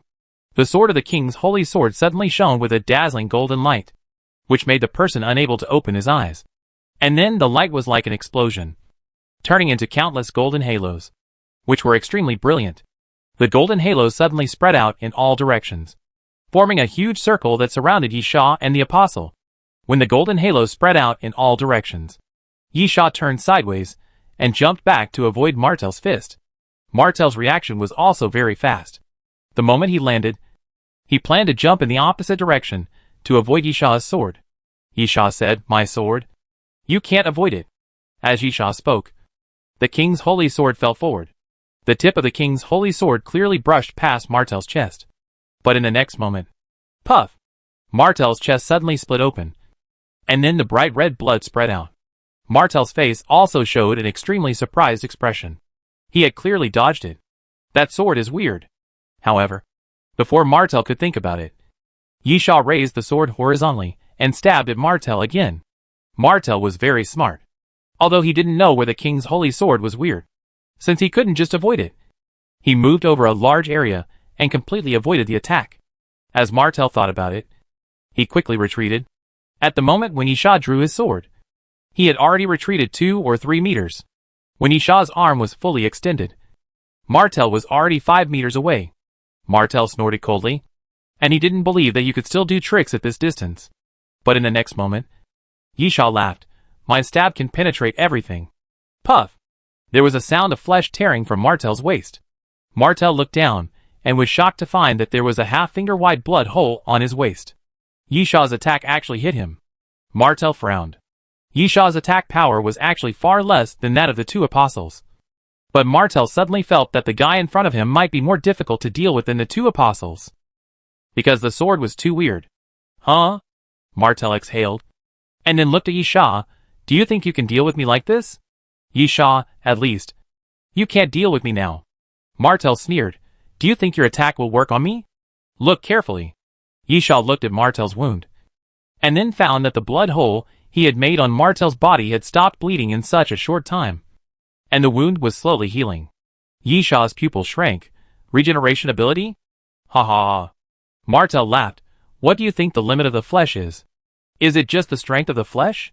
I don't care about your attack at all. As Martel said this, he rushed towards Yisha again. Yisha swung out his sword without hesitation, although he was 3 or 4 meters away from Martel. A streak of blood still splashed on Martel's shoulder. However, Martel didn't care at all. He rushed to Yisha and punched him. Yisha immediately dodged Martel's fist. Having seen the power of Martel's fist, Yisha knew very well that even if he was hit by just one punch, the damage would be extremely huge. Chapter 429, Escape. At the same time, after Yisha retreated, Martel did not chase him, but rushed to the stone platform, intending to take down the Noah's stone tablet directly.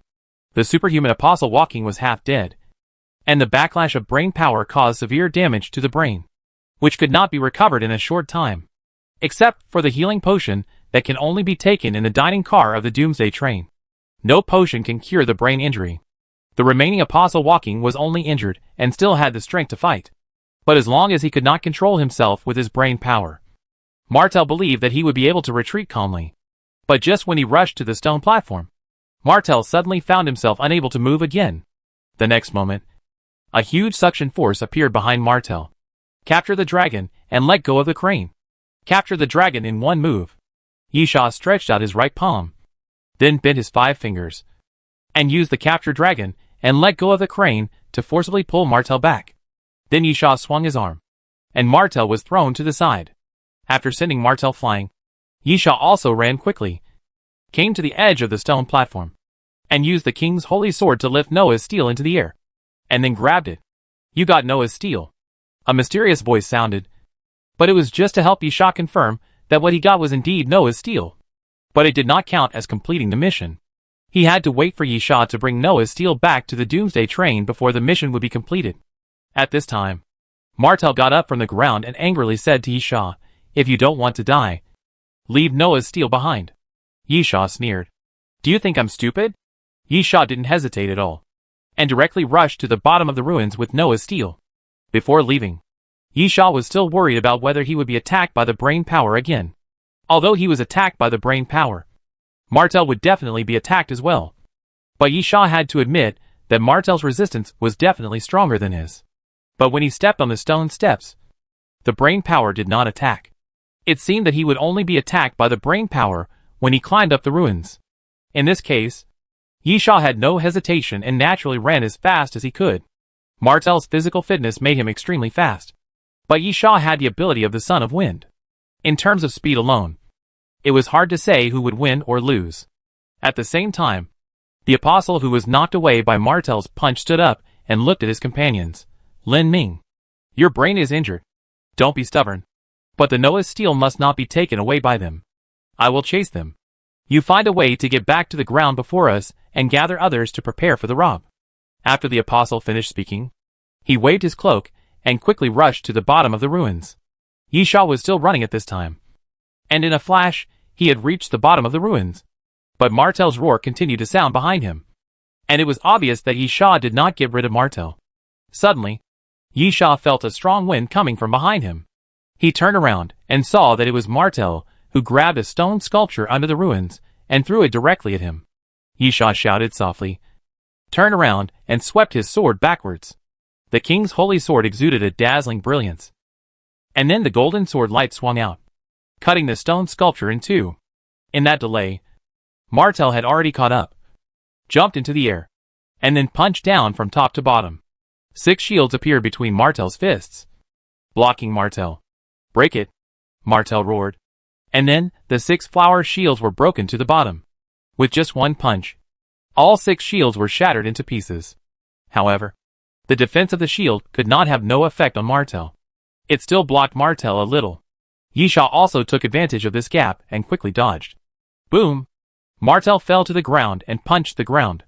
The ground collapsed instantly after being hit by Martel's punch. Yes, it collapsed, not shattered. The ground collapsed several inches downwards, and the surrounding ground cracked into pieces, sinking downwards, forming a circle of large pits. Yisha turned around and swung his sword again. Martel didn't even think about what the strange ability of the king's holy sword was. He crossed his arms and allowed a wound to appear on his forearm, just to ensure that his fatal position was not injured. Then Martel jumped forward again, bending and stretching his legs, and the whole person rushed towards Yisha like a cannonball. Yisha turned and ran, but found the wind was against him. "Damn it!" Yisha cursed. then gave up escaping and punched out directly. Shock wave. The invisible force rushed forward. The shock wave naturally couldn't resist Martel. But the shock wave was invisible and intangible. And Martel couldn't detect it at all. And then smashed the shock wave in advance. So Martel ran straight into it. And was then blown away by Yisha. The shock wave didn't cause much damage to Martel. But after Martel got up from the ground, he seemed even more gnashing his teeth. Martel was already very angry that Yisha got the Noah's steal first. Now that he had been frustrated repeatedly, even if Yisha did not cause him much damage, Martel's anger had reached its peak. Dragon fist. Martel growled, suddenly raised his arm, and punched forward fiercely. The terrifying fist force surged out from Martel's fist, and the sound produced by the fist force whizzing past was like a dragon's roar. Yisha immediately dodged sideways, and then saw Martel's fist force enter the forest. More than a dozen silver trees were all broken at this moment, and then tilted and fell in all directions. At the same time, Yisha opened his mouth and spat out blood. Just being touched by the punch, Yisha felt that his internal organs were trembling violently and churning. Yisha raised his hand to wipe the blood from the corner of his mouth. At this time, the golden halo around Yisha suddenly dimmed, and then began to dissipate rapidly. Without a trace, Martel sneered and walked towards Yisha. Your support is gone. What can you use to fight me now? Yisha silently watched the dissipating golden halo, then looked up at Martel, and suddenly laughed. Why do you think that I only have one support? As Yisha spoke, he put the Steel King arm on his right hand. After putting on the silver glove, Yisha immediately felt an invisible energy flowing along his fist, spreading through his arm, and reaching his shoulder. The next moment, Yisha's right arm seemed to be wrapped by a gentle warm current. At the same time, under the wrapping of the warm current, Yisha instantly felt that his right fist was full of power. So, Yisha punched out. Chapter 430 Entanglement. Steel King's arm. Bow form. Yisha stretched out his fist, and overlapping crescent blades appeared on both sides, with a faint thread connecting them in the middle. The next moment, a white beam of light flew forward and headed straight for Martel. Martel's fist was unparalleled, and he was unstoppable. He didn't care about the appearance of the white light at all, and punched forward as usual. Bang! Martel's fist collided with the white light, and then Martel's heart skipped a beat. The white light seemed to be more terrifying than he had imagined. Boom! Suddenly, the flying white light exploded, and the huge impact force surged towards Martel like an overwhelming force. Martel's body was directly blown away, rolling on the ground continuously, sweeping away pieces of sand and dust. But Martel's body was indeed very strong. After a while, Martel got up from the ground, with many bloody wounds on his body. But they were only superficial injuries. You know, when the apostle walked, he used this trick to directly blow up a piece of ruins. Boy! Martel, you're dead. Yisha, you've said this many times. Yisha jumped up and quickly approached Martel. But I'm still alive, Yisha shouted, then raised his fist and punched out. Steel King's arm. Fist form. Yisha punched out. Martel snorted coldly. Fist to fist. He has never been afraid of anyone. Bang! The two fists collided fiercely. And then Martel was shocked. He couldn't even knock Yisha away. In fact, Martel felt that Yisha's punch was evenly matched with his own. Yisha was actually a little frightened. How abnormal was Martel's physical fitness? He knew the power of the Steel King's arm. He was almost killed by a punch. But now, he could only fight Martel on equal terms? Yisha's eyes became slightly serious, and Martel suddenly kicked towards Yisha at this moment. Bang! Yisha stretched his right arm and took Martel's kick with the Steel King's arm, feeling the huge force coming. He slid back, then stretched his right palm to the side, punched through a big tree, and then uprooted the tree and threw it towards Martel. Ha! Martel growled, punched out again, cut the tree in half, and approached Yisha again. I'll give you one last chance. Martel growled, give me the Noah's tablet, and I'll let you go. Yisha curled his lips, if you have the ability, come and get it yourself. Martel, then you can die.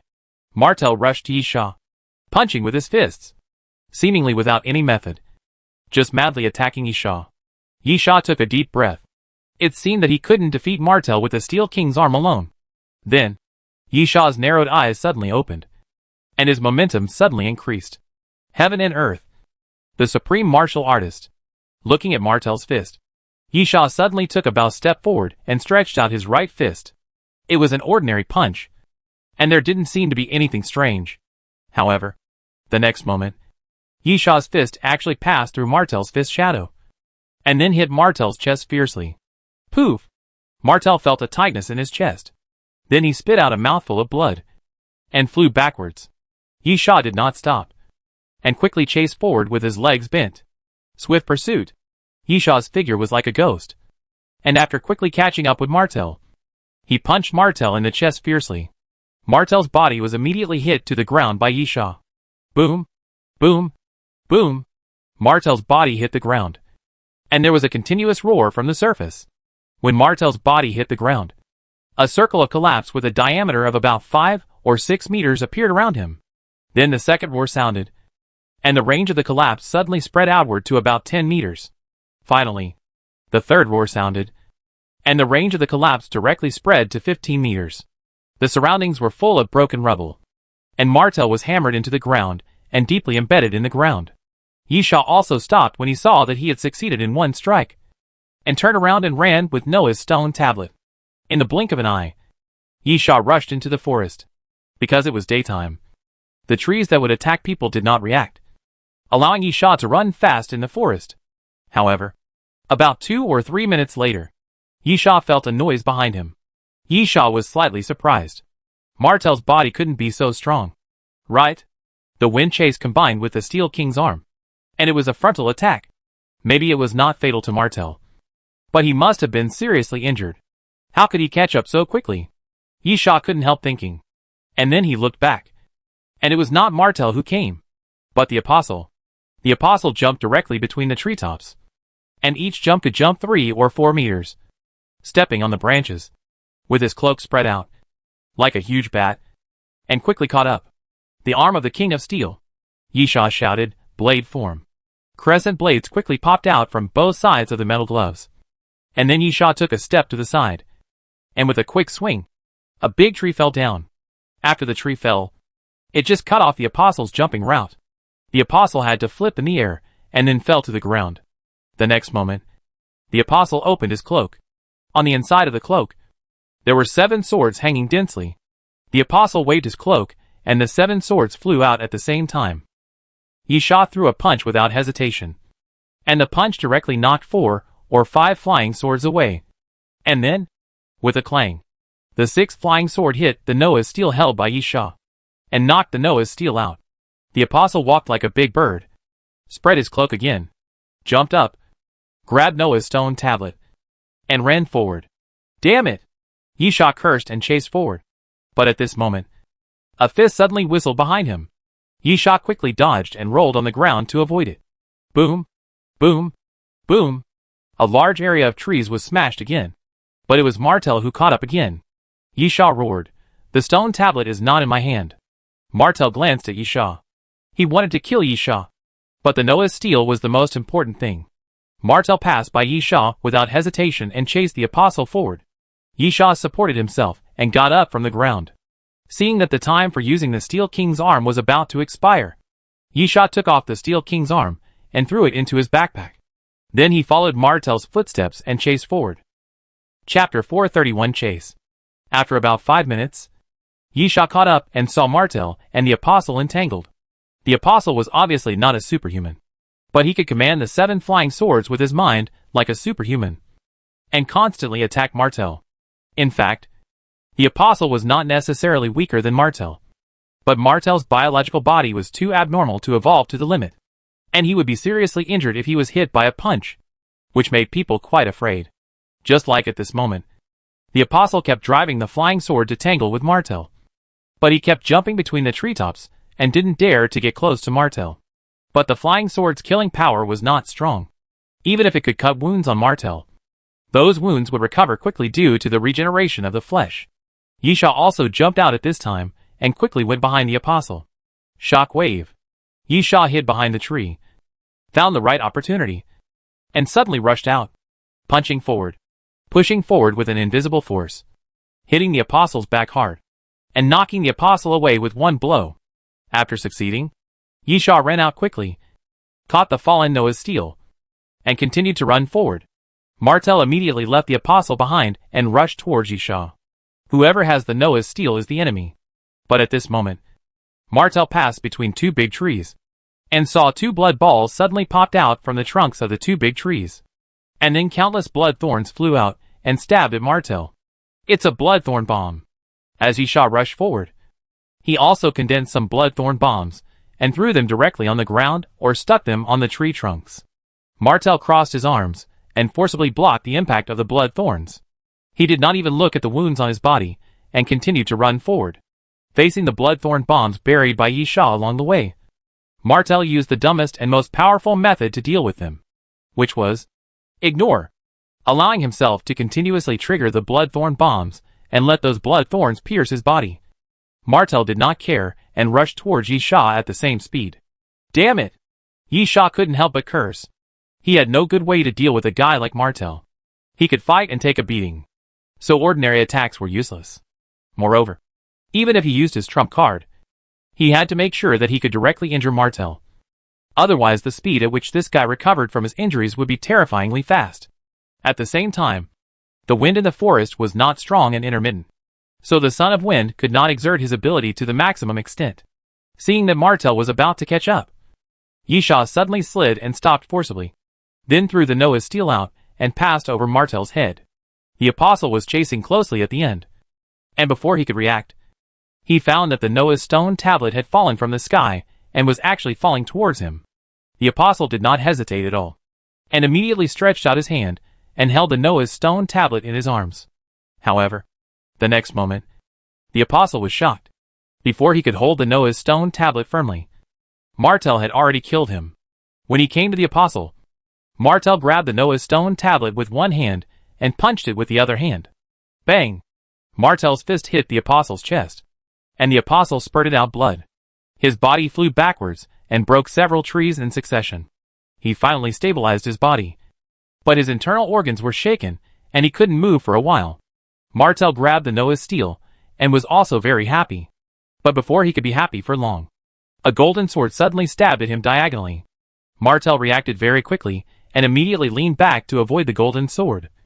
But the sword took advantage of the situation and lifted the Noah's steel back into the air. Then Yisha jumped up, grabbed the Noah's steel, and immediately turned around and ran. Asshole! Martel was extremely angry, and after swearing, he chased after Yisha again. At the same time, the light around him gradually dimmed, and darkness began to cover the space. The sky here was getting dark again.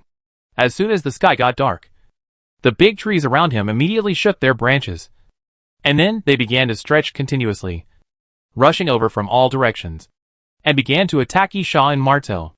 Martel was still in an indomitable posture, not caring about the branches around him. When the branches came to him, he quickly punched out, smashing the surrounding branches, and then continued to chase forward. Yisha blew a whistle, and the ground made a loud boom sound. Then two vines of corpse flowers suddenly emerged from the ground and quickly swept out to both sides, breaking the surrounding branches, allowing Yisha to escape forward safely. When Martel caught up, two vines of corpse flowers quickly fell down and smashed towards Martel.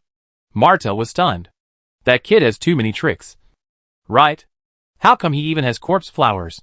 But Martel didn't have time to think about it. Seeing the vines falling, he immediately raised his fist to meet them. With a bang, Martel smashed two corpse flower vines with just one punch. But at this moment, green poison suddenly splashed out from the broken vines and sprinkled on Martel's body. Ah! Martel screamed, and the place splashed by the poison was being rapidly corroded, and the severe pain instantly spread throughout his body. Martel gritted his teeth, quickly took out a needle gun from Wiley, loaded a test tube filled with medicine, and then pointed the needle gun at his neck and stabbed it hard, pulling the trigger to treat himself. The potion seemed to be specially designed to deal with corrosive toxins. Although the corroded wounds could not be healed for a while, the corrosive liquid stuck to the body was quickly evaporated. Martel threw away the needle gun and continued to chase forward relentlessly, taking advantage of this opportunity. Yisha had already run a long distance. He looked back and did not find any trace of Martel. But Yisha did not dare to neglect it at all. He did not slow down his speed. Taking advantage of the appearance of a gust of wind, he immediately accelerated and ran forward. The branches around him continued to surge, but Yisha had the corpse flower to protect him. If he exerted his full strength, he would not have to stop and go like he did when he came here, trying to avoid those branches. At that time, he was trying to preserve his strength. But now, there was no need to hold back. The only thing Yisha had to do was to take the Noah's stone tablet away. But at this moment, a roar came from behind Yisha again.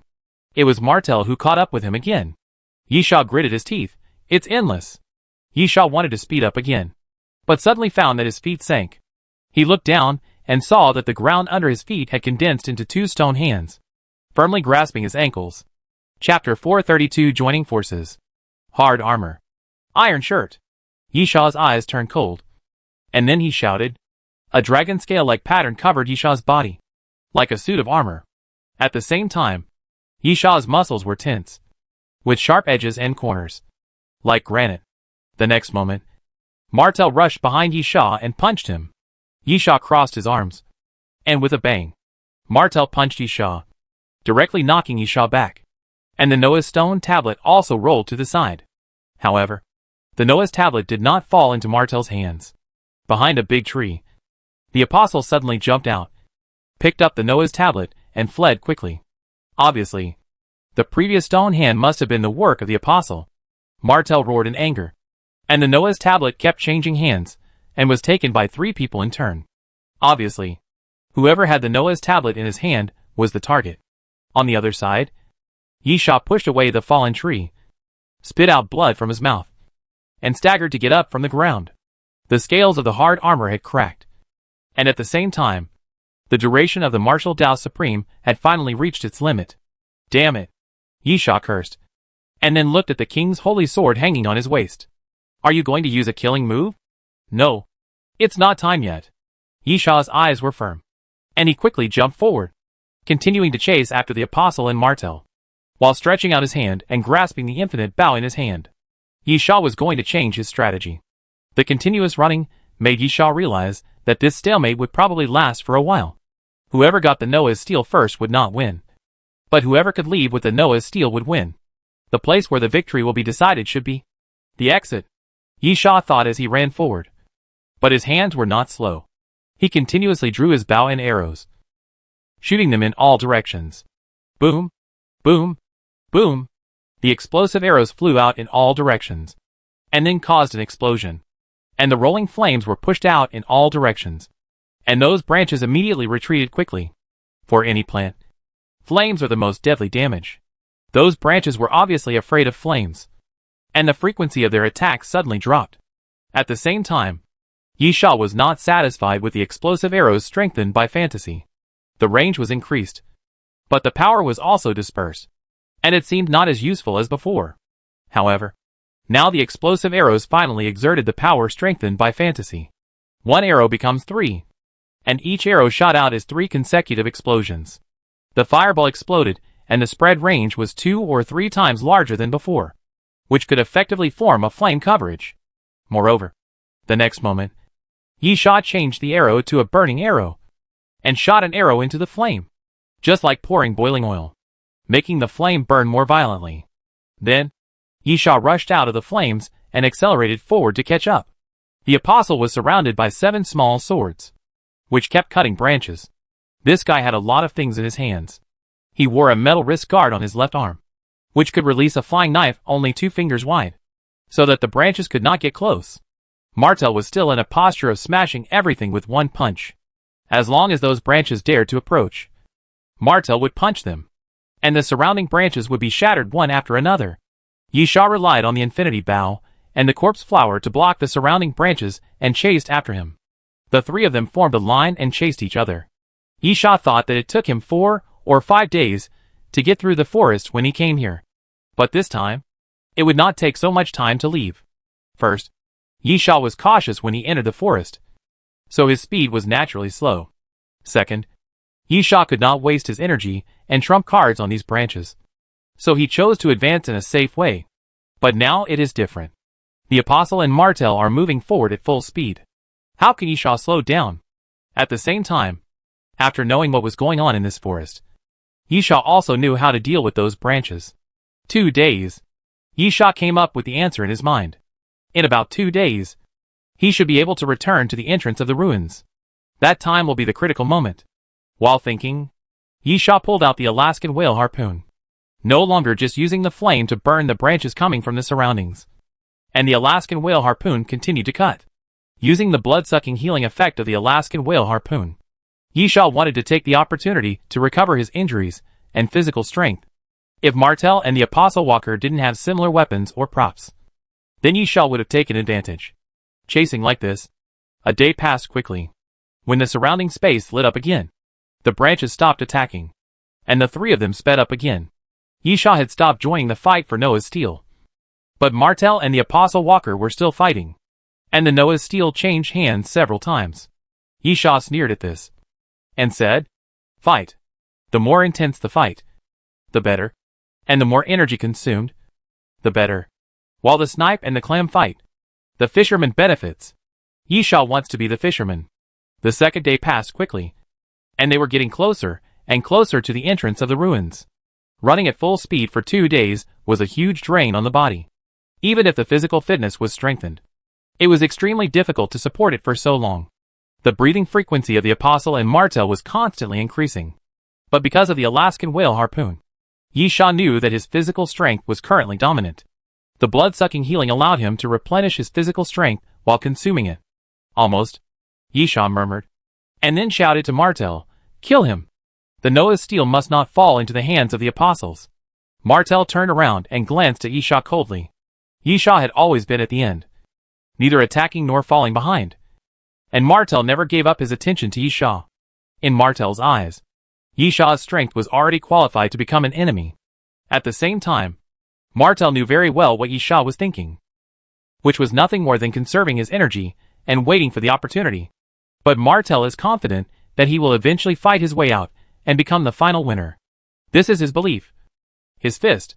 Go forward without hesitation. And, at least what Yisha said is right. The Noah's Steel must not fall into the hands of the Apostle. This is not only about tasks and rewards, but also about hope. The hope of living. The next moment, Yisha suddenly pulled the bowstring, and the piercing arrow flew out, bringing out a strong spiral of energy, shooting towards the direction of the Apostle. The Apostle shouted, and a flying sword flew towards the piercing arrow. With a clang, the flying sword was shaken away by the piercing arrow. But the piercing arrow also deviated in direction and shot into the ground. But there is still Martel. Chapter 433 The Arrow. The Apostle was shocked. Previously, Yisha and Martel had no intention of joining forces, so he was still very relieved. Martel was indeed stronger than him, but it was not easy to kill him one-on-one. Otherwise he would not have survived until now.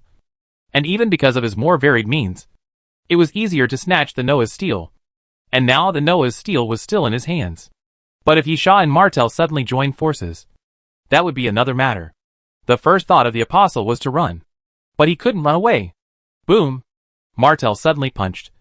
But he didn't hit the Apostle, but punched the ground. The ground was smashed by Martel's punch, and countless stones flew up, directly blocking the Apostle's way and forcing him to retreat. But at the moment of retreating, Yisha's arrow arrived again. This time, it was an ice arrow. The ice arrow fell behind the Apostle, and a piece of frost quickly spread, directly freezing the Apostle's ankle. The Apostle struggled for a few times, but failed to break free from the frost. He immediately called for the flying sword, intending to chop the frost into pieces. But at this moment, puff! An ice cone suddenly condensed from the frost, stabbed upwards, and directly pierced into the Apostle's lower abdomen. Warm blood flowed out, sliding down the ice cone, causing some cracks on the ice cone. At the same time, Martel roared, suddenly killed the Apostle from behind, and punched forward. The Apostle gritted his teeth and directed all 7 flying swords to fly in front of him, standing in a line to form a sword wall. Bang! Martel punched the Apostle through the sword wall and then knocked him away. The Apostle rolled on the ground. After finally stabilizing himself, he felt as if all the bones in his body were broken. There was no place that didn't hurt. Gritting his teeth, the Apostle lifted his cloak, took out a potion, and stuffed it into his mouth. The potion was green in color and seemed to be boiling hot. Bubbles kept coming out of it. After it went into his throat, the apostle started to scream. Ah! Ah! Ah! The feeling of pain spread all over his body, and white smoke kept emanating from the apostle's body. Martel raised his eyebrows. Z-virus cells? Do you want to risk your life? Martel had no intention of sharing information with Yisha, but rushed towards the apostle quickly. However, Yisha knew what Z-virus cells were without Martel telling him. That is a potion extracted from the zombie virus. Drinking this stuff can turn you into a zombie, greatly improving your physical fitness. But the price is that once the drug effect is over, you will lose consciousness and completely turn into a zombie. The intention of the apostle's walk is already very clear. He gave up his life after turning into a zombie. He can't take the Noah's tablet away from here. However, he will do his best to kill Yisha and Martel here. What he can't get, he doesn't want anyone to get. No one can take away Noah's stone tablet. At this time, Martel rushed to the front of the apostle and punched him hard, knocking him away again. However, after the apostle was blown away, he broke several trees, then shook his body, and it seemed that he was not seriously injured, and climbed up again. Martel shouted at Yisha, "Hurry up! Kill him before he completes the zombie mutation." Yisha didn't waste any words. He directly raised the arrow and shot at the apostle. The Z-virus cells are not ordinary zombie viruses. The horror lies in the fact that after infection, the zombies that emerge from the corpses will inevitably mutate, and will be strengthened according to their physical fitness before. If it is used on ordinary people, it is naturally no big deal. But what if the infected person is already a top-notch strongman? According to the level standard of Doomsday train, the apostle should have reached the king level. After becoming a mutated zombie, his level will only increase, never decrease. The best way is to kill the opponent before he completely turns into a corpse, and before his strength is improved. Puff! The piercing arrow shot through the chest of the apostle, and the huge impact took the apostle away and nailed him to the tree. At the same time, the ground cracked. 2 corpse flower vines suddenly sprang out, tightly tied the apostle to the tree.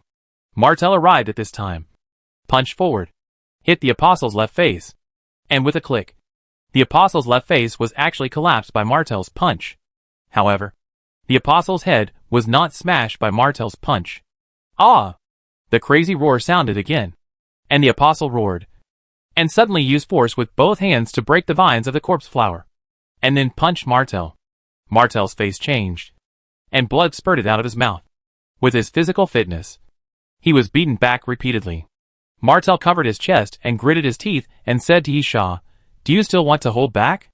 Let him complete the corpse transformation, and we may not be able to beat him even if we both use our full strength." The skin of the apostle has turned grayish-white, and there are 2 wounds on the shoulder blades, with fine serrated substances on both sides of the wounds. The apostle has begun to show signs of mutation. Yisha, help me by 30 seconds. Martel suspected that Yisha deliberately wanted him to fight with the apostle to get hurt and weaken his strength, but the current situation did not allow him to think too much. After gritting his teeth, Martel rushed towards the apostle again and entangled the apostle. At this time, Yisha also quickly ran to the side and went around behind the apostle. The bowstring of the infinite bow was pulled again. An ordinary iron arrow was materialized by imagination and then placed on the bowstring. This arrow is called divine punishment. Yisha pulled the bowstring into a full moon, aimed slightly, and then released his fingers. The next moment, the divine punishment arrow flew out, spitting continuously. The speed became faster and faster, and finally turned into a white stream of light. Boom! Boom! Boom! The arrows of divine punishment kept moving forward, piercing the tree continuously, and then pierced into the back of the apostle, hit the head.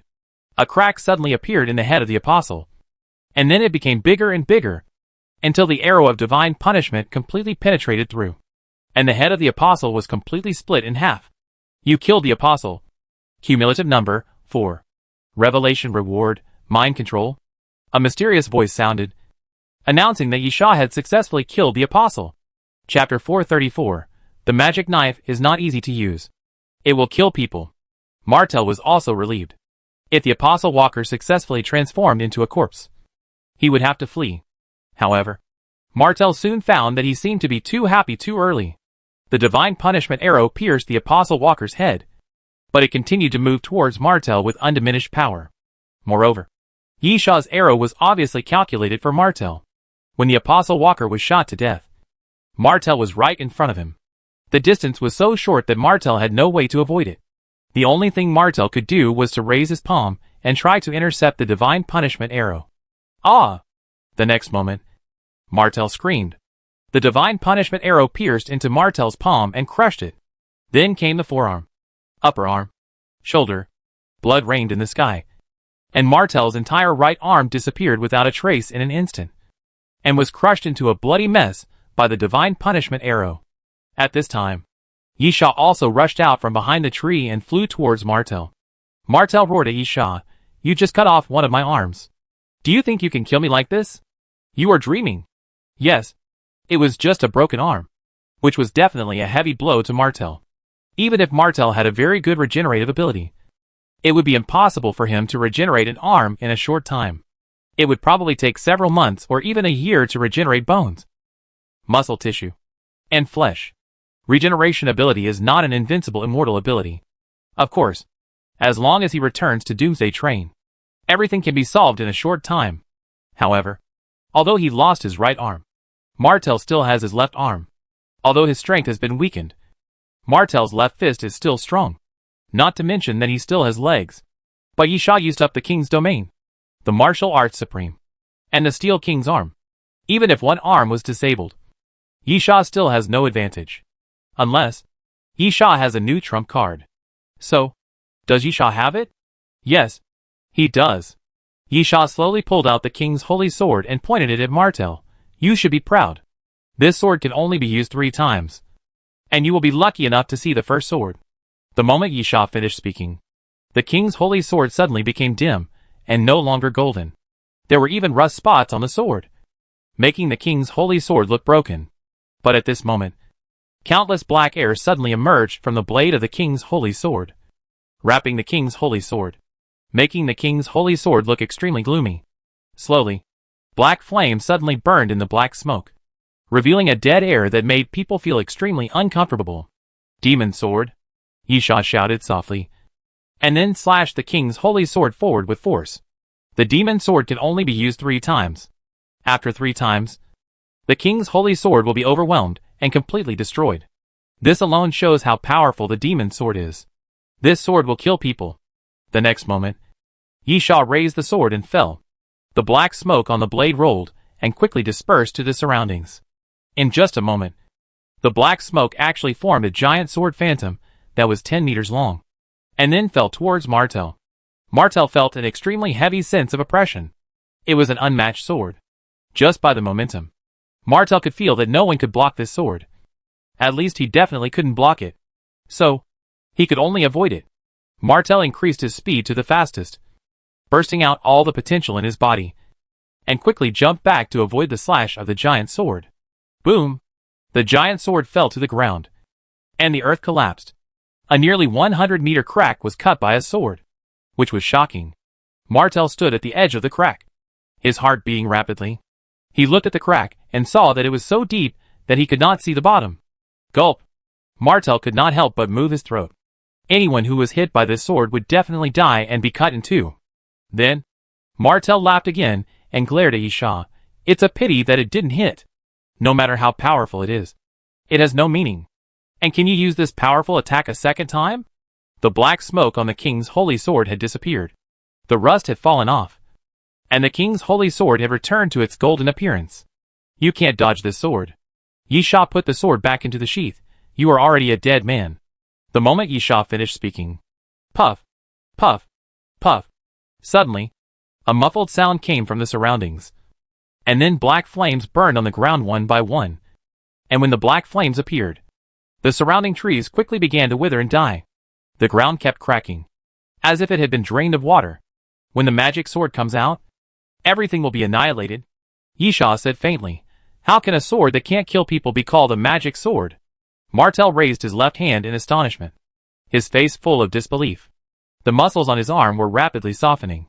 His arm became as thin as firewood, and countless wrinkles appeared. In fact, it was not just his arm, but Martel's whole body. He was aging rapidly. The black hair turned gray in the blink of an eye, and the originally strong body became thin. Martel's vitality was madly fading. No, I don't want to die. Martel shouted hoarsely. I don't want it. I don't want the Noah's tablet anymore. I'll give it to you.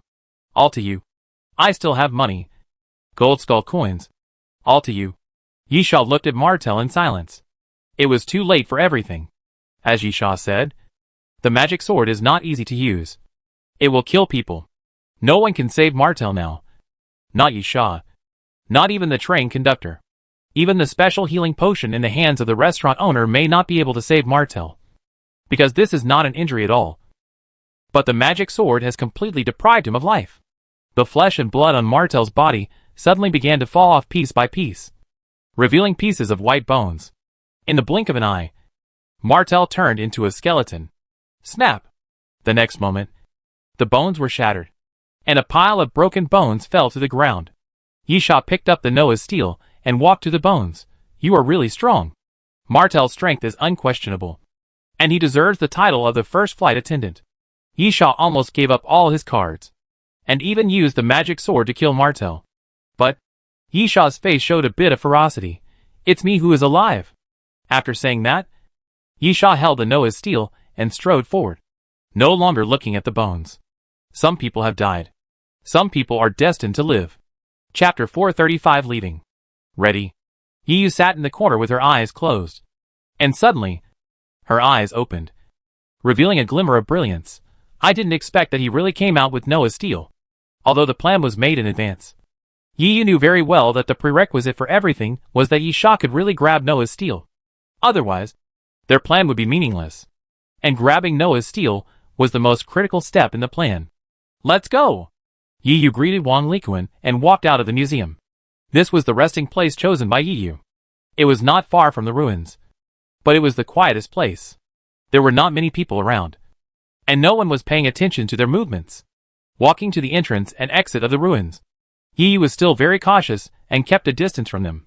This distance was enough for Yiyu to play, but at the same time, he would not be too close to the entrance and exit to alert others. If I'm lucky. Yiyu licked her lips. Maybe I can send Yisha out before others find out what's going on. Standing in a dark corner, Yiyu took a deep breath and looked at the arbitrator. Yisha has used the internet to replace the arbitrator's vision. In this way, confirming the time of attack will reduce the probability of mistakes. Of course, the tacit understanding between Yisha and Yiyu is also very important. There is only one chance. If someone finds out, it will not be so easy for Yisha to leave the ruins. Yiyu took another deep breath and said to the arbitrator, "Count down. 10, 9, 8, 7, 6. Yiyu silently recited in her heart, and the arbitrator nodded slightly to cooperate. In this way, the two found the same rhythm. 0. When Yiyu said 0, a white shadow suddenly shot out from the huge pit at the entrance of the ruins, and rushed directly into the air, leaving a U-shaped parabola, and was about to fall to the ground. Yisha could only shoot the radiant sword about 1,000 meters away, and that was only possible under normal circumstances. At the moment, Yisha was still in the pit, and could only shoot at the sky at a small angle. With such an archery angle, no matter whether Yisha's archery proficiency was at the master level or not, and no matter how far the range and field of vision were, because of the angle problem, he could only shoot the radiant sword at most 100 or 200 meters. Such a distance was just enough to reach the edge of the ruins. Therefore, if Yiyu did not help, Yisha would be discovered by others as soon as he left the ruins with the radiant sword, and then be surrounded because of the Noah's steel. Now, seeing the radiant sword reach its highest point, Yiyu quickly seized the opportunity. Her eyes radiated a strange light, and then her pupils gradually separated and became double pupils. The radiant sword seemed to be pulled by some strange force. After making a parabola in the air, it did not fall downwards, but suddenly drew a right angle and flew forward. The radiant sword flew at an extremely fast speed, turning into a silver light in the air, and then quickly flew away. The silver light transformed by the brilliant sword naturally attracted the attention of many people. But firstly, the speed of the brilliant sword was too fast. And secondly, it was just a sword, not a person.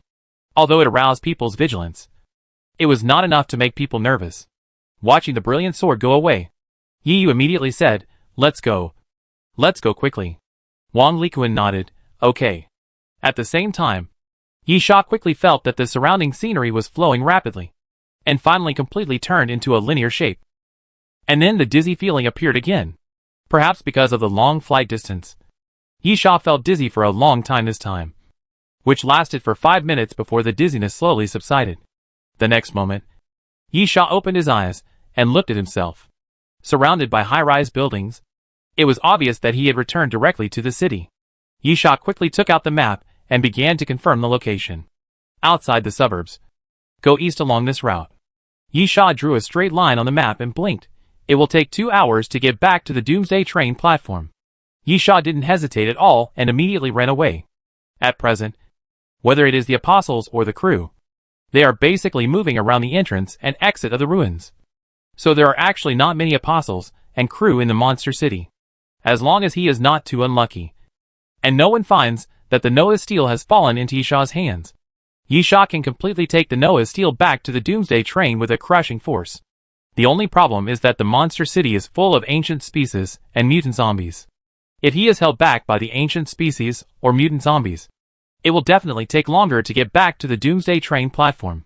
However, Yi Sha also took this into consideration. After leaving the entrance of the ruins, although Yi Sha was running, he did not run at full speed. The reason is waiting for corpse flower or Yi Yu to catch up.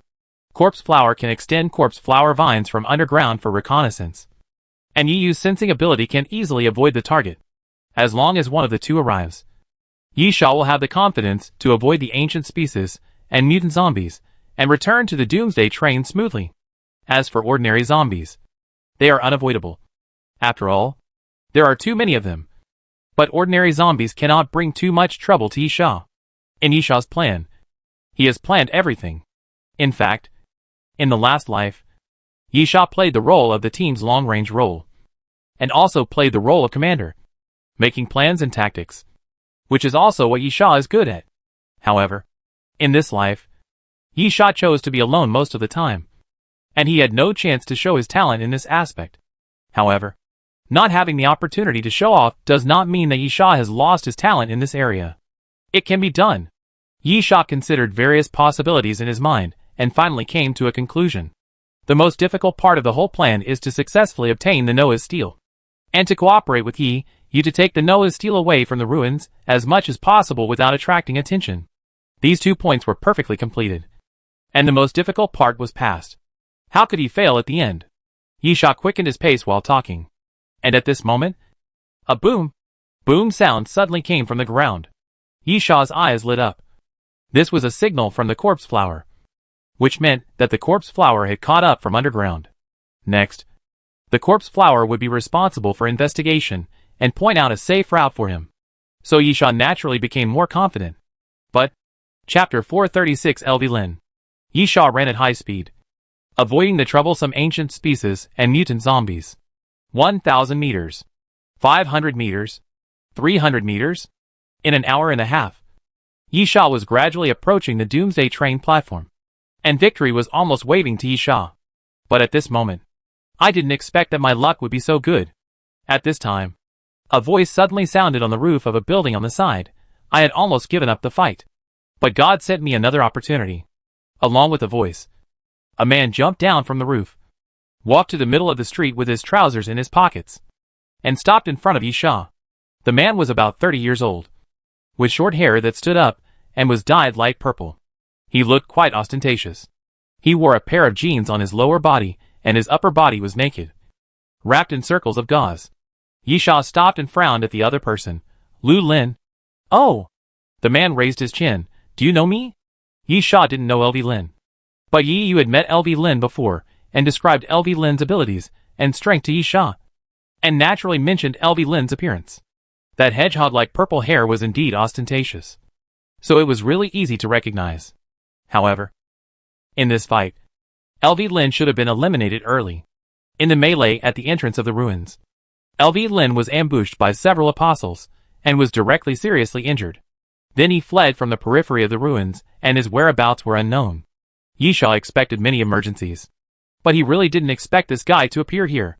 Since you know me, it's easy. Lu Lin stretched out his hand. Little bastard, Give me the Noah's tablet you are holding. And you can survive. Yi Sha licked the corner of his mouth. I don't think that you can definitely beat me based on your current state. You want the Noah's tablet? I'm standing here. Come and get it. Yi Yu's information was still accurate. Lu Lin looked like he had been seriously injured. It was estimated that he had been hiding in a corner to recover from his injuries these days. The gauze with faint blood stains on his body was the best proof. Then, this battle is worth fighting. Although Yi Sha has given up a lot of cards, LV Lin's injuries don't seem to have fully recovered. It's still unknown who will win. I hate disobedient guys the most. LV Lin's face showed a tyrannical look, and his eyes widened. So, you die. Sizzle.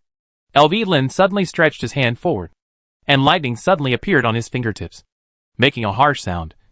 And then a current suddenly shot out from LV Lin's fingertips and rushed towards Yi Sha. So fast. Yi Sha's pupil shrank, and he quickly jumped to the side. Then the electric current flew past Yi Sha's body and hit a building behind him, directly blasting a big hole in the outer wall of the building. Hey. Yi Sha looked at the hole in the wall behind him. Isn't this power too great? It's completely different from Gu Shujio's electric current. Oh, you little brat is still capable. LV Lin sneered. So, how about using 2 electric currents this time? As LV Lin spoke, he extended 2 fingers. Zila. The piercing sound of electricity sounded again, and then 2 currents leaped forward at the same time, flying towards Yi Sha again. Yi Sha's expression was solemn. The speed of the current surge was too fast. Yi Sha moved sideways again quickly, and 2 currents passed by Yi Sha's side, leaving a 20-meter mark on the ground. Yi Sha gritted his teeth, and his speculation seemed to be a little wrong. LV Lin's injured body seemed to have not recovered yet. Otherwise, he would not be wrapped in heavy gauze. However, LV Lin's ability has little to do with his body. Simply put, LV Lin's injury does not affect his ability. Damn it! Yi Sha cursed. But Yi Sha also had some countermeasures in mind. From the attack method, LV Lin seemed to be more inclined to long-range attack. The electric current released could extend at least 30 meters. And from the power, it should be able to fly farther. But, Yi Sha licked his lips. Long-range attack is also my strong point. Isn't it? At the same time, LV Lin obviously didn't take Yi Sha seriously, and stretched out his hand again, stretching out all 5 fingers. 5 this time. LV Lin sneered. Can you still avoid it? Z-Law. The sound of the surging current sounded, which was obviously more violent and harsh than before. And then 5 currents as thick as buckets rushed towards Yi Sha. This was indeed an unavoidable attack. After the 5 electric currents were arranged, they completely covered the entire street. The gaps between them were not enough for people to pass through, and there was no escape route at all. Since you can't avoid it, Yi Sha's face showed a fierce look. Then block it. Yi Sha stretched out his hand, and imagined that an endless bow appeared. Then he pulled the bowstring, and an ice arrow flew out. LV Lin laughed. With this thing, you want to block my attack? Suddenly, Lu Lin's smile stopped. The ice arrow fell to the ground and quickly condensed into frost. And then an ice column pierced upwards and hit Lu Lin's current. The current slid to the side, entangled with the current on the side, and then hit a store, smashing the main door of the store. Yi Sha stood in the middle of the street and easily blocked the current. What is the biggest disadvantage of the so-called long-range attack? Yi Sha showed disdain. You seem to have no idea at all. Lu Lin was angry. Little guy. Who do you think you are talking to? Lu Lin roared, and released the electric current again, rolling towards Yi Sha. The tricks are not old. Yi Sha still calmly raised his bow and shot arrows, using the same method to shake off Lu Lin's electric current. Yi Sha, the disadvantage of long-range attack is the lack of stability. Even if the power is huge, I don't need to take your electric current hard. I just need a little external force to control the angle and direction to make your attack deviate from the attack track. Lu Lin yelled, shut up. What qualifications do you have to talk nonsense to me? While yelling, Lu Lin launched another attack. This time, Lu Lin used both hands to swing out 10 electric currents, which floated into the air, then suddenly fell and slashed towards Yi Sha. Yi Sha quickly ran to the side and dodged into an alley, and then a huge roar sounded behind him. After one blow, the street was completely shattered, cracked into strips, and completely cut by the electric current. If the electric current fell on him, you can imagine what the result would be. Chapter 437 Confrontation. Yisha glanced at Lu Lin, who was as still as a mountain, and suddenly stepped on the wall, jumped onto the roof, and then pulled the bowstring again. Since it is a long-range attack, Yisha said in a low voice, then run? What's the point of just standing there? The so-called long-range attack has never been called a long-range attack just by standing at a certain distance. Attack means hiding, surprise attack, wandering, and containment. These together are called long-range attacks. Some people are good at wandering around and holding back. Some are good at hiding and killing with one strike. But no one who is good at long-range attack will just stay where he is. Even a sniper, if he misses a shot, will often adjust his position and angle to launch a new round of attack. And Lu Lin did not move his position from beginning to end. Yisha could only understand this as contempt. This guy thought that he could solve Yisha with the power of electric current alone. Yisha would let the other party understand the consequences of contempt for himself. The next moment, the piercing arrow flew out. Yisha didn't care whether the arrow hit or not. And then he ran quickly on the roof. And at the same time, he kept pulling the bowstring. With Lu Lin's strength, he could definitely take on the frontal shooting. Yisha didn't expect a fatal arrow. But what if it was from a different angle and direction? As he ran, Yisha kept shooting.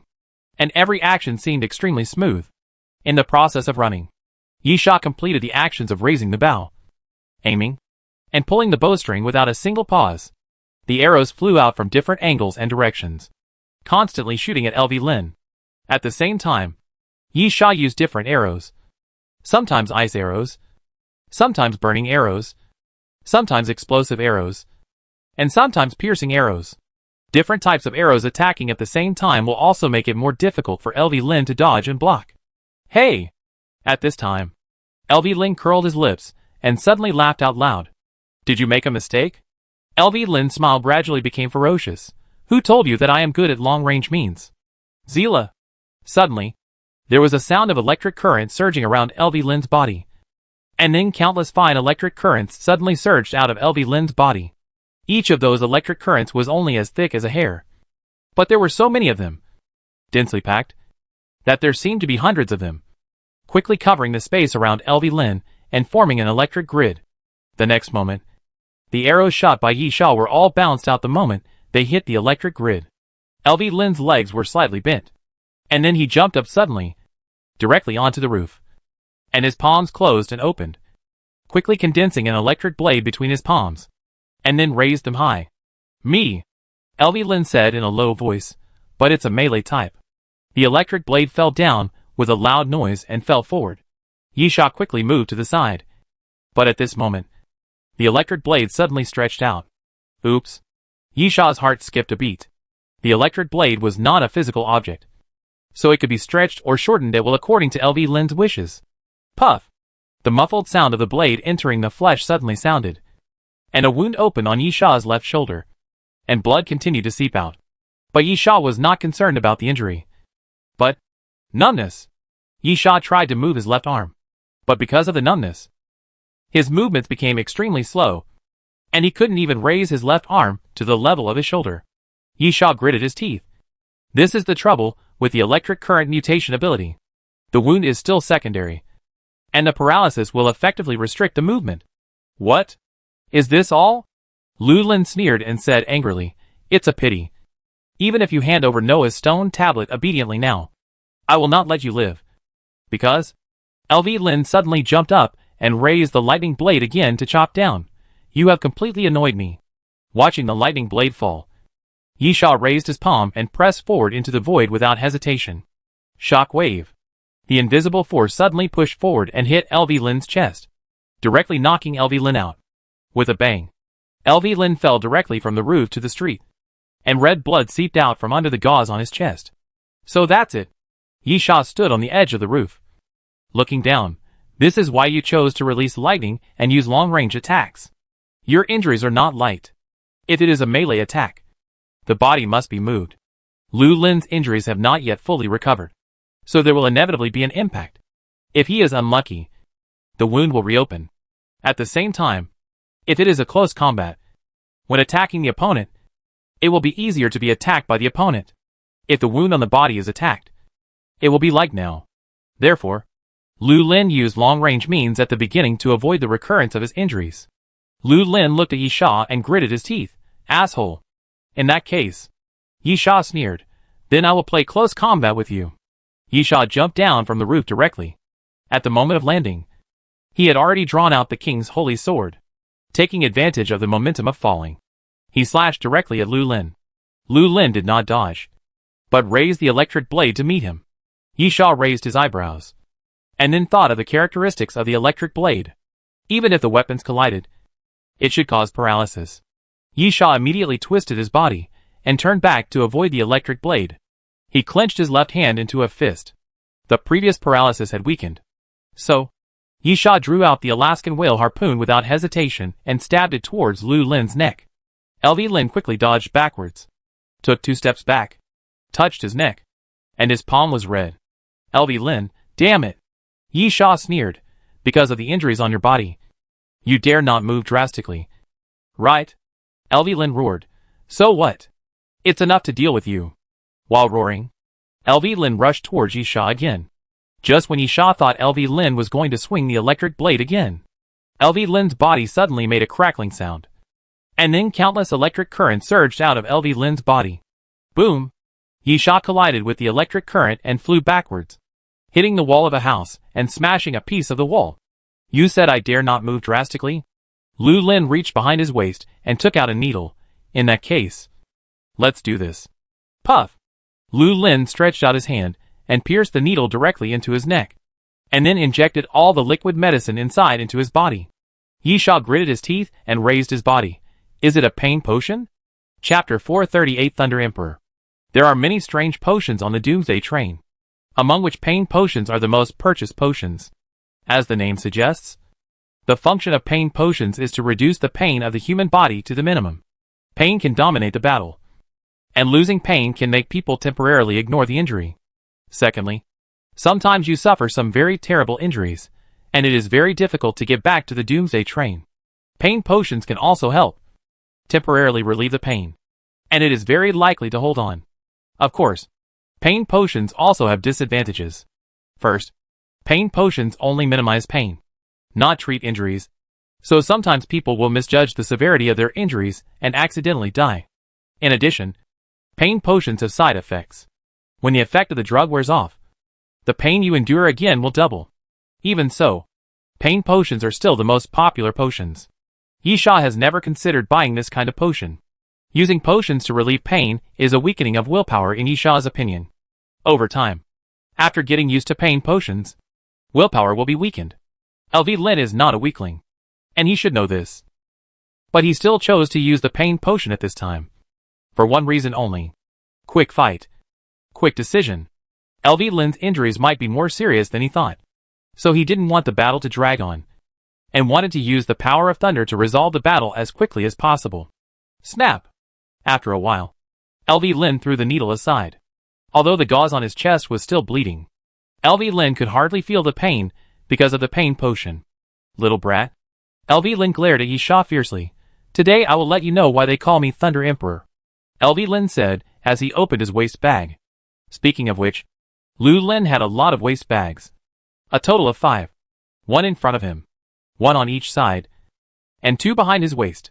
After opening the waist bag, Lu Lin actually pulled out a wire from the waist bag, with a metal sheet connected to one end. There were 2 wires in each waist bag, and after Lu Lin pulled them out, he directly attached the metal sheet to his body.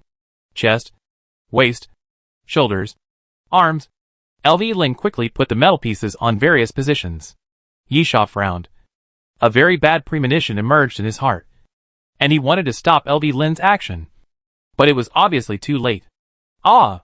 The next moment, LV Lin suddenly screamed. Those wires and metal pieces were actually electrified, and the waist bag contained a small power storage device. Zila! Zila! The sound of electric current running came, and LV Lin's body kept shaking. It was obvious that LV Lin was suffering from electric shock.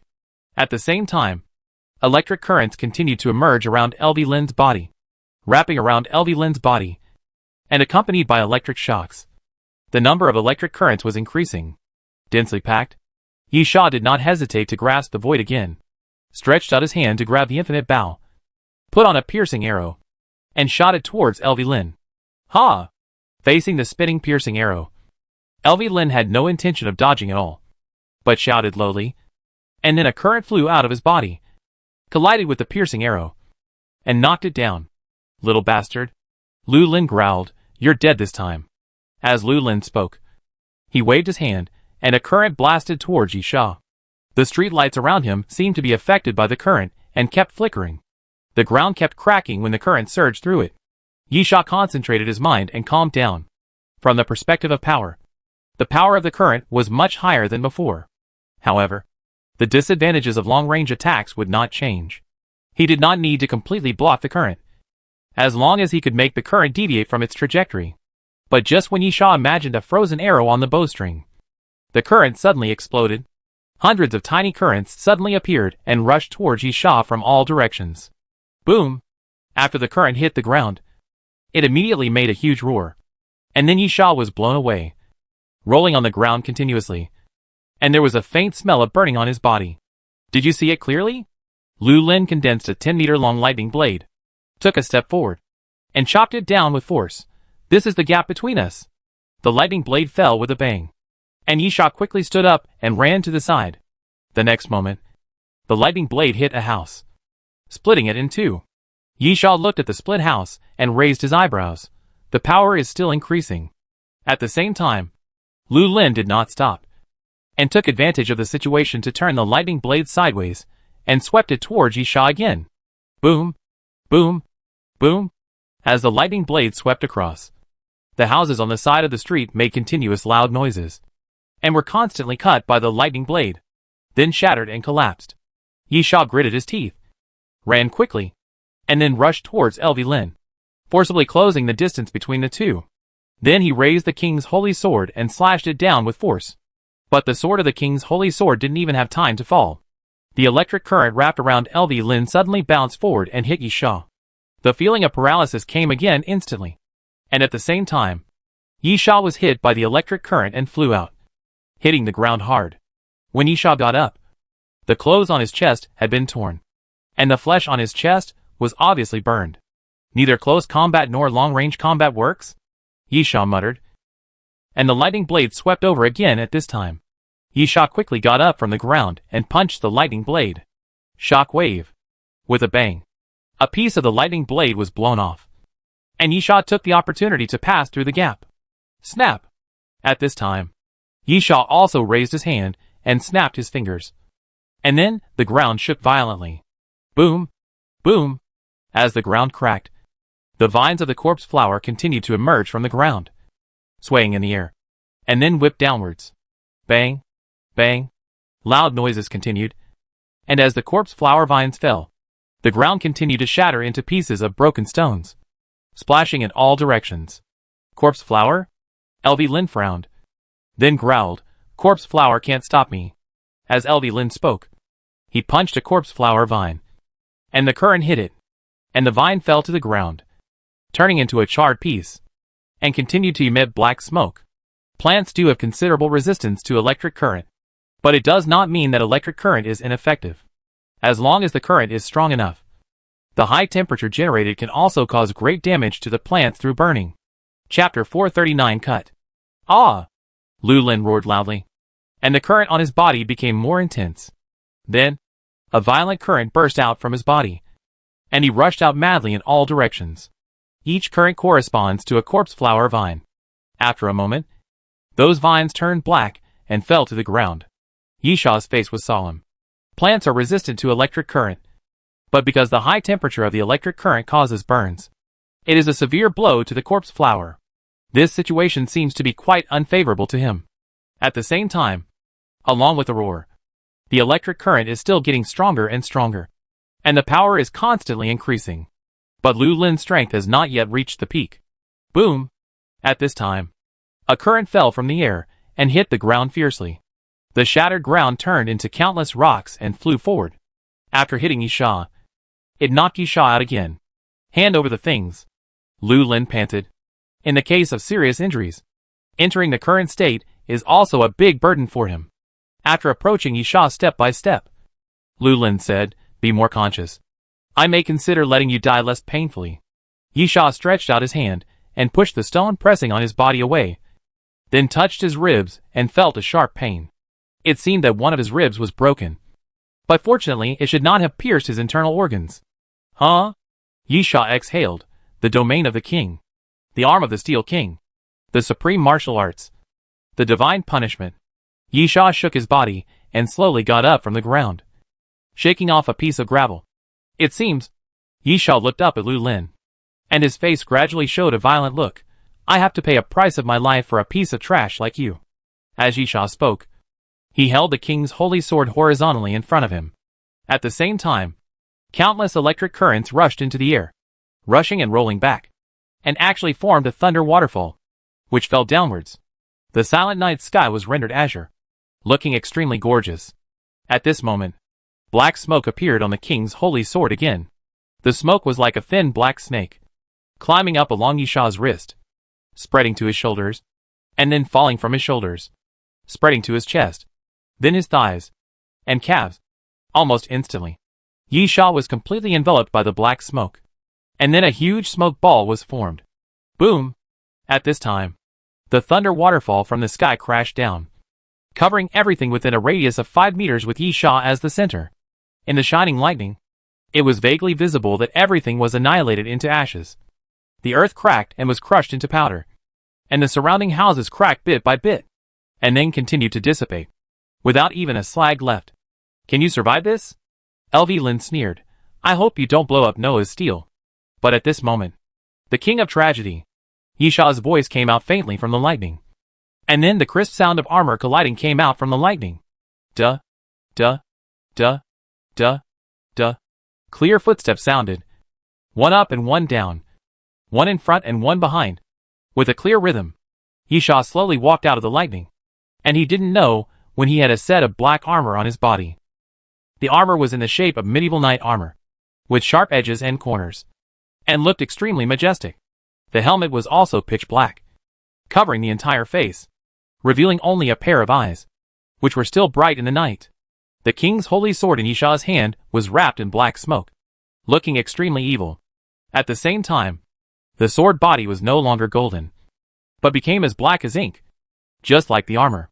The lines on the sword body turned into bright red bloodlines. Yisha stretched out his finger and hooked it towards Lu Lin frivolously.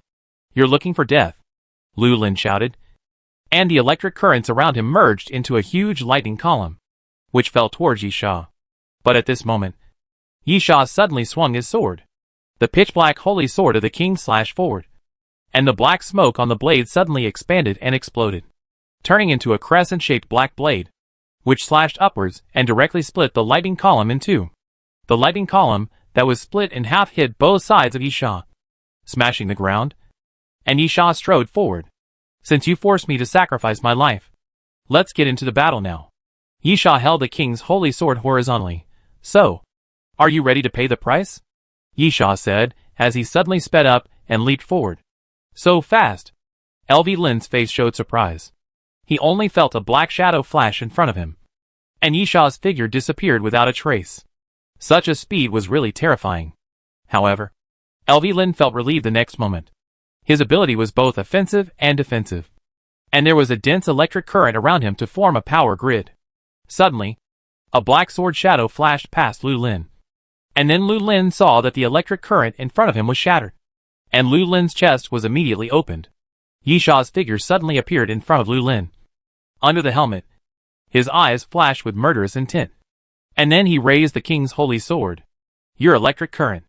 Yisha, no more than that. Puff! The king's holy sword suddenly fell and swept across Lu Lin's chest, and then the dull sound of the sword blade entering the flesh appeared. Yisha's sword strike was extremely severe, and the wound spread diagonally from Lu Lin's shoulder to his waist, almost splitting Lu Lin's upper body. Ah! Lu Lin screamed and kept retreating.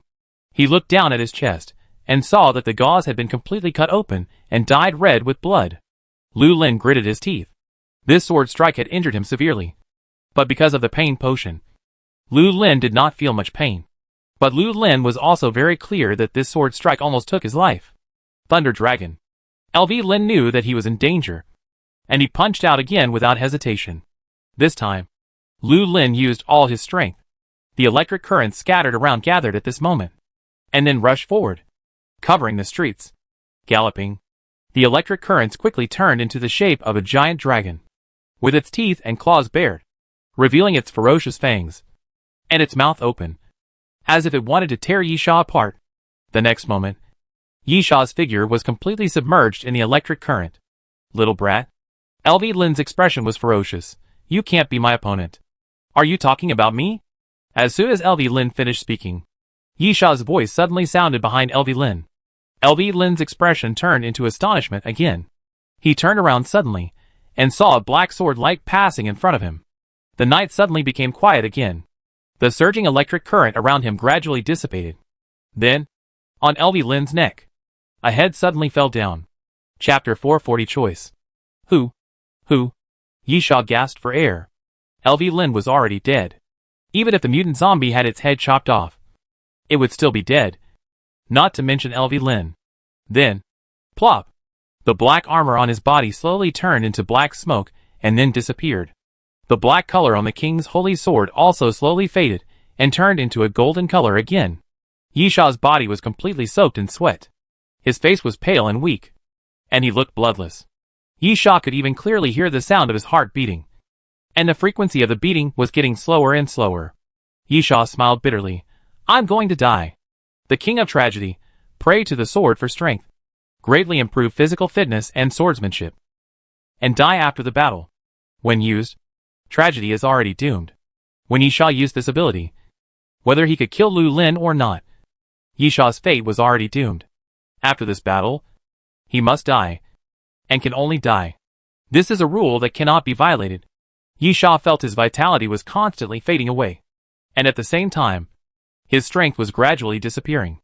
In the end, he had no strength left to support his body, and he fell directly to the ground.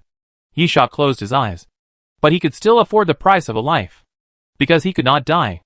The 12 trials of immortality were launched at this moment, and a faint light appeared on Yisha's body. The vitality that had disappeared before was gradually returning to his body. The heart that was almost stagnant began to beat again, and then beat faster and faster. Yisha suddenly raised his eyelids, then sat up from the ground. He sat there for a while, wiped his sweat, and stood up again. It was not pleasant to walk around the gates of hell. But, Yisha looked at Lu Lin's falling head. At least I'm still alive. And you're dead. Yisha walked forward along the ruined street, and soon disappeared at the end of the street. Finally back, Yisha entered the Doomsday train platform and looked at everything around him. He actually felt a little familiar. As long as he returned here, it meant that everything was temporarily over. He was safe. This made Yisha feel alive every time he returned to the Doomsday train platform.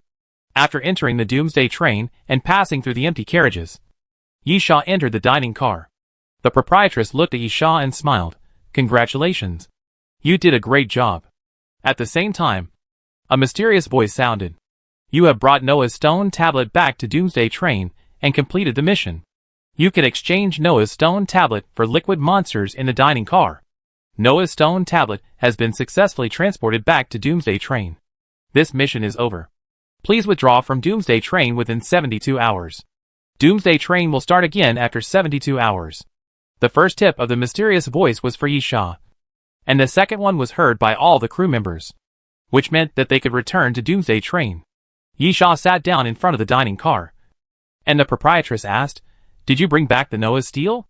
Yisha nodded, and put the Noah's steel on the bar, although he had been fighting for it for a long time. To be honest, Yisha had never paid much attention to the Noah's steel. From the appearance, the Noah's steel looks quite ordinary. Just a 20-centimeter high steel carved from a very unusual stone.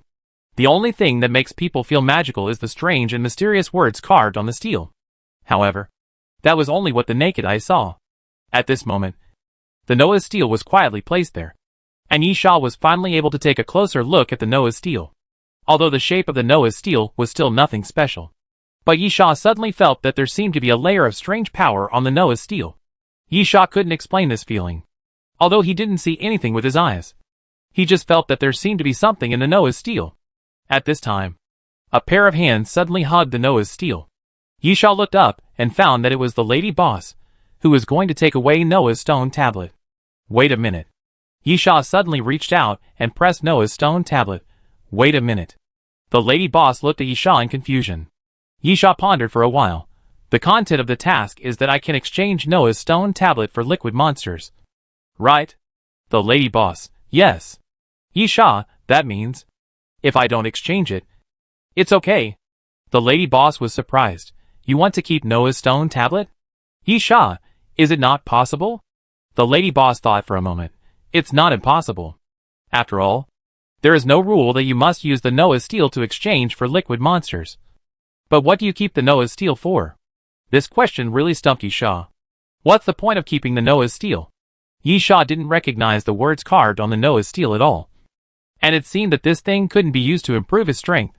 However, for some reason, after feeling that the Noah's steel seemed to contain something, Yisha couldn't help but want to keep the Noah's steel. Moreover, objectively speaking, since Doomsday Train took out the liquid monster to exchange for Noah's stone tablet, does it mean that Noah's stone tablet is more valuable than the liquid monster? At least, even if it is an equal exchange, the value of Noah's stone tablet should not be higher than the liquid monster. Yisha nodded again. I decided to keep Noah's stone tablet. The lady boss frowned. And then, since this is your decision, then I choose to respect your decision. Yisha nodded. Thank you. Yisha left the dining car holding the Noah's tablet. Returned to his personal compartment. Put the Noah's tablet on the coffee table. Thought for a while. And then entered the workshop holding the Noah's tablet. Although Yisha didn't know what secrets were hidden in the Noah's tablet. And even didn't know what the Noah's tablet was for. At least if he really exchanged the Noah's tablet for the liquid monster, Yisha's combat power would increase a lot. Even if his level couldn't reach the level of the king, it would not be far away. However, Yisha had a feeling that if he could figure out what was contained in the Noah's tablet, his gains might far exceed the liquid monster. This means that Yisha must do a comprehensive study of the Noah's steel. When Yisha entered the studio with the Noah's steel, the proprietress picked up the phone in the bar. He didn't exchange the liquid monster. Yes, he planned to leave the Noah's steel behind. I don't know why he stayed. Judging from his expression, he probably didn't know the secret of the Noah's steel. Maybe he felt something? Who can explain the sixth sense? Okay, I understand. Chapter 441. The train conductor arrives. Yisha held the Noah's steel and did a material test first, but did not get any pleasing results. The material of the Noah's steel is pure stone. Nothing special. But Yisha did not give up because of this. If the Noah's steel contains any power, it should be invisible to the naked eye. Therefore, it may exist in the form of an energy body. And Yisha began to do energy testing again. But at this time, Yisha's door was knocked. Yisha walked out of the workshop and opened the door. Then, he was stunned. Yisha thought it was Yu. According to the agreement, Yu helped Yisha get the Noah's stone tablet. The price Yisha paid was the Steel King's arm. Yisha thought it was Yu who came to him to get something. And Yisha didn't intend to keep the thing. However, the fact is that there was a man standing at the door. He was very tall. About 190 centimeters tall. Wearing a gray-blue uniform. With a half-face metal mask on his face, covering the area below the tip of his nose. And his specific appearance could not be seen. The other party smiled. Won't you invite me in and sit down? Yisha frowned. Who are you? The other party smiled. Do you mean the name? I don't remember that kind of thing. People who live too long will always forget a lot of things. However, you can just call me the train conductor. Speaking of which, you are also my subordinate. Right? Train conductor. Yisha's face showed horror. Yisha actually had never seen the train conductor. When he fought with Li Xuanhe, although he won, when the train conductor appeared, Yisha had already fainted. So Yisha actually had never seen the train conductor. Of course, they had some contact. After returning to the Doomsday train, the lady boss told Yisha that it was the conductor who brought him back.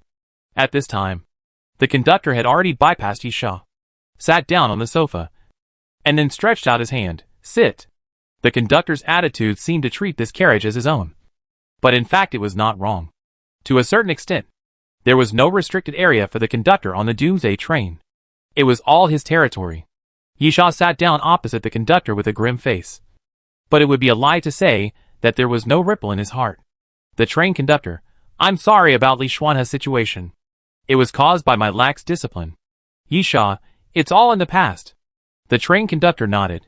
I want to know why you left the Noah's Steel. Your strength is already half a step to the king level. With a liquid monster, you will soon be able to enter the level of the king. Moreover, you also have the title of puppeteer. Yisha frowned. Are you here to take the steel? The train conductor laughed under his metal mask. Just curious. Yisha nodded and said frankly, I think that stone tablet contains magical power. So I want to study it. Maybe I can get more. Yisha did not mean to hide it, because there was no need. Yisha knew that the strength of the two sides was very different. Although the Doomsday train had absolute rules, even the train conductor could not kill him on the Doomsday train. But don't forget about Li Xuanhe. With the position of the train conductor, it is not a troublesome thing to kill Yisha. He can call on a lot of resources to deal with Yisha, and he doesn't even need to do it himself. In the situation where he was at a disadvantage in terms of strength, status, and resources, Yisha did not intend to resist the train conductor. Of course, another reason was that Yisha felt that the train conductor had no need to harm him. As long as he said that he must hand over the Noah's stone tablet, then Yisha would hand it over. Moreover, if the train conductor wanted to take it by force, there were many ways to do it. There was no need to sit here and ask for his opinion. Before becoming strong enough, he must learn the principle of patience. Yisha knew it very well. I see. The conductor got the answer he wanted. And then, want to help me? Yisha, I'm a train attendant. Not just that. The conductor laughed again. I can let you get a higher position. For example, how about the position of train purser? If you perform well, there are 2 deputy train purser positions above the train purser. Yisha frowned, thinking about what the conductor meant by this. Do you want me to hand over the Noah's stone tablet? Or do you want me to do something? Yisha doesn't believe in love without reason. Those who hate you, like you, and hate you always have reasons for doing anything. After a long while, Yisha spoke. Price? No price. The conductor thought for a while. You seem to have misunderstood. I don't intend to give you any special treatment. I just intend to give you a chance. This is what you deserve for your performance. But whether you can seize the opportunity depends on you. Yisha fell into deep thought again, and then asked, what was Li Xuanhe's original position? Train conductor, captain of the crew. Yisha raised his eyebrows. Li Xuanhe actually already had a lot of resources, and could even mobilize some people. So, Jinani and Gushujio were also crew members? Of course, it is possible that they were not. Although Yisha didn't know what Li Xuanhe was doing. From his performance, it seemed that he was secretly doing something without telling the conductor. So, Jinani and Gushujio might be the forces secretly cultivated by Li Xuanhe after being selected. Yisha took a long time to think. But the conductor seemed very patient, sitting quietly and waiting for the answer. After about half an hour, Yisha said, I want to think about it more. The conductor did not show anger because of this answer, and smiled. No problem. In fact, you don't need to worry too much. As a crew member, your goal is to become a crew leader, and then climb from crew leader to the position of crew chief. Right? Yisha nodded. The conductor, so, I just gave you a chance in advance. But although your current performance is good, it does not necessarily meet the standard. Before that, you can improve your strength more and think about it slowly. Anyway, I will keep the opportunity for you. The conductor seemed to have said everything he had to say. He took out a palm-sized glass jar, put it on the table, and then stood up to leave. Yisha was stunned for a moment. What is this? The conductor, this is a liquid monster. Since you want to keep the Noah's steel, keep it. But since you have completed the task and performed well, you should be rewarded. I will make an exception for you. After the train conductor finished speaking, he walked out of the carriage. I hope we will have a chance to meet again. A mere train attendant is not qualified to meet the train conductor. Even the crew chief probably doesn't have such an opportunity. The train conductor's appearance this time is just an exception. Therefore, the train conductor's implication is that the next time they meet, it should be when Yisha becomes the crew chief. Chapter 442 Liquid Monster in Title. Yisha leaned on the sofa, like a stone sculpture. In fact, the train conductor did not say that if Yisha was not satisfied with being a train attendant, then the crew leader, the chief train attendant, the deputy train attendant, and even the train attendant should be his goal. A train attendant who does not want to be a chief train attendant is definitely not a qualified train attendant. However, Yisha had a bad feeling.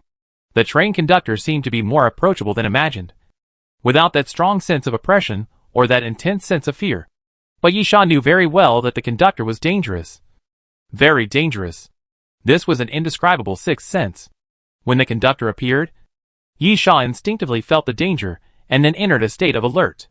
Although Yisha was as alert as other people, one was active and the other was passive. And there was a huge difference between the two. Yisha did not think that the conductor was friendly at all, especially after what happened to Li Xuanhe. Yisha was sure that the Doomsday train was hiding some secrets. But he did not know. Or as an ordinary crew member, he was not qualified to know. Yisha had to think deeply about why the train conductor gave him a chance to become the chief steward. Was it simply because Li Xuanhe died, and someone needed to replace him? Yisha was not so naive. Then, was it because of Noah's steel? Or was it because of his performance in the monster city? Or did the train conductor have any hidden intentions? Yisha pinched his nose and felt tired.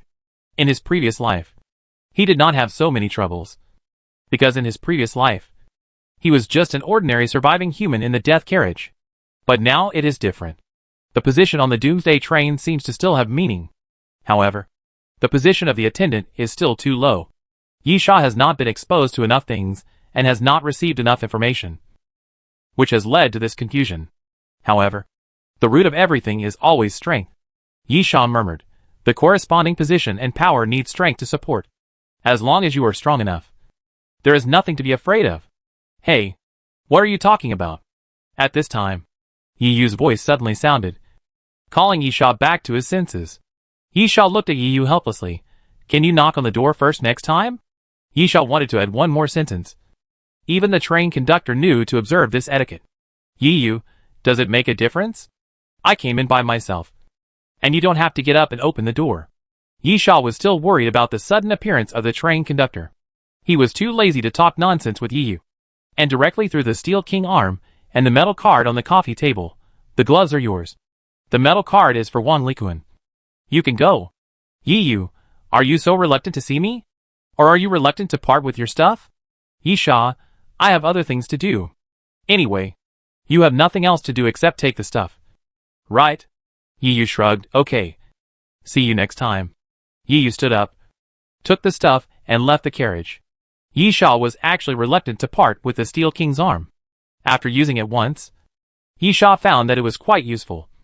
But this was not a reason for Yisha to leave the stuff behind.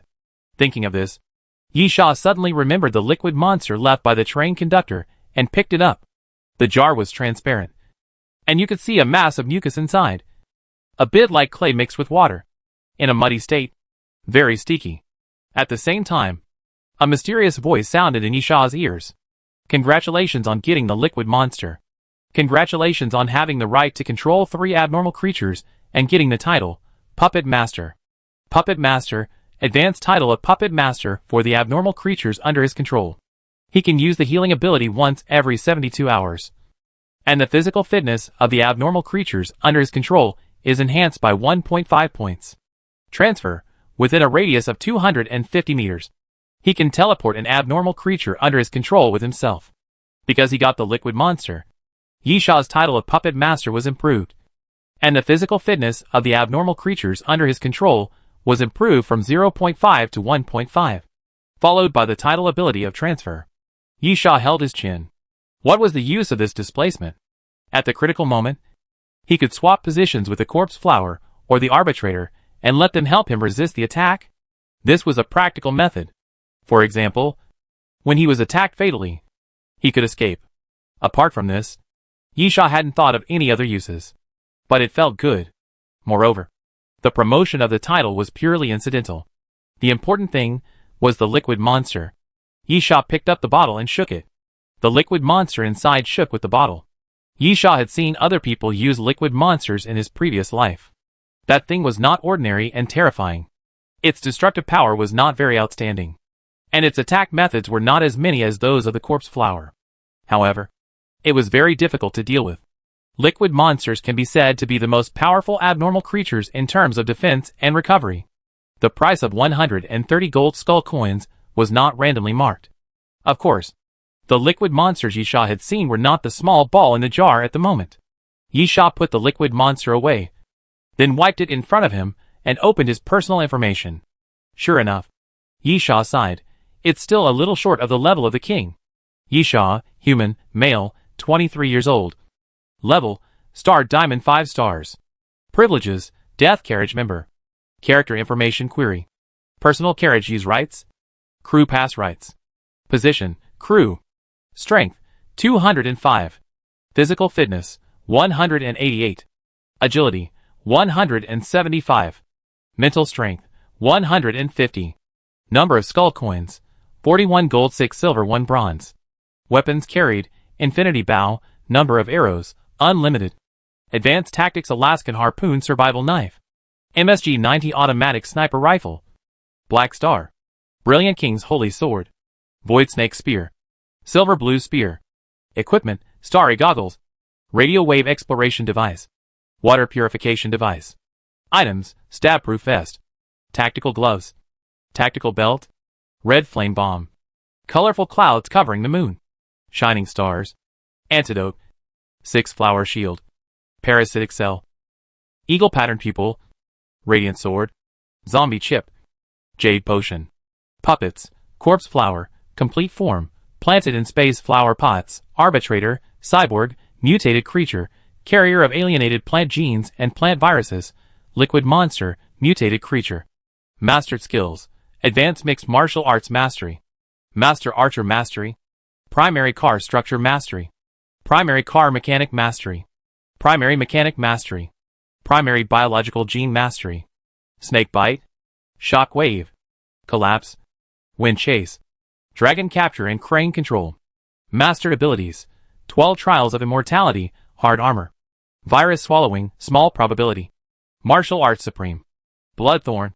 Fantasy enhancement. Bloodthorn bomb. Adrenaline. Primary regeneration ability. Warehouse, night hidden bow. IBZ type metal blade, unusable. New Z virus cell. Noah's stone tablet. Mind control. 7 dust sword. Chapter 443 Vacation. Yisha leaned on the sofa and pondered. Strictly speaking, Yisha didn't know whether he had gained or lost. After giving the Steel King's arm to Yiyu, the remaining gains of Yisha were Noah's steel, liquid monster, telekinesis, and 7 dust sword. Among them, the 7 dust sword was the 7 flying swords used by the apostle. However, this thing itself was not a flying sword. But the apostle had the ability to control telekinesis, and directly used his mind to drive the 7 dust sword, which turned into a flying sword. Yisha had no intention of learning telekinesis. Nor did he plan to use the 7 swords of the 7 dust swords. The so-called telekinesis is to attack or defend with the mind, which is quite useful. But Yisha has the infinite bow for long-range means. Shock waves, void snake guns, and bloodthorn bombs for medium-range means. So there is really no need to add telekinesis. Of course, the more important reason is that telekinesis belongs to the brain ability. If Yiyu uses telekinesis, the range of objects that can be driven can reach thousands of meters. After Yisha learned mind control, the range of objects he could control was only 80 meters. Therefore, Yisha lost interest in this ability in an instant. As for the 7 dust sword, since its effect was used in conjunction with mind control, it was naturally not mentioned. However, Yisha did not intend to throw it directly to the dining car. Although mind control and the 7 dust sword were not suitable for him, they were both good things. Yisha planned to keep them and find an opportunity to trade them. After eliminating these 2 things, only Noah's steel and the liquid monster were left. Noah's steel is not known for the time being, so it is better not to mention it. Therefore, Yisha's real gain is still the liquid monster. However, Yisha also paid a huge price for this. 12 trials of immortality, imagination ability. Every time you pass a trial, you will get a chance to revive your body. If you succeed in the 3rd trial, you will get hard armor. If you succeed in the 6th trial, you will get strength. If you succeed in the 9th trial, you will get frenzy. If you succeed in the 12th trial, you will get the will of an unyielding warrior. Currently completed trials for 12th. Resurrection times, February 4th. The 5th trial content, kill 2,000 zombies. The number of previous kills cannot be accumulated. Progress 1172/2000. Kill 1 mutant zombie with star diamond 5 stars or above. Progress 0/1. Kill 1 ancient species with star diamond 5 stars or above. Progress 0/1. Because of the activation of the Tragedy King, the number of resurrections in the 12 trials of immortality was consumed again. Although the trial has reached the 4th stage, Yisha has consumed 1 resurrection on Li Xuanhe. Counting this time, there are only 2 resurrections left. Secondly, there is the magic sword. The magic sword is Yisha's biggest trump card at present. It can only be used 3 times in total. Yisha has already consumed the first time on Martel. Therefore, although Yisha finally got the liquid monster, Yisha couldn't say whether he had made a loss. Everything depends on Noah's steel. Yisha murmured, maybe it can bring me a surprise? Yisha no longer pondered the reason why the train conductor appeared. If the train conductor was well-intentioned, Yisha would not intend to challenge the position of the chief steward at this time. Yisha knew very well that his strength was not enough. If the train conductor was malicious, then in order to fight against the train conductor, Yisha needed to improve his strength. He did not want to become the second Li Xuanhe, who could only live in the shadow of the train conductor and do some small actions. Therefore, in the following days, Yisha devoted himself to studying Noah's steel. After energy detection, Yisha got good news. That is, Noah's steel really contains unknown energy. However, the so-called unknown ability means that we don't know what type of energy it is, and we don't know how to use it. However, through the screen, we can see that there are a lot of red displays in the center of Noah's steel. This is the display that appears after the energy flows, which occupies about 2/3 of Noah's steel. Yisha looked at the screen and murmured, the next step is to find a way to extract this energy and see if it can be used. At this time, the benefits of having a personal compartment are reflected. Because of the private workshop, there are various instruments here, and even some special instruments can be rented from the dining car. The energy extraction instrument belongs to the latter. For this reason, Yisha left the personal compartment and went to the dining car. After entering the dining car, Yisha found that it was unusually lively. There were about a dozen people sitting there, but they were all crew members. Come to think of it, Yisha murmured, it's been several days, and we haven't arrived at the next stop yet? What nonsense are you talking about? Yiyu's voice suddenly sounded behind Yisha. We arrived at the station a long time ago. Huh? Yisha turned around and saw Yiyu sitting in the corner with a glass of juice in front of her. Yisha couldn't help but, since we've arrived at the station, why are you still on the train? It's a holiday. Yiyu, because we had a big fight with the apostles at the last stop. This stop is a holiday.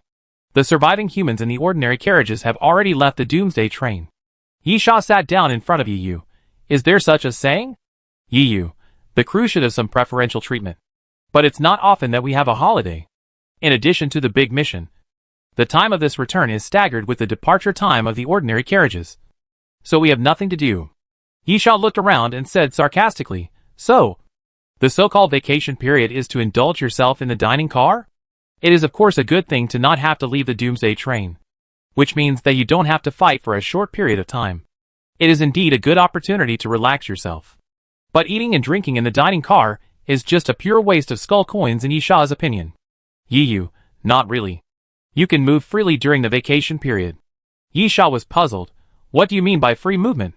What good activities can there be on the Doomsday train? The carriage and the dining car are basically the only 2 places you can go. For the crew, it is nothing more than an independent space of their own. That is, a personal carriage. Yiyu, you can get off the train and go anywhere you want. But generally no one will get off the train, because there is nowhere to go. In this damn world, there are zombies everywhere anyway. Why should you fight those smelly guys during your vacation? Yisha murmured, anywhere you want to go? Chapter 444 Small Town. Why? Yiyu, you want to leave the Doomsday train? Yisha nodded, then remembered something. And then, you should know a lot of crew members. Right? Yiyu nodded, yes. I have seen a lot of them. Yisha, do you know a person named Jinani? Yiyu thought about it, then shook her head. I haven't heard of him. Yisha then, what about Gushujio? Yiyu shook her head again. I haven't heard of him either. Why are you asking about these 2 people? Yisha, nothing.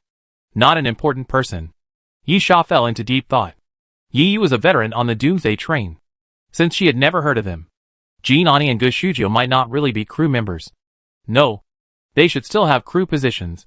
But it is very likely that, as Yisha guessed, They became crew members through Li Xuanhe. They were forces secretly cultivated by Li Xuanhe, and did not need to carry out tasks like other crew members. Instead, they hid in the dark and helped Li Xuanhe deal with some things. Forget it. Let's think about this later. Yi Sha thought for a while, then shook his head. Since he hadn't thought about being hostile to the train conductor yet, and didn't know what the train conductor wanted to do, Yi Sha thought it would be better not to think about these things, so as not to confuse himself. Let's think about the present first, Yi Sha murmured, then stood up and walked to the bar. I heard that you can go anywhere during the holiday. Yi Sha came to the bar and said to the proprietress, does it mean any city is okay? The boss lady smiled, yes. But there are still 12 days left before the end of the vacation, and the Doomsday train will start again. So you must return to the Doomsday train within 12 days. If you miss the departure time, then the boss lady didn't continue. And without the boss lady saying anything, Yi Sha also knew the consequences. He would never be able to board the Doomsday train again. Yi Sha then, can I leave now? The boss lady, please go ahead. The vacation period is for free activities, and you can go wherever you want after leaving the platform. Thank you. Yi Sha stood up and walked out of the car. Yi put down the juice and chased after him. You don't plan to stay on the train? Where do you want to go? Yi Sha, just strolling around. I don't believe you. Yi blinked. Do you want to get something good? Let's go together. Yi Sha, really just strolling around. Yi Sha stayed on the Doomsday train and could only continue to study the Noah's steel. Although there was some progress in the study of the Noah's steel, it was not much. Secondly, Yi Sha always has a sense of crisis, having used up one chance of resurrection on Li Xuanhe, and then another on Lu Lin. Yi Sha naturally wants to make up for the number of resurrections. And there is only one way to make up for the number of resurrections. Complete the trial. So, instead of wasting time on the Doomsday train, Yi Sha would rather hunt some zombies. Secondly, Yi Sha wants to meet two people. Don't follow me. Yi Sha stopped and said to Yi, I'm just strolling around. After stopping Yi from following him, Yi Sha walked out of the Doomsday train platform. An ancient town appeared in front of Yi Sha, full of old tiled houses from the 1980s and 1990s. In the center of the building was a river running through the street, and there were many stone arch bridges on the river. This was originally a very beautiful ancient town. Although it seemed backward, it had a unique beauty. Unfortunately, it was only in the past. Most of the tiles on the roofs of those tiled houses had been broken, and even the wooden beams were broken. Many houses had even collapsed, and the white walls were full of burnt marks. In Yi Sha's memory, the river should have been clear, but now it was dirty and dark green, with many corpses floating on it, and several black sail boats floating there. Everything here was different from what Yi Sha remembered. Yi Sha had a blank expression on his face, neither lamenting nor regretting, because this was the end of the world.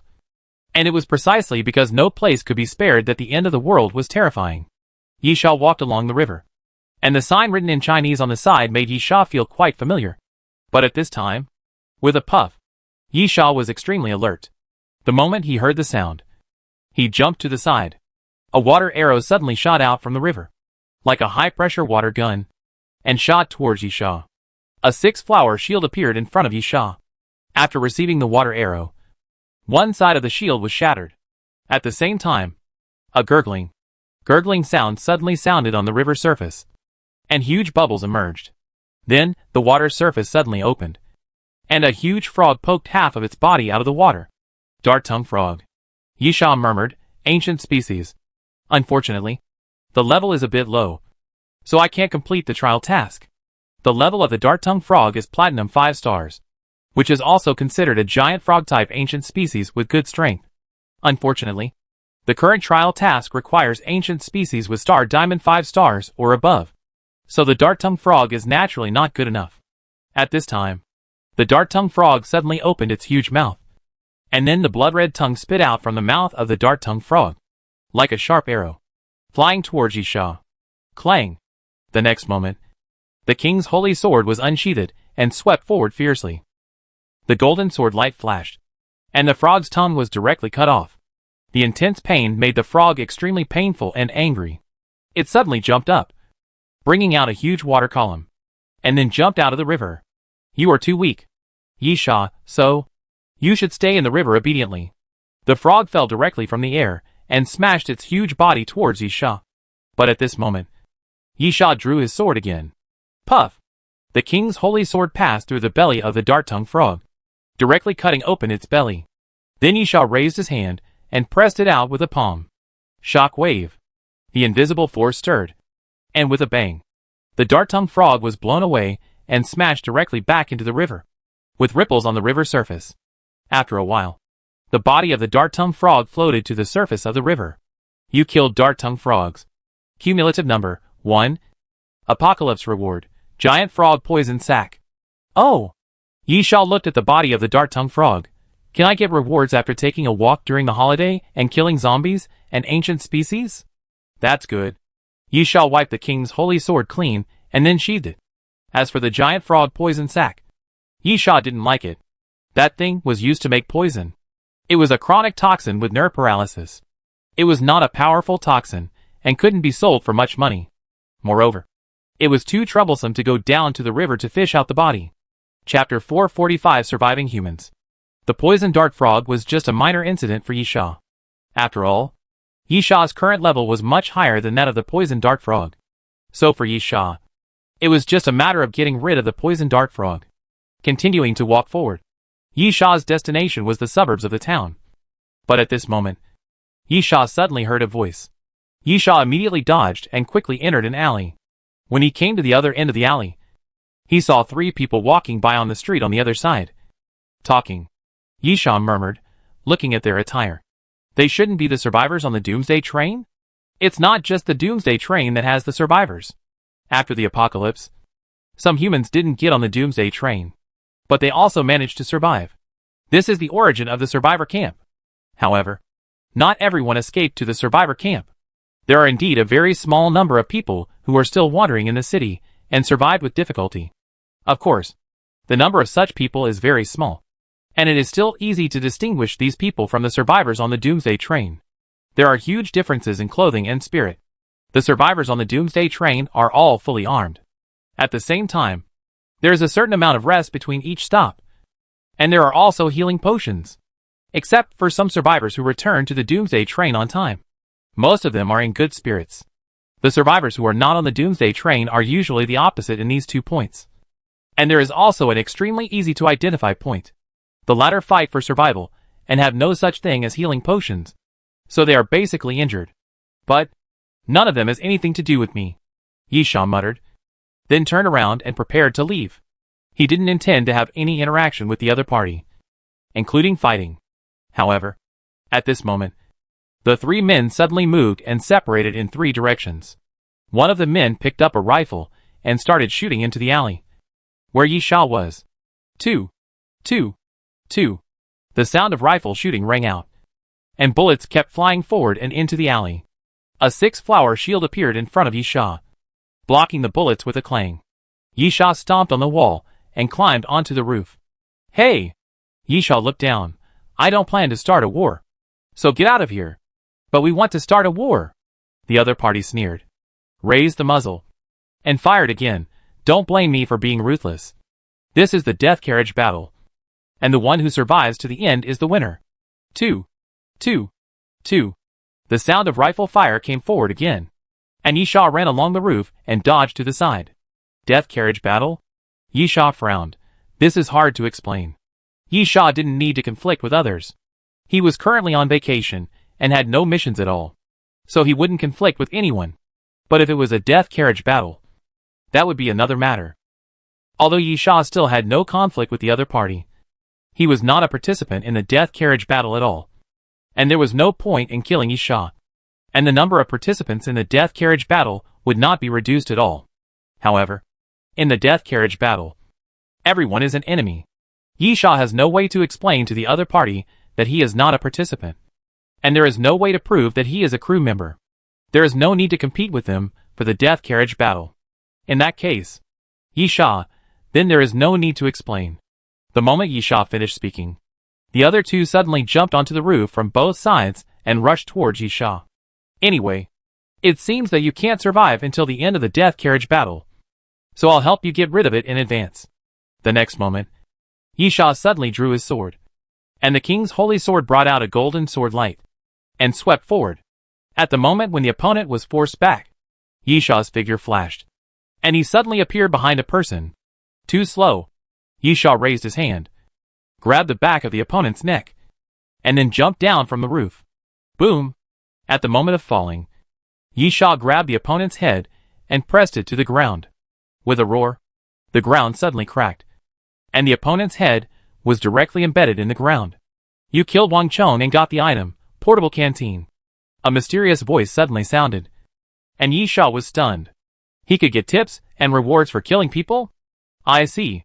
Yisha's eyes suddenly lit up. Li Xuanhe sent someone to kill me because he took advantage of this loophole. The crew can move freely during the vacation, and everything is unrestricted. Therefore, Li Xuanhe only needs to give Jin Ani and Gu Shuzhou the status of crew. And then with his power as the chief crew, he can naturally give the two a vacation. And then Jin Ani and Gu Shuzhou can work for Li Xuanhe without any worries. As Yisha was thinking, the remaining two people rushed up. Such a noise. Yisha frowned and pressed his palm directly into the air. Shock wave. The invisible force blasted forward and hit the opponent directly, sending him flying. Then, his figure flashed and came to the opponent's side. Puff! The king's holy sword stabbed down and pierced directly into the opponent's chest. Yisha raised his head and looked at the last person. Are you going to run away? The man showed a look of fear on his face, then turned around and fled quickly. Yisha lowered his head. Look. This is what we call a companion. After saying that, Yisha pulled out the king's holy sword from the other party's body, and then turned and left. If the other party is alive, it is his luck. If the other party is dead, Yisha naturally doesn't care. At the moment, Yisha is only thinking about Li Xuanhe's affairs and the conductor's invitation. Although the conductor said that it was just a chance for Yisha to be the chief steward. Is it really that simple? Yisha doesn't think so. The opportunity itself is also a kind of preferential treatment. Many people don't even have the opportunity to become a steward. In fact, even if Yisha is a steward now, he doesn't know the criteria for selecting stewards. From this, we can see how rare it is to have the opportunity to become a purser. Moreover, from the perspective that the train conductor can give himself a chance, the position of purser has been vacant since Li Xuanhe's death, which shows that the train conductor is also very cautious about the position of purser. In this case, why choose me? Yisha doesn't believe that there is no reason. There must be something in me that is valued by the train conductor, or that can be used, so the train conductor is willing to give me this position. However, if even Yisha himself doesn't know the reason, it's very strange. Chapter 446 Father. Mother. Yisha thought as he left the center of the town. In the southwest of the town, there is a huge cemetery. This is Yisha's destination. After entering the cemetery, Yisha climbed up the steps. He seemed to be very familiar with this place. He quickly came to a tombstone, half crouched on the ground, and wiped the tombstone clean. This place is not destroyed. Yisha took out some food and placed it in front of the tombstone. Sure enough, the dead are not even interested in zombies. In fact, death is also a kind of relief. At least the dead will have fewer troubles. You know, the world is already a mess. Maybe you don't believe it.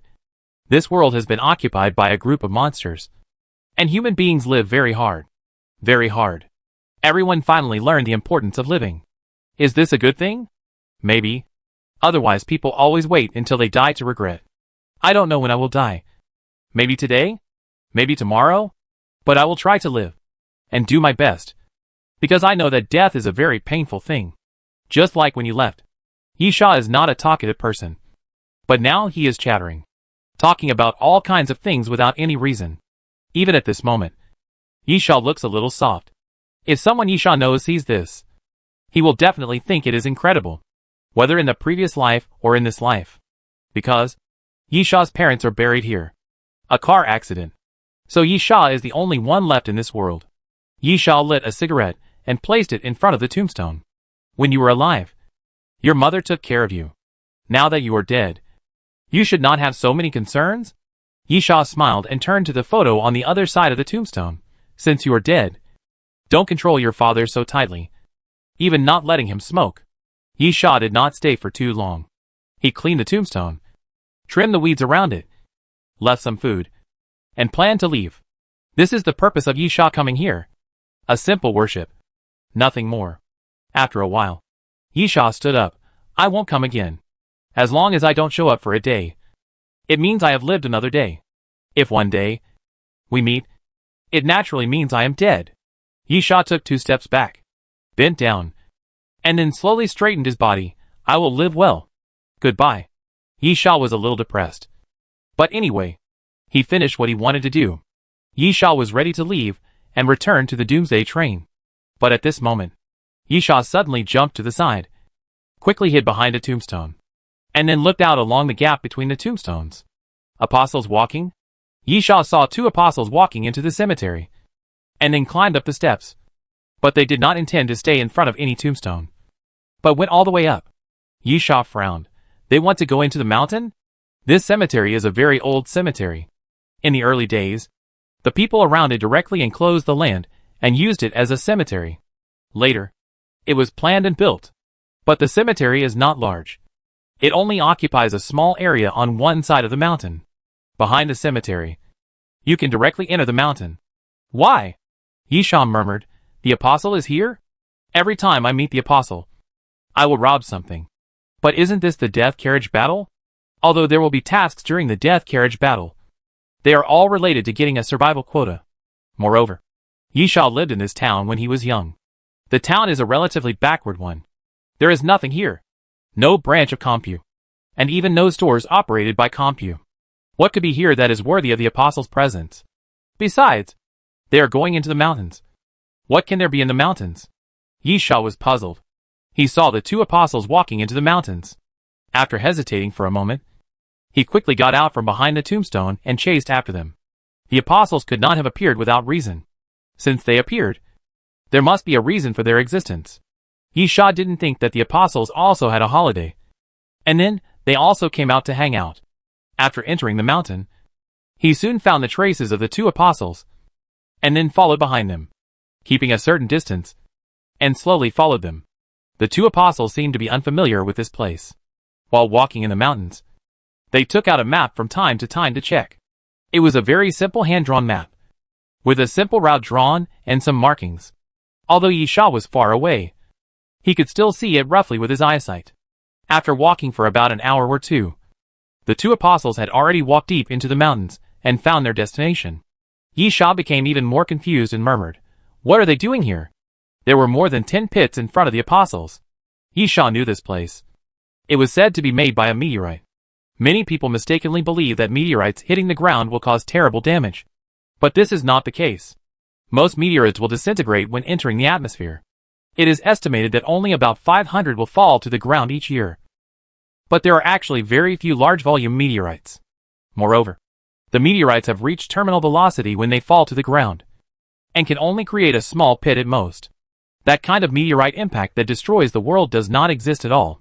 The place where the 2 apostles were walking and standing was a place that had been hit by a meteorite. The town was peaceful, and there had never been any major events. So when the meteorite impact was discovered, it was a big deal, and many people came to see it, because it was not too far from the cemetery. Yisha was worried about whether it would cause damage to the cemetery, so he rushed back from another place to check it out. But nothing happened. However, it was also because of this that Yisha knew that this was the place where the meteorite hit. After all, he had come to see it before. Later, the meteorite was taken away. After the incident was hyped for a while, the novelty wore off, and no one paid attention to it anymore. So, why did the 2 apostles come here? Looking for meteorites? This place was just hit by a meteorite, and those meteorites had been moved away long ago. What can be found here? Yisha's curiosity was completely aroused. After quietly approaching, he quickly climbed up a tree and began to observe the other party from a high position. At this time, the 2 apostles actually took out the engineer's shovel and started digging the soil. No way. Yisha wondered, do these 2 guys really want to dig meteorites? Because the place where the 2 apostles were digging the soil was near the pits hit by the meteorites. Chapter 447 Plunder. In fact, those holes are not very obvious. After all, they happened a few years ago. Although no one has deliberately filled the holes, they have recovered naturally over time. However, from the other party's choice, we can still see a clue. Why choose the holes hit by the meteorite and start digging based on those traces. This means that what the other party is looking for may really be related to the meteorite. But even with such a clue, Yisha has no idea what the other party is looking for. Slowly, holes were dug in the ground. The physical fitness of the apostles was far superior to that of ordinary people. So although they dug manually, the digging speed was very fast. In about half an hour, 2 holes at least 3 meters deep were dug in the ground. Then Yisha saw 2 apostles talking to each other. They were far away and could not hear what each other was saying. At the same time, because the apostles were wearing masks, they could not see each other's expressions. But from the other party's body movements, it seemed that they were quite excited, as if they had found what they wanted. So, Yisha was in a dilemma again. Should he attack? If there was only one apostle, Yisha would have killed him without hesitation. But since there were 2, Yisha had to think about it. Although there were strong and weak apostles, there was no weak apostle. Even a relatively weak apostle was not easy to deal with. Therefore, in the case of 1 against 2, Yisha had to think deeply. At this time, an apostle took out a small cloth bag and jumped back into the pit. He bent over. Yisha was unable to see the contents of the pit from his current position. But judging from the posture of the apostle, he should be collecting something. After a while, the apostle climbed out of the pit, and the small cloth bag in his hand was obviously bulging, as if it was filled with something. Soon, another apostle also climbed out of the deep pit, holding a small cloth bag in his hand. However, the 2 apostles obviously had no intention of leaving, but took the engineer's shovel, looking for other places hit by the meteorite, and started digging again. Could it be that every place hit by a meteorite has what they are looking for? Yisha murmured. But he was not in a hurry to make a decision. There were about 10 pits, and the other party would obviously not leave in a short time. Moreover, if he really wanted to rob, he could wait until the other party collected all the things before taking action. Having made up his mind, Yisha watched quietly until the evening, when more than a dozen large pits were dug on the ground. The cloth bags in the hands of the 2 apostles were also bulging, and it seemed that they had finally collected all the things. At the same time, it was time for Yisha to make a decision. Slowly, Yisha climbed down from the tree and moved towards the other party. The 2 apostles took a short break beside the pit, and then prepared to get up and leave. It was obvious that their goal had been achieved. At this moment, Yisha suddenly flashed out from behind a tree, holding the infinite bow in his hand. After pulling the bowstring, an ice arrow was imagined by Yisha. The next moment, Yisha's fingers loosened the bowstring, and the ice arrow flew forward with a whistling wind. Be careful! One of the apostles was extremely alert. When the sound of the ice arrow breaking through the air sounded, he immediately shouted and pushed his companion away. Puff! After the ice arrow landed and pierced directly into the ground, a crackling sound was heard around it, and a piece of frost quickly condensed. But the attack is not over yet. In the condensed frost, an ice spike suddenly sprang out and stabbed the previous apostle fiercely. This attack came very suddenly, leaving no chance for the opponent to dodge. With a puff, the ice spikes passed through the body of the apostle, leaving a trail of blood. The apostle looked at the wound and took 2 steps back. At this moment, Yisha ran quickly in the woods on the side. The infinite bow fired continuously, and Yisha kept putting arrows on the bow and shooting out from the woods. An apostle took a step forward, shouted softly, and pushed forward with both hands. All the arrows shot by Yisha were suspended in the air and blocked. Superhuman? Yisha raised his eyebrows and denied the guess. It should be a barrier-like ability, although it feels quite similar to brain ability. Yisha and you have known each other for a long time and have become very familiar with the feeling of using brain ability. It is not like this now. Moreover, if the other party is really a superhuman, he should not use brain ability to try to control his arrows, but should directly try to control himself. Well, since it's a barrier or something like that, Yisha said coldly, then smash it directly. Yisha shouted in a low voice, and then punched forward fiercely. Shock wave. The invisible force of the shock wave collided with the opponent's barrier, and then ripples appeared in the air, spreading in circles. Yisha shouted again, and raised his hand to blast out the next 2 shock waves. A sound like shattering glass suddenly spread in the air, and then the barrier where the apostle was walking was shattered by Yisha's blow. The 2 apostles gradually separated and formed a horn-like confrontation with Yisha. Yisha sneered and stretched out his hand. Hand over what you have in your hands. And you don't have to die. What are you talking about? An apostle said disdainfully. First find a way to keep yourself alive. The apostle said, as he suddenly jumped forward. Yisha didn't even look at the other party, and snapped his fingers directly. Boom! A huge roar sounded. And then the ground cracked. And the vines of the corpse flower rushed out from the ground. Directly intercepted the apostle. And then blasted down with force. Boom! The second roar followed. And the vines of the corpse flower fell to the ground. And then the ground cracked. Another apostle took the opportunity to approach Yisha. But at this moment, bang! The sound of a sniper rifle suddenly sounded. And the apostle was startled. He immediately stretched out his hand to the side and pressed it lightly. And then an invisible barrier suddenly appeared and blocked the bullet. Retreat! The apostle shouted. It's a sniper rifle. And there are other crew members nearby. Yisha curled his lips. There was only one crew member. But there were helpers. The arbitrator was ambushing not far away. And that shot was naturally the work of the arbitrator. Taking a deep breath, Yisha shouted, You want to leave without leaving your things? Chapter 448 Killing. Boom, boom, boom. As Yisha's voice fell, the corpse flower suddenly opened fire.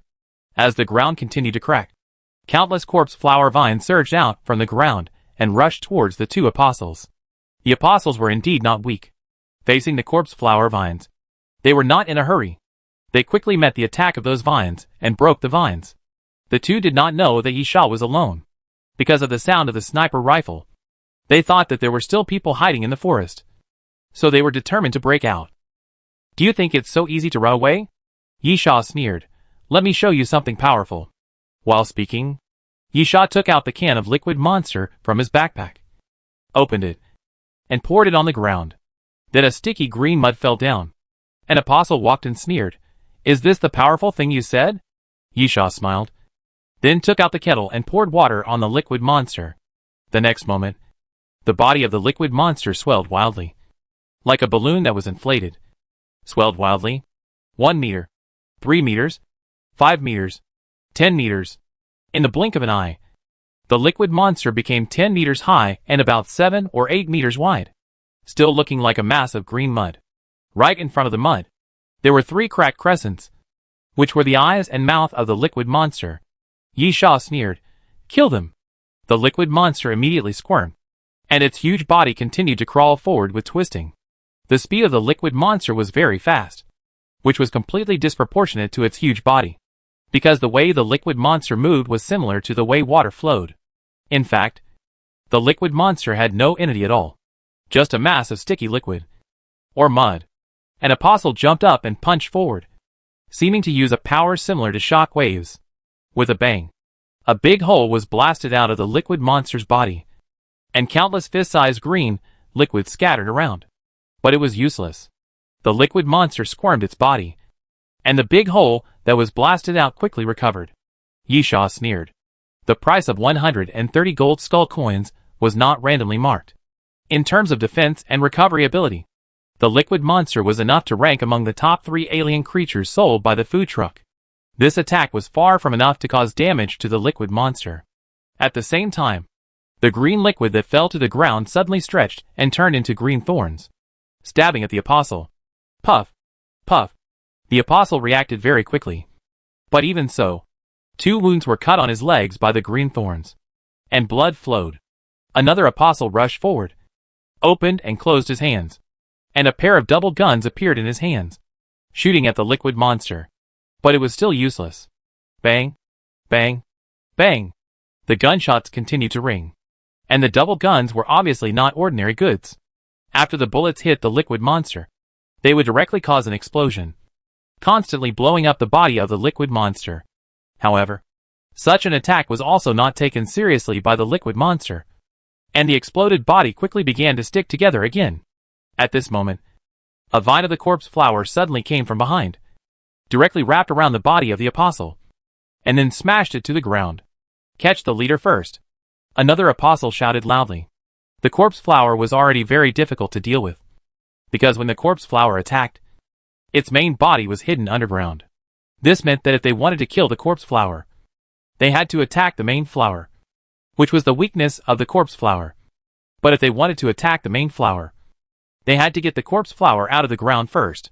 As for the liquid monster, you can attack it however you like. He doesn't care at all. Obviously, no matter whether you can defeat the corpse flower and the liquid monster, it is almost impossible to kill the corpse flower and the liquid monster in a short time. Then, the remaining method is to kill Yisha directly. Since Yisha is the manipulator, killing Yisha can disintegrate the corpse flower and the liquid monster, which seems to be a very simple truth. Ah! An apostle roared, which seemed to be a sonic attack, but it seemed to be substantial. Along with the roar of the apostle, the surrounding corpse flower vines were actually intercepted. The remaining apostle jumped out and ran directly towards Yisha, firing at him with both guns in his hands. Hard armor, Yisha shouted, and dragon scale-like patterns quickly appeared on his body. Boom, boom, boom. The next moment, bullets hit Yisha's body and exploded one after another. Each bullet could explode a fireball the size of a head, engulfing Yisha in an instant. The apostle sneered, but at this moment, an arm suddenly stretched out from the flames. Snake bite. The flame was broken, and the shadow of a purple-scaled python appeared in front of the apostle, scaring him. Then Yisha grabbed his neck. It seems, Yisha sneered, not every apostle is strong. The strength of these two apostles, converted to the standards of the Doomsday train, is between 1 and 3-star diamonds. Of course, it can't be considered weak. Not everyone in the death car can reach this standard. But compared to the apostle that Yisha had met before, he was indeed much weaker, belonging to the lower level of strength. To deal with you, Yisha, this level should be enough. Breaking force. As Yisha said this, he punched the opponent's lower abdomen. The force did not seem to be as strong as the apostle imagined. But the next moment, puff! The apostle opened his mouth and spurted out a large mouthful of blood. The attack of the breaking force is not on the surface of the body, but inside the body, directly destroying the internal organs. Seeing the other person's face suddenly turn pale, he bit his 5 fingers and tried to cut the other person's throat. But at this moment, the blade flashed. After being injured, the apostle became more ferocious. He directly opened his cloak, pulled out a short knife only 2 fingers long, and swept it forward fiercely, scratching the scales, and actually stirred up a series of sparks. The next moment, the apostle raised his foot and kicked Yisha's chest, forcibly breaking free from Yisha's palm and falling directly to the ground. Yisha looked at his chest and said coldly, looking for death. Yisha stretched out his hand, and a bloodthorn suddenly shot out from his palm and pierced the opponent's thigh. Ah! The apostle screamed, waved his short knife to cut off the bloodthorn, and then rolled on the ground, trying to distance himself from Yisha. Chapter 449 Escape. Yisha would not let the other party escape easily. He stretched out his left hand and bit his 5 fingers. Capture the dragon and release the crane. Capture the dragon in one move. A strong suction force suddenly appeared, and the apostle was sucked back by Yisha, and was grabbed by the back of the neck again. Yisha leaned out and whispered in the other party's ear, "Did I allow you to leave?" Puff! The next moment, Yisha pulled out the Alaskan whale harpoon and stabbed it into the temple of the apostle, piercing the other party's head with one blow. You have killed 7 apostles. Yisha threw the body of the apostle away and looked at another one. Now it's your turn. Ah! The apostle looked at his companion dying and suddenly screamed hysterically at Yisha, "Wind cannon." After the words fell, the apostle screamed madly, and the wind around him was instantly tangled. A tornado blew directly forward, breaking the surrounding trees and heading straight for Yisha. Pa! Yisha snapped his fingers, and the liquid monster squirmed and quickly blocked in front of Yisha. The wind in the tornado was as sharp as a knife, sweeping across the body of the liquid monster, and actually cut the liquid monster into pieces. After the liquid monster broke into pieces, it became a bunch of balls, then squirmed on the ground, gathered together again, and began to slowly take shape again. But this time it would obviously take some time for the liquid monster to recover. The apostle shouted, then leaped up, and the vines around him surged and rolled towards the apostle. But when he fell beside him, he was blocked by the barrier. Taking advantage of the moment when the liquid monster was shattered and the corpse flower vines were temporarily blocked, the apostle roared and rushed towards Yisha and punched him. Yisha sighed. The strategy of capturing the leader first is good, but next time, remember to consider whether you have the ability to capture the leader. As Yisha spoke, he took a step forward. Boom! Yisha crushed a piece of the ground with his foot, and then punched out. Bang! When the two fists collided, the apostle felt a huge force coming, and the whole person was knocked away by Yisha's punch. Yisha sneered. This apostle was much stronger than the previous one, but he had already figured out the opponent's strength. Yisha naturally knew that this level was enough to deal with the opponent, and there was no need to use the king's holy sword. In fact, the corpse flower and the liquid monster were also Yisha's trump cards. With these two trump cards handed over, he already looked up to the opponent. After knocking the opponent away with one blow, Yisha did not stop. Activated the ability of the Son of Wind, and his figure flashed, and he came to the opponent again. The next moment, Yisha raised his foot and stomped down fiercely. The apostle quickly rolled to the side to avoid it, and looked back, and the place where he was lying just now was crushed by Yisha's foot. The apostle struggled to get up from the ground, but at this moment, a ball of liquid monster suddenly jumped onto the apostle's back and stuck to it. The apostle reached out to pull it off, but found that he couldn't pull it off no matter how hard he tried. Then the first ball of liquid monster suddenly bounced up from the ground and stuck to the apostle's chest. Then came the third ball, the fourth ball, the fifth ball. In the blink of an eye, the apostle was completely wrapped up by the liquid monster, and even his face was covered in it. The apostle tried to tear it apart, but the liquid monster was so sticky that he couldn't just pull it off. The feeling of suffocation soon emerged. Plop! The apostle fell to his knees, his body trembling because of suffocation. And then, he suddenly opened his cloak, took out a signal gun, and pulled the trigger towards the sky. The red signal flare flew into the sky, and then the apostle lay on the ground, completely motionless. You have killed the apostle. Cumulative number 8. A mysterious voice sounded, indicating that the apostle had suffocated to death. However, Yisha did not show an excited expression, but frowned, because the last signal gun, there is also a signal flare. Firing a signal flare before death. Does this mean that there are more than two opponents? The signal flare is naturally for the companions to see, indicating that something has happened to them, and they hope that their companions will come quickly. There is no chance to save them, but they can take back what was taken away by Yisha. Yisha figured this out, and without hesitation, he immediately came to the bodies of the two apostles, took off their masks, and opened their cloaks. The apostle who died of suffocation was an old man over 50 years old. He had nothing on him, and was terribly poor. Or, this guy probably took the route of ability, and did not need anything. That is, he fought with his own ability. The other apostle was a little richer, with a pair of double guns, a very good short knife, a bottle of red potion whose function was unknown, a few plastic-sealed fireworks sticks whose function was also unknown, and a steel plate the size of 2 palms, made of a strange material and very hard. Of course, there were also the 2 bags filled with things that the 2 apostles had collected while walking and digging. After Yisha opened them, he found that the bags were filled with things that looked like sand, but coarser than sand, but not as thick as stone dust. Those things were dark red in color, and faintly flashed with some light. Yisha pinched some and smelled them, but didn't smell anything. Then he rubbed them, and they really felt like sand. As for putting them in his mouth, Yisha didn't dare to do it, because God knows that they are poisonous. What's the use of this thing? Yisha looked puzzled. It doesn't look like a valuable thing. However, despite thinking about it, Yisha threw it into his backpack without hesitation. Just because you don't know what to do with it doesn't mean that the thing has no value. Moreover, things that can make the apostles run around looking for are usually of extraordinary value. As for what this thing is, you could only take it back to the Doomsday train and go to the dying car to ask the boss lady to help identify it. After quickly packing up his things, Yisha waved his hand, and the corpse flower quickly sank to the ground. After the liquid monster recondensed, its body suddenly shrank rapidly, and soon became a fist-sized piece. Yisha stuffed the liquid monster back into the jar, gave the arbitrator an order, and asked the arbitrator to explore the way ahead. Then put on his backpack and planned to leave the mountain.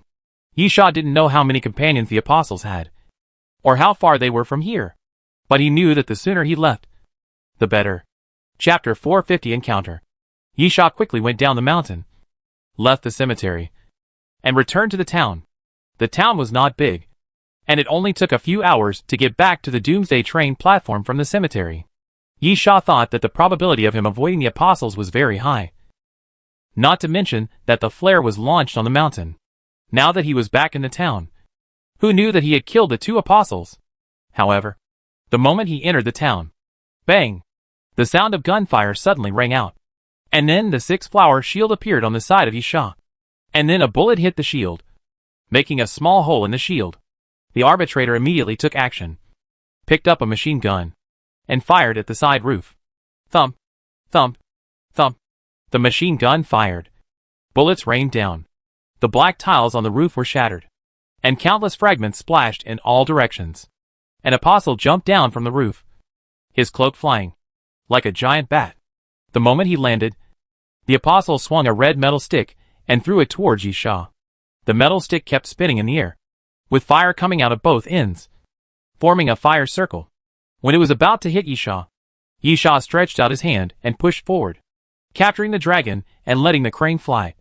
The second style of letting the crane fly. A force suddenly appeared from Yi Sha's palm, pushing the stick out, breaking the outer wall of the building, followed by a loud bang.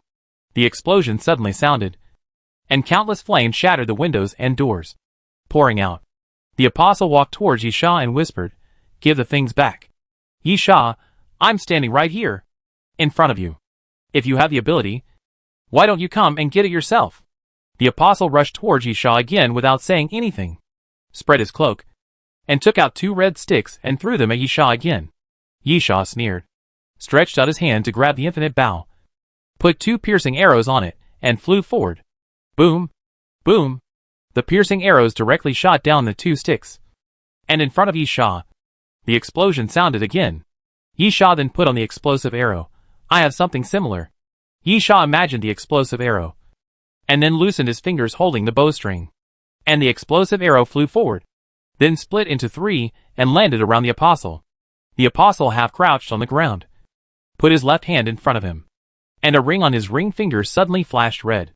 The next moment, countless red crystal pillars suddenly rose from the ground around the apostle, wrapping the apostle in the center. The explosion sounded immediately, but no matter the impact of the explosion or the surging flames, they were all blocked by the wall built by the crystal pillars. Yi Sha frowned, then jumped forward, pulled out the king's holy sword, and after jumping forward, he slashed down with a sword, and the golden sword light jumped over, and the crystal pillars were cut in 2. Then Yi Sha raised the sword and thrust it forward, and then stabbed the king's holy sword into the chest of the apostle. The apostle was so strange that he did not dodge or evade, and was stabbed in the heart by Yi Sha's sword. However, without the mysterious voice's prompt, Yi Sha himself also felt something was wrong. The feeling from the sword blade was not like piercing a human body, but like piercing something hard. Snap! At this time, the body of the apostle suddenly shattered. It turned out to be a dummy made of crystal. At the same time, a shout suddenly came from above Yi Sha's head, and then a huge crystal column fell towards Yi Sha. Yi Sha did not dodge, but directly sent the king's holy sword upwards, and the king's holy sword pierced the huge crystal column with one blow. At the moment when the crystal column was chopped, the apostle suddenly appeared from behind and punched down. Bang! Yi Sha was hit in the chest and took several steps back. The apostle immediately continued to move forward, but at this moment, the arbitrator took a step forward and blocked Yi Sha. Bang! The arbitrator raised his fist and punched the apostle, then stretched out his left hand, and the red vines on his left arm quickly rushed forward, strangled the apostle's neck, and quickly tightened. The apostle's face showed pain, but in the next moment, the apostle's body suddenly shattered, turning into countless crystal fragments, and scattered on the ground. Yi Sha quickly looked around, but did not find the other party, so he put on the starry goggles. Found you. Yi Sha raised his eyebrows, leaped to the side, and stabbed the king's holy sword with force.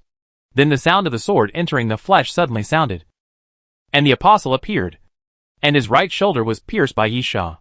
But at this time, Yi Sha glanced at the side, and saw 2 apostles running towards him at a high speed, only a few hundred meters away from the battle circle. Damn it! Yi Sha cursed, turned around and pulled out the king's holy sword, leaving a trail of blood, and ran away. The number of apostles increased to 3, which was not easy to deal with. and it was unknown whether the number of the opponent would be limited. "Don't let him go," the injured apostle shouted. "The thing is on him." Yisha ran quickly crossed the alley, then climbed over the stone bridge, and then went into the alley again. The town has remained unchanged for decades. Everything here is the same as when Yisha lived there as a child, which makes Yisha quite familiar with this place. He kept shuttling between the alleys, and when he was sure that the apostle was not following him, he immediately opened the window of a house and jumped in. After entering the house, Yisha first looked to see if there were any zombies, then carefully closed the window and stood with his back against the wall. After a while, an apostle walked into the alley, looked around vigilantly, then ran forward and left the alley. "Huh?" Yisha took a deep breath, then opened the window on the other side and turned over. After leaving the alley from the opposite direction, he returned to the street, quickly pried open a manhole cover of the underground sewer, and then jumped down holding the manhole cover. When Yisha's body fell into the underground sewer, the manhole cover also closed. The key to victory or defeat is not how many apostles Yisha can kill, but whether Yisha can take the things and successfully return to the Doomsday train. Therefore, avoiding the opponent and leaving is also a strategy. Yisha took out a flashlight from his backpack and illuminated the surroundings. There was stagnant water in the sewer, emitting a foul smell, and there were also some garbage and corpses floating on it, some of which belonged to rats and some to humans. Yisha couldn't care less about all that at the moment. After lighting the way ahead with the flashlight, he immediately began to wade forward. After all, the underground sewers were not necessarily safe. If Yisha couldn't be found, perhaps the apostles would think of the underground sewers when they saw him walking. Chapter 451 King of Corruption. Yisha was walking in the sewer, and at the same time, he was thinking from another perspective. Sewers are good hiding places, which is something many people know. But the apostles can't find it so quickly because the other party is chasing them. It takes about half an hour to an hour to make sure that Yisha has been lost. Then seeing the manhole cover in the town, you should guess that Yisha has escaped into the underground sewer, and this time is assumed to be half an hour. Finally, the other party entered the underground waterway. Without the ability of sensing, it would take a long time to find Yisha. After calculating, Yisha found that he still had plenty of time. If his route was correct, it would only take 2 or 3 hours to reach the entrance and exit of the Doomsday train platform. Of course, this was Yisha's calculation when everything went well. Yisha stopped and looked ahead. The trouble is that sometimes things don't go well. In front of Yisha, there was a sound of water splashing, and a zombie appeared in front of Yisha. The zombie was in human form, festering all over, and the muscles of half of its face had fallen off, revealing its white bones. In addition to the 2 arms under its shoulders, there were 4 more arms behind the zombie's back and waist. The King of Corruption. 5-star diamond. Half step to the king. A semi-fused mutant zombie, with the ability to dismember and reassemble rotten meat. Huge strength, extremely fast speed, certain regeneration ability, and the ability to release corpse poison. Yisha patted his forehead. He really wanted to see mutant zombies of this level, because, in the 12 trials of the immortal, in the current stage of the trial, in addition to hunting 2,000 zombies, it is also necessary to kill a mutant zombie with a star diamond of 5 stars or above, and kill an ancient species with a star diamond of 5 stars or above, in order to complete the trial task. If there is a chance, Yisha has to go out of his way to find mutant zombies and ancient species of this level. However, the appearance of the corrupted king in front of him is really too bad. The progress of completing the trial mission is good, but the most important thing for Yisha right now is to leave here and return to the Doomsday train, in the situation where he needs to avoid the apostles and buy time. Encountering this kind of mutant zombies is really a very bad thing for Yisha. It's really a toothache even if I drink cold water. Yisha took a long breath, then looked around, and there seemed to be no forks or anything like that. In this case, it seems that he can only fight. Roar! At this time, the corrupted king roared, suddenly ran fast, and rushed towards Yisha. Yisha drew out the king's holy sword, swung the sword and cut out a golden sword light, and then quickly went forward. The corrupted king's fist blasted towards Yisha, colliding with the king's holy sword. After being hit by Yisha, the arm behind him suddenly stretched forward and punched Yisha in the face. With a bang, Yisha was blown away and hit hard against the wall on the side. Blood was flowing out of the corners of Yisha's mouth. Seeing the king of corruption rushing up again, he suddenly opened his mouth and spurted out blood. The blood rushed towards the king of corruption, and suddenly turned into a blood thorn, piercing the king of corruption's chest. The king of corruption roared angrily, and rotten flesh kept falling from his 6 arms, and then gathered together to form 2 giant arms, punching Yisha. Yisha quickly dodged sideways. Boom! The king of corruption punched the wall, and the wall shattered and collapsed outwards. Yisha quickly jumped back and gritted his teeth. The mutant zombie with 5 stars of star diamond was on the same level as Yisha. But if only the physical strength was considered, the mutant zombie would definitely have the upper hand. It seems that I have to show my cards. Yisha took a deep breath. Martial arts supreme. The supreme martial arts in the world. Yisha's aura suddenly changed, and then he rushed towards the king of corruption. 3 punches, 2 palms and 1 kick. Yisha's punches and kicks were extremely fast, and he continuously bombarded the king of corruption. The king of corruption was attacked continuously, roaring continuously. His arms, which had been combined into 2, suddenly split apart again, and then swung quickly, taking Yisha's attack, and then punched back. Iron shirt! Yisha shouted, crossed his arms, tightened his muscles, took a punch, and then slid back. The king of corruption was very powerful, and his strength lay in 3 aspects. The first was his strong body. As a mutant zombie who was half a step away from becoming a king, the king of corruption had strong attack and defense capabilities, and his attacks also came with a certain amount of corpse poison. The second is the reorganization of rotten meat. The 6 arms have no bones, and are made entirely of rotten meat.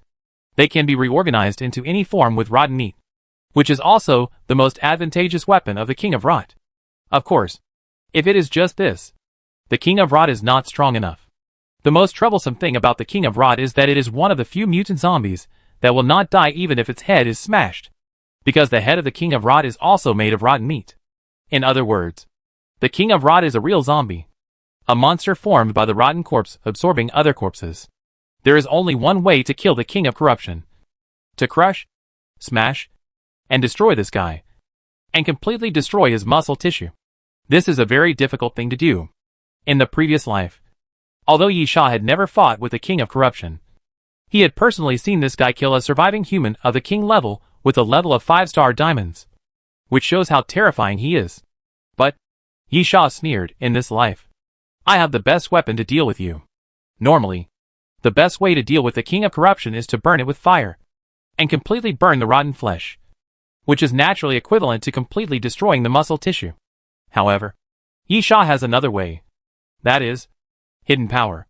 While using the martial arts supreme to obtain 108 master-level ancient martial arts skills, Yisha can also use these moves to release hidden power, directly penetrate the body, destroy the organs in the body, and at the same time, can also use the same method to directly destroy muscle tissue. Ha! Yisha shouted lightly, and then rushed towards the king of corruption again, spreading his arms, swinging them in a circle, and slashing at the king of corruption. Oolong Panda.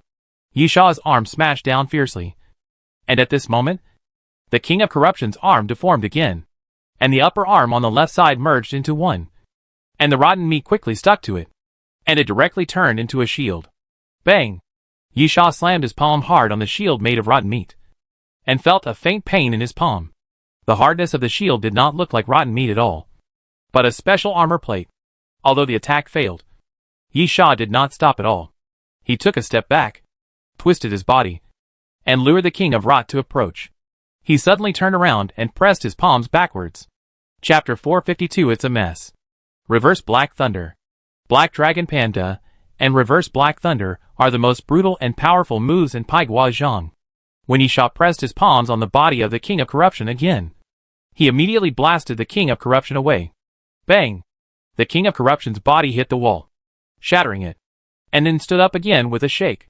But at this moment, the shield formed by the rotten flesh suddenly began to shatter, and pieces of rotten flesh fell off directly. Yisha's eyes lit up. The dark power was indeed effective.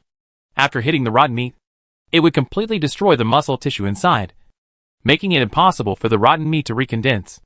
But, Yisha said in a deep voice, not enough. It takes a certain amount of time to destroy muscle tissue, and the muscle tissue of the part attacked will be destroyed.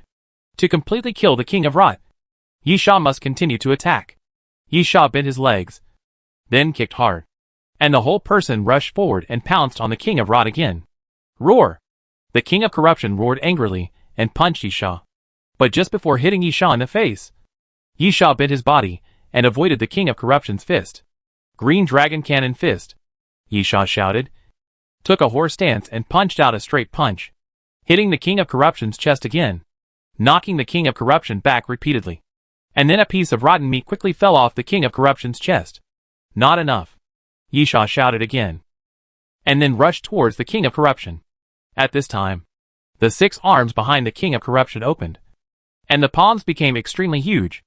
In the gaps between the fingers, something like duck webs grew out, turning into a pair of huge palms. Roar! The corrupted king roared, and the huge wing-like palms behind him suddenly flapped. And then the corrupted king jumped out and hit Yisha hard. Bang! Bang! Bang! The two hugged each other and broke through several layers of walls in succession.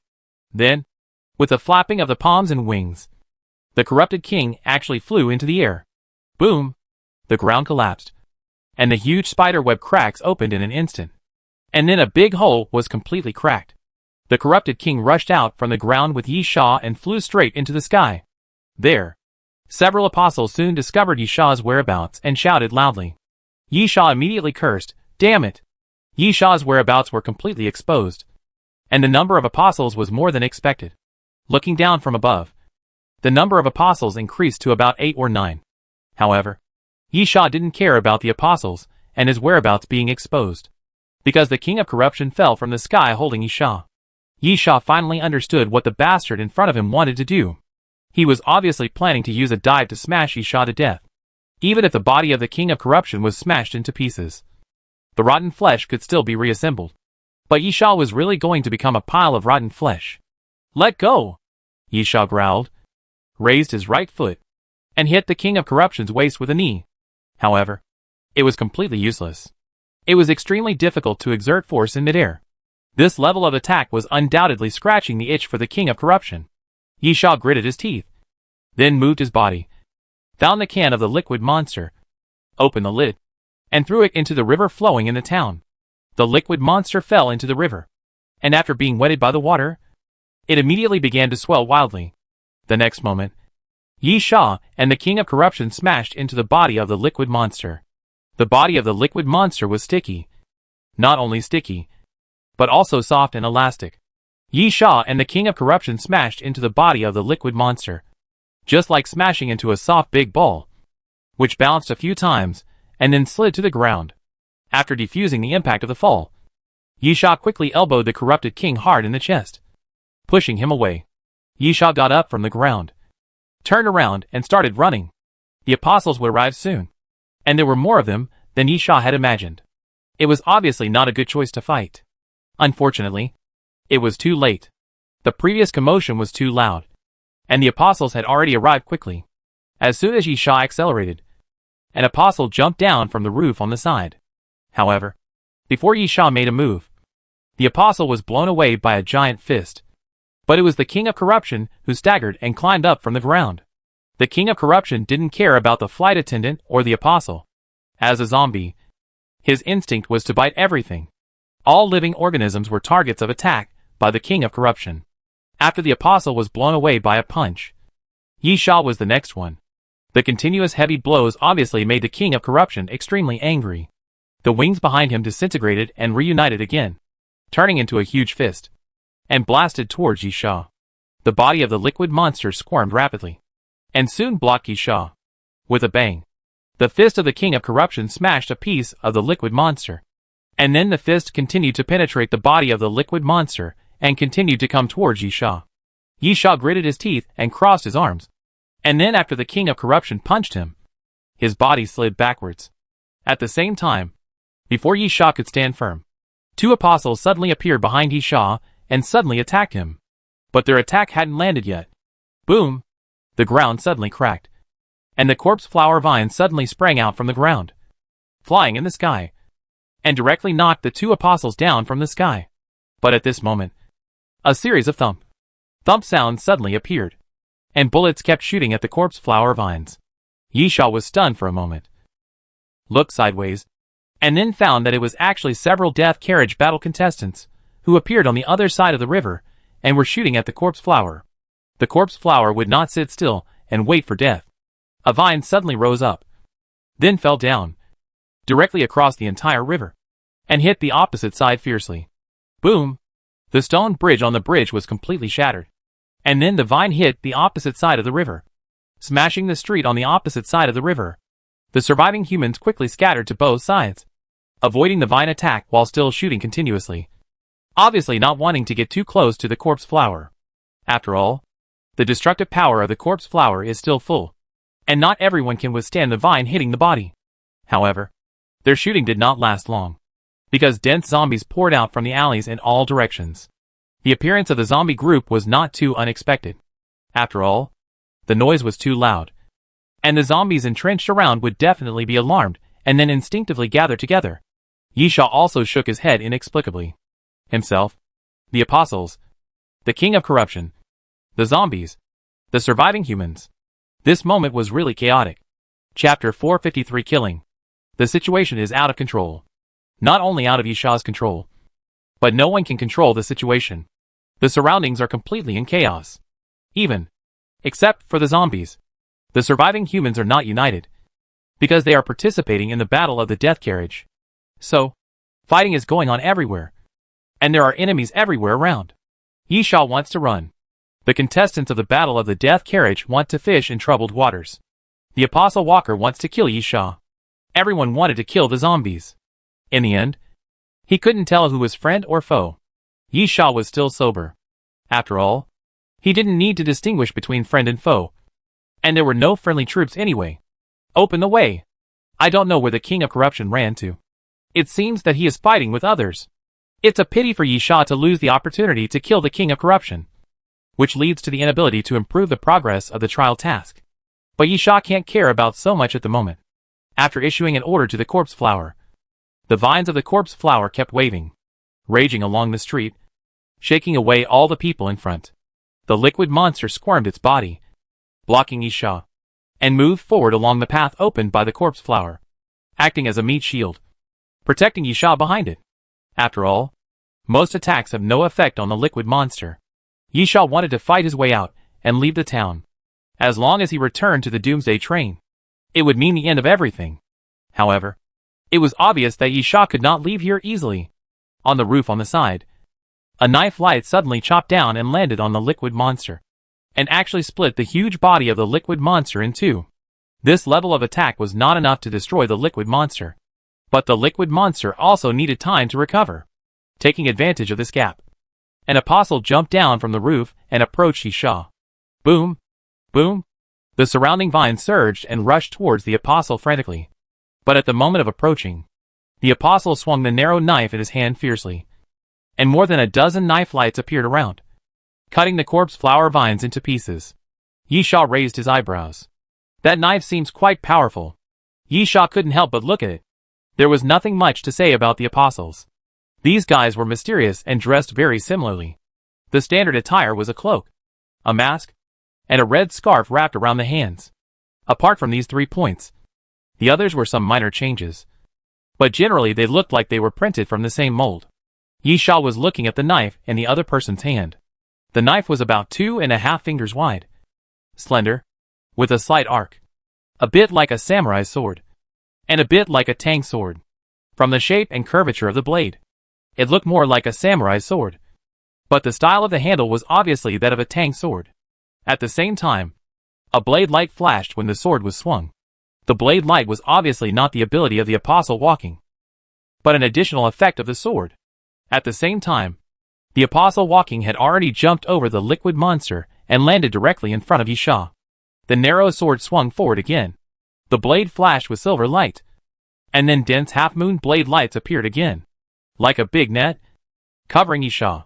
Yisha narrowed his eyes, and then blood beads continued to ooze out of his body. Puff, puff, puff. The next moment, the blood beads suddenly stretched and turned into blood thorns, colliding with the sword beams. Both sides used attack instead of defense, and neither side gained any advantage. Yisha's blood thorns were cut off by the opponent's sword beams. and the dense sword beams, because of the blood thorns, did not even touch the corner of Yishaw's clothes. After all, when Yishaw used his blood thorn ability with all his strength, his body was like a thorn ball. If you want to cut Yishaw's body, you must first destroy the blood thorns. This move is both an attack and a defense. After the attack, the apostle quickly retreated, but Yishaw didn't want to let him leave so easily. Yishaw really wanted to avoid the apostles. These guys were really annoying. However, it was too difficult to get rid of the apostles in the current situation. In this case, then, kill one by one. Since there was no way to avoid it anyway. Just kill your way out. Clang. Yishaw raised his hand, and directly held the holy sword of the king in his hand. The next moment, the king's holy sword shone brightly. The king's domain. Yishaw shouted softly, and the golden light suddenly split, turning into countless golden halos that spread out, and then quickly condensed into a circle, like ripples after a stone was thrown into a lake, pushing out to all sides. At this time, the apostle was walking towards Yishaw again, waving the narrow knife in his hand, and the knife light burst out. This knife light is very troublesome. The power is not huge, but it is quite difficult to deal with when it comes to attack and defense. At this moment, Yishaw raised the king's holy sword and slashed forward with force. My sword will cut through everything. After saying that, Yishaw swung his sword forward. But when the king's holy sword fell, it was swallowed up by the dense blade light. The apostle looked disdainful. He said so much, but it was useless. But at this moment, puff! A muffled sound of the sword entering the flesh suddenly appeared. The apostle looked at his right chest in disbelief. There was a wound on his chest. Didn't I block the opponent's sword? At this time, Yishaw suddenly put away his sword and put the king's holy sword parallel to his shoulder. Yishaw spoke again. My sword will pierce through everything. Yishaw thrust forward with his sword. The apostle's moves were not old. He still used the narrow knife and swung it forward. A blade light of 7 or 8 meters appeared out of thin air on the blade and chopped down towards Yishaw. The king's holy sword collided with the blade light, and felt the huge force coming from it. And then the king's holy sword was forcibly shaken away. But, poof! The apostle looked at his waist in surprise, and there was a blood hole inexplicably. Yishaw sneered, "Do you think you can disobey the king's order?" As Yishaw spoke, he raised his sword again. The apostle was finally scared. If one time was a fluke, then what about 2 times? There was something strange about that sword. The apostle did not dare to take the king's holy sword again, but chose to retreat. But at this time, puff! The apostle widened his eyes, then looked down at his chest. A red vine as sharp as a knife pierced his chest from behind, piercing his heart with one blow. Yishan's sword was just a feint, and then the arbiter made a fatal blow from behind. You have killed the apostle. Cumulative number 9. Chapter 454, Creating Chaos. The apostle fell to the ground, and Yishaw took the narrow knife from his hand and threw it into his backpack. After doing all this, Yishaw looked ahead calmly, waiting for the attack of the next apostle. However, Yishaw found that the apostle was gone. Yishaw was stunned. What does this mean? When Yishaw was brought into the air by the corruption king, he clearly remembered that he saw 7 or 8 apostles, although the apostles might have been scattered due to the chaos. But it's not possible that only one of them will catch up with me. Right? Besides, the king of corruption is fully capable of stopping 1 or 2 apostles. But the surviving humans in the death carriage and those ordinary zombies should not pose too much threat to the apostles. So, where did the apostles go? Yishaw quickly looked around and then raised his eyebrows fiercely. In the melee, Yishaw only saw 2 apostles, one of whom was fighting with the king of corruption, and the fight was indistinguishable. Moreover, he was slightly at a disadvantage, and was blown away by the king of corruption several times in a row. He really couldn't spare any effort to deal with me. The other one was on the other side of the river, surrounded by a group of zombies. But it was not too difficult to fight his way out. After all, it was just a group of zombies, not a zombie tide. But it would probably take some time. Apart from these 2 apostles, Yishaw did not see any other apostles walking. I see, Yishaw said in a deep voice. These guys are really cunning and treacherous. Yishaw was not stupid, and he quickly figured out the apostles' plan. Those guys left the battle circle. The meaning of leaving the battle circle is not to let Yishaw go, but they are waiting for Yishaw on the periphery. This is really a smart choice. If Yisha breaks out of the siege, the apostles will attack immediately, unaffected by the chaotic battle circle. It is obviously a huge advantage for several people to besiege Yisha alone. If Yisha is trapped in the siege, it is naturally better when Yisha's physical strength is greatly consumed, or he is simply killed. The apostles can reap the benefits. Yisha's face was gloomy. He had to think of a countermeasure. The current situation was not favorable to him. Yisha thought so, and then quickly identified the direction, and then frowned even more deeply. There was no deviation in his route. This direction was towards the Doomsday train platform, but it was still about an hour away from the Doomsday train platform. Even if Yisha ran at full speed, he could only compress the time to about 40 minutes at most. This means that it is not realistic to rush back to the Doomsday train platform by force. Those apostles can't just watch Yisha run for 40 minutes without stopping him. Yisha's thoughts turned around, and he seemed a little impatient. Although he still had a trump card to play. Did he have to use the tragic king or the magic knife again? Whether it was his chance of resurrection being wasted again, or the magic knife's usage number being consumed again. It was something Yisha didn't want to see. Forget about stealing Noah's stone tablet. At least that thing can be exchanged for liquid monsters. Although the 2 bags of sand that I snatched seem to be good things. That's just a feeling. And I'm not sure what use they are. It's not wise to use up limited cards for unknown things. Wait a minute. At this time, Yisha suddenly had an idea in his mind. Why did the apostles withdraw from the battle circle in advance? Wasn't it because of the chaos? There are too many unpredictable factors in the chaotic battle circle, and the apostles do not want to get too entangled with others. The only target they have is Yisha. In this case, why not continue to create chaos? Thinking of this, Yisha's eyes lit up. And then he gave orders to the corpse flower and the liquid monster at the same time. The next moment, the 2 vines of the corpse flower surged forward.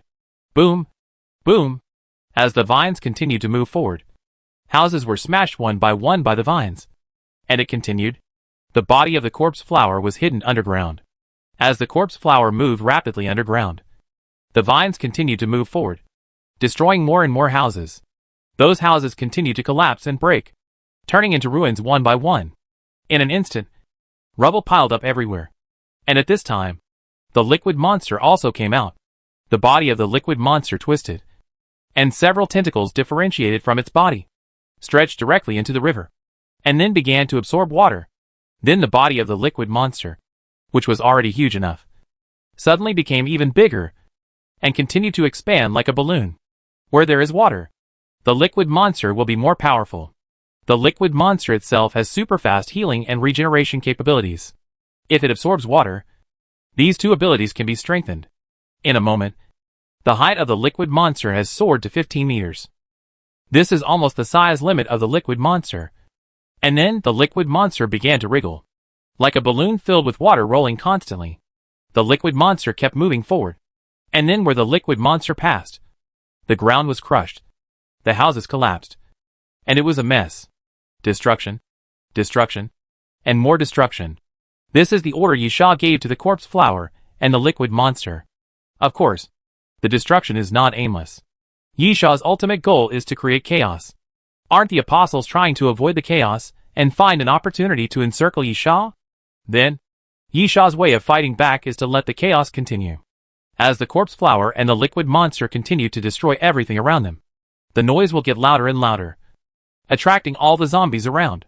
Even more powerful mutant zombies and ancient species will appear, and these guys do not distinguish between enemies and friends, and will attack Yisha.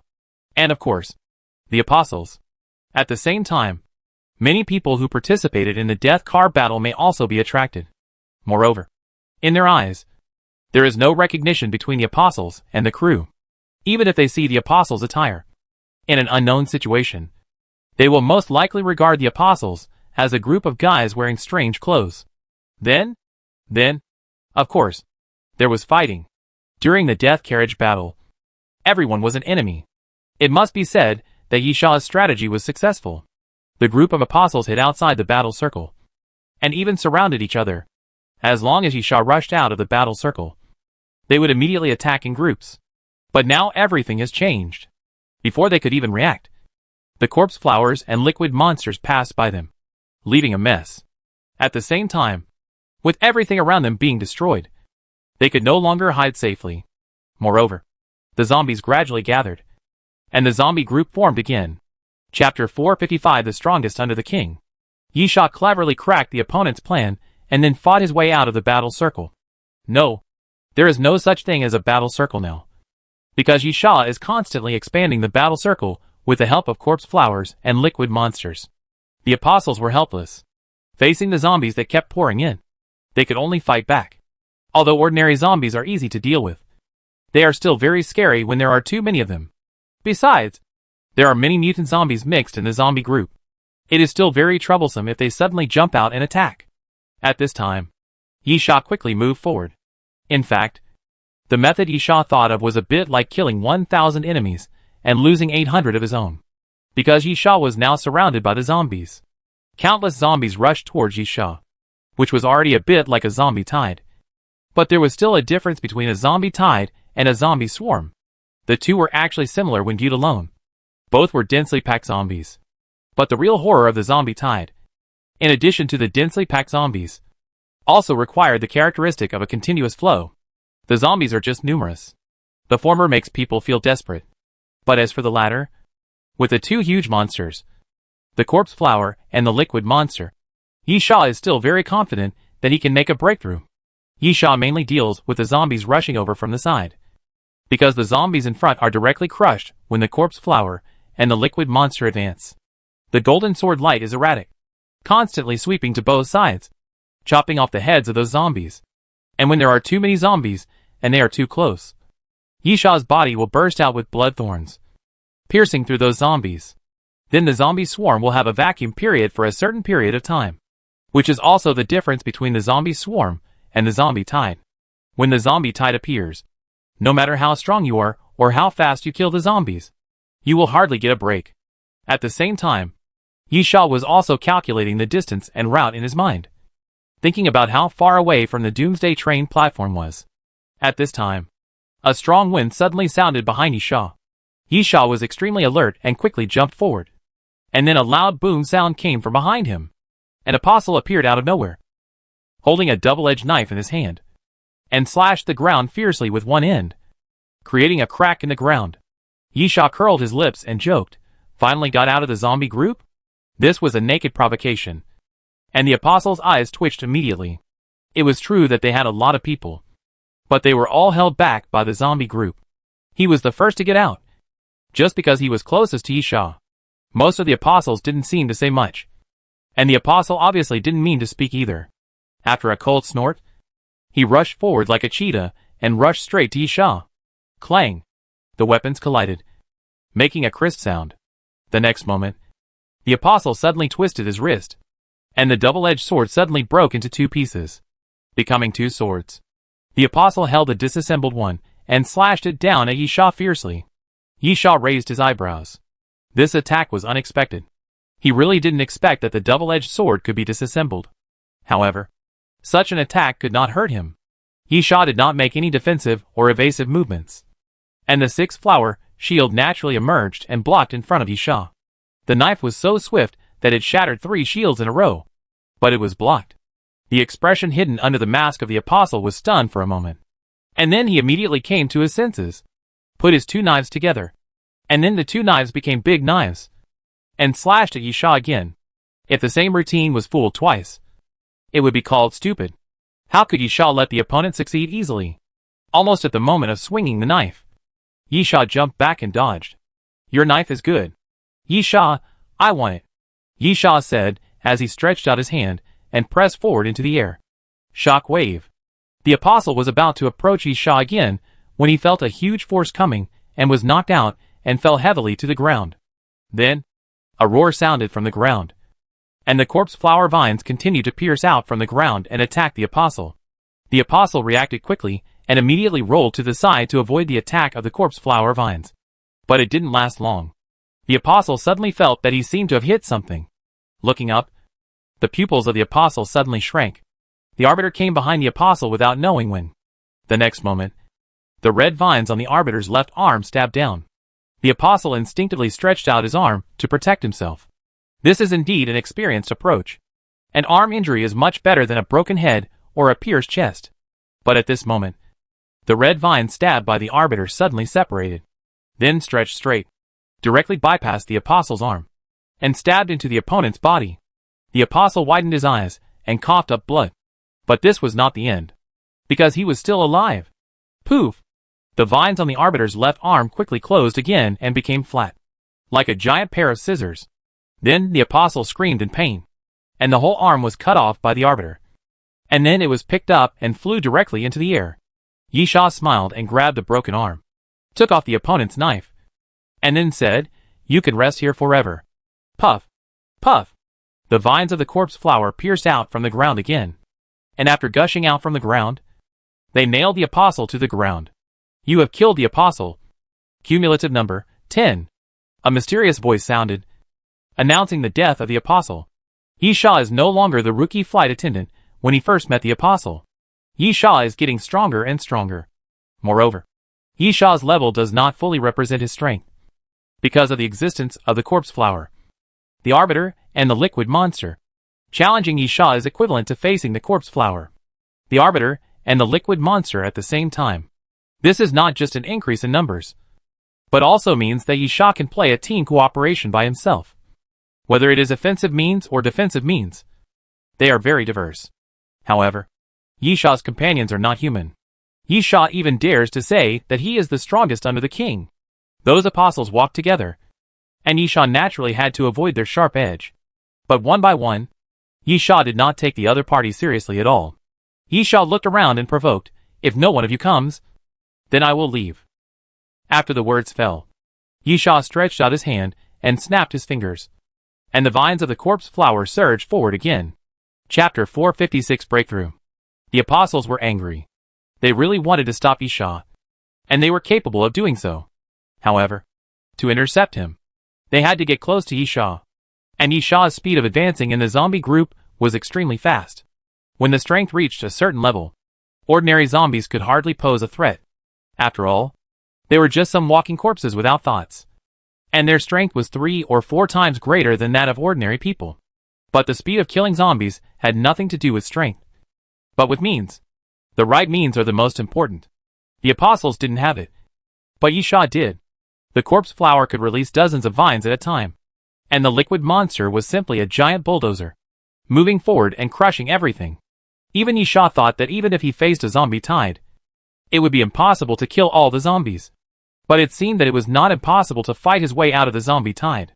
"We must stop him." Seeing that Yisha had gradually made a gap, an apostle finally couldn't help shouting. The apostle said, "It's time to show some skills. He is alone. Are we going to let him do whatever he wants?" After the apostle finished speaking, he looked at another apostle, who nodded. "We must deal with the zombies." The apostle stepped forward and suddenly took out a red gem and pressed it on his forehead. The next moment, the red gem shone brightly. The light was not condensed, but spread rapidly to the surroundings. Puff, puff, puff. As the light spread, it swept around like the wind, and suddenly red wooden spikes appeared on the ground, piercing the bodies of the zombies, and even hanging them in the air. Yisha was also shocked. The wooden spikes appeared in conjunction with the light, and the light was about to spread to his position. Yisha immediately snapped his fingers, and the vines of the corpse flower swept out to both sides. Boom! The next moment, the vines of the corpse flower collided with the wooden spikes, making a loud noise. The red wooden spike was intercepted by the corpse flower vines. At the same time, the ruby in the apostle's hand dimmed, and finally lost its luster and turned gray. Crack! A crisp sound appeared, and a crack appeared on the ruby, and then it broke and fell to the ground. There was a clear feeling of heartache in the eyes of the apostle. The wooden spike made of the ruby was quite powerful.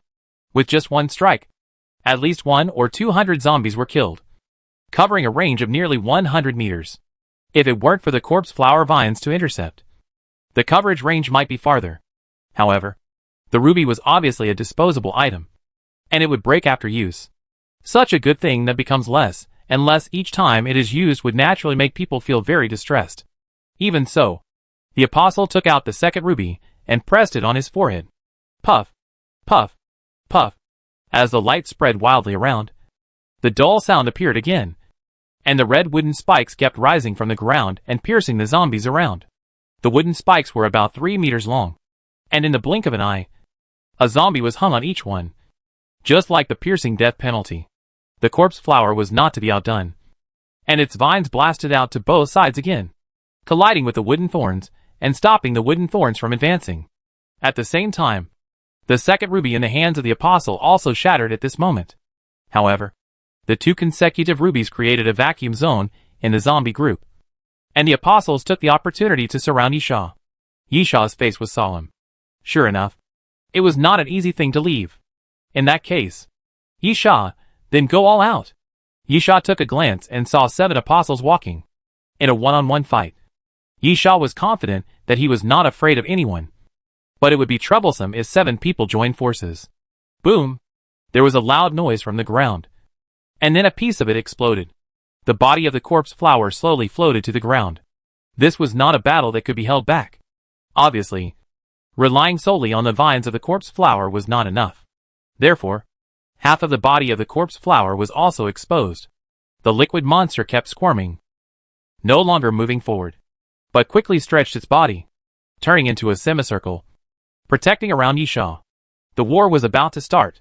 At this time, a building on the side suddenly collapsed, and a huge rock fell from the sky and hit the ground, as if giving everyone a signal.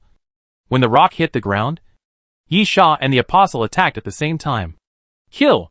Yisha shouted, and the dense green thorns around the main flower of the corpse flower flew out directly, shooting at the surrounding apostles. The apostles immediately spread out to avoid the flying green thorns. But at this time, the main flower of the corpse flower swayed and suddenly sprayed a large amount of poisonous mist. The poisonous fog drifted around. Although mutant plants were rare, they were not absent. The apostles had experience in dealing with them, and would not run into the poisonous fog. But at this moment, countless spores suddenly emerged from the poisonous fog, and then those spores exploded. Yisha sneered. "If you think that the corpse flower only has vines, it is definitely the biggest mistake. In fact, the corpse flower has many means of attack. The vines are just a conventional means of attack." At the same time, the liquid monsters also rushed to the surroundings. Compared with the corpse flower, the liquid monsters' attack methods are very simple. One is to crush with a huge body. The second is to shoot water arrows from the body. And the third is to wrap and suffocate. The terrifying part of the liquid monster is defense, regeneration and healing. Attack is not the strong point of the liquid monster, but because of the huge body, it is full of power. Even if the means are a little simple, it is still very powerful. Yisha watched everything coldly. The corpse flower and the liquid monster are very powerful. It is not a problem to deal with an apostle one-on-one. But, judging from the current situation, it's not enough. Yisha clearly felt the danger coming from behind. And then he turned around and swept the king's holy sword backwards. Dang! A crisp sound of fighting rang out, and an apostle appeared there, holding a saber in his hand, slashing at Yisha. The next moment, at the moment of the weapons colliding, the apostle raised his left hand again, and a puff of black sand flew out of his sleeves, heading towards Yisha's eyes. The black sand can cover the vision and destroy Yisha's eyes. If you lose a pair of eyes in battle, you can guess what the consequences will be. But at this moment, because Yisha was completely unprepared, the 6th flower shield emerged. Chapter 457 Battle. The black sand had no attack power at all. It was just a small mechanism that suddenly sprayed out from the sleeves and destroyed people's eyes. Therefore, the 6th flower shield easily blocked the black sand. Despicable! Yisha shouted, and punched out without hesitation, knocking the opponent away. But as soon as Yisha punched the man away, he felt a pain in his waist, and then his body tilted. Yisha reached behind his waist and pulled out an iron arrow. He looked at the apostle walking with a bow not far away with anger on his face. He stretched out his hand without hesitation and grabbed the void, and the endless bow fantasy materialized. However, when Yisha grabbed the bow, the other party had already pulled the bowstring again. With a raised eyebrow, Yisha quickly moved and ran towards the alley on the street. At the same time, the arrow shadow in the air flashed again. As Yisha ran, 3 black iron arrows followed behind Yisha and nailed into the ground, shaking the ground into fist-sized cracks. Yisha leaned against the wall and gasped. After a while, Yisha slightly turned his face and wanted to stick his head out of the alley to observe. But at this moment, A strong wind suddenly sounded, and Yisha quickly retracted his head back into the alley.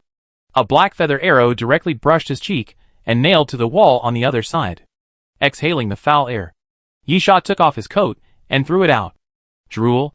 The black iron arrow flew through the air, pierced through Yisha's clothes, and then nailed on the door of a shop on the street. At this moment, Yisha suddenly emerged from the alley, and the arrow had already appeared on the bowstring. Yisha didn't need to aim at all. He just raised his hand and shot. Based on the trajectory of the previous arrow, Yisha had already completely judged the opponent's position and distance, and knew it clearly in his mind. The apostle was walking very fast. When an arrow hit Yisha's coat, he knew that something was wrong. He immediately ran to the side to avoid the piercing arrow, then raised his hand and shot another black iron arrow while running. Yisha sneered and looked at the black iron arrow shooting at him. Then he imagined two piercing arrows and put them on the bowstring. He pulled it, and the moment the piercing arrow was put on the bowstring, it flew forward. Clang! The black iron arrow that broke through the air showed extraordinary momentum. But at this moment, the piercing arrow shot by Yisha hit the top of the black iron arrow without bias, making a crisp sound, as if someone suddenly grabbed his neck while he was cheering. The mighty black iron arrow fell from the sky. This was just the first arrow. When the black iron arrow was shot down, Yisha didn't even look up, as if he had known the result long ago and never worried that he would miss the target. The second piercing arrow was also put on the bowstring at this time. Then, Yisha's body sank slightly, and he half knelt and pulled the endless bow. The full moon is coming. The infinite bow was completely pulled open, and after the bow angle was bent, it was like the full moon on the 15th day of the lunar month. And then, bang! As Yisha's fingertips loosened, the bowstring vibrated and made a sound, and the piercing arrow flew out of the string faster and more violently than before. Puff! The apostle didn't even have a chance to react. He only felt a flash of arrow in front of him, and the piercing arrow hit his shoulder, directly smashing the apostle's shoulder blade. "You want to play with me?" Yisha said disdainfully. "You are worthy?" The bow and arrow have different meanings for Yisha. In the previous life, the bow and arrow were Yisha's most important weapons. In this life, after Yisha boarded the Doomsday train again, he still chose the bow and arrow. Therefore, Yisha has absolute confidence and arrogance in archery. No one can beat him in this aspect. At the same time, Yisha raised his hand, and an arrow appeared in his palm again. Then he fastened the bowstring and shot at the opponent again. This arrow was very fast. Yisha seemed to be able to shoot easily. He casually put the arrow on and shot it out. But this arrow was extremely accurate and went straight to the face of the apostle. The apostle retreated continuously, with a look of fear in his eyes, watching the arrow piercing through the opponent's head. A light shout came from the side, and an apostle suddenly rushed out from the side, holding a large shield in his hand, which was actually made of ribs. Crack! The next moment, the piercing arrow hit the bone shield, and the spiral energy overflowed wildly, shaking a gap in the shield surface of the bone shield. And at the same time, a strong wind appeared on the side of Yisha. The third apostle suddenly appeared, holding a heavy sword in his hand, and slashed at Yisha. The six-flower shield appeared on the side of Yisha, and at the cost of breaking the double shields, he caught the heavy sword. And then Yisha pressed the side of the void. Shock wave. The invisible force hit out, and with a bang, the apostle was blown away. "Come on!" Yisha shouted. "Come on, all of you!" Yisha clenched his fists. His muscles tensed, and a fierce look appeared on his face. "Come as many as you can!" Yisha shouted. "I'll kill as many as you can!" The moment Yisha finished speaking, a corpse flower vine sprang out from behind Yisha and blasted towards the apostle, holding the bone shield. Bang! The apostle raised his bone shield with all his strength to block the corpse flower vine, but was still pushed forward by the huge force. But at this moment, Yisha stepped on the corpse flower vines and rushed forward, killing the opponent. Clang! The king's holy sword chopped down hard, slashing the top of the bone shield fiercely, making a crisp collision sound. And at the same time, sparks were blown away. And then Yisha punched forward fiercely. Explosive force. Yisha punched the bone shield, but the force penetrated through the bone shield and hit the apostle's chest fiercely. The apostle's face changed. Blood flowed under the mask, and then he retreated. The other two apostles came from the side and quickly approached Yisha. The top of the corpse flower vine suddenly split into 4 petals, and the 2 sides of the split were covered with fine teeth. And then a large amount of poisonous fog was sprayed out and rushed to the surroundings. The 2 apostles raised their hands to cover their faces and immediately moved away from the poisonous fog, while Yisha rushed forward and approached the apostle holding the bone shield again.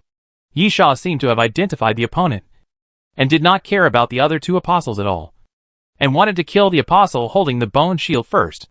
This is indeed a method in a melee. Defeat them one by one. Attack several apostles at the same time, and the opponent will take turns to fight. The final result is likely to be that Yisha will be exhausted to death. At the moment, at least, kill one at a time. Bang! Yisha rushed to the front of the apostles and punched again, hitting the bone shield hard. Chapter 458. One arrow. You can't break the shield, the apostle sneered, and after being punched, he raised his shield and charged at Yisha, knocking Yisha away. In midair, Yisha twisted his body violently, and then imagined the infinite bow again. With a light tap of his fingertips, Yisha put the piercing arrow on the bowstring and shot it continuously at the apostle. That bone shield was indeed not an ordinary item. Yisha fired 3 arrows in a row, and after hitting the bone shield, although they all cracked a fine line on the bone shield, they could not bring any substantial damage to the bone shield. The penetrating effect of the piercing arrows seemed to be ineffective in front of the bone shield. The next moment, Yisha landed, and the apostle also rushed over with his shield raised. Yisha raised his foot directly, stepped on the bone shield, then jumped up, turned over, and passed by the opponent. The bowstring was opened again, and Yisha put on a piercing arrow and shot it down from top to bottom.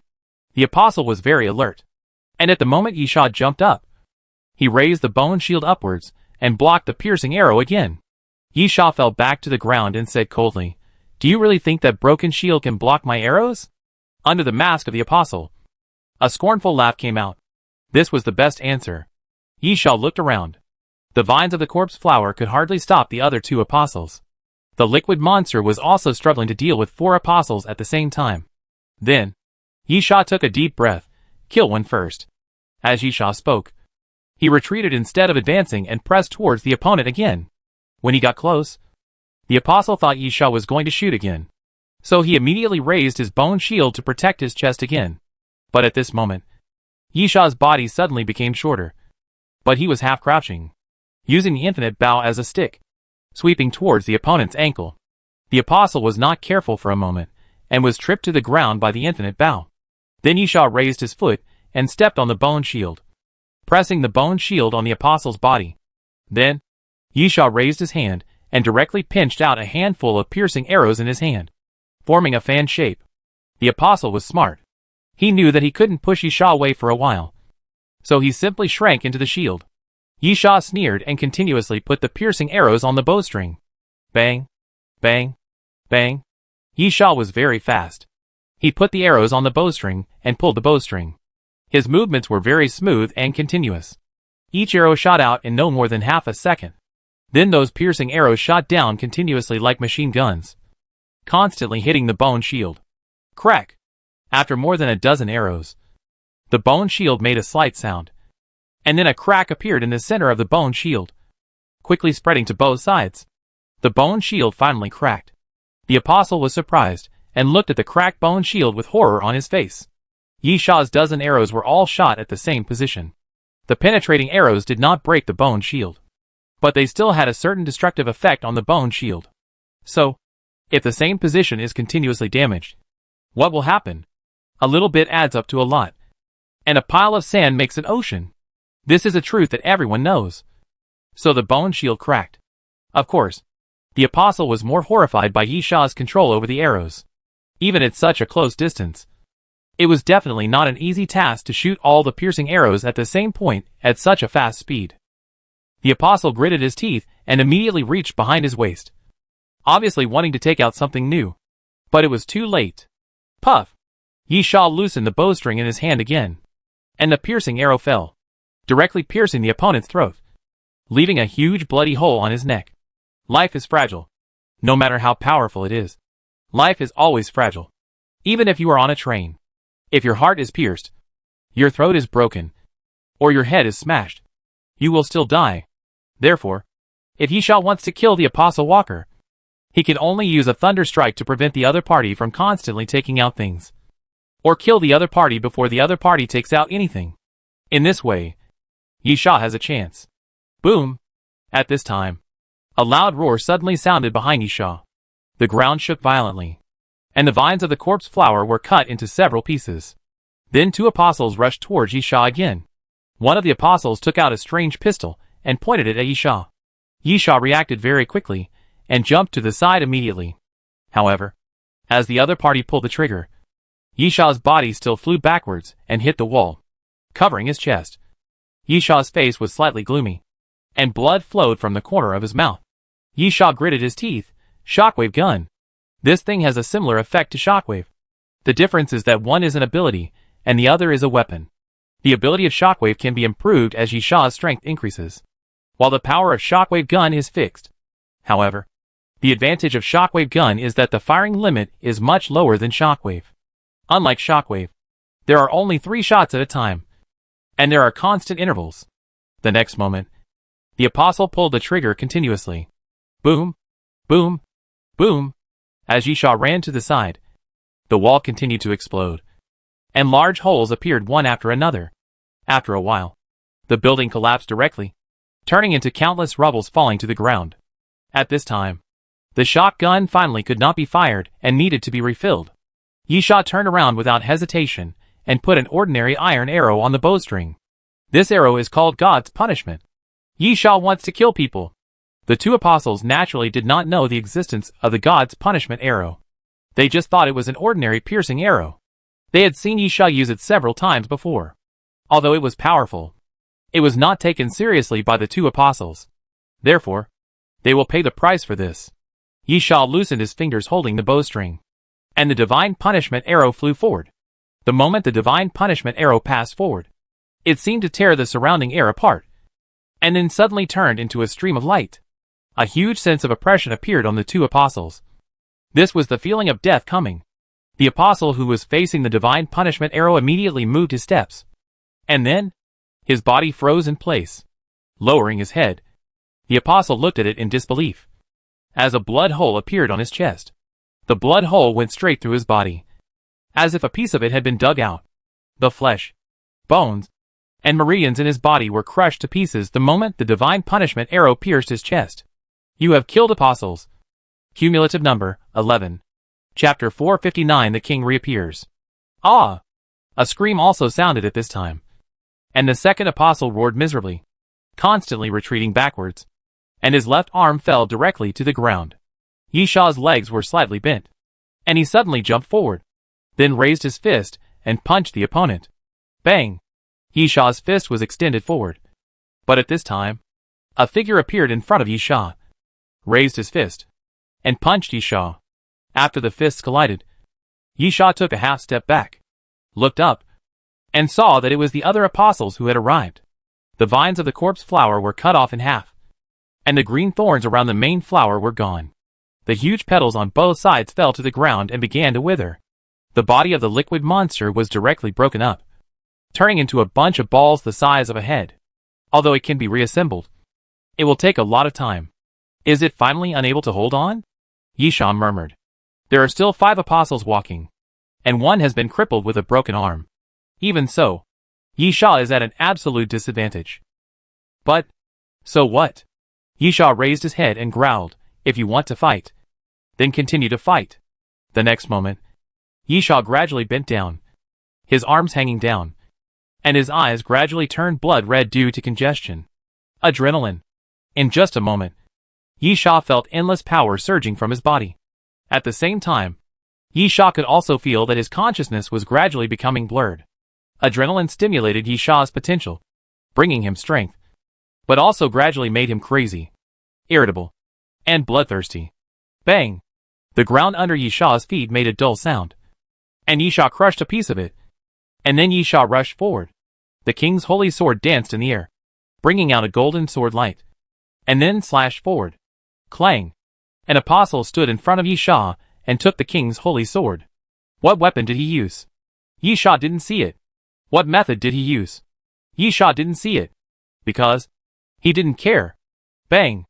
Yisha raised his leg and swept it horizontally, hitting the opponent's waist fiercely, and then kicked the apostle away, crossing a distance of more than 10 meters and falling directly into the river. The other apostles rushed forward and flew towards Yisha. Ha ha ha. Come on. Come together.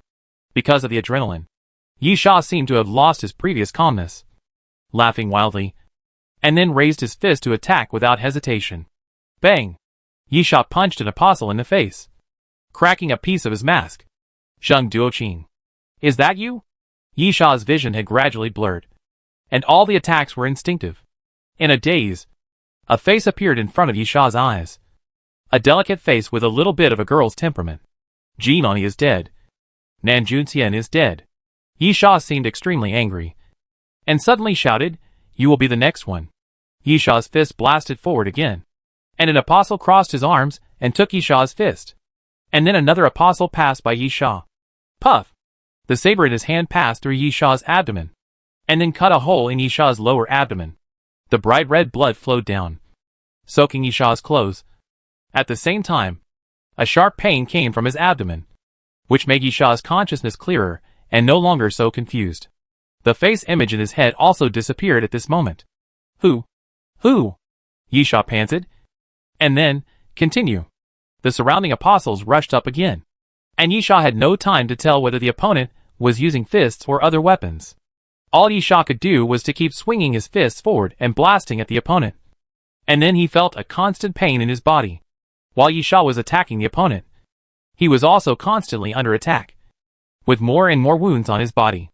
An apostle took 2 steps back, then kicked Yisha away with a fierce sweep, hitting the wall behind him. Boom!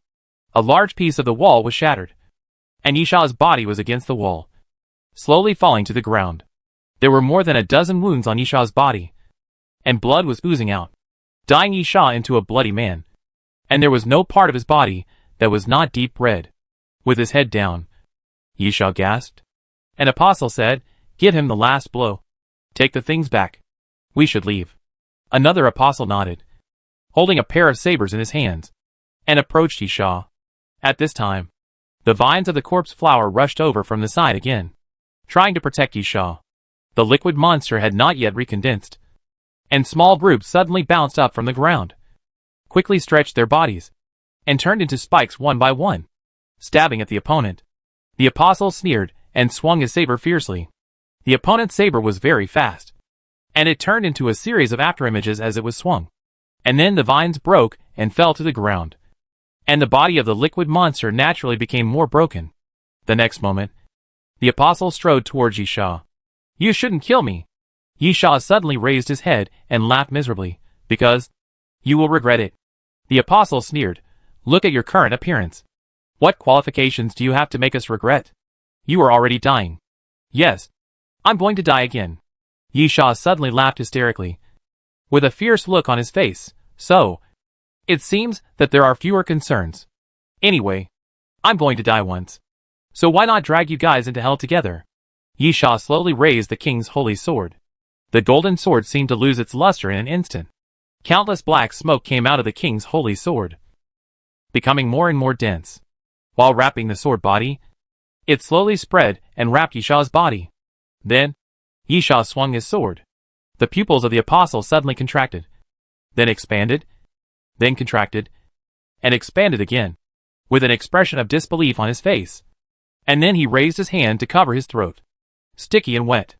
Red blood continued to flow from the fingers of the apostle, and then dripped onto the ground. Tick, tick. It seemed to be a movement urging the arrival of the god of death. Len Mo. What's wrong? The other apostle seemed a little impatient and urged, "What are you doing standing there? Hurry up." The apostle opened his mouth, but couldn't utter a single syllable, because he was facing away. The others had no idea what was happening. "Don't rush him." Yisha slowly got up from the ground. "He's dead.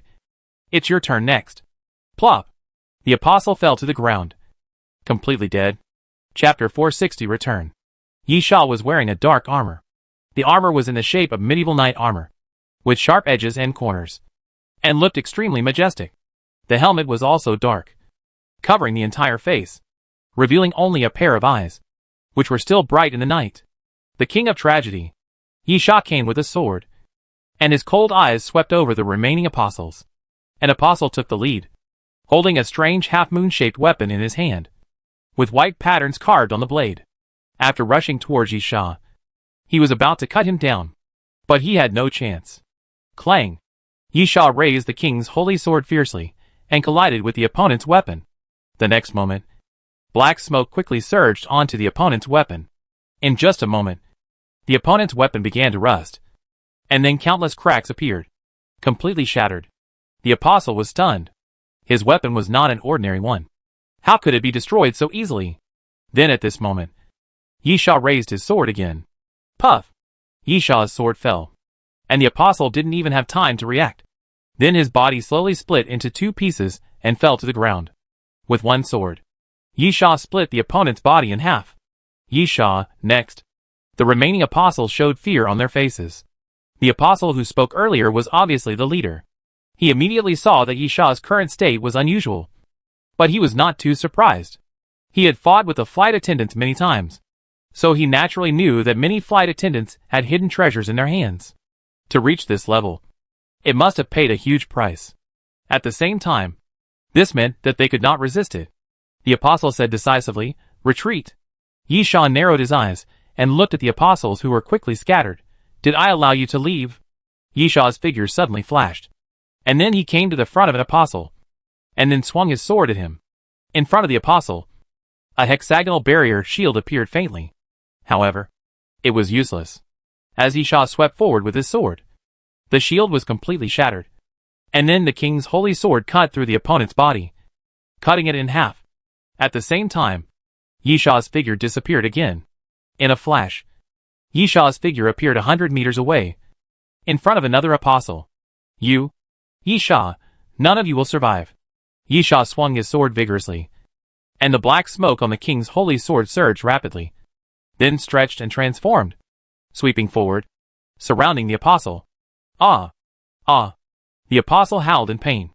His flesh and blood began to rot, emitting a strong stench, and then fell off his body piece by piece. In the blink of an eye, the apostle turned into a skeleton. With a crash, the skeleton shattered and fell to the ground. "Go!" Yi Sha raised his sword again. "Go to hell!" Yi Sha pointed his sword to the sky, and the black smoke on the sword rolled again, constantly pouring out into the sky, outlining and forming the shape of a big sword. Then, a sword fell. Boom! Boom! Boom! The violent wind pushed in all directions.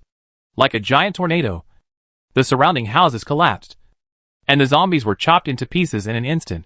The ground cracked, and a 100-meter-long crack was bottomless. After the sword, everything was quiet.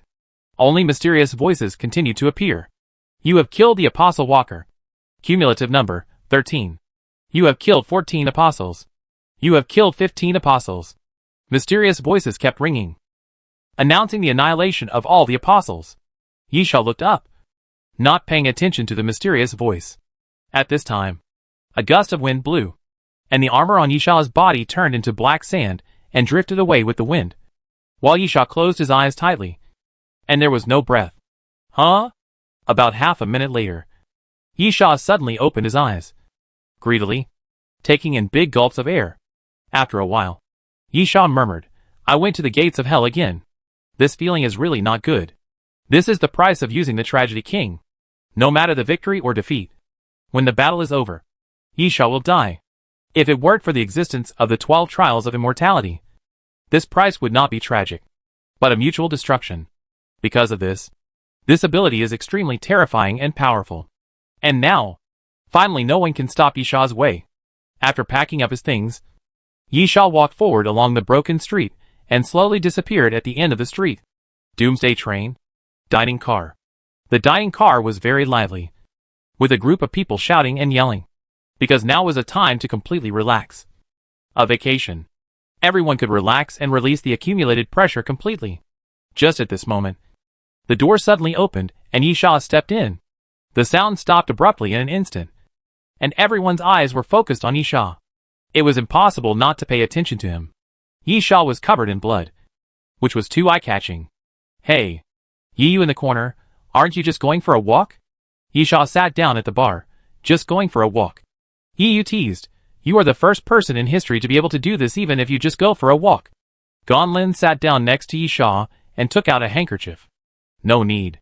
Yisha drove him away directly. Goodbye. Gonlin didn't care. Smiled and put away the handkerchief. And walked away from Yisha. The surroundings became lively again. After the initial shock, no one paid attention to Yisha. It was just a bloody guy. Who here hasn't been stained with blood? It was just that a guy covered in blood suddenly appeared during the holiday, which attracted their attention. Yiyu sat next to Yisha with juice. Hey, what the hell is going on?